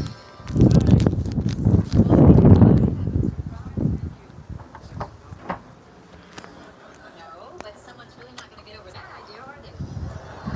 What is it? I drew you a bat. Honey, I don't like bats. Could you draw me a picture of us having sex on the balcony? Try it for me. Well, I used all my best stuff. I lit some candles, I found some music, I used bath salts, plus bubble bath. All right, let me read what you shared. Got you this little plastic Navy ship. So it's a boy bath. This does butch it up a bit. I swear, if you try it, you will love it. All right, if I do this, can we at least discuss sex in the bed? Absolutely. I know how that discussion's gonna go. Hi, Kate.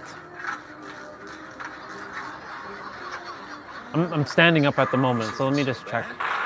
Shit, my bad, Kate. My bad. I'll take it. I'll take it. Which is okay because I got my boat. Nah, that's cool, dude. I can talk in game. I told you you were a bath person. Hey, when you some.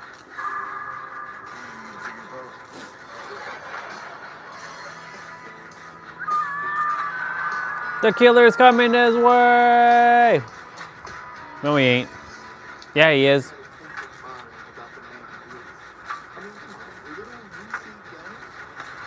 No!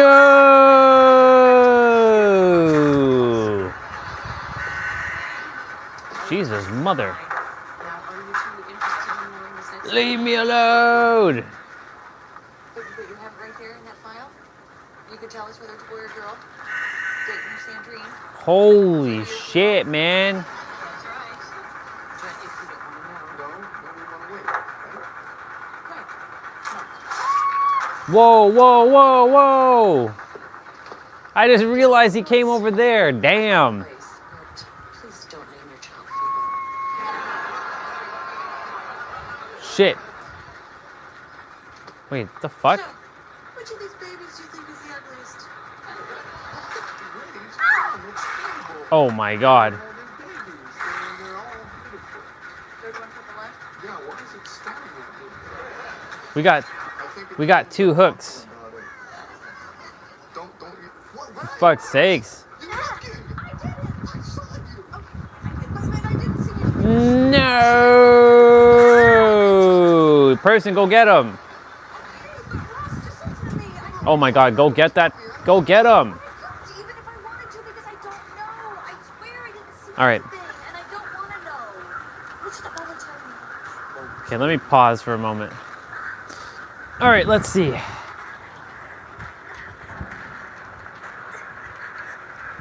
Okay. So you were saying earlier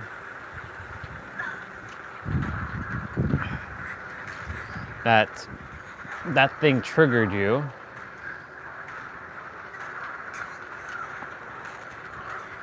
You're happy with yourself, but not happy with life, or something like that. Okay, yeah.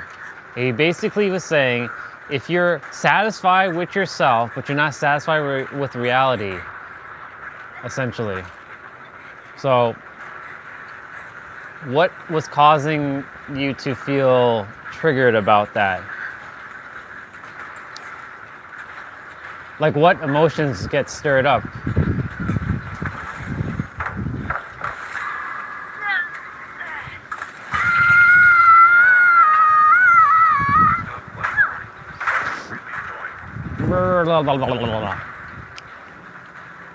Why do you have to be windy? Damn you. It's all good.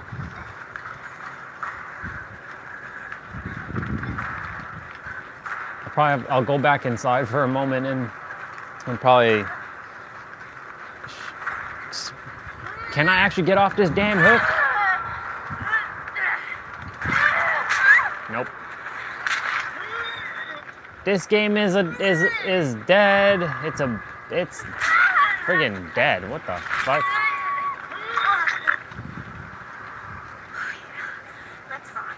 I'm basically playing with bots. All right. Anyways, I'll take my defeat like a man.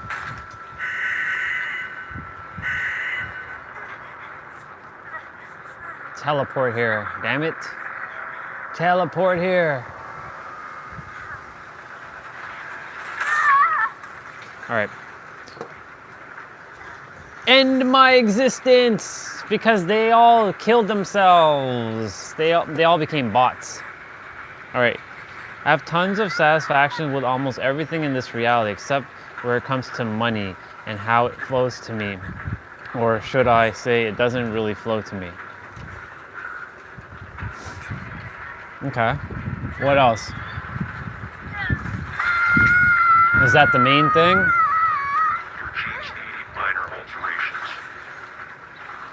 This damn killer. Let me go. Put me down. He's gonna have to drop me. I'm not gonna even do anything.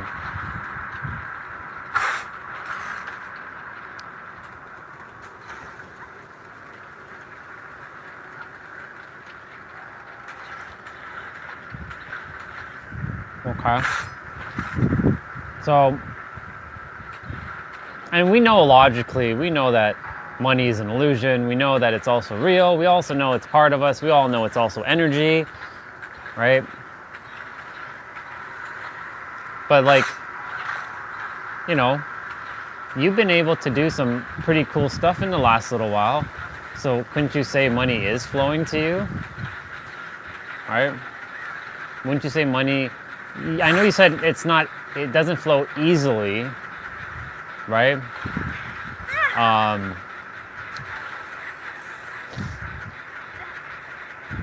But I would say that, you know, I know you don't want to bullshit and say it does when it doesn't feel like it doesn't. What if I told you like it really does flow easily to you? Right? Right, okay.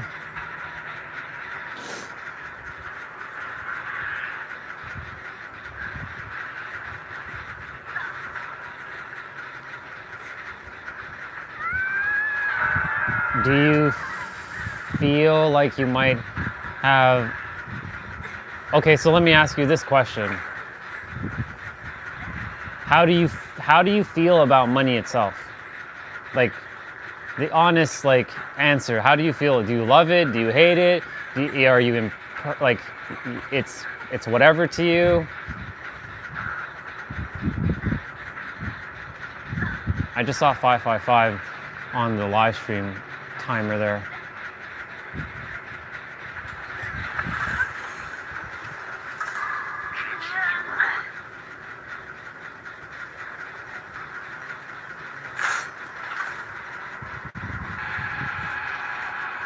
I'm just watching this killer.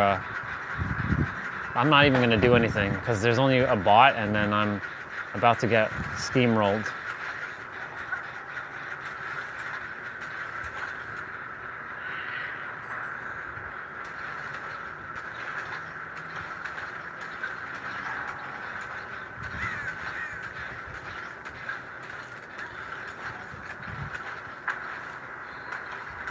Okay. So the relationship with money is all right, okay. I mean, as we all know, this is neutral, right? Like, even if someone is using it for bad, I mean, good or bad is just, you know, obviously the human perspective that we've created.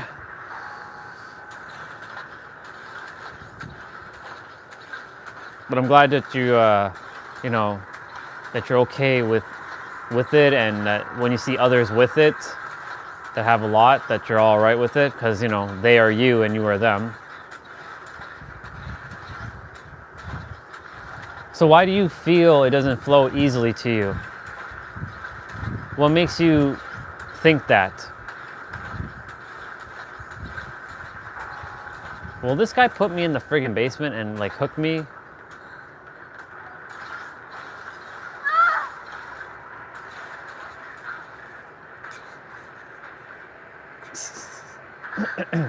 I think he's giving me mercy. Here comes the bot. I'm playing with a bot right now.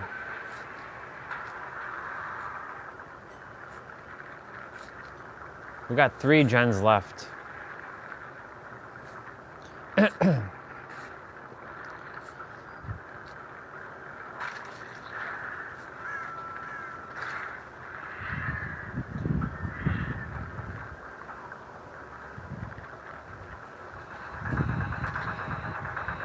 It's okay. I mean, what's the first thing that comes up when I ask that question?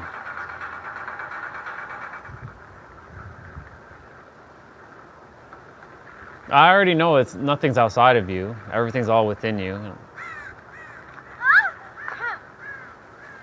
So, but you know, it's all right to still share like what it might feel like. Okay, so there's that. So it's wife, all right. And let me ask you this: why does she worry about it? You two have been able to sustain your business for years, been able to do retreats and whatnot for years, and do all kinds of cool stuff helping people. So why does she worry about it?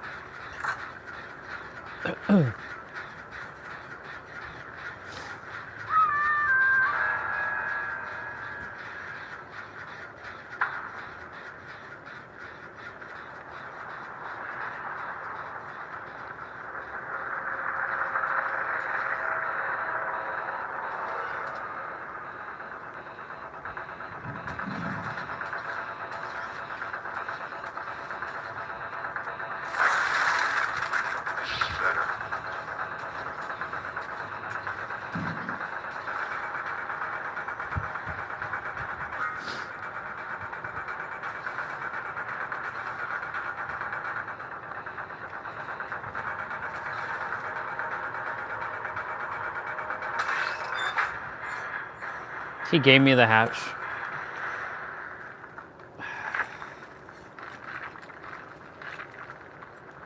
Let's see. It has to do a lot with her money.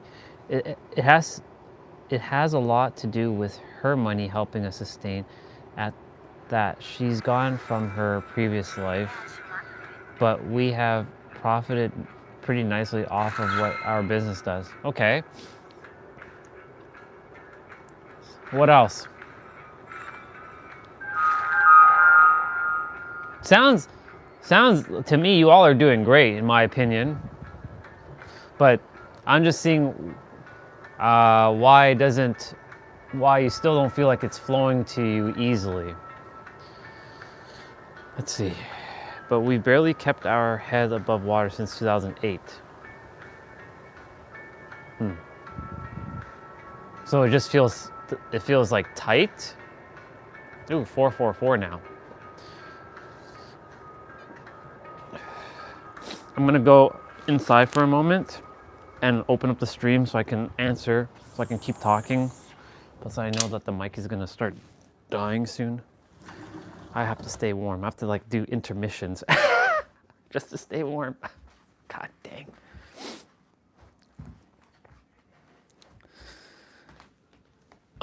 Let's see. I'm opening up the stream on the Mac.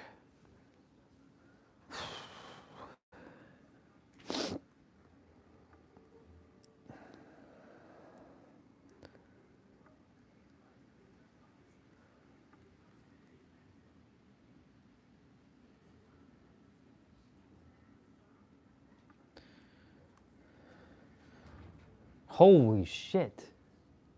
That wind was nuts. All right. I'm gonna move the phone a little back. I don't want it to fall. So I'm just gonna kind of bring it a little close there. So just in case it falls on the table. And it catches it onto the thing just in case. So it can't technically fall off the table if the wind just suddenly happens to knock it off. All right. Let me see. You shared some more stuff. What you got? So you yourself don't have worries about the money. My wife does. She's taxes and always pays our bills, so she says she sees all the money come and go. Right, so that makes sense.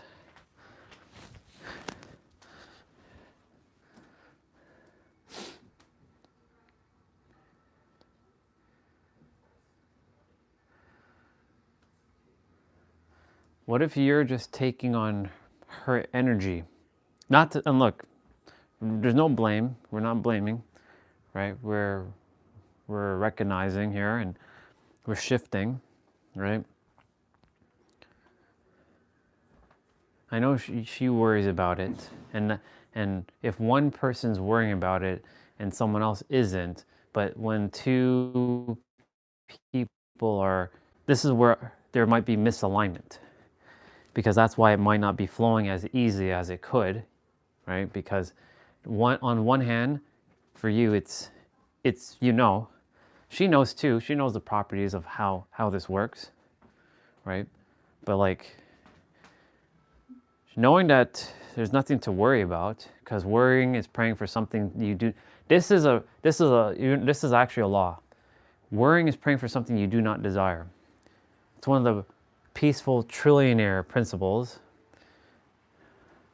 Worrying is praying for something you do not desire or do not want. Want is, of course, I don't use that word. You do not desire.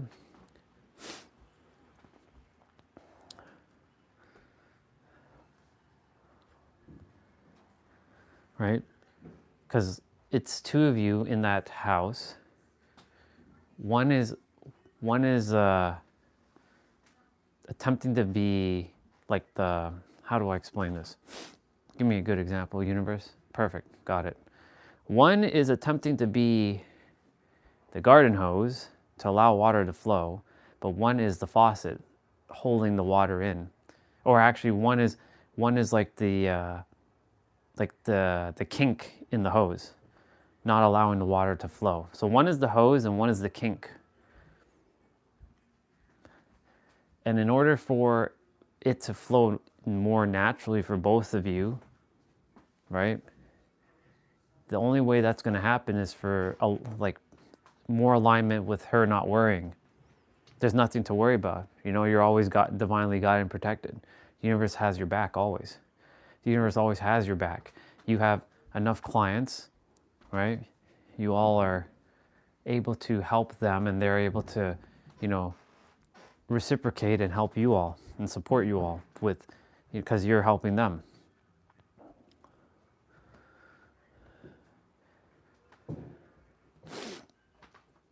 Let me see what you shared.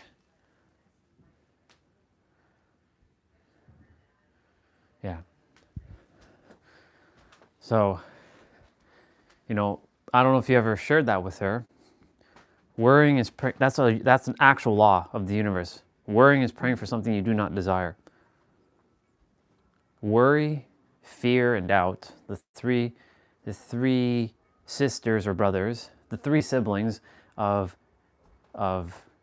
basically not what you desire in your life.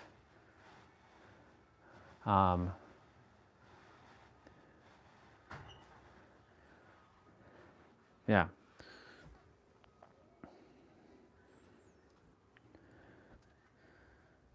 Yeah, I think that's... What the hell is that? Are they... I think Mom's going to be wrapping up the chairs soon.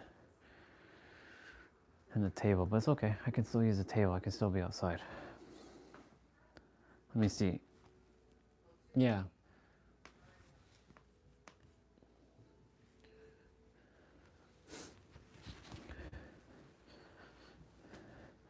Because worry, right? Worrying, as you know, and I know she knows this, but I know when you're facing something in the physical, it doesn't feel like we logically know that this is all energy. This is an illusion, right? It's not fake. It's just an illusion. It's just that it's beyond what our senses can perceive, right? Because you all have everything, and you all have everything, and you all have enough, more than enough. And you always do have more than enough. But logically knowing that is not enough, right? We all know that it's a feeling. It's feeling like you have enough. Feeling like you're able to know that you have enough, right? But if it doesn't feel like you have enough, then there's going to be this constant like feeling of like not being enough, and then the universe sees it's a paradox. The universe is going to take you can logically know something, but if you don't have the feeling alignment that matches the logic, the universe will take the thing that's stronger. It'll take the subconscious feeling, because subconscious uses emotion, not language, not logic. It uses emotion. And if it feels something heavy, it's going to take the heaviest or the most deepest feeling and keep presenting that more in your reality. And of course, when you two are in slight misalignment with that, then when there's no alignment with that, money can't flow easily. Again, this is just bringing it to the forefront so that you all can get into alignment. Like, I know it's easier said than done, but it can be just that easy. But you know, like when you have things like, you know, the thing is, it happens in this house, right? Why do you think I'm still having to undo all that's done in this house? Because in this house, you know, everybody is there's some sort of lack, right? And I'm an abundant person, right? And I'm basically, I created something to overcome, which I never had to in the first place. I just had to be aware and now tap into that. And now I'm just living as if I have everything here and now and feeling it.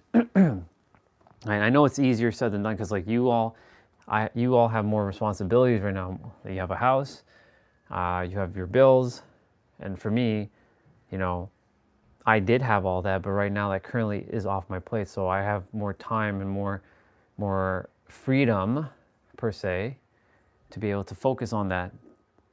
But we're not comparing our stories, but what we're doing here is coming to the recognition that, you know, this is the current situation. It's not even really a situation, it's just a current, like, this is just how life currently is. However, at any given time, you two can get into alignment. There will be no more worrying about like money flowing and money will just flow. And you all will be able to do whatever it is that you desire to do with it and have more than enough. And whatever that number looks like to each of you, more than enough.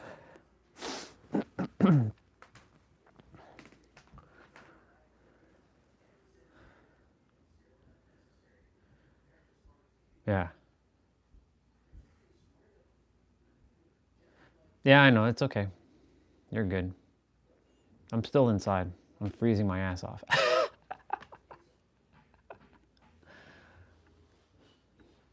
But it's okay, it's an experience of freezing my butt off outside. Let me see.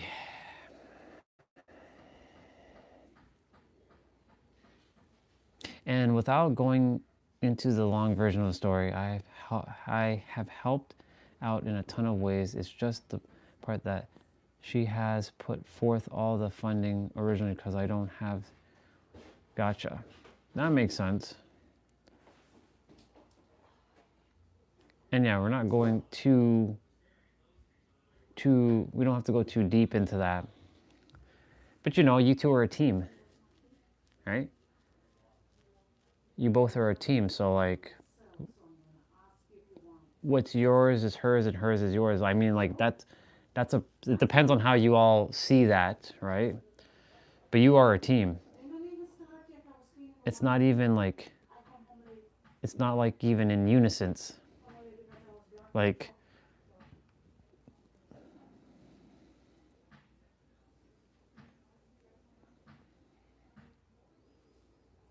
yeah, exactly, and that's good. So what I'm saying is like, you know, you two are a team. And because you two are a team, right, it's just having the same energy alignment. Because when couples are not in alignment, then nothing works. How can anything work, right?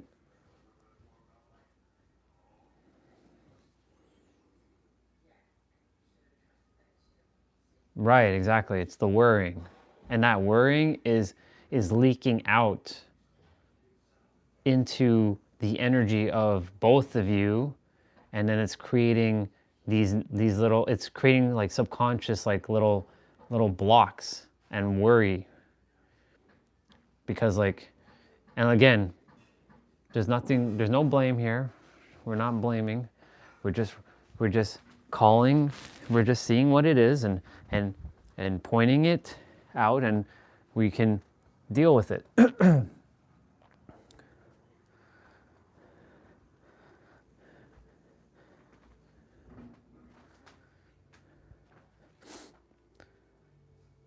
But the energy that is leaking from her when it comes to worry, right? It is creating a ripple into your energy field, and it's subconsciously you're thinking about it in the back of your mind, like it's in the back of your mind, and it's because in the back of your mind it's playing on repeat in the back of your mind, and because it's playing on repeat in the back of your mind, because remember there's songs playing in the back that you don't even realize until you kind of like call it out, right? But because it's there, you know, you care so much about her, right? You want her to not worry. But in the process, like, it's creating a little bit of a rift with the energies. Not between you two, just a rift in allowing, like, harmonious money energy to flow. Because, like, when money does come, it feels, it doesn't feel maybe the greatest. It might be feeling like, because she's like, she sees all of it going in and out, like you said. Shit, my mic is dying. Let me change my mic quickly. I just saw it flashing.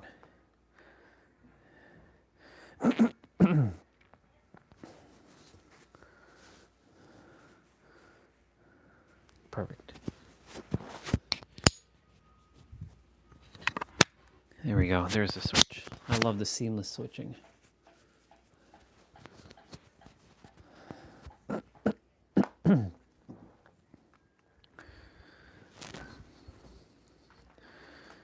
Let's see, what else did you share?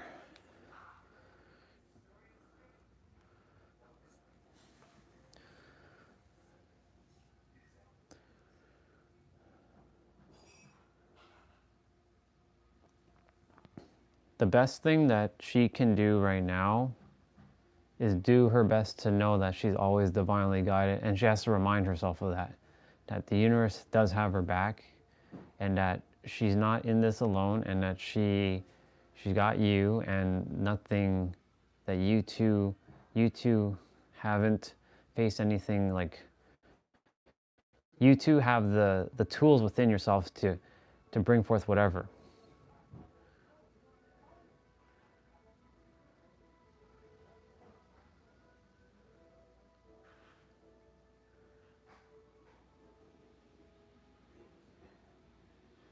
Right. And that's good.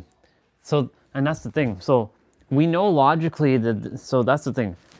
That's why I was saying, like, mindset is great, but the one thing that I see that a lot of people in like the mindset space forget to think about is feeling, because they just think about mind, like that they have a positive mindset, like, and you already know this, right?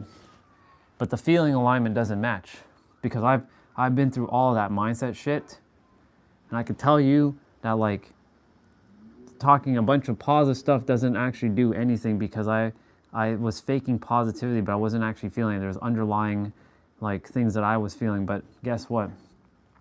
Remember I mentioned to you that you can snap your finger and everything's already here and now. You already are, all the learning is done, all the transcendence is over, right? All that's over. So, like, the worrying doesn't have to happen anymore either. But she has to get to that perspective, though. And when you both are radiating from, like, you both know enough, you have enough because you are enough, and you know this, I don't have to tell you this. I'm just a mirror to reflect right back who you are. That's what I do. When she taps into she has to build conviction in herself at this point. Because right now, the opposite of conviction is worry. It's uncertainty. She has to build certainty and conviction, and that's self-trust. I don't know how much self-trust she has in herself, right? I don't know, but she just has to have more conviction that everything's working out always exactly as it is, and the universe has got your back. The God-verse has got your back. Wow, that wind is wild. Is it raining now?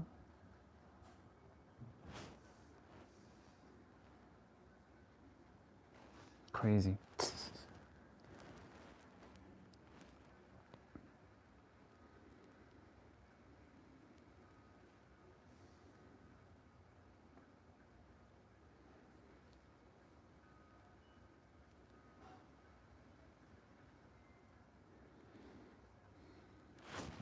Let me see what you shared. I'm just seeing what else is coming through.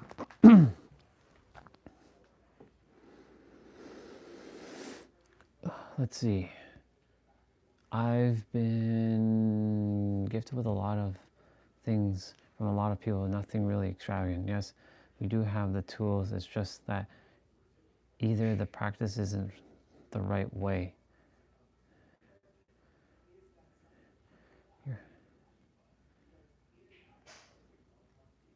She's way too high expectations for herself. But that's good that she has one of her greatest traits, and probably downfall on a regular basis. Well, here's the thing. Having high expectations is actually better to have high expectations than setting the bar low for herself, you know what I'm saying? But during that high expectation, right, that perfectionism, I know because I used to be a perfectionism too. I wanted to be perfect in everything. But the thing is, you already are perfect no matter what you do, and that's a bar.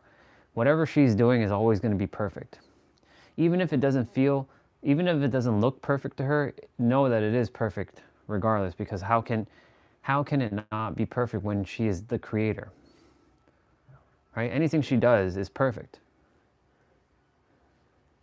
I know someone might, critique her or make fun of something, but I know no one really does that. But like, her herself, she has to come to that realization that no matter what she does, it's perfect as it is. Can you always improve on stuff? Of course. Like reality is a paradox, but it's a feeling of knowing that everything's perfect here and now.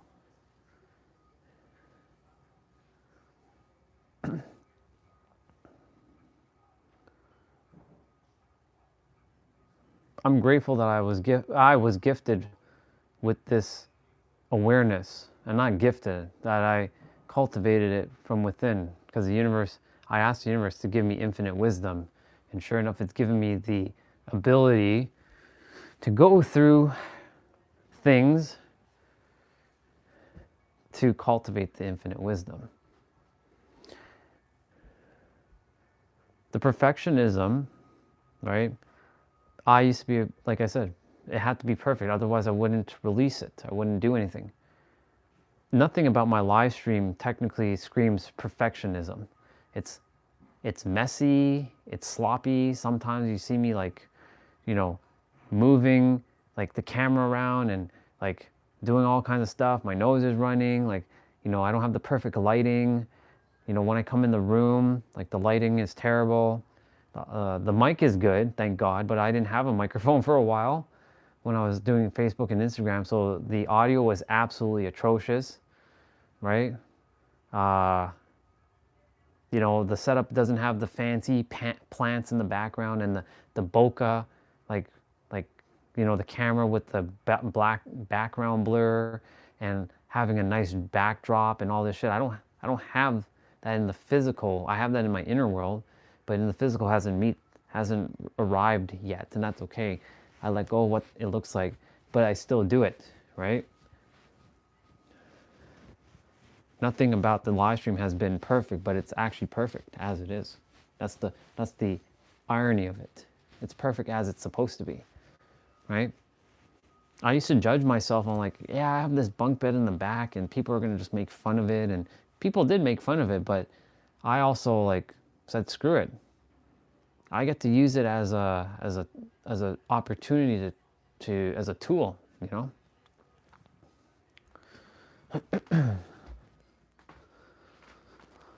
So, let's see what you shared. Okay, so that's the same stuff you still left.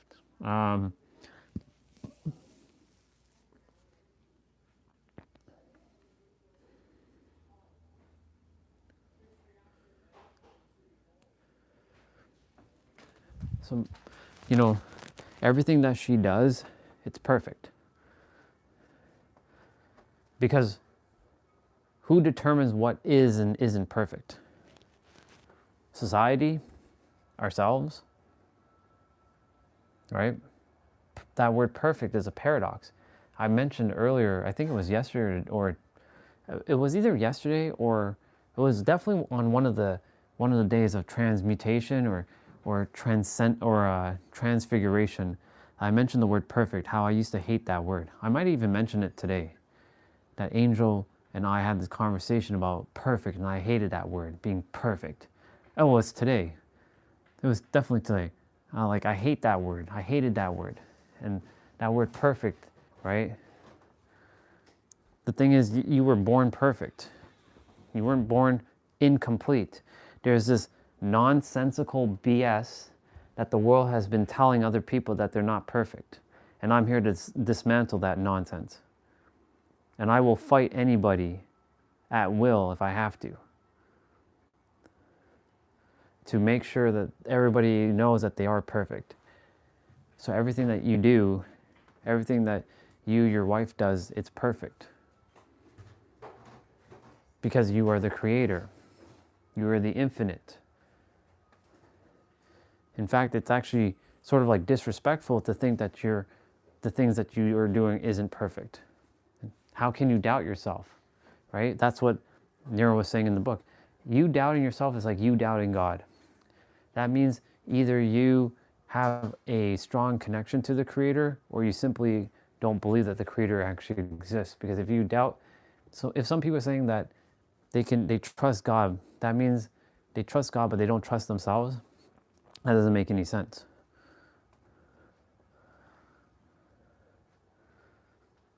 She's doing great. You're doing great. You both are doing great. You're doing what you're currently aware of, and it's perfect. Everybody's doing perfect. Now, are there things in the world that can be shifted? Of course. Can there always be improvement? Absolutely. But there's a version of you and her, and a version of me and anyone else who is already at perfect state. We have everything. We've accomplished everything because we are everything. At the same token, there's a version of us that's still evolving, and in the imperfectly perfect version, which allows us to keep evolving, stretching, expanding, and growing, and elevating simultaneously with the mastered version. So that's why I'm saying, like, there's a version of her, and she has no worries. Worries are gone. They don't even exist.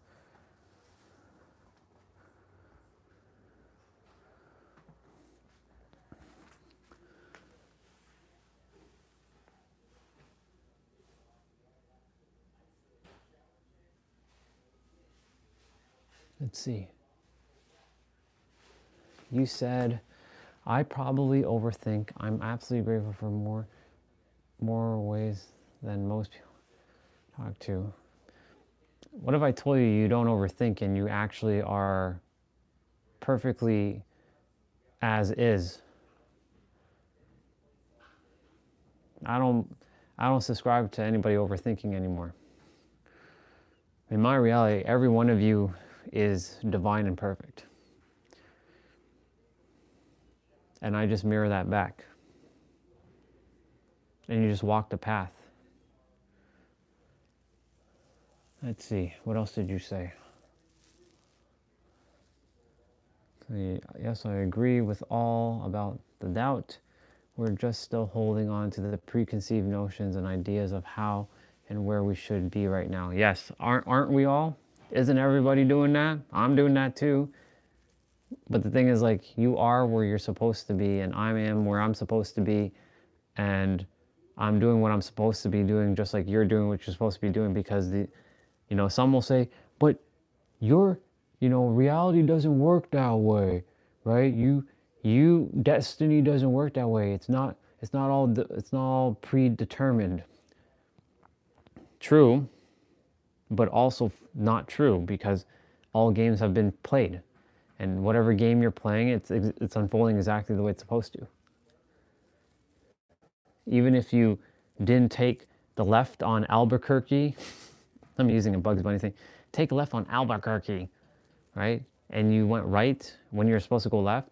Well, the universe already has the game of you going right until you're gonna get to where you're supposed to get to. Not any sooner or later, exactly when you're supposed to. What's up, young goat? I just saw that you're here, dude. I like that idea. Ambulance of thought. That's an interesting one. Let's see what else is saying in the chat. I'm inside, by the way. It's cold, so I'm just warming up right now. I have to move the phone closer to the screen, so that's why the screen looks like that. Because the wind is just blowing and my phone will fall over and go kaput. Let's see. we should have our school open. We should have been doing many more trips to different places and help people out. It's okay, that's happening right now. It's already happened. And now as you walk in that alignment, it will unfold. Remember, manifestation is internally shifting to a degree in which you're no longer emotionally dependent upon seeing reality change. And, you know, we like the physical because it's a feeling that we're looking for. But we can give ourselves a feeling right now, every feeling. But we might not believe that feeling is possible because we don't know what it feels like. Because the billion-dollar question I always ask them, well, how do you feel a feeling that you've never felt before, right? How do you feel a feeling that you've never experienced before, right? How do you feel it, right? That was my billion-dollar question. Well, how do you feel a feeling you've never felt before?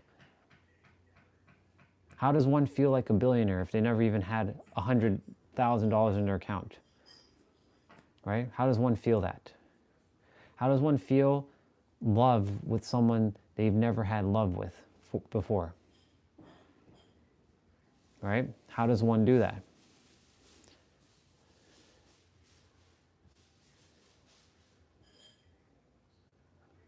That's a really good question you left. I'm going to read what both of you said because I didn't read everything yet since I'm still in my train of thought. But I saw that question at the bottom you just left there. That's a fascinating question. I'll get to that in a moment. The being loved and feeling love. So the only way that I've currently found to feel a feeling that I've never felt before is through the imagination and through other things that are similar, like similar experiences of like, well, I've never had $1 trillion yet, but I definitely had 1 million. So knowing what that feels like, it's no different, right? It's just a number, neutralizing things. What about a partner? Well, I've been married before. I know what it feels like to have sex. I know what it feels like to kiss and hug. I know what it feels like to hug somebody. I know what it feels like to be in love. So I can use that feeling and imagine that feeling with someone else, right? So it's finding spot, like points in your life that you've had these things and utilizing that and feeling the gratitude for it.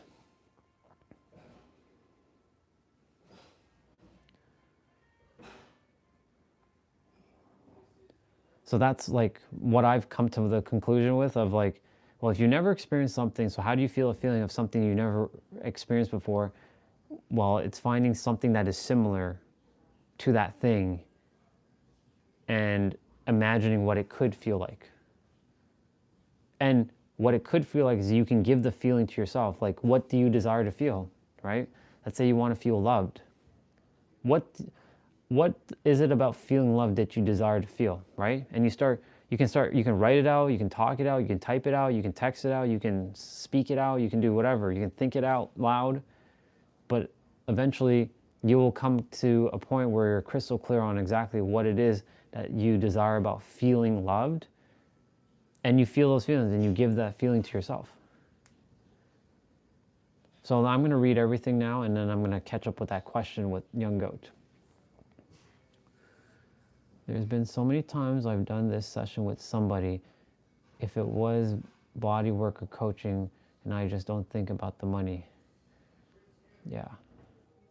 It's not overthinking, it's an ambulance of thoughts. Just don't know which thoughts to choose. It's just so amazing, and I feel so privileged to be doing this work for how long I've been doing it. How it seems that if I were to have another couple zeros behind what I already make, I will be able to help out more people. It's okay. You already, in your inner world, you already helped out those people. Remember, start from the end in mind, live from the end, feel from the ending, not from the progress, but from the ending. That's why I was saying just now, you know what it feels like to help the people that you're helping.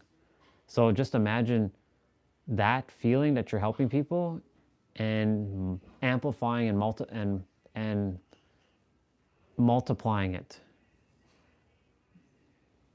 Multiplying, so there's maintain and magnifying. That's what I was looking for, the 2 M's.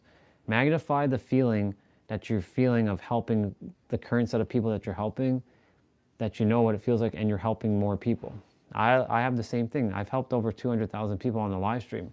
So I know what it feels like to help over 200,000 people. Whether they actually got helped or not, it's irrelevant.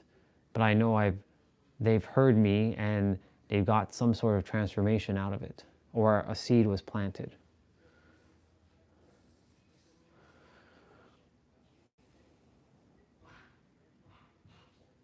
Ah, you said abundance. Okay, abundance, not ambulance. Okay, gotcha.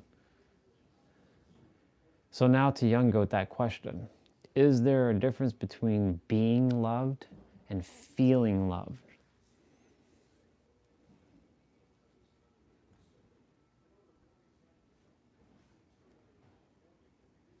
I feel that they're both one and the same. Because being implies that whether it's you're giving it to yourself or someone is also sharing it, and feeling loved, because being kind of encompasses feeling already.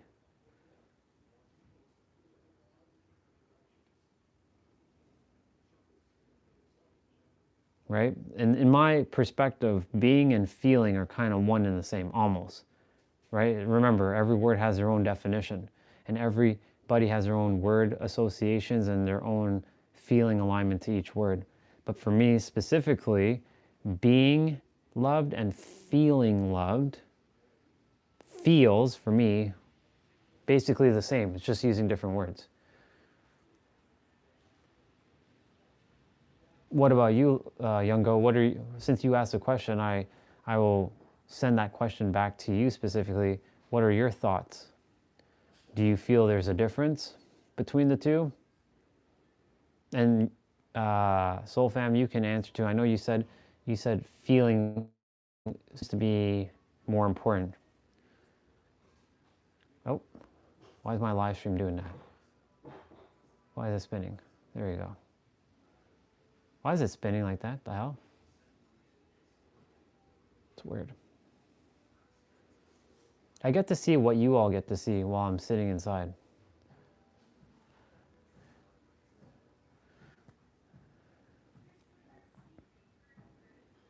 My hands are warmed. My feet should be warmed up. I'm gonna come back outside.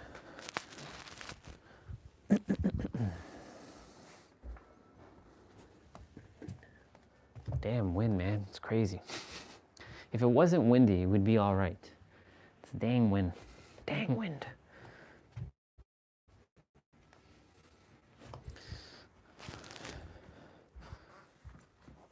All right, I'm going to read what you shared when I come back outside because you left some messages there. Actually, I should use the bathroom first. Hold on. I'm going to go use the bathroom. 1 sec.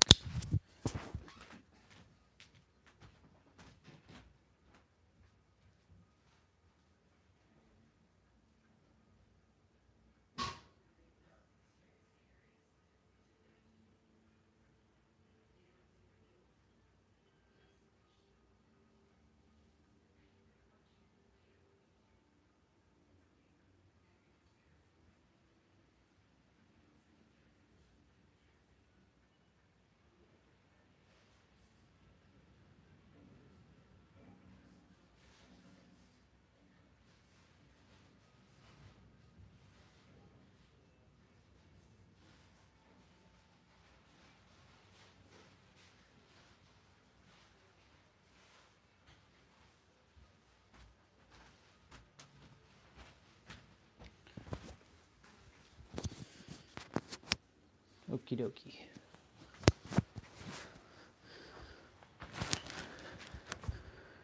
That wind, that wind, that wind. some pretty gnarly wind out there, but it's okay. I got this. I always got this. I've been gotting this. I've been gotting this? Sure. Good grammar, Orion. Well, good grammar, Andre, even though Orion is perfect. Orion. I am Orion. Don't ever forget that. All right. Outside. Oh my. Oh my. Okay. I'm gonna sit down now. All right, let's see, Youngo, what did you share, boy? I meant to say brother, not. I've been saying boy a lot. I don't mean that disrespectfully. It's more of like a jokingly thing. So let's see. Sometimes I think being loved is unconditional, but feeling love can be conditional. Okay, that's a good one for sure. I like that. It's the sense that the feeling of love can fade. That's another perspective too. Yeah, that is a good perspective. I like that perspective, by the way. Like a parent and a child. A parent will always love their child, but the feeling of it may fade. Okay, let's see what else. I met very few people that can actually receive the full amount of love that is given to them. That's true. That's a good perspective, by the way, young goat. I like that.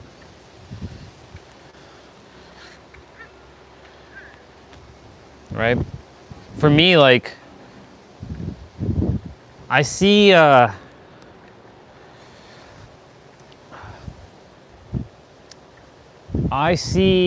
like I said, being, now that you added that perspective, I can add on to that. So yes, it can definitely fade. So feeling love and being loved, right? I still think for me, like, it can still go either way, because you're right, it can fade. A feeling can fade. And being is like, here's another perspective actually, here's one. Being loved is a feeling that you generate inside of you, right? Feeling loved is also it's emotions or feelings that you generate inside of you. However, it also comes from something external. Because being loved is like you love yourself. Because that's how I perceive the being aspect. It's coming from within, like as within, as without. Feeling love has a more external vibe to it. But you see, that's a perspective, right? Doesn't mean that's neither accurate or inaccurate. It's just another perspective. Hence why I said everything has, every word and everything that is said has all kinds of meanings. You know what I'm saying? Oh my God, really? The gen got blocked as soon as I got here? That's bullshit. Oh my God, please don't tell me it's him. It's the Saw Man. Yeah, it's the Saw Man.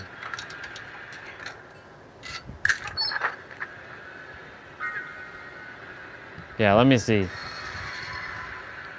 So that's just like my perspective that I will add on to what you shared. I really am grateful for your perspective, by the way. It's a really good perspective. Yep, the gens are blocked. I gotta wait. There's no point me moving from this area because the gen will probably unblock itself. Or I can go find another gen. Any other thoughts about that? But like,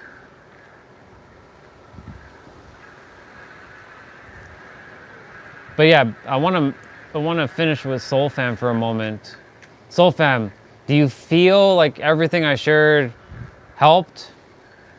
Is there anything else that because my goal is to make sure that it feels complete for you, because like I don't like leaving things half-assed, you know what I'm saying? That's one of my things.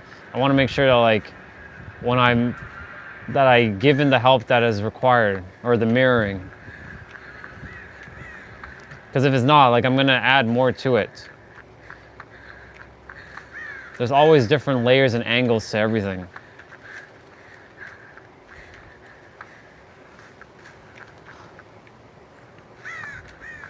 Where are the gens? What the hell?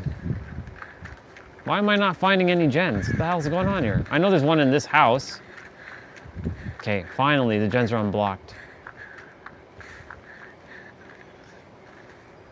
Let's see. Anybody doing this one? Nope.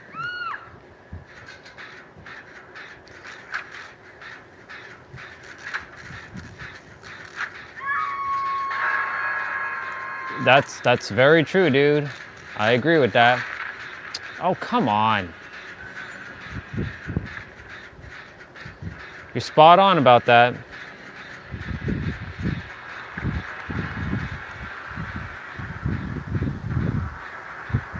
He's coming in here.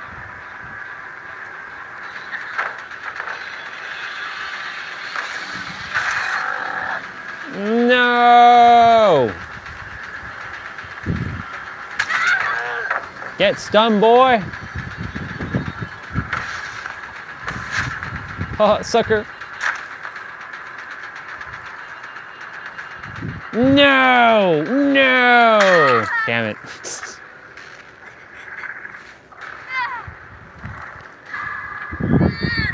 Damn, guy.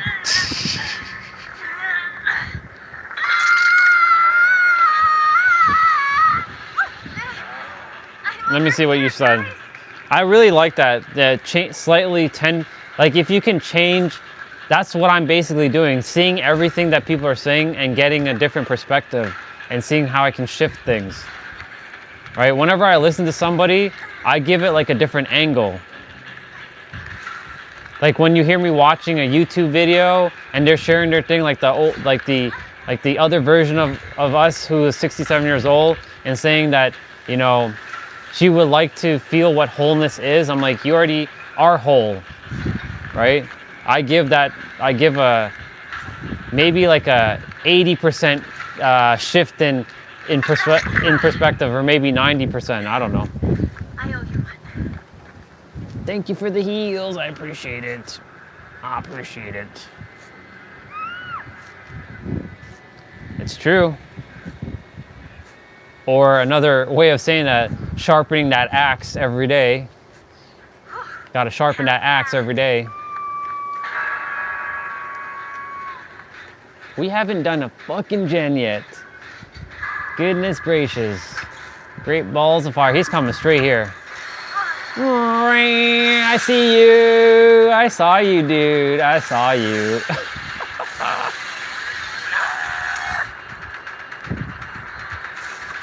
He's trying to saw me to death. Get out of here, boy. Yeah, boy.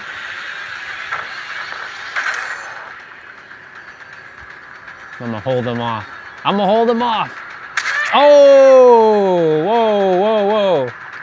Oh shit, I didn't pull down the pallet. I should have just, I should have pulled down the pallet. Oh well. Whatever. All right, let's see. Back when I said that was right for me, I'm sorry. Oh, you're good, dude. Nothing to apologize about. You're good. And yeah, Youngo, iron does sharpen iron for sure. That's another bar, by the way. Just like words can sharpen other words. Perspectives can sharpen other perspectives. Perception can sharpen other perceptions. Thoughts can shape and sharpen other thoughts. Right? Everything can shape. It really depends on what you choose to entertain as facts and what isn't facts too, right?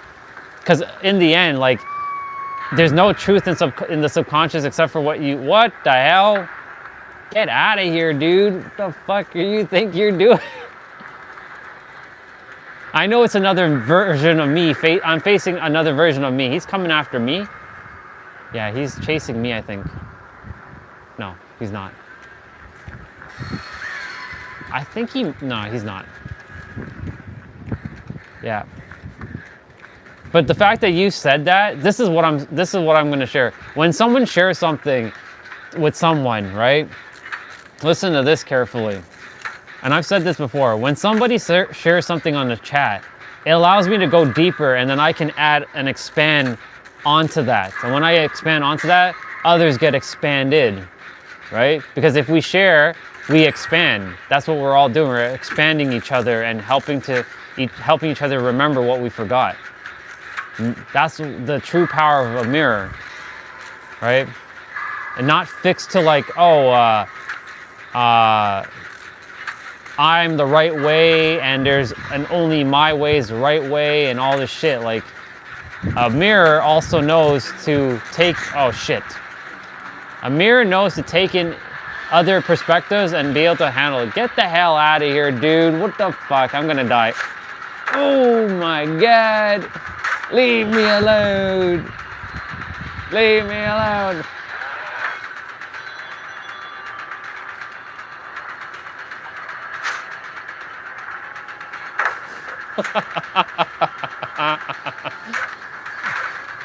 I'm using up all the damn pallets. Yo, easy, easy, easy, easy, easy, easy. Oh my God, he doesn't want... I'm gonna die. I'm dying. I'm dying. Come on, other me, come and get me. Shit.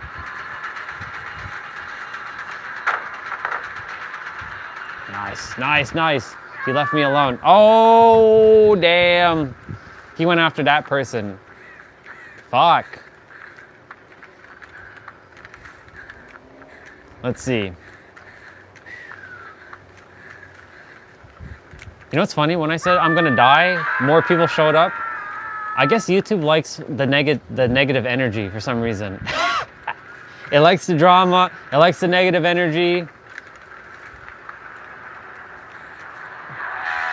Oh my God, I ran right into him. That was so bad. That was so bad. Oh well. I'm gonna die now. Bye. I ran into him. That's bullshit. I thought he was going somewhere else. Ugh. He has an instant down hit. That's why, like, facing him sucks at times. All right, we're changing character. Yeah.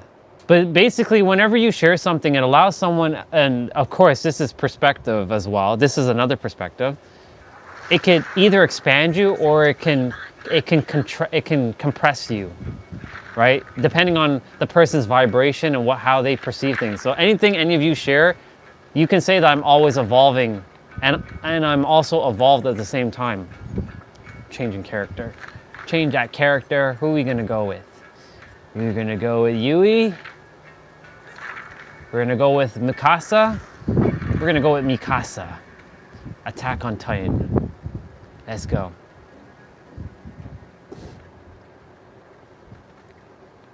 I don't ever play as the dude characters. I ain't got time for dude characters. Ain't nobody got time for dude characters. Oh yeah. There's a Kate here.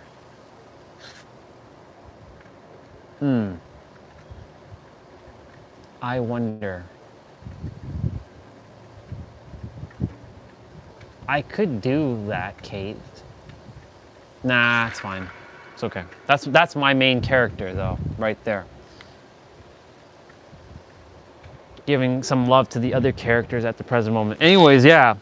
When anybody shares things with me, I take it and I can see how I can expand or see what I can extract and use it to evolve myself. And so like this iron sharpening iron thing that you said allowed me to go deeper, because yeah, a perspective can sharpen another perspective. A perception can sharpen another perception.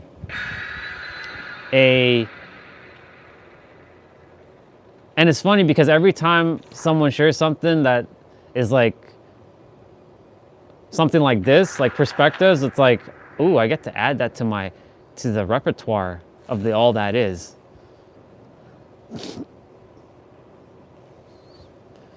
The library of all that is that we all have. So thank you for that. I like that one. That's a good one.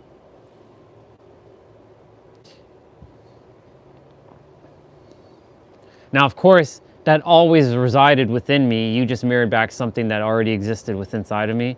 This is how I eliminate the whole someone is smarter than me or someone knows more than me.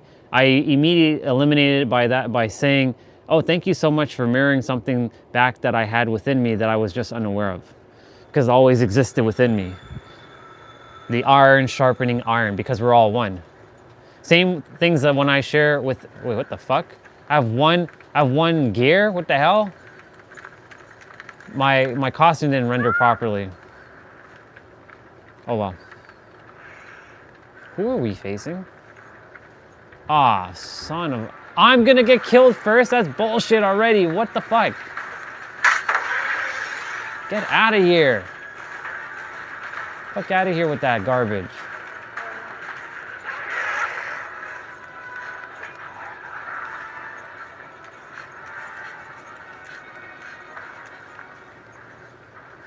Did he go upstairs?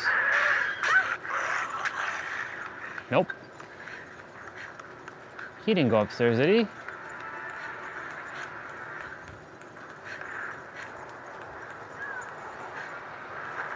Yep, they did go up here. The fuck? Well, I guess I will steal the box here.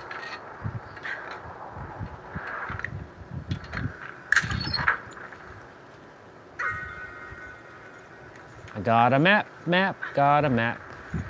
Dora the Explorer. There's a killer right there. He's right there just chilling.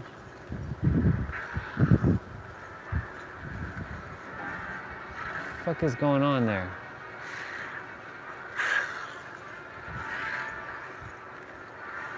Is he AFK? Like, what is he doing? I'm not even gonna mess with that shit. Fuck that noise.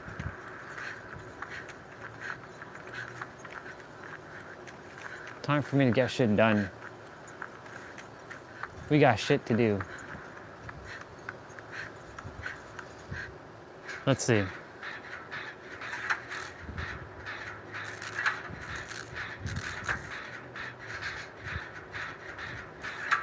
That's good. Yeah, the wisdom well. We all have it. We all have everything each other has. When it comes to information, knowledge and wisdom, which is all basically intertwined with each other, data, the fourth word, data, information, knowledge, and wisdom. It's all basically the same shit. We all have all of the same thing within each other, and we all get to express it in a slightly different way, but it's the same thing at the end of the day. It's an essence. That's why I say everyone has all things. Even if you don't speak like the English language, like we all have all languages built within us. We all have the ability to have the same perspectives, the same ability to have different perspectives, but we all have the same information hidden within our library of all that is. Sounds good, dude. I'm glad we had that conversation.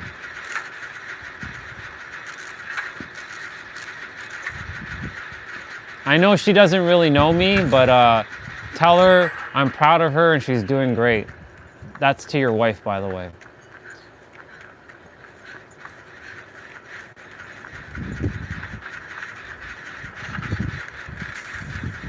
Well, hello there, Kate. This is Kate Denson with darker hair.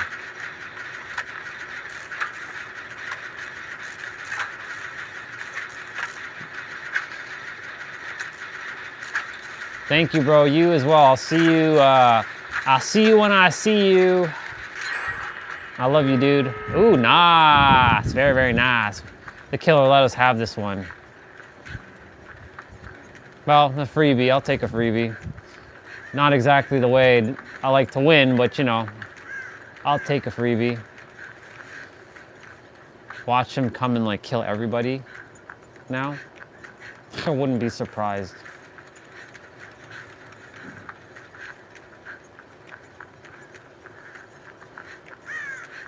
Yep, she's opening this door.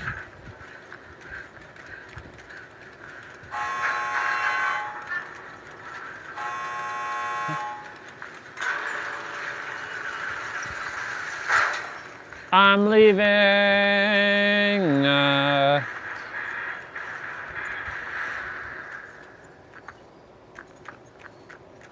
That's weird that my shit didn't render properly.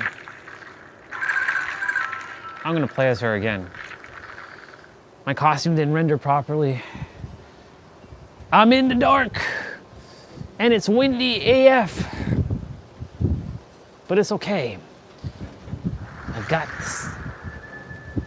Am I tripping out or something? Or does she only have one? No, she's supposed to have two fucking like.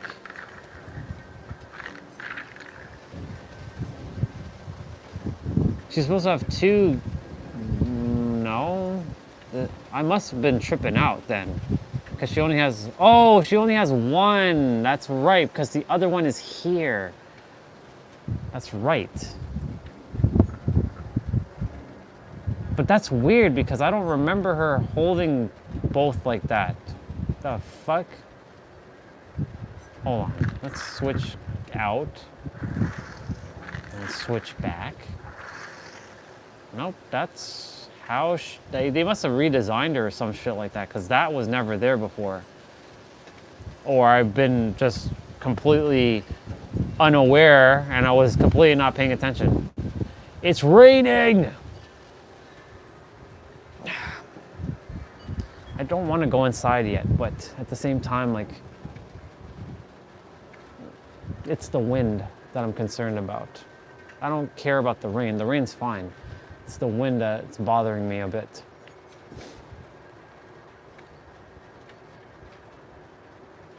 Let me go to the store. I don't think that it'll matter because the store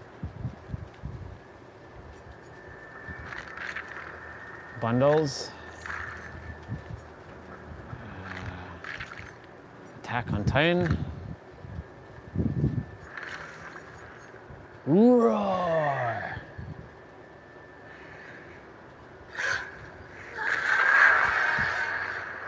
Even his is changed too?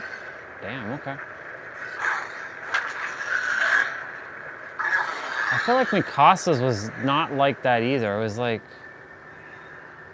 that was weird. I don't know. Seems kind of weird in my opinion.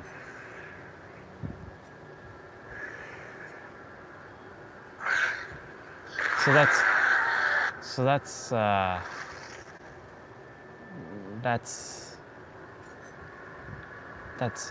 Armin? That's Armin. Wow, that's Armin. Armin is Felix. Well, if I ever play Felix, he'd be getting this outfit. Dwight would be getting Aaron's. He doesn't, I mean, Dwight's no comment. No comment. Kenny is Ace. That fits him. And Jake is Levi. He's Levi Ackerman. I feel like they changed the designs of the outfits a bit. I don't know, it's kind of weird.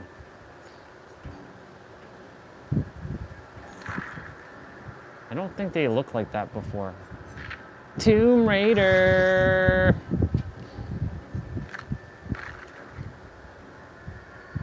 Classic Lara Croft.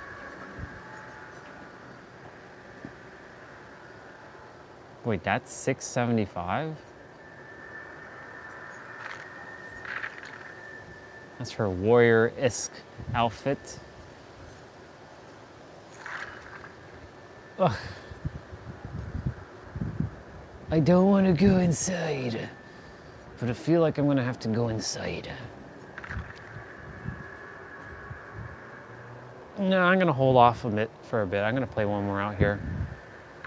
I can do it. I can do it. All right, let's do it.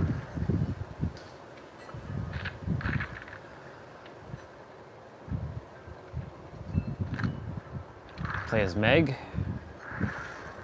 We're gonna play as Annie. Annie Leonhardt.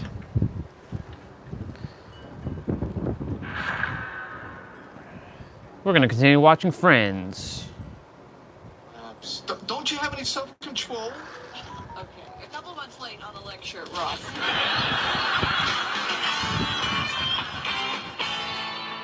Hello? Hello. I'm in the bathroom. Can you come in here? I think there's something wrong. You know what? I think I'll wait out here. The bathtub. Oh. Hey, what's wrong? I drew my own bath, but I did it wrong. The water's tepid, the salt didn't dissolve, and is now large places. And the scents I use don't complement each other. Eucalyptus and chamomile? Oh. What? The bath salts. They're starting to effervesce. It's different. It's interesting. It's different. It's interesting. Okay, let's talk about something else. Yeah, sure. So what was going on with you today?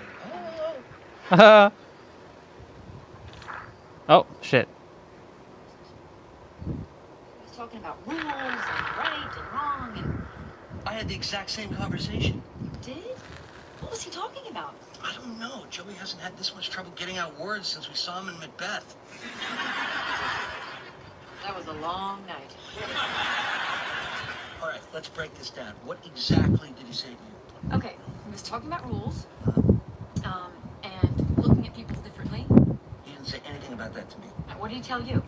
He was asking all these questions about you, me, and London, and of course the glue that holds this all together, the rules. Okay, so you, me, and London, looking at people differently. Maybe he wants to do what you and I did in London with someone. But what do you mean by rules? Wait a minute. Watching Friends, by the He way. stopped talking the minute Phoebe came in. Because he was looking at her differently. And Phoebe is his friend, so he thinks that would be breaking the rules. My God, he wants to do it with Phoebe in London. You guys, just a minute. Because we can You don't say anything. Why would I say anything? Two of my best friends who started the greatest love affair of their lives, and they would have money to play, and then we get surrounding babies. Oh. Whoa! We got the piggy. We got the piggy. Oh my God, we got the piggy. I brought that to your honor.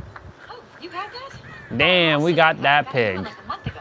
Oh. And the pig be wearing that black outfit too. Yeah, that pig is gonna come get us. What the fuck? Stop blowing shit up. I mean, I really shouldn't say. I mean, I'm really not supposed to. That piggy coming. It's a humdinger. It's really too bad that you can't tell me. Somebody likes you. Is it Chandler? No. Well, then tell him to stop staring. It's My Joey. toes are starting to freeze. You don't say. Is it something you'd be interested in? I don't know. What the fuck is the generator we were doing? Well, I mean, on the one hand, mother, may I? But, on the other hand, no. Wow. No. Oh, no, I don't want to risk what we have. That pig is coming over here. Yep. They be coming this way. I see you, pig. You gonna talk to him? I see you, pig. Yeah, I mean, it's Joey. I see you, pig. To get hurt. Oh, I'm just saying, I am on fire. First Chandler, now No. not Chandler, just Joey. Sure.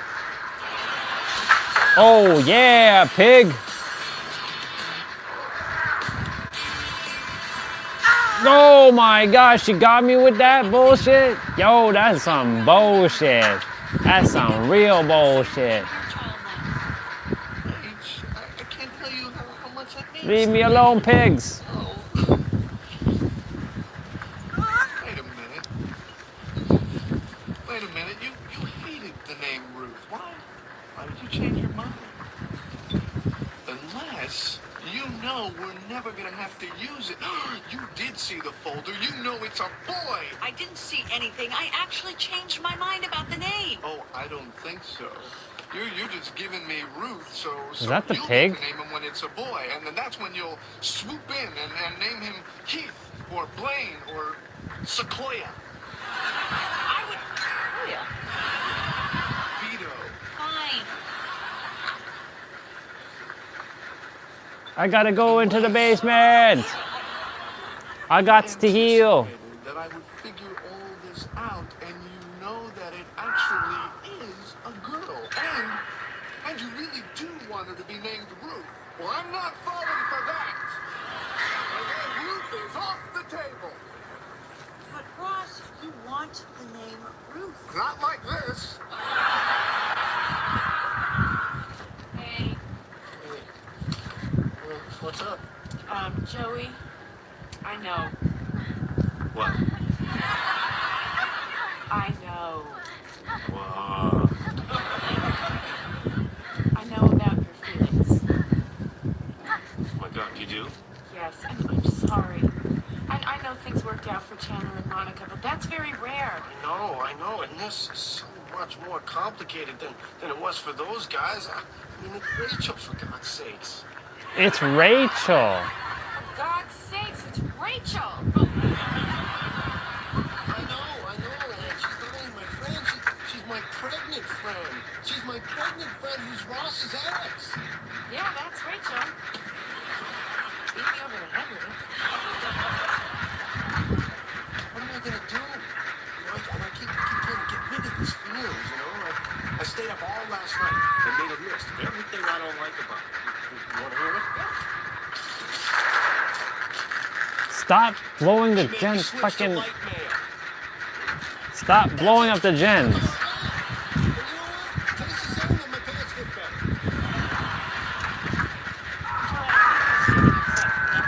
Probably just a crush. You think? Absolutely. You get this rush of feelings, but then it goes away. Yeah, just a crush. That's all this is. It's a crush. No! I know I've had them for all you guys, except for Ross and Chandler. I'm sure you have them for us. Damn pig. They knew.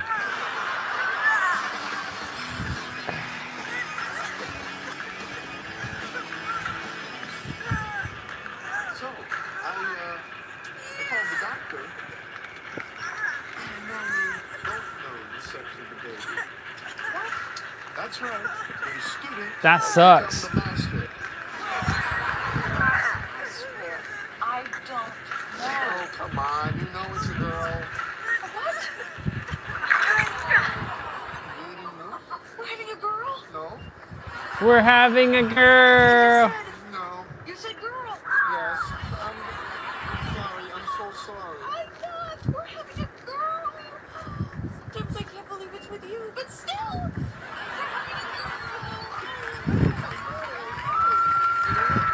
I'm putting Ruth back on the table. Oh, yes, we'll have ourselves a little baby. Little baby Ruth. Oh no! Permission to veto.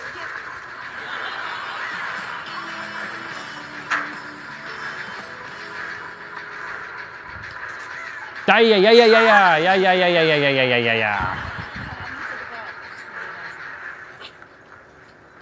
Can I go in the basement?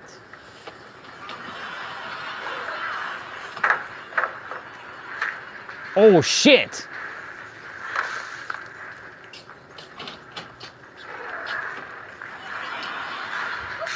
Holy mother of God!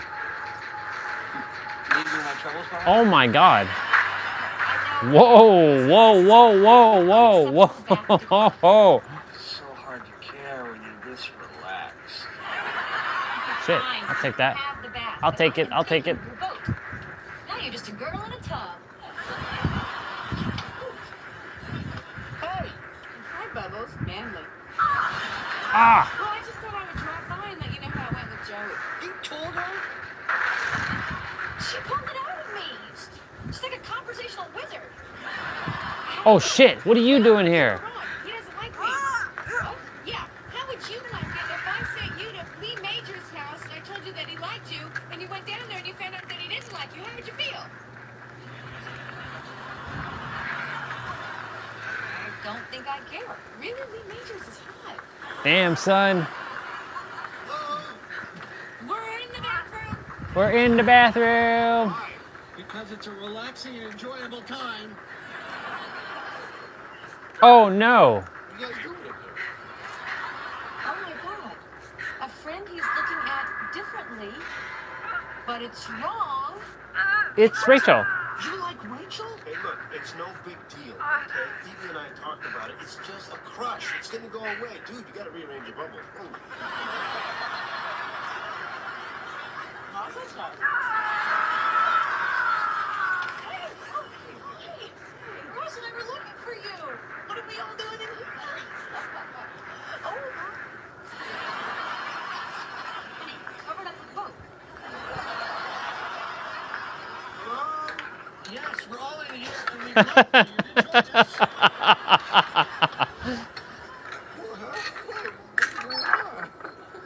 Ooh, cool boat. Oh, no. Hey, did you tell her? No, I was waiting for you. Tell us what? You're having a girl. Oh,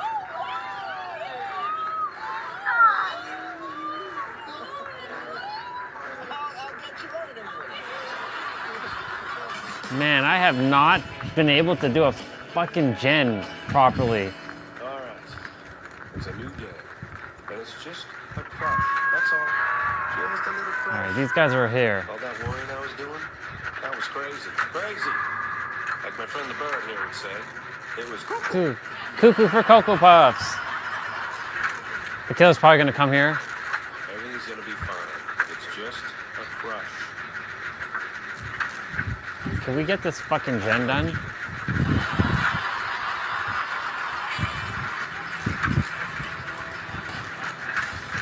Finally! Oh my god, it took 10 friggin' years to get this gen done. Holy molasses, y'all. What you're doing feels so good. I'm not touching you. Alright. I'll be rolling inside after this because my feet are like, they're at the brink of like TKO. They're like done. Oh! That gen's done. That gen over there.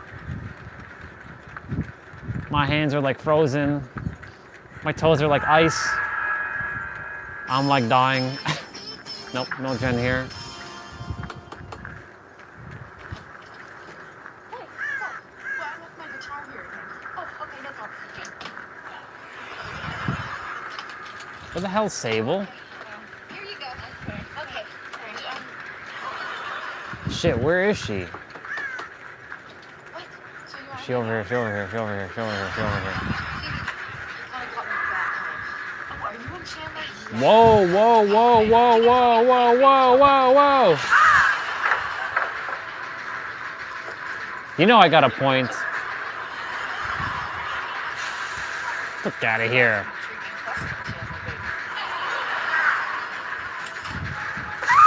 That's so stupid. So dumb.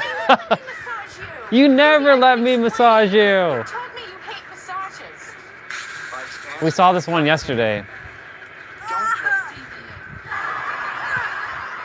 can't believe this. How long has this been going on? Well, Alexandra is not. Oh, she has a name. Maybe don't get upset. Okay, I'm gonna move inside after this. Oof.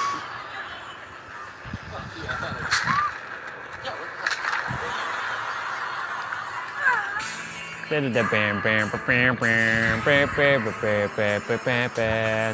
one told me life was gonna be this way.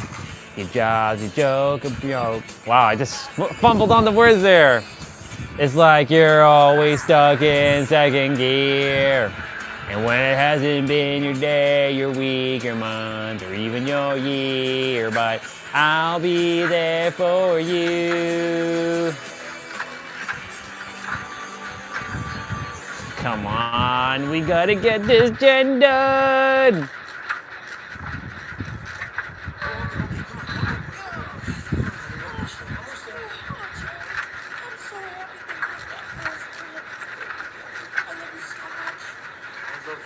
I really like season 8. Fuck yeah, fuck yeah. Shit, my bad. Oh my god, that was so bad. That was... Shit. I'll have to take it, I'll have to take it. No!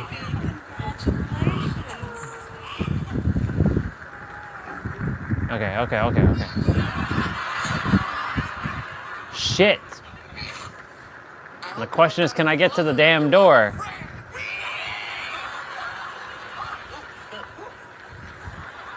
Can I get to the damn fucking door? Nope, I'm gonna die. Yeah. I'm dead, I'm fucking dead. Yep. All right, person, get the fuck out. I'm dead. All right. Holy mother of... Hiya! It's cold. Ho. All right, I'm gonna move everything inside. Okay, I'm going to unplug my phone so that way it's not tethered to this power adapter thing. So I don't have to undo my laptop and unplug all that and can still play for a little.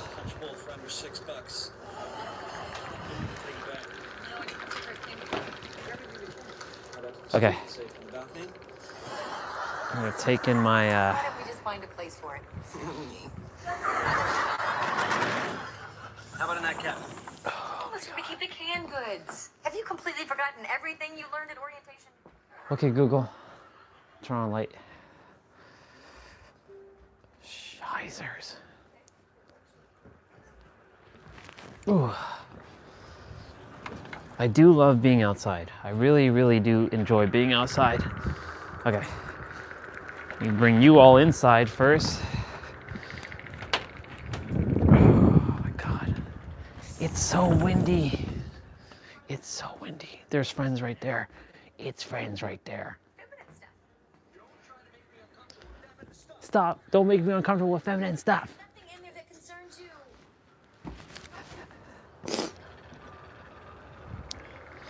All right.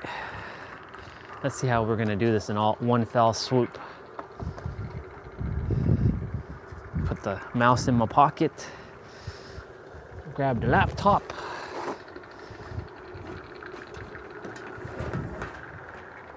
Bada bing, bada boom. Look at that. Don't get hooked. Don't get hooked. Look, y'all. Look at me bringing in the laptop, and it's nice and glowy. It's nice and glowy. I'm being self-conscious. My friend, I've been naked. Oh my God, we lived together for years. I've seen you naked. That's different. We were roommates. And when? I'm curious about the human body. Okay, one sec, y'all. I think you can understand why this would be weird for me, but I'm a professional, and I'm really good. If you're uncomfortable, stop.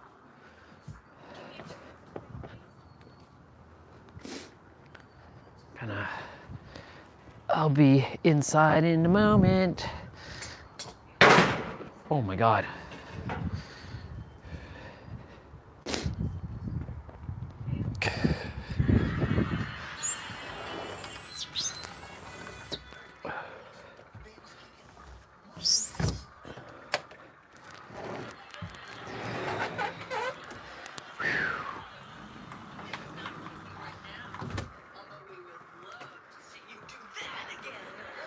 Oh man.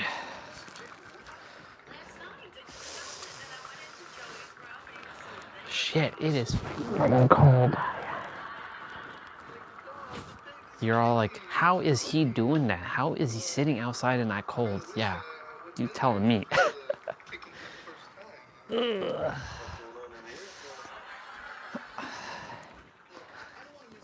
Okay. Yeah.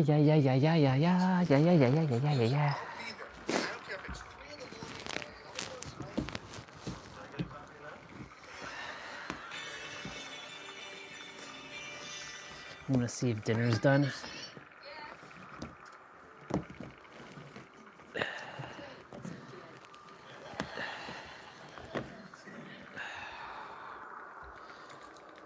Oh yeah, this is where Monica's like, Phoebe. Oh, Phoebe. She's gonna make sexual noise. Stating the obvious, but thank you. And it's not weird, is it? No. Not yet, anyways. You just enjoy it.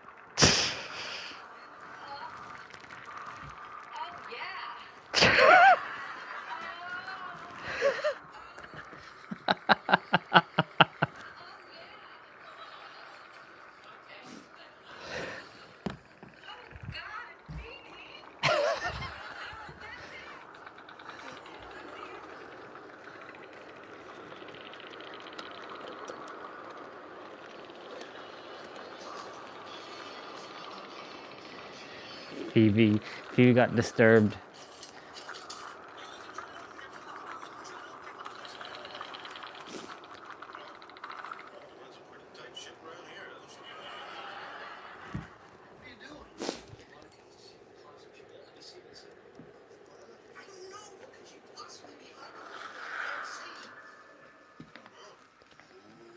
It's Richard.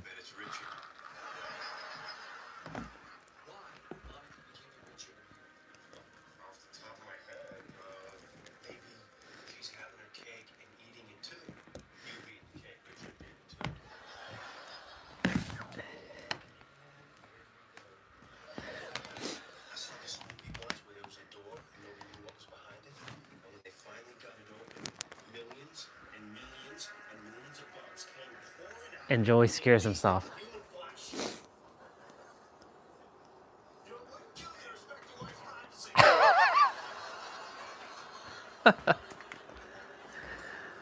Oh, Joey. Stupid closet full of bugs. All right, let me.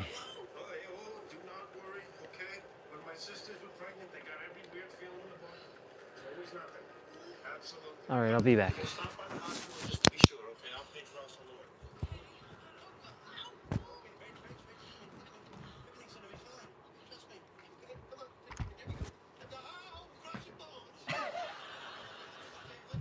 Crushing bones. Crushing bones.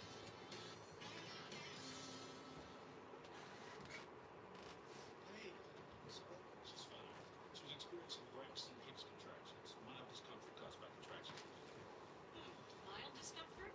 So I take it you've had one of these Braxton thingies?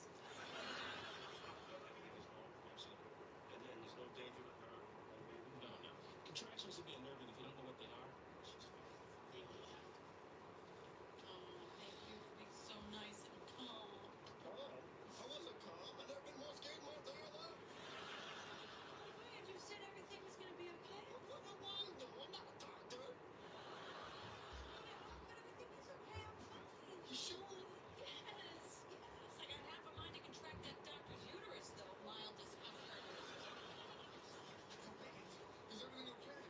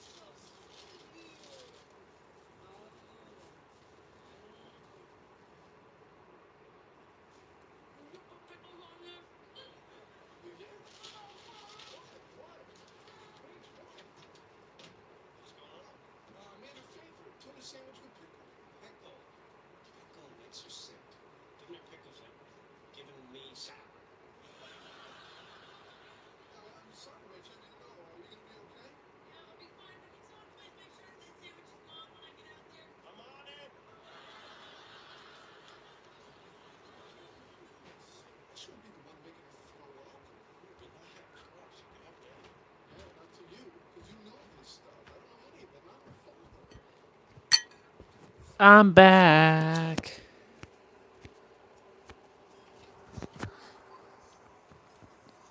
Well, if anyone is keeping score, I no longer eat tuna.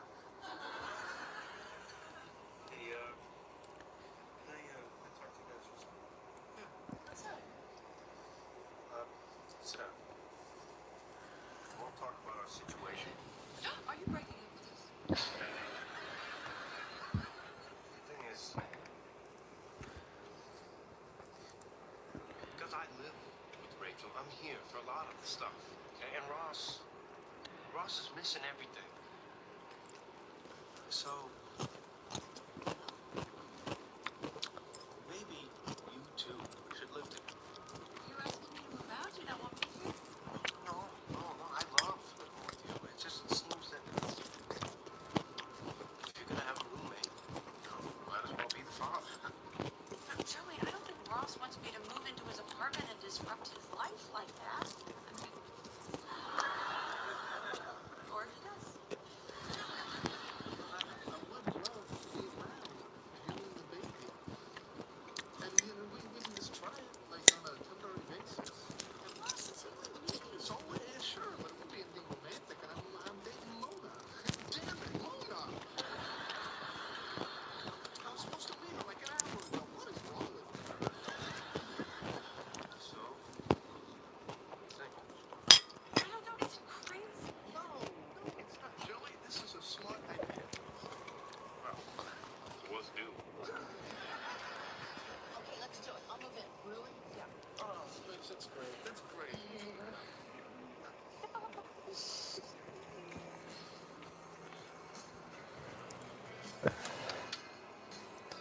All right, cool. Too shabby. I got this all up myself. Using my wife's tools.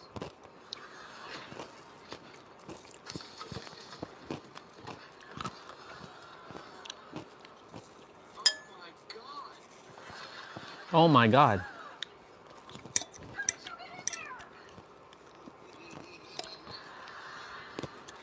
You're messy. No, you weren't supposed to see this.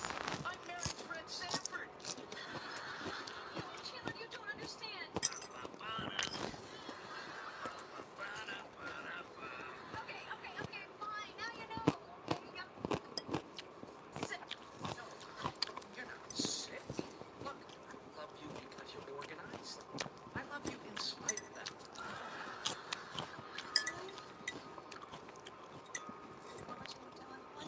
Yes. And look, now that I know, if I've got extra stuff lying around, we share the closet. Well, it's just, I'm afraid you might mess it up.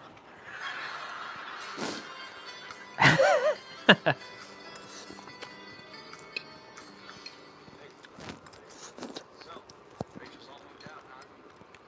What do you think? Well, I want to have a few beers, but I got rid of those because Rachel couldn't stand the smell of them. So, I have thrown back a lot of orange juice with calcium, though. And it's a couple weeks past its expiration date, so it's got a bit of a kick. Are you okay? You kidding me? Yeah, I'm great. Yeah, I'm better than great. I am good. And now that she's gone, I can do all this stuff around here that I couldn't do before. You know, like I can walk around naked again. You know, I can watch porn in the living room. Right. This is good for me. You know, I like being on my own. I'm better off this way. I'm a lone wolf. Alone. All alone. Forever. What's a wolf got to do to get a hug around here? What's a wolf got to do to get a hug around here? Oh, that's it. Just relax. Oh. Come on, more. Oh, God. Yeah, you like that, don't you? Oh, yeah, right there. Want it there? You take it there, baby. Yeah, say my name. Say it.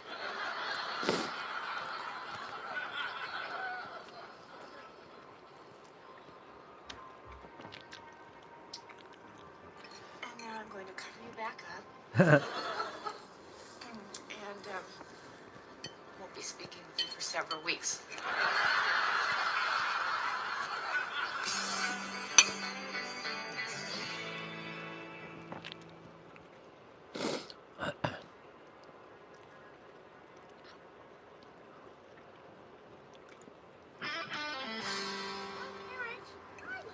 Happy Valentine's Day. Oh, you too. Hey, so, how's it going? Living over at Ross's? It's good, except he makes us watch the Discovery Channel all day long.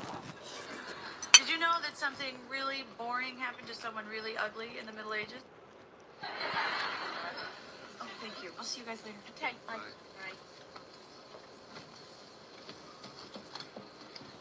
Call me quick. To go, cup of coffee. Honey, I wish you would get over her. I hate seeing you like this. Is there anything I can do for you? Do you want to look down my top? Thanks. Maybe later.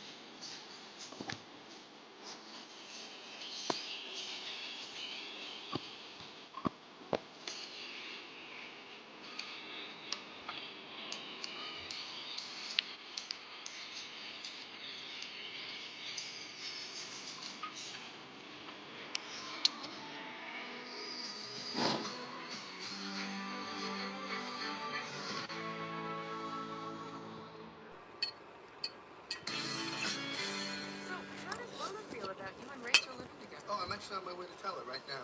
Yeah, she's been away all week visiting her parents, but she'll be cool. I mean, she's been so supportive. She even got the baby a tiny T-shirt that says "Fossils on my friends." Oh, come on, Mona, don't kiss ass. So I'm gonna take off. Oh, shoot! Oh, shoot! Rachel wanted to see this tape. What is it? It's a video of my friend giving birth. Could you just bring it back to your apartment? All right. Candy and Cookie. Oh, but this is the pregnancy one. Mother, Cookie's the daughter. The father's name is also Cookie. Why am I friends with these people? Didi, come here. I want to show you something in the bathroom. Oh, Monica, grow up. Hey, what do you got behind your back? Nothing. Just something I want to get Phoebe's opinion on for Valentine's Day. You don't want my opinion? Not really. Come on, I'm your older brother. Ask me. Oh, okay, big brother. Which one of these do you think would make your little sister look hotter so your best friend would want to do it? The red one. The red one.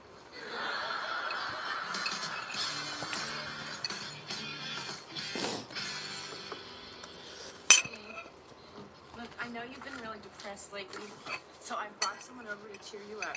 Right outside the store is a real live furry playmate. Oh, no, I'm not sleeping with your friend Jane again.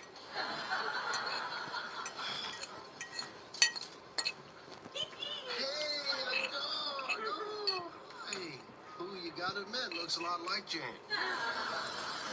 This is the happiest dog in the world. I borrowed him from my friend Wendy. So you can keep him till he cheers you up, and he will cheer you up. Thanks so much, Phoebe. We are gonna have so much fun. Yes, we are. Not that kind of fun.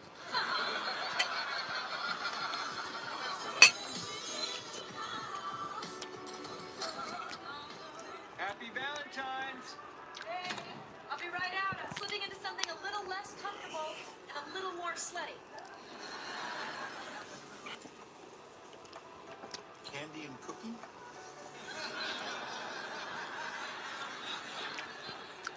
Candy and Cookie? Monica got me porn? Girl-on-girl porn? She really must love me.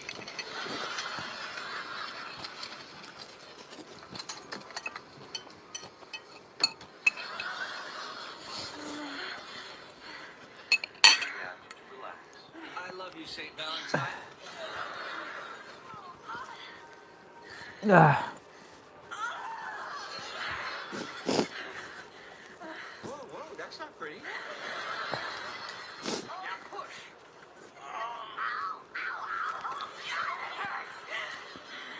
Worst porn ever, worst porn ever. I am trying. Get the ball. Well, you're cute, but you're not too smart. Did I just throw this? I accidentally packed these with my stuff. Okay, I'll be back again. Who's this? It's a doggy. His friend's dog. It's a I don't doggy. know what his real name is, but I call him Mozzarella. Oh, you are so cute. I wish I could play with you more, but I've got to go to work. I hope I stop talking like this before my marketing meeting. Yes, I do. Yes, I do. Bye-bye, Joey. Oh, seriously, can't stop it. Come here. Hey. That's Rachel. She's the one who used to live here. Might as well be honest with you. We love her. We can't have her. Oh. I really miss her. Well, hey, you understand, right? You're a guy. Well, you used to be.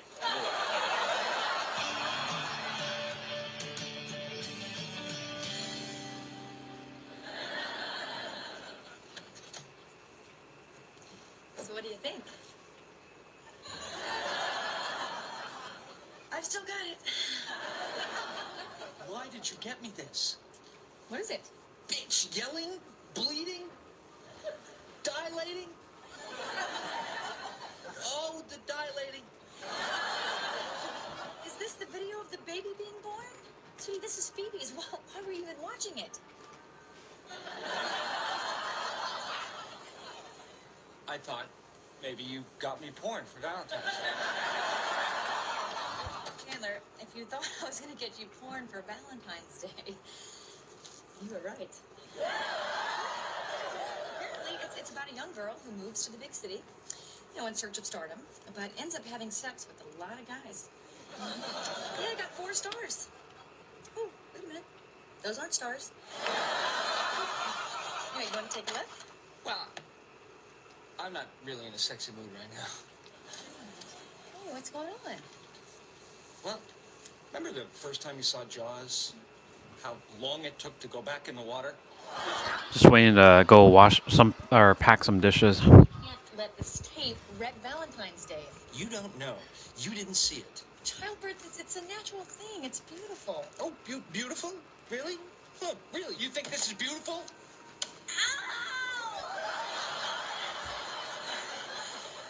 Oh my God! No wonder my mother hates me.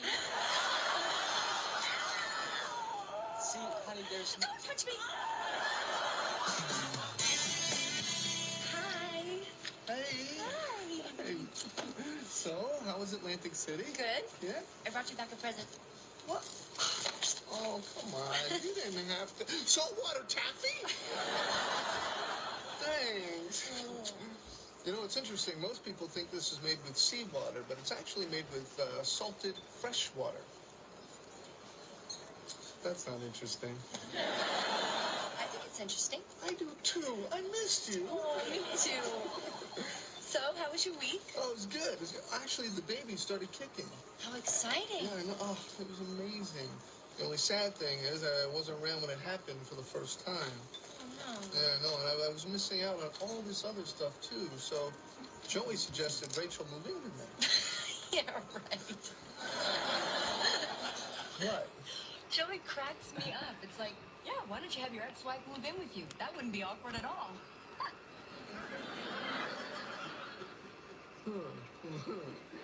Hey, could you imagine? I go away for a few days, I come back, and my boyfriend is living with some woman he got pregnant. So what'd you tell him? I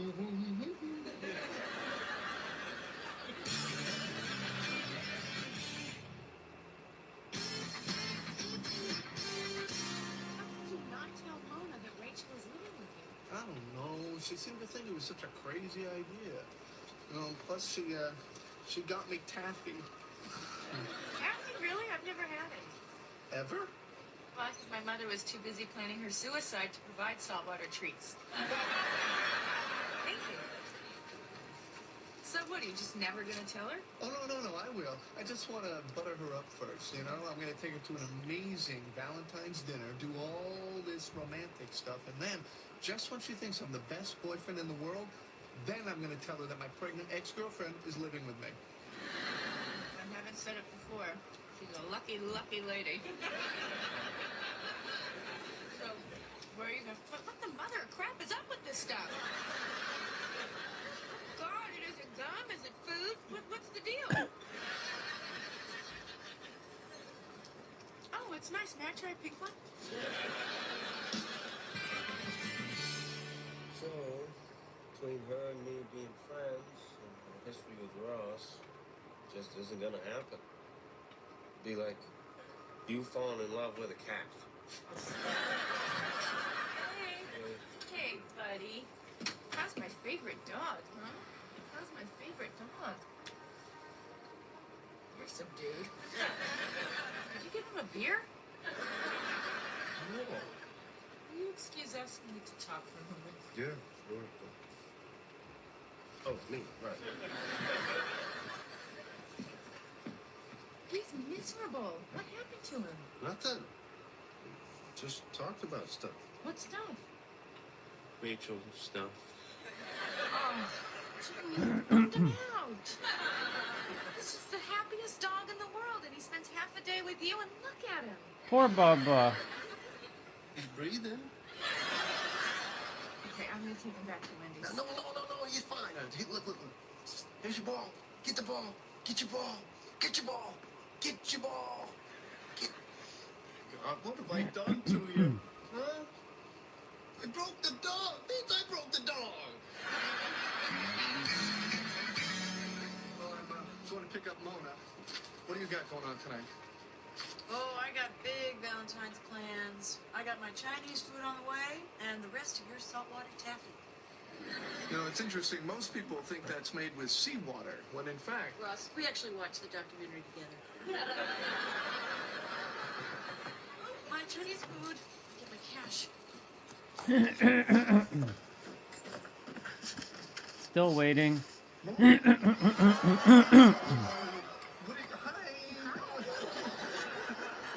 doing here? I'm supposed to pick you up. Change of plans. I made you a special Valentine's dinner. Surprise! Oh, hi, Mona. Hi. Hi, Rachel. What's she doing here? I have no idea. I'll be watching TV if anybody needs me. Seriously, what is she doing? Lately... I'm still on, but I'm waiting for my mom to start washing dishes so I can help her. I'll be still playing. I can't play right now because I'm waiting. Because the thing is, if I start playing, then she starts and I have to help her pack, and then I'll have to go AFK anyway. So I'm just gonna chill. But I'll play. I still have time. So I'm just kind of waiting. She's emotional, but ballsy. I'm here. You know I'm here. I'm gonna get my sweats and eat this in bed. And you thought she was going to be in our way. So, okay, why don't you open the champagne, and I will be right back. I've got a surprise for you. The dude characters. Please start drinking.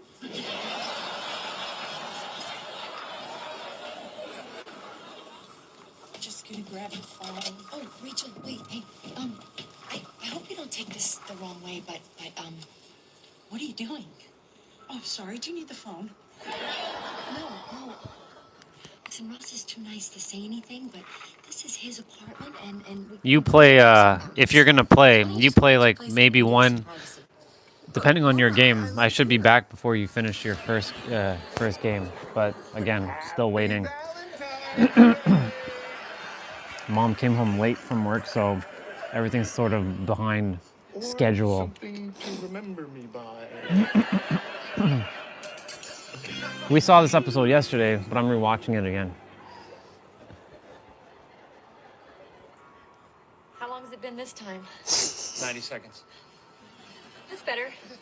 90 seconds is a long time not to think about it. Except all I did was think about it. No, it haunts me. Up till now, the worst thing I ever saw was my father doing tequila shots off the naked houseboy. After this, I would gladly make that my screensaver. Okay, we have to get past this. Why don't we just get rid of the tape and pretend it never existed? I could do that. Okay.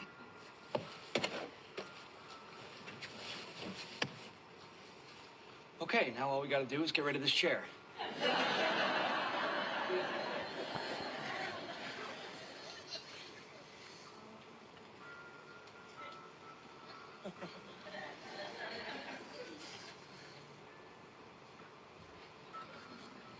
Out they got. Oh, I know. Come in. Hi, I'm so sorry to barge in on your Valentine, but I had to get away from all the yelling. Mona is dumping Ross.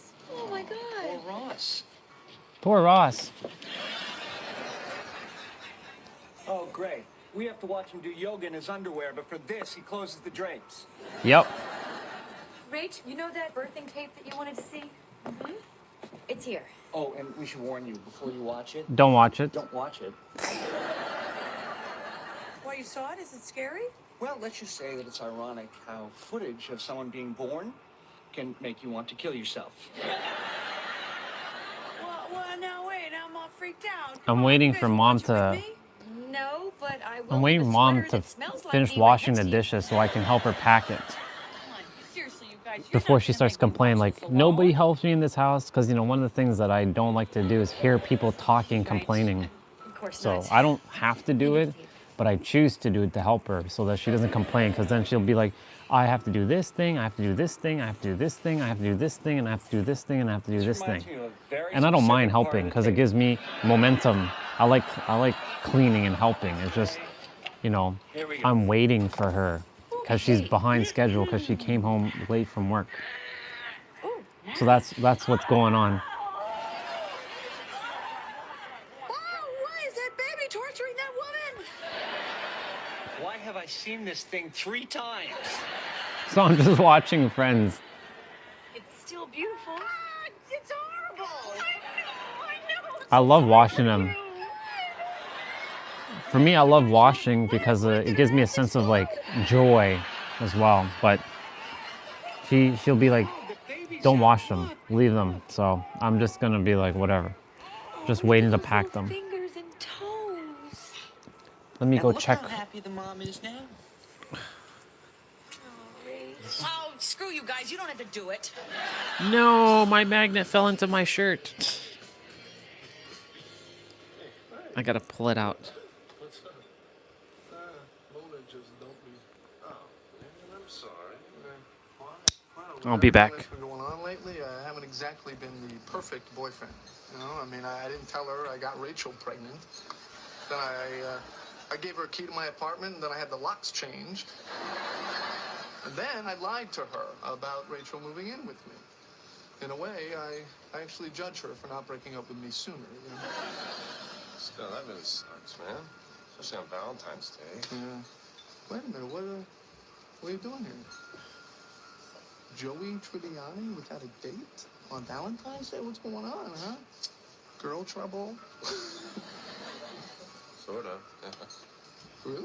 You don't have to seem so happy about it. Oh.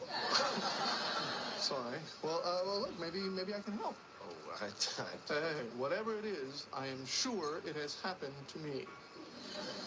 Yeah, you know, actually, once I got dumped during sex.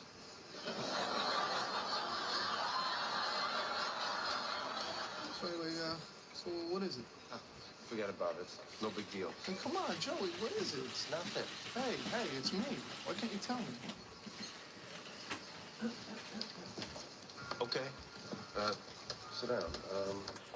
So right now, she just started. So now there's a fair bit of dishes that I have to pack. So I'm just waiting for her to kind of like get the bulk of it like done. My soccer ball is getting dragged by the curtains. Come on, soccer ball. Where are you going?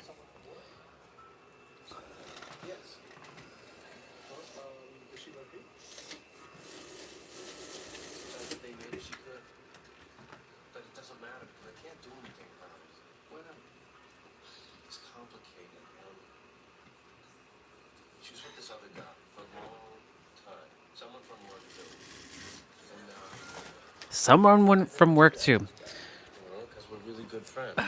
Okay, so this guy she used Yeah. to go out with is Are you gonna play? in love with her? No, I don't think so. Okay.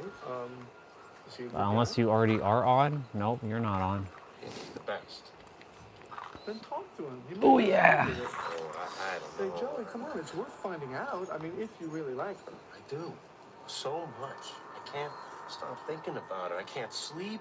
Okay, Joey, you know I what? can't sleep. You have I to can't eat. I can't do this. I can't do that. You owe it to yourself. I may as well just check what else I may desire to buy for some of the characters. Oh, that's an interesting outfit for Zarina. I like that one. That's a nice one. In it at home. Anyway, seriously, just talk to The the guy. face on that one is eh. It's Rachel. It's Rachel. Well, I can't play right now. Like I said, I'm just waiting. You're gonna have a baby and you need to be prepared. Now you're gonna make yourself watch the whole thing. Just do it. Just do it, eh? Just do it, eh? I came to the big city to become a star. She has pink hair. I'll do anything to make that happen. They make some of these characters really ugly. How she gets pregnant. Like the faces are just absolutely atrocious.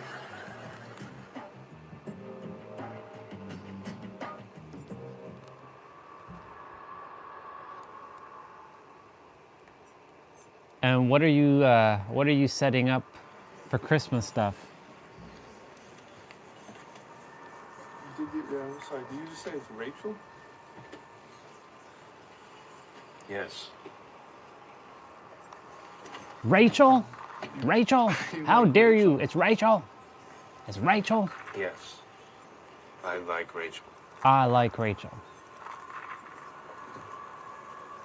Rachel? Rachel? Rachel?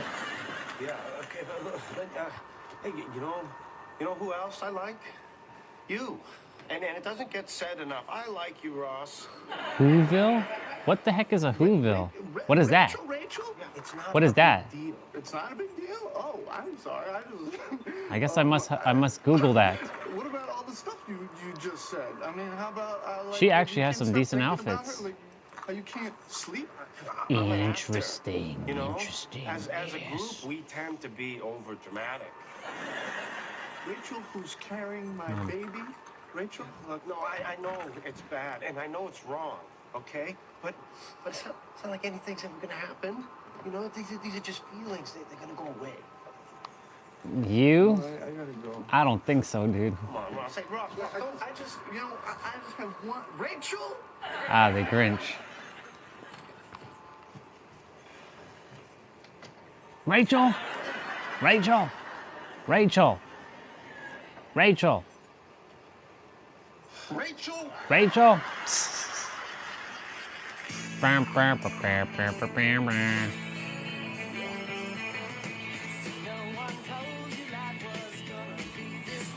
Oh, right. Gotcha. I get it now. I get it. The Grinch. I was like, what he be talking about? I have no idea what he be talking about. Now I know. I get it. I gotcha. There for you.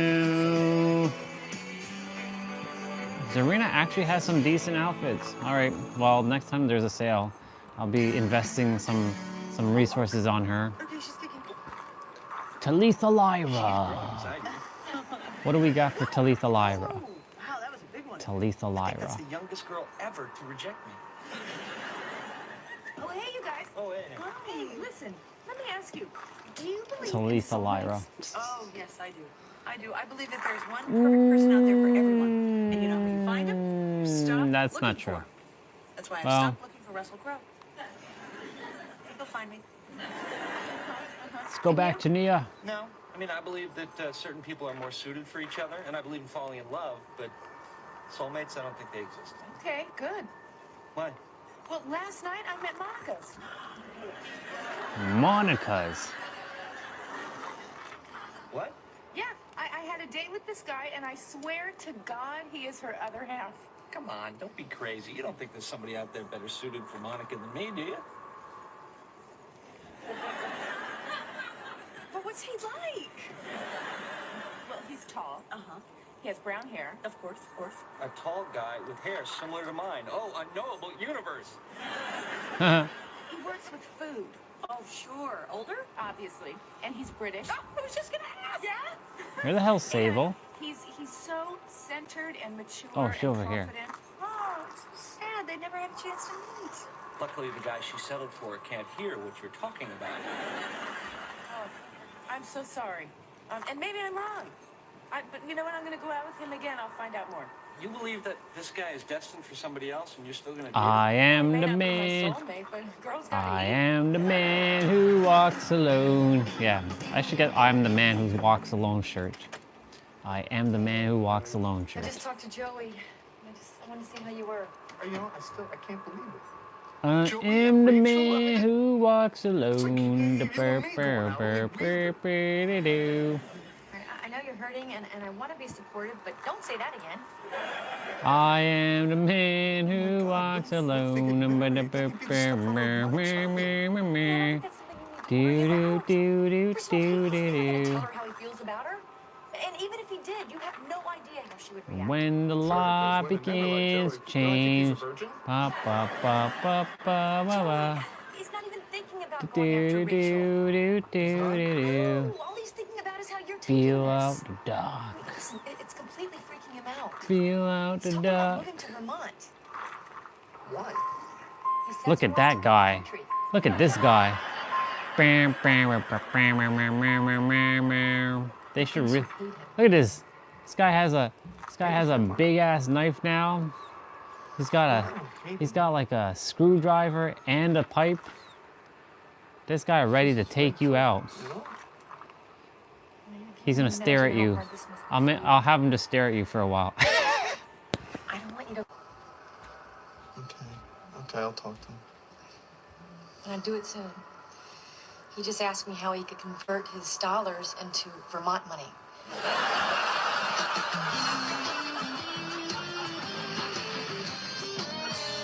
Oh, hi. Hi. Chandler, Monica, this is Dawn. Oh, hello. Hello. Nice to meet you. How are you? Soulmate. What have you guys been doing?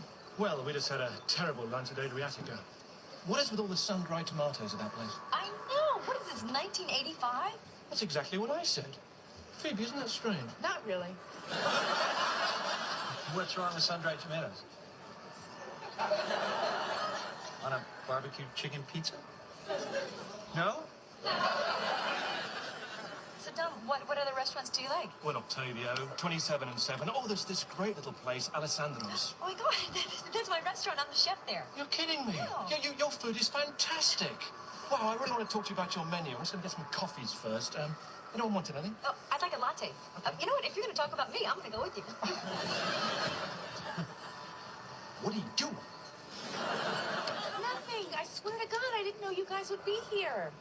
And the good news is you don't even believe in soulmates, so. I believe in tall, handsome strangers who hit on my wife. They're just talking, and you know what? Just because I think they're soulmates doesn't mean anything's going to happen. Phoebe, good work. Yeah? I'm just afraid I love him. Don't worry, we'll find you someone else.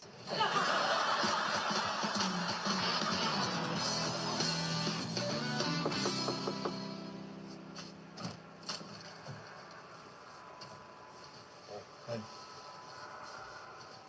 Look, I understand if you came by to hit me, I deserve it. No, I don't want to hit you. What then? Kick me? No.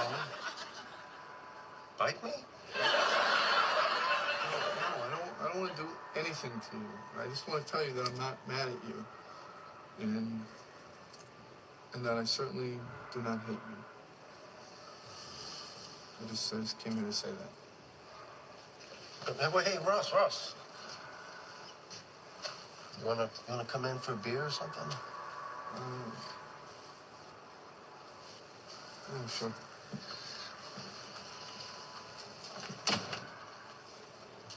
You got any beer? All I got is this melon stuff that Rachel left on it. Okay.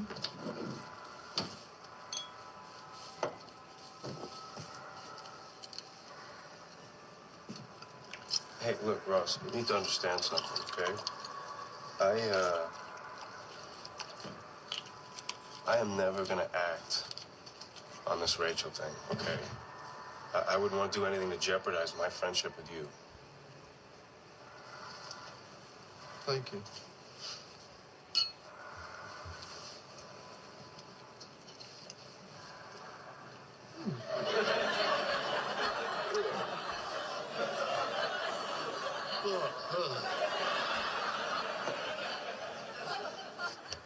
Anyway, look, it'll just take me a while to get over it.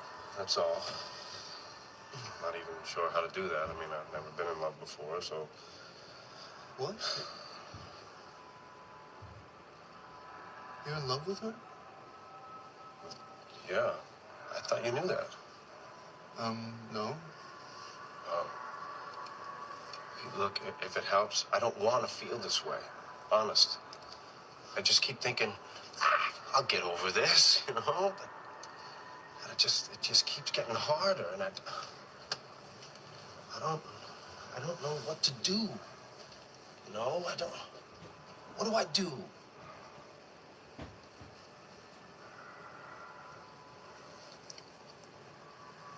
I think you need to tell her how you feel. Okay, that's the green stuff talking. No, I'm serious. You need to find out where she is. Because if she's not where you are, then you can start to move past this. But what if, and I'm not saying she will be, but... If she is where you are, then my feeling weird about it shouldn't stand in the way. Are you sure? Yeah. Look, if she's going to end up with somebody else, truth is she couldn't find a better guy, so... Okay, thanks. So when do you think you're going to talk to her? Oh my God, I have to tell her. I haven't even thought about what I would say. What should I say? I'm understanding, but let's not get carried away. Sorry. What am I going to say? Oh. Yeah, tell me about it.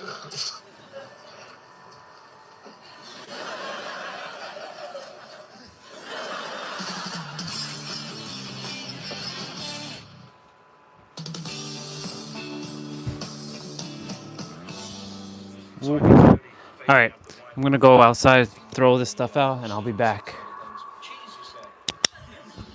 That's some pretty smelly work, huh, Doc? Excuse me? Cheese, it's smelly. You must smell a lot of the time, too. Not really. But when it comes to cheese, I'm one of those people who thinks the smellier the better. Me too. Yeah, Chandler can't stand it. He won't even allow me to have blue cheese in the house. And you're still married to him?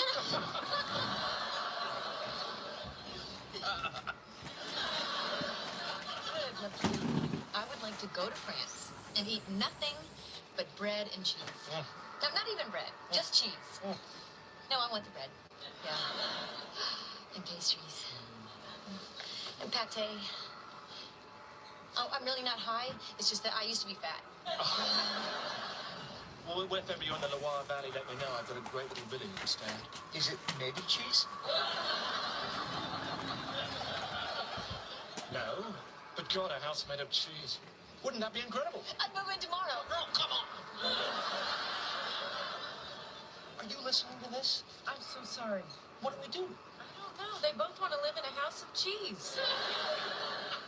I don't know how you fight that.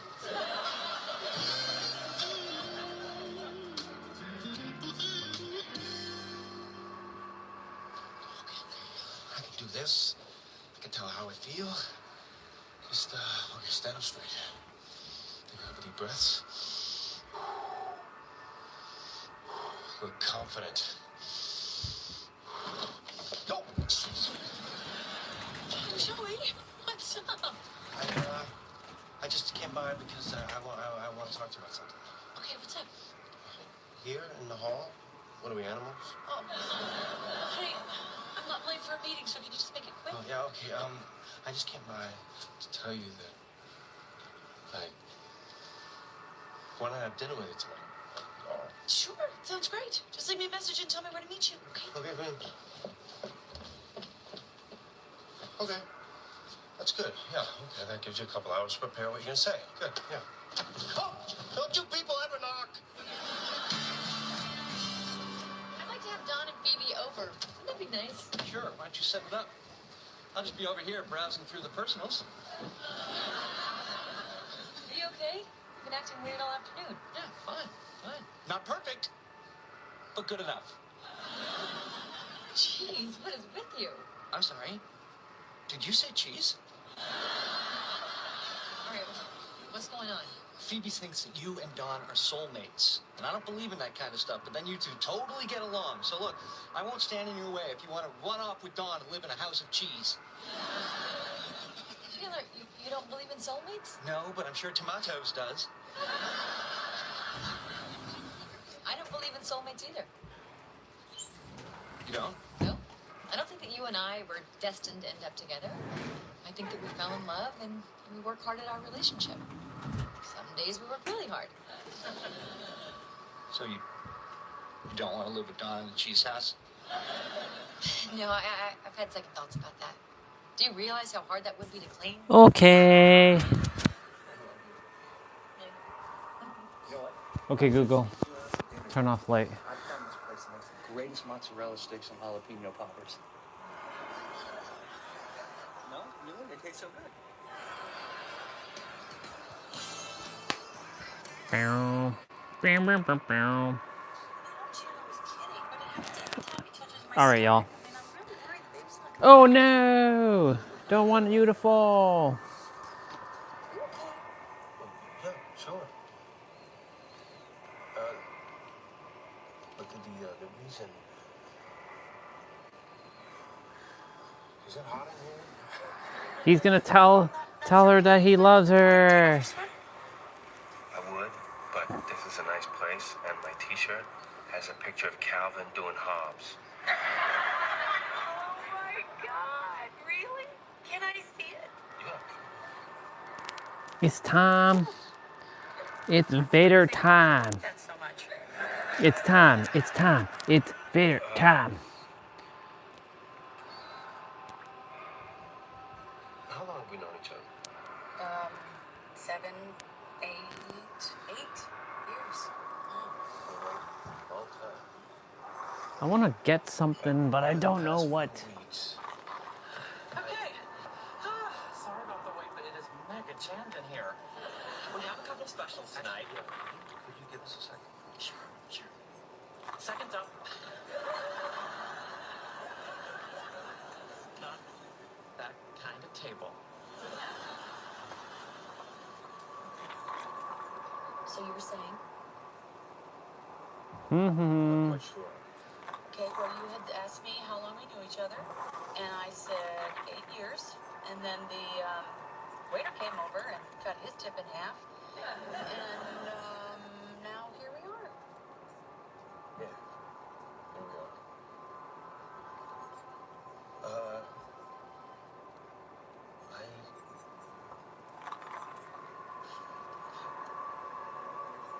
I think I'm falling in love with you.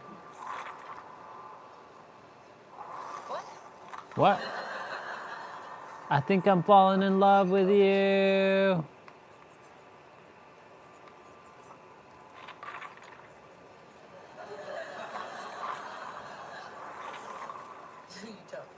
Who are you talking to?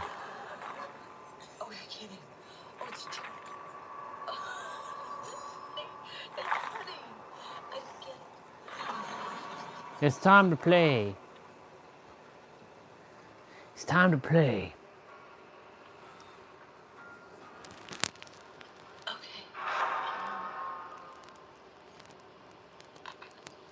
Wow. Are you, how are you?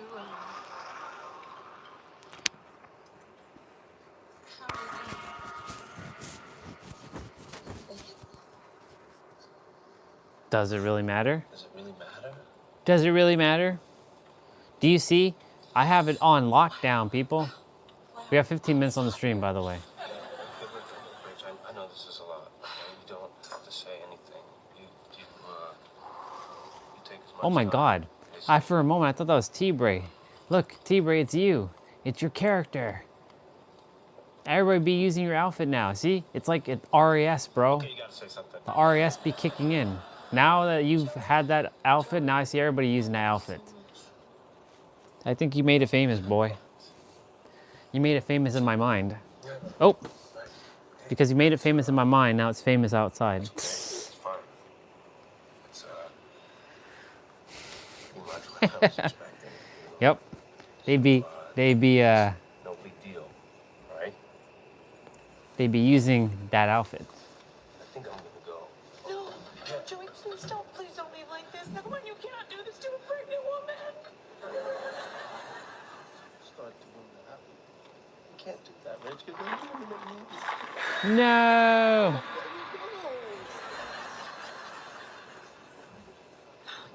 This is true. This is true, dude. That's why any person that uses Kate is basically just imitating my character. Imitating me. I made Kate famous. No, Rich, please don't be sorry. Okay? Don't be sorry.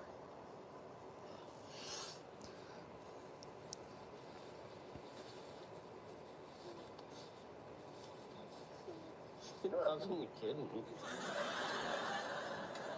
Yeah, that was a real good one.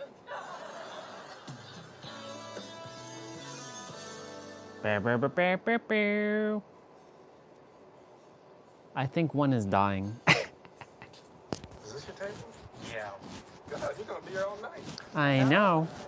I haven't even read the specials yet. What's the matter with them? I think somebody's dying. No, I think maybe one of them is dying. Yeah. One of them is dying. I kinda hope it's the girl. The guy is really cute. We got Michael Myers. Okay. What episode was that? Episode 16? We saw episode 17 as well, so. Ah. He came through the damn door? What the hell, dude? What? Come on, man. Like.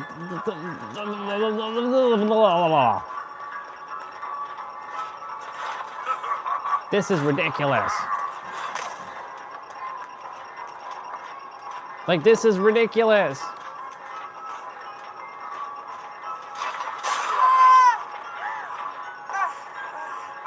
This is wild. Oh, damn.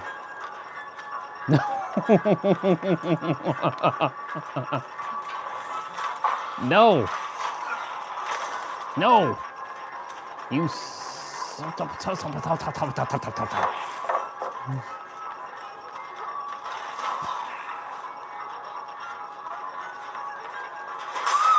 He got me. What? That's so.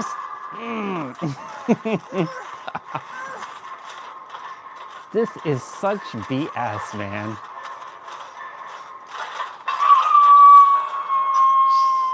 Jesus. Such BS. I just got. It's wild, man. Every time. I mean, 3 gens technically can be done. Lori came for me. Thank you, Lori. Appreciate you, girl. I appreciate you. They should really give Lori Strode a couple more outfits, because, like, she'd be lacking some outfits.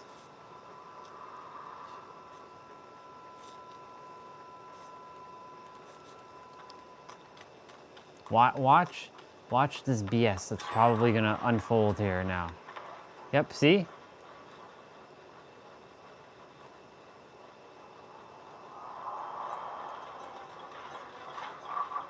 Ha ha ha.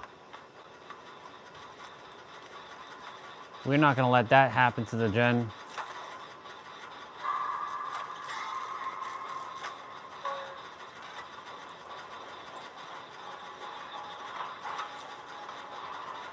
Can you get him away from here, Lori? Like, what the hell, girl?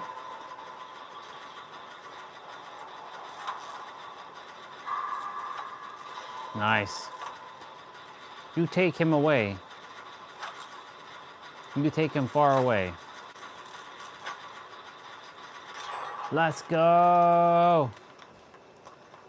Live streams at 706 minutes. He's after me again? What the fuck, man? It's bullshit. Get this damn axe off of me. Oh my god, man. What is this?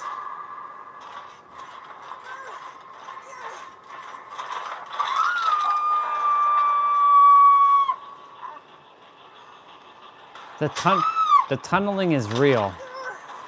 The tunneling is real. I mean, I got 1 gen done, so at least... Hey, look, it's you coming for me. Look, it's you. It's you, dude.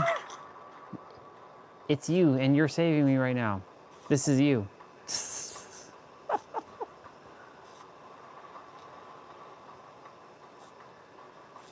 Thank you, you, for saving me. I'm winning this. I don't care what I got to do. I'm going to win. I know some will say, you should stop wearing them bright-ass outfits. I'd be like, no. Hell no to that. This is how we roll. Finish it.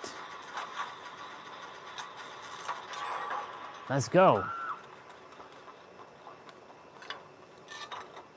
Now I'm all fired up. Live streams at 708 minutes. I gotta do my wrap up in a moment.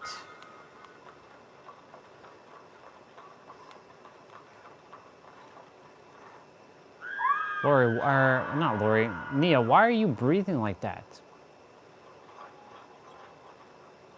You can't see me. I can see you, but you can't see me. You can't see me, boy. I got you, Lori. It's my turn to repay the favor. It's my turn to repay that favor.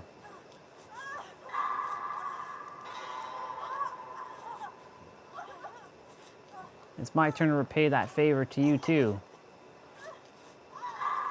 Since you two both healed me and saved me, it's only fair that I heal you back. Let's go. Oh my. There's got to be a gen up in this house. Of course there's a gen in this house. There's got to be. Yep. Oh yeah.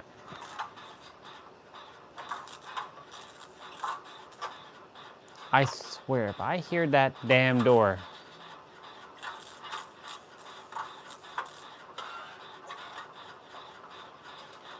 Go after him. I got this.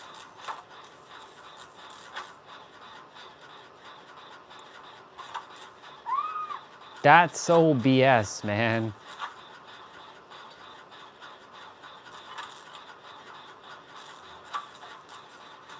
He basically is the huntress.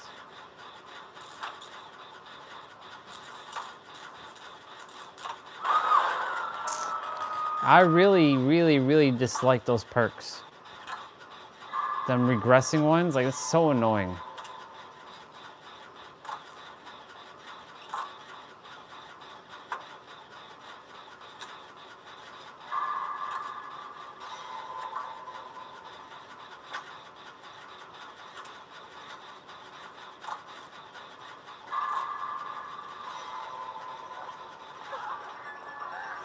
See, same shit again.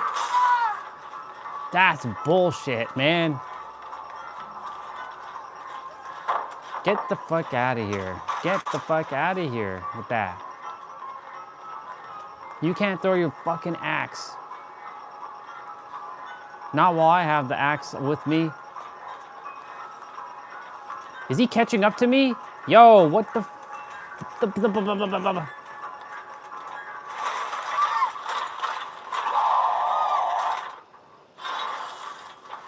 Whatever. I did my role. I did my role. I played my role. I played my role. I did it. I did my job. You all can win. You all can win.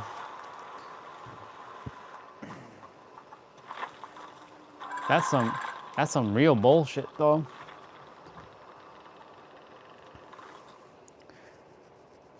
Live streams at 7-Eleven. That's some real bullshit. That bullshit. That bullshit.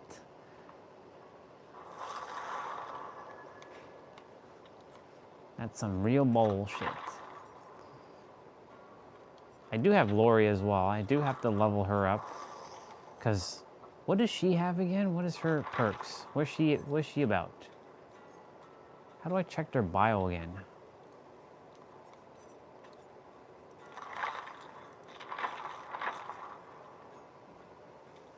Oh, their perks are right there. You can just hover over them now.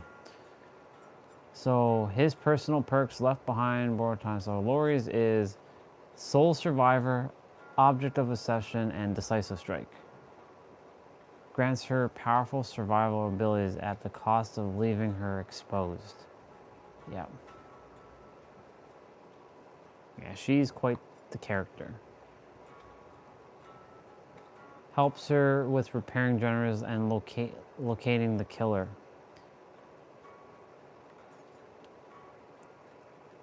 Grants her the foresight and feistiness to escape even the most dire situations. That's what Kate is. Yes, makes sense. Makes him more powerful in dire moments. Allows him to get in proximity of other survivors and provide bonuses to their actions as well as his own. Nice. Gives her advantage to escape chases and puts distance between herself and the killer. Allows her to spot injured survivors and heal her team and herself more effectively. Allows him to more effectively move about the environment and survive while injured. It's true. Wow, I didn't even read these stuff, to be honest. Dang, okay. They actually did put some effort into this. Rewards an aggressive, confrontational playstyle but leaves him vulnerable. Helps him to distract the killer, survive desperate situations, and become more skilled at trial as the trial continues. Allows her to help her. Gives her flexibility skill sets that allows her to help others as well as herself to escape dangerous situations. Okay. Live stream is at 7:14. All right. Okay, Google. Turn on light. Thank you so much, y'all, for coming on today. I appreciate it. Tomorrow's active rest day. And it's going to be colder. Yep. Well, we shared a lot today. Felt good. You've already transcended. Remember that. I'm going to jump off. And yeah. Love you all. Have yourselves a wonderful night. And remember that you're the ultimate revealer of your reality and everything is done. Everything's finished. I love you. Bye. And now that that's done, okay, Google, turn off light.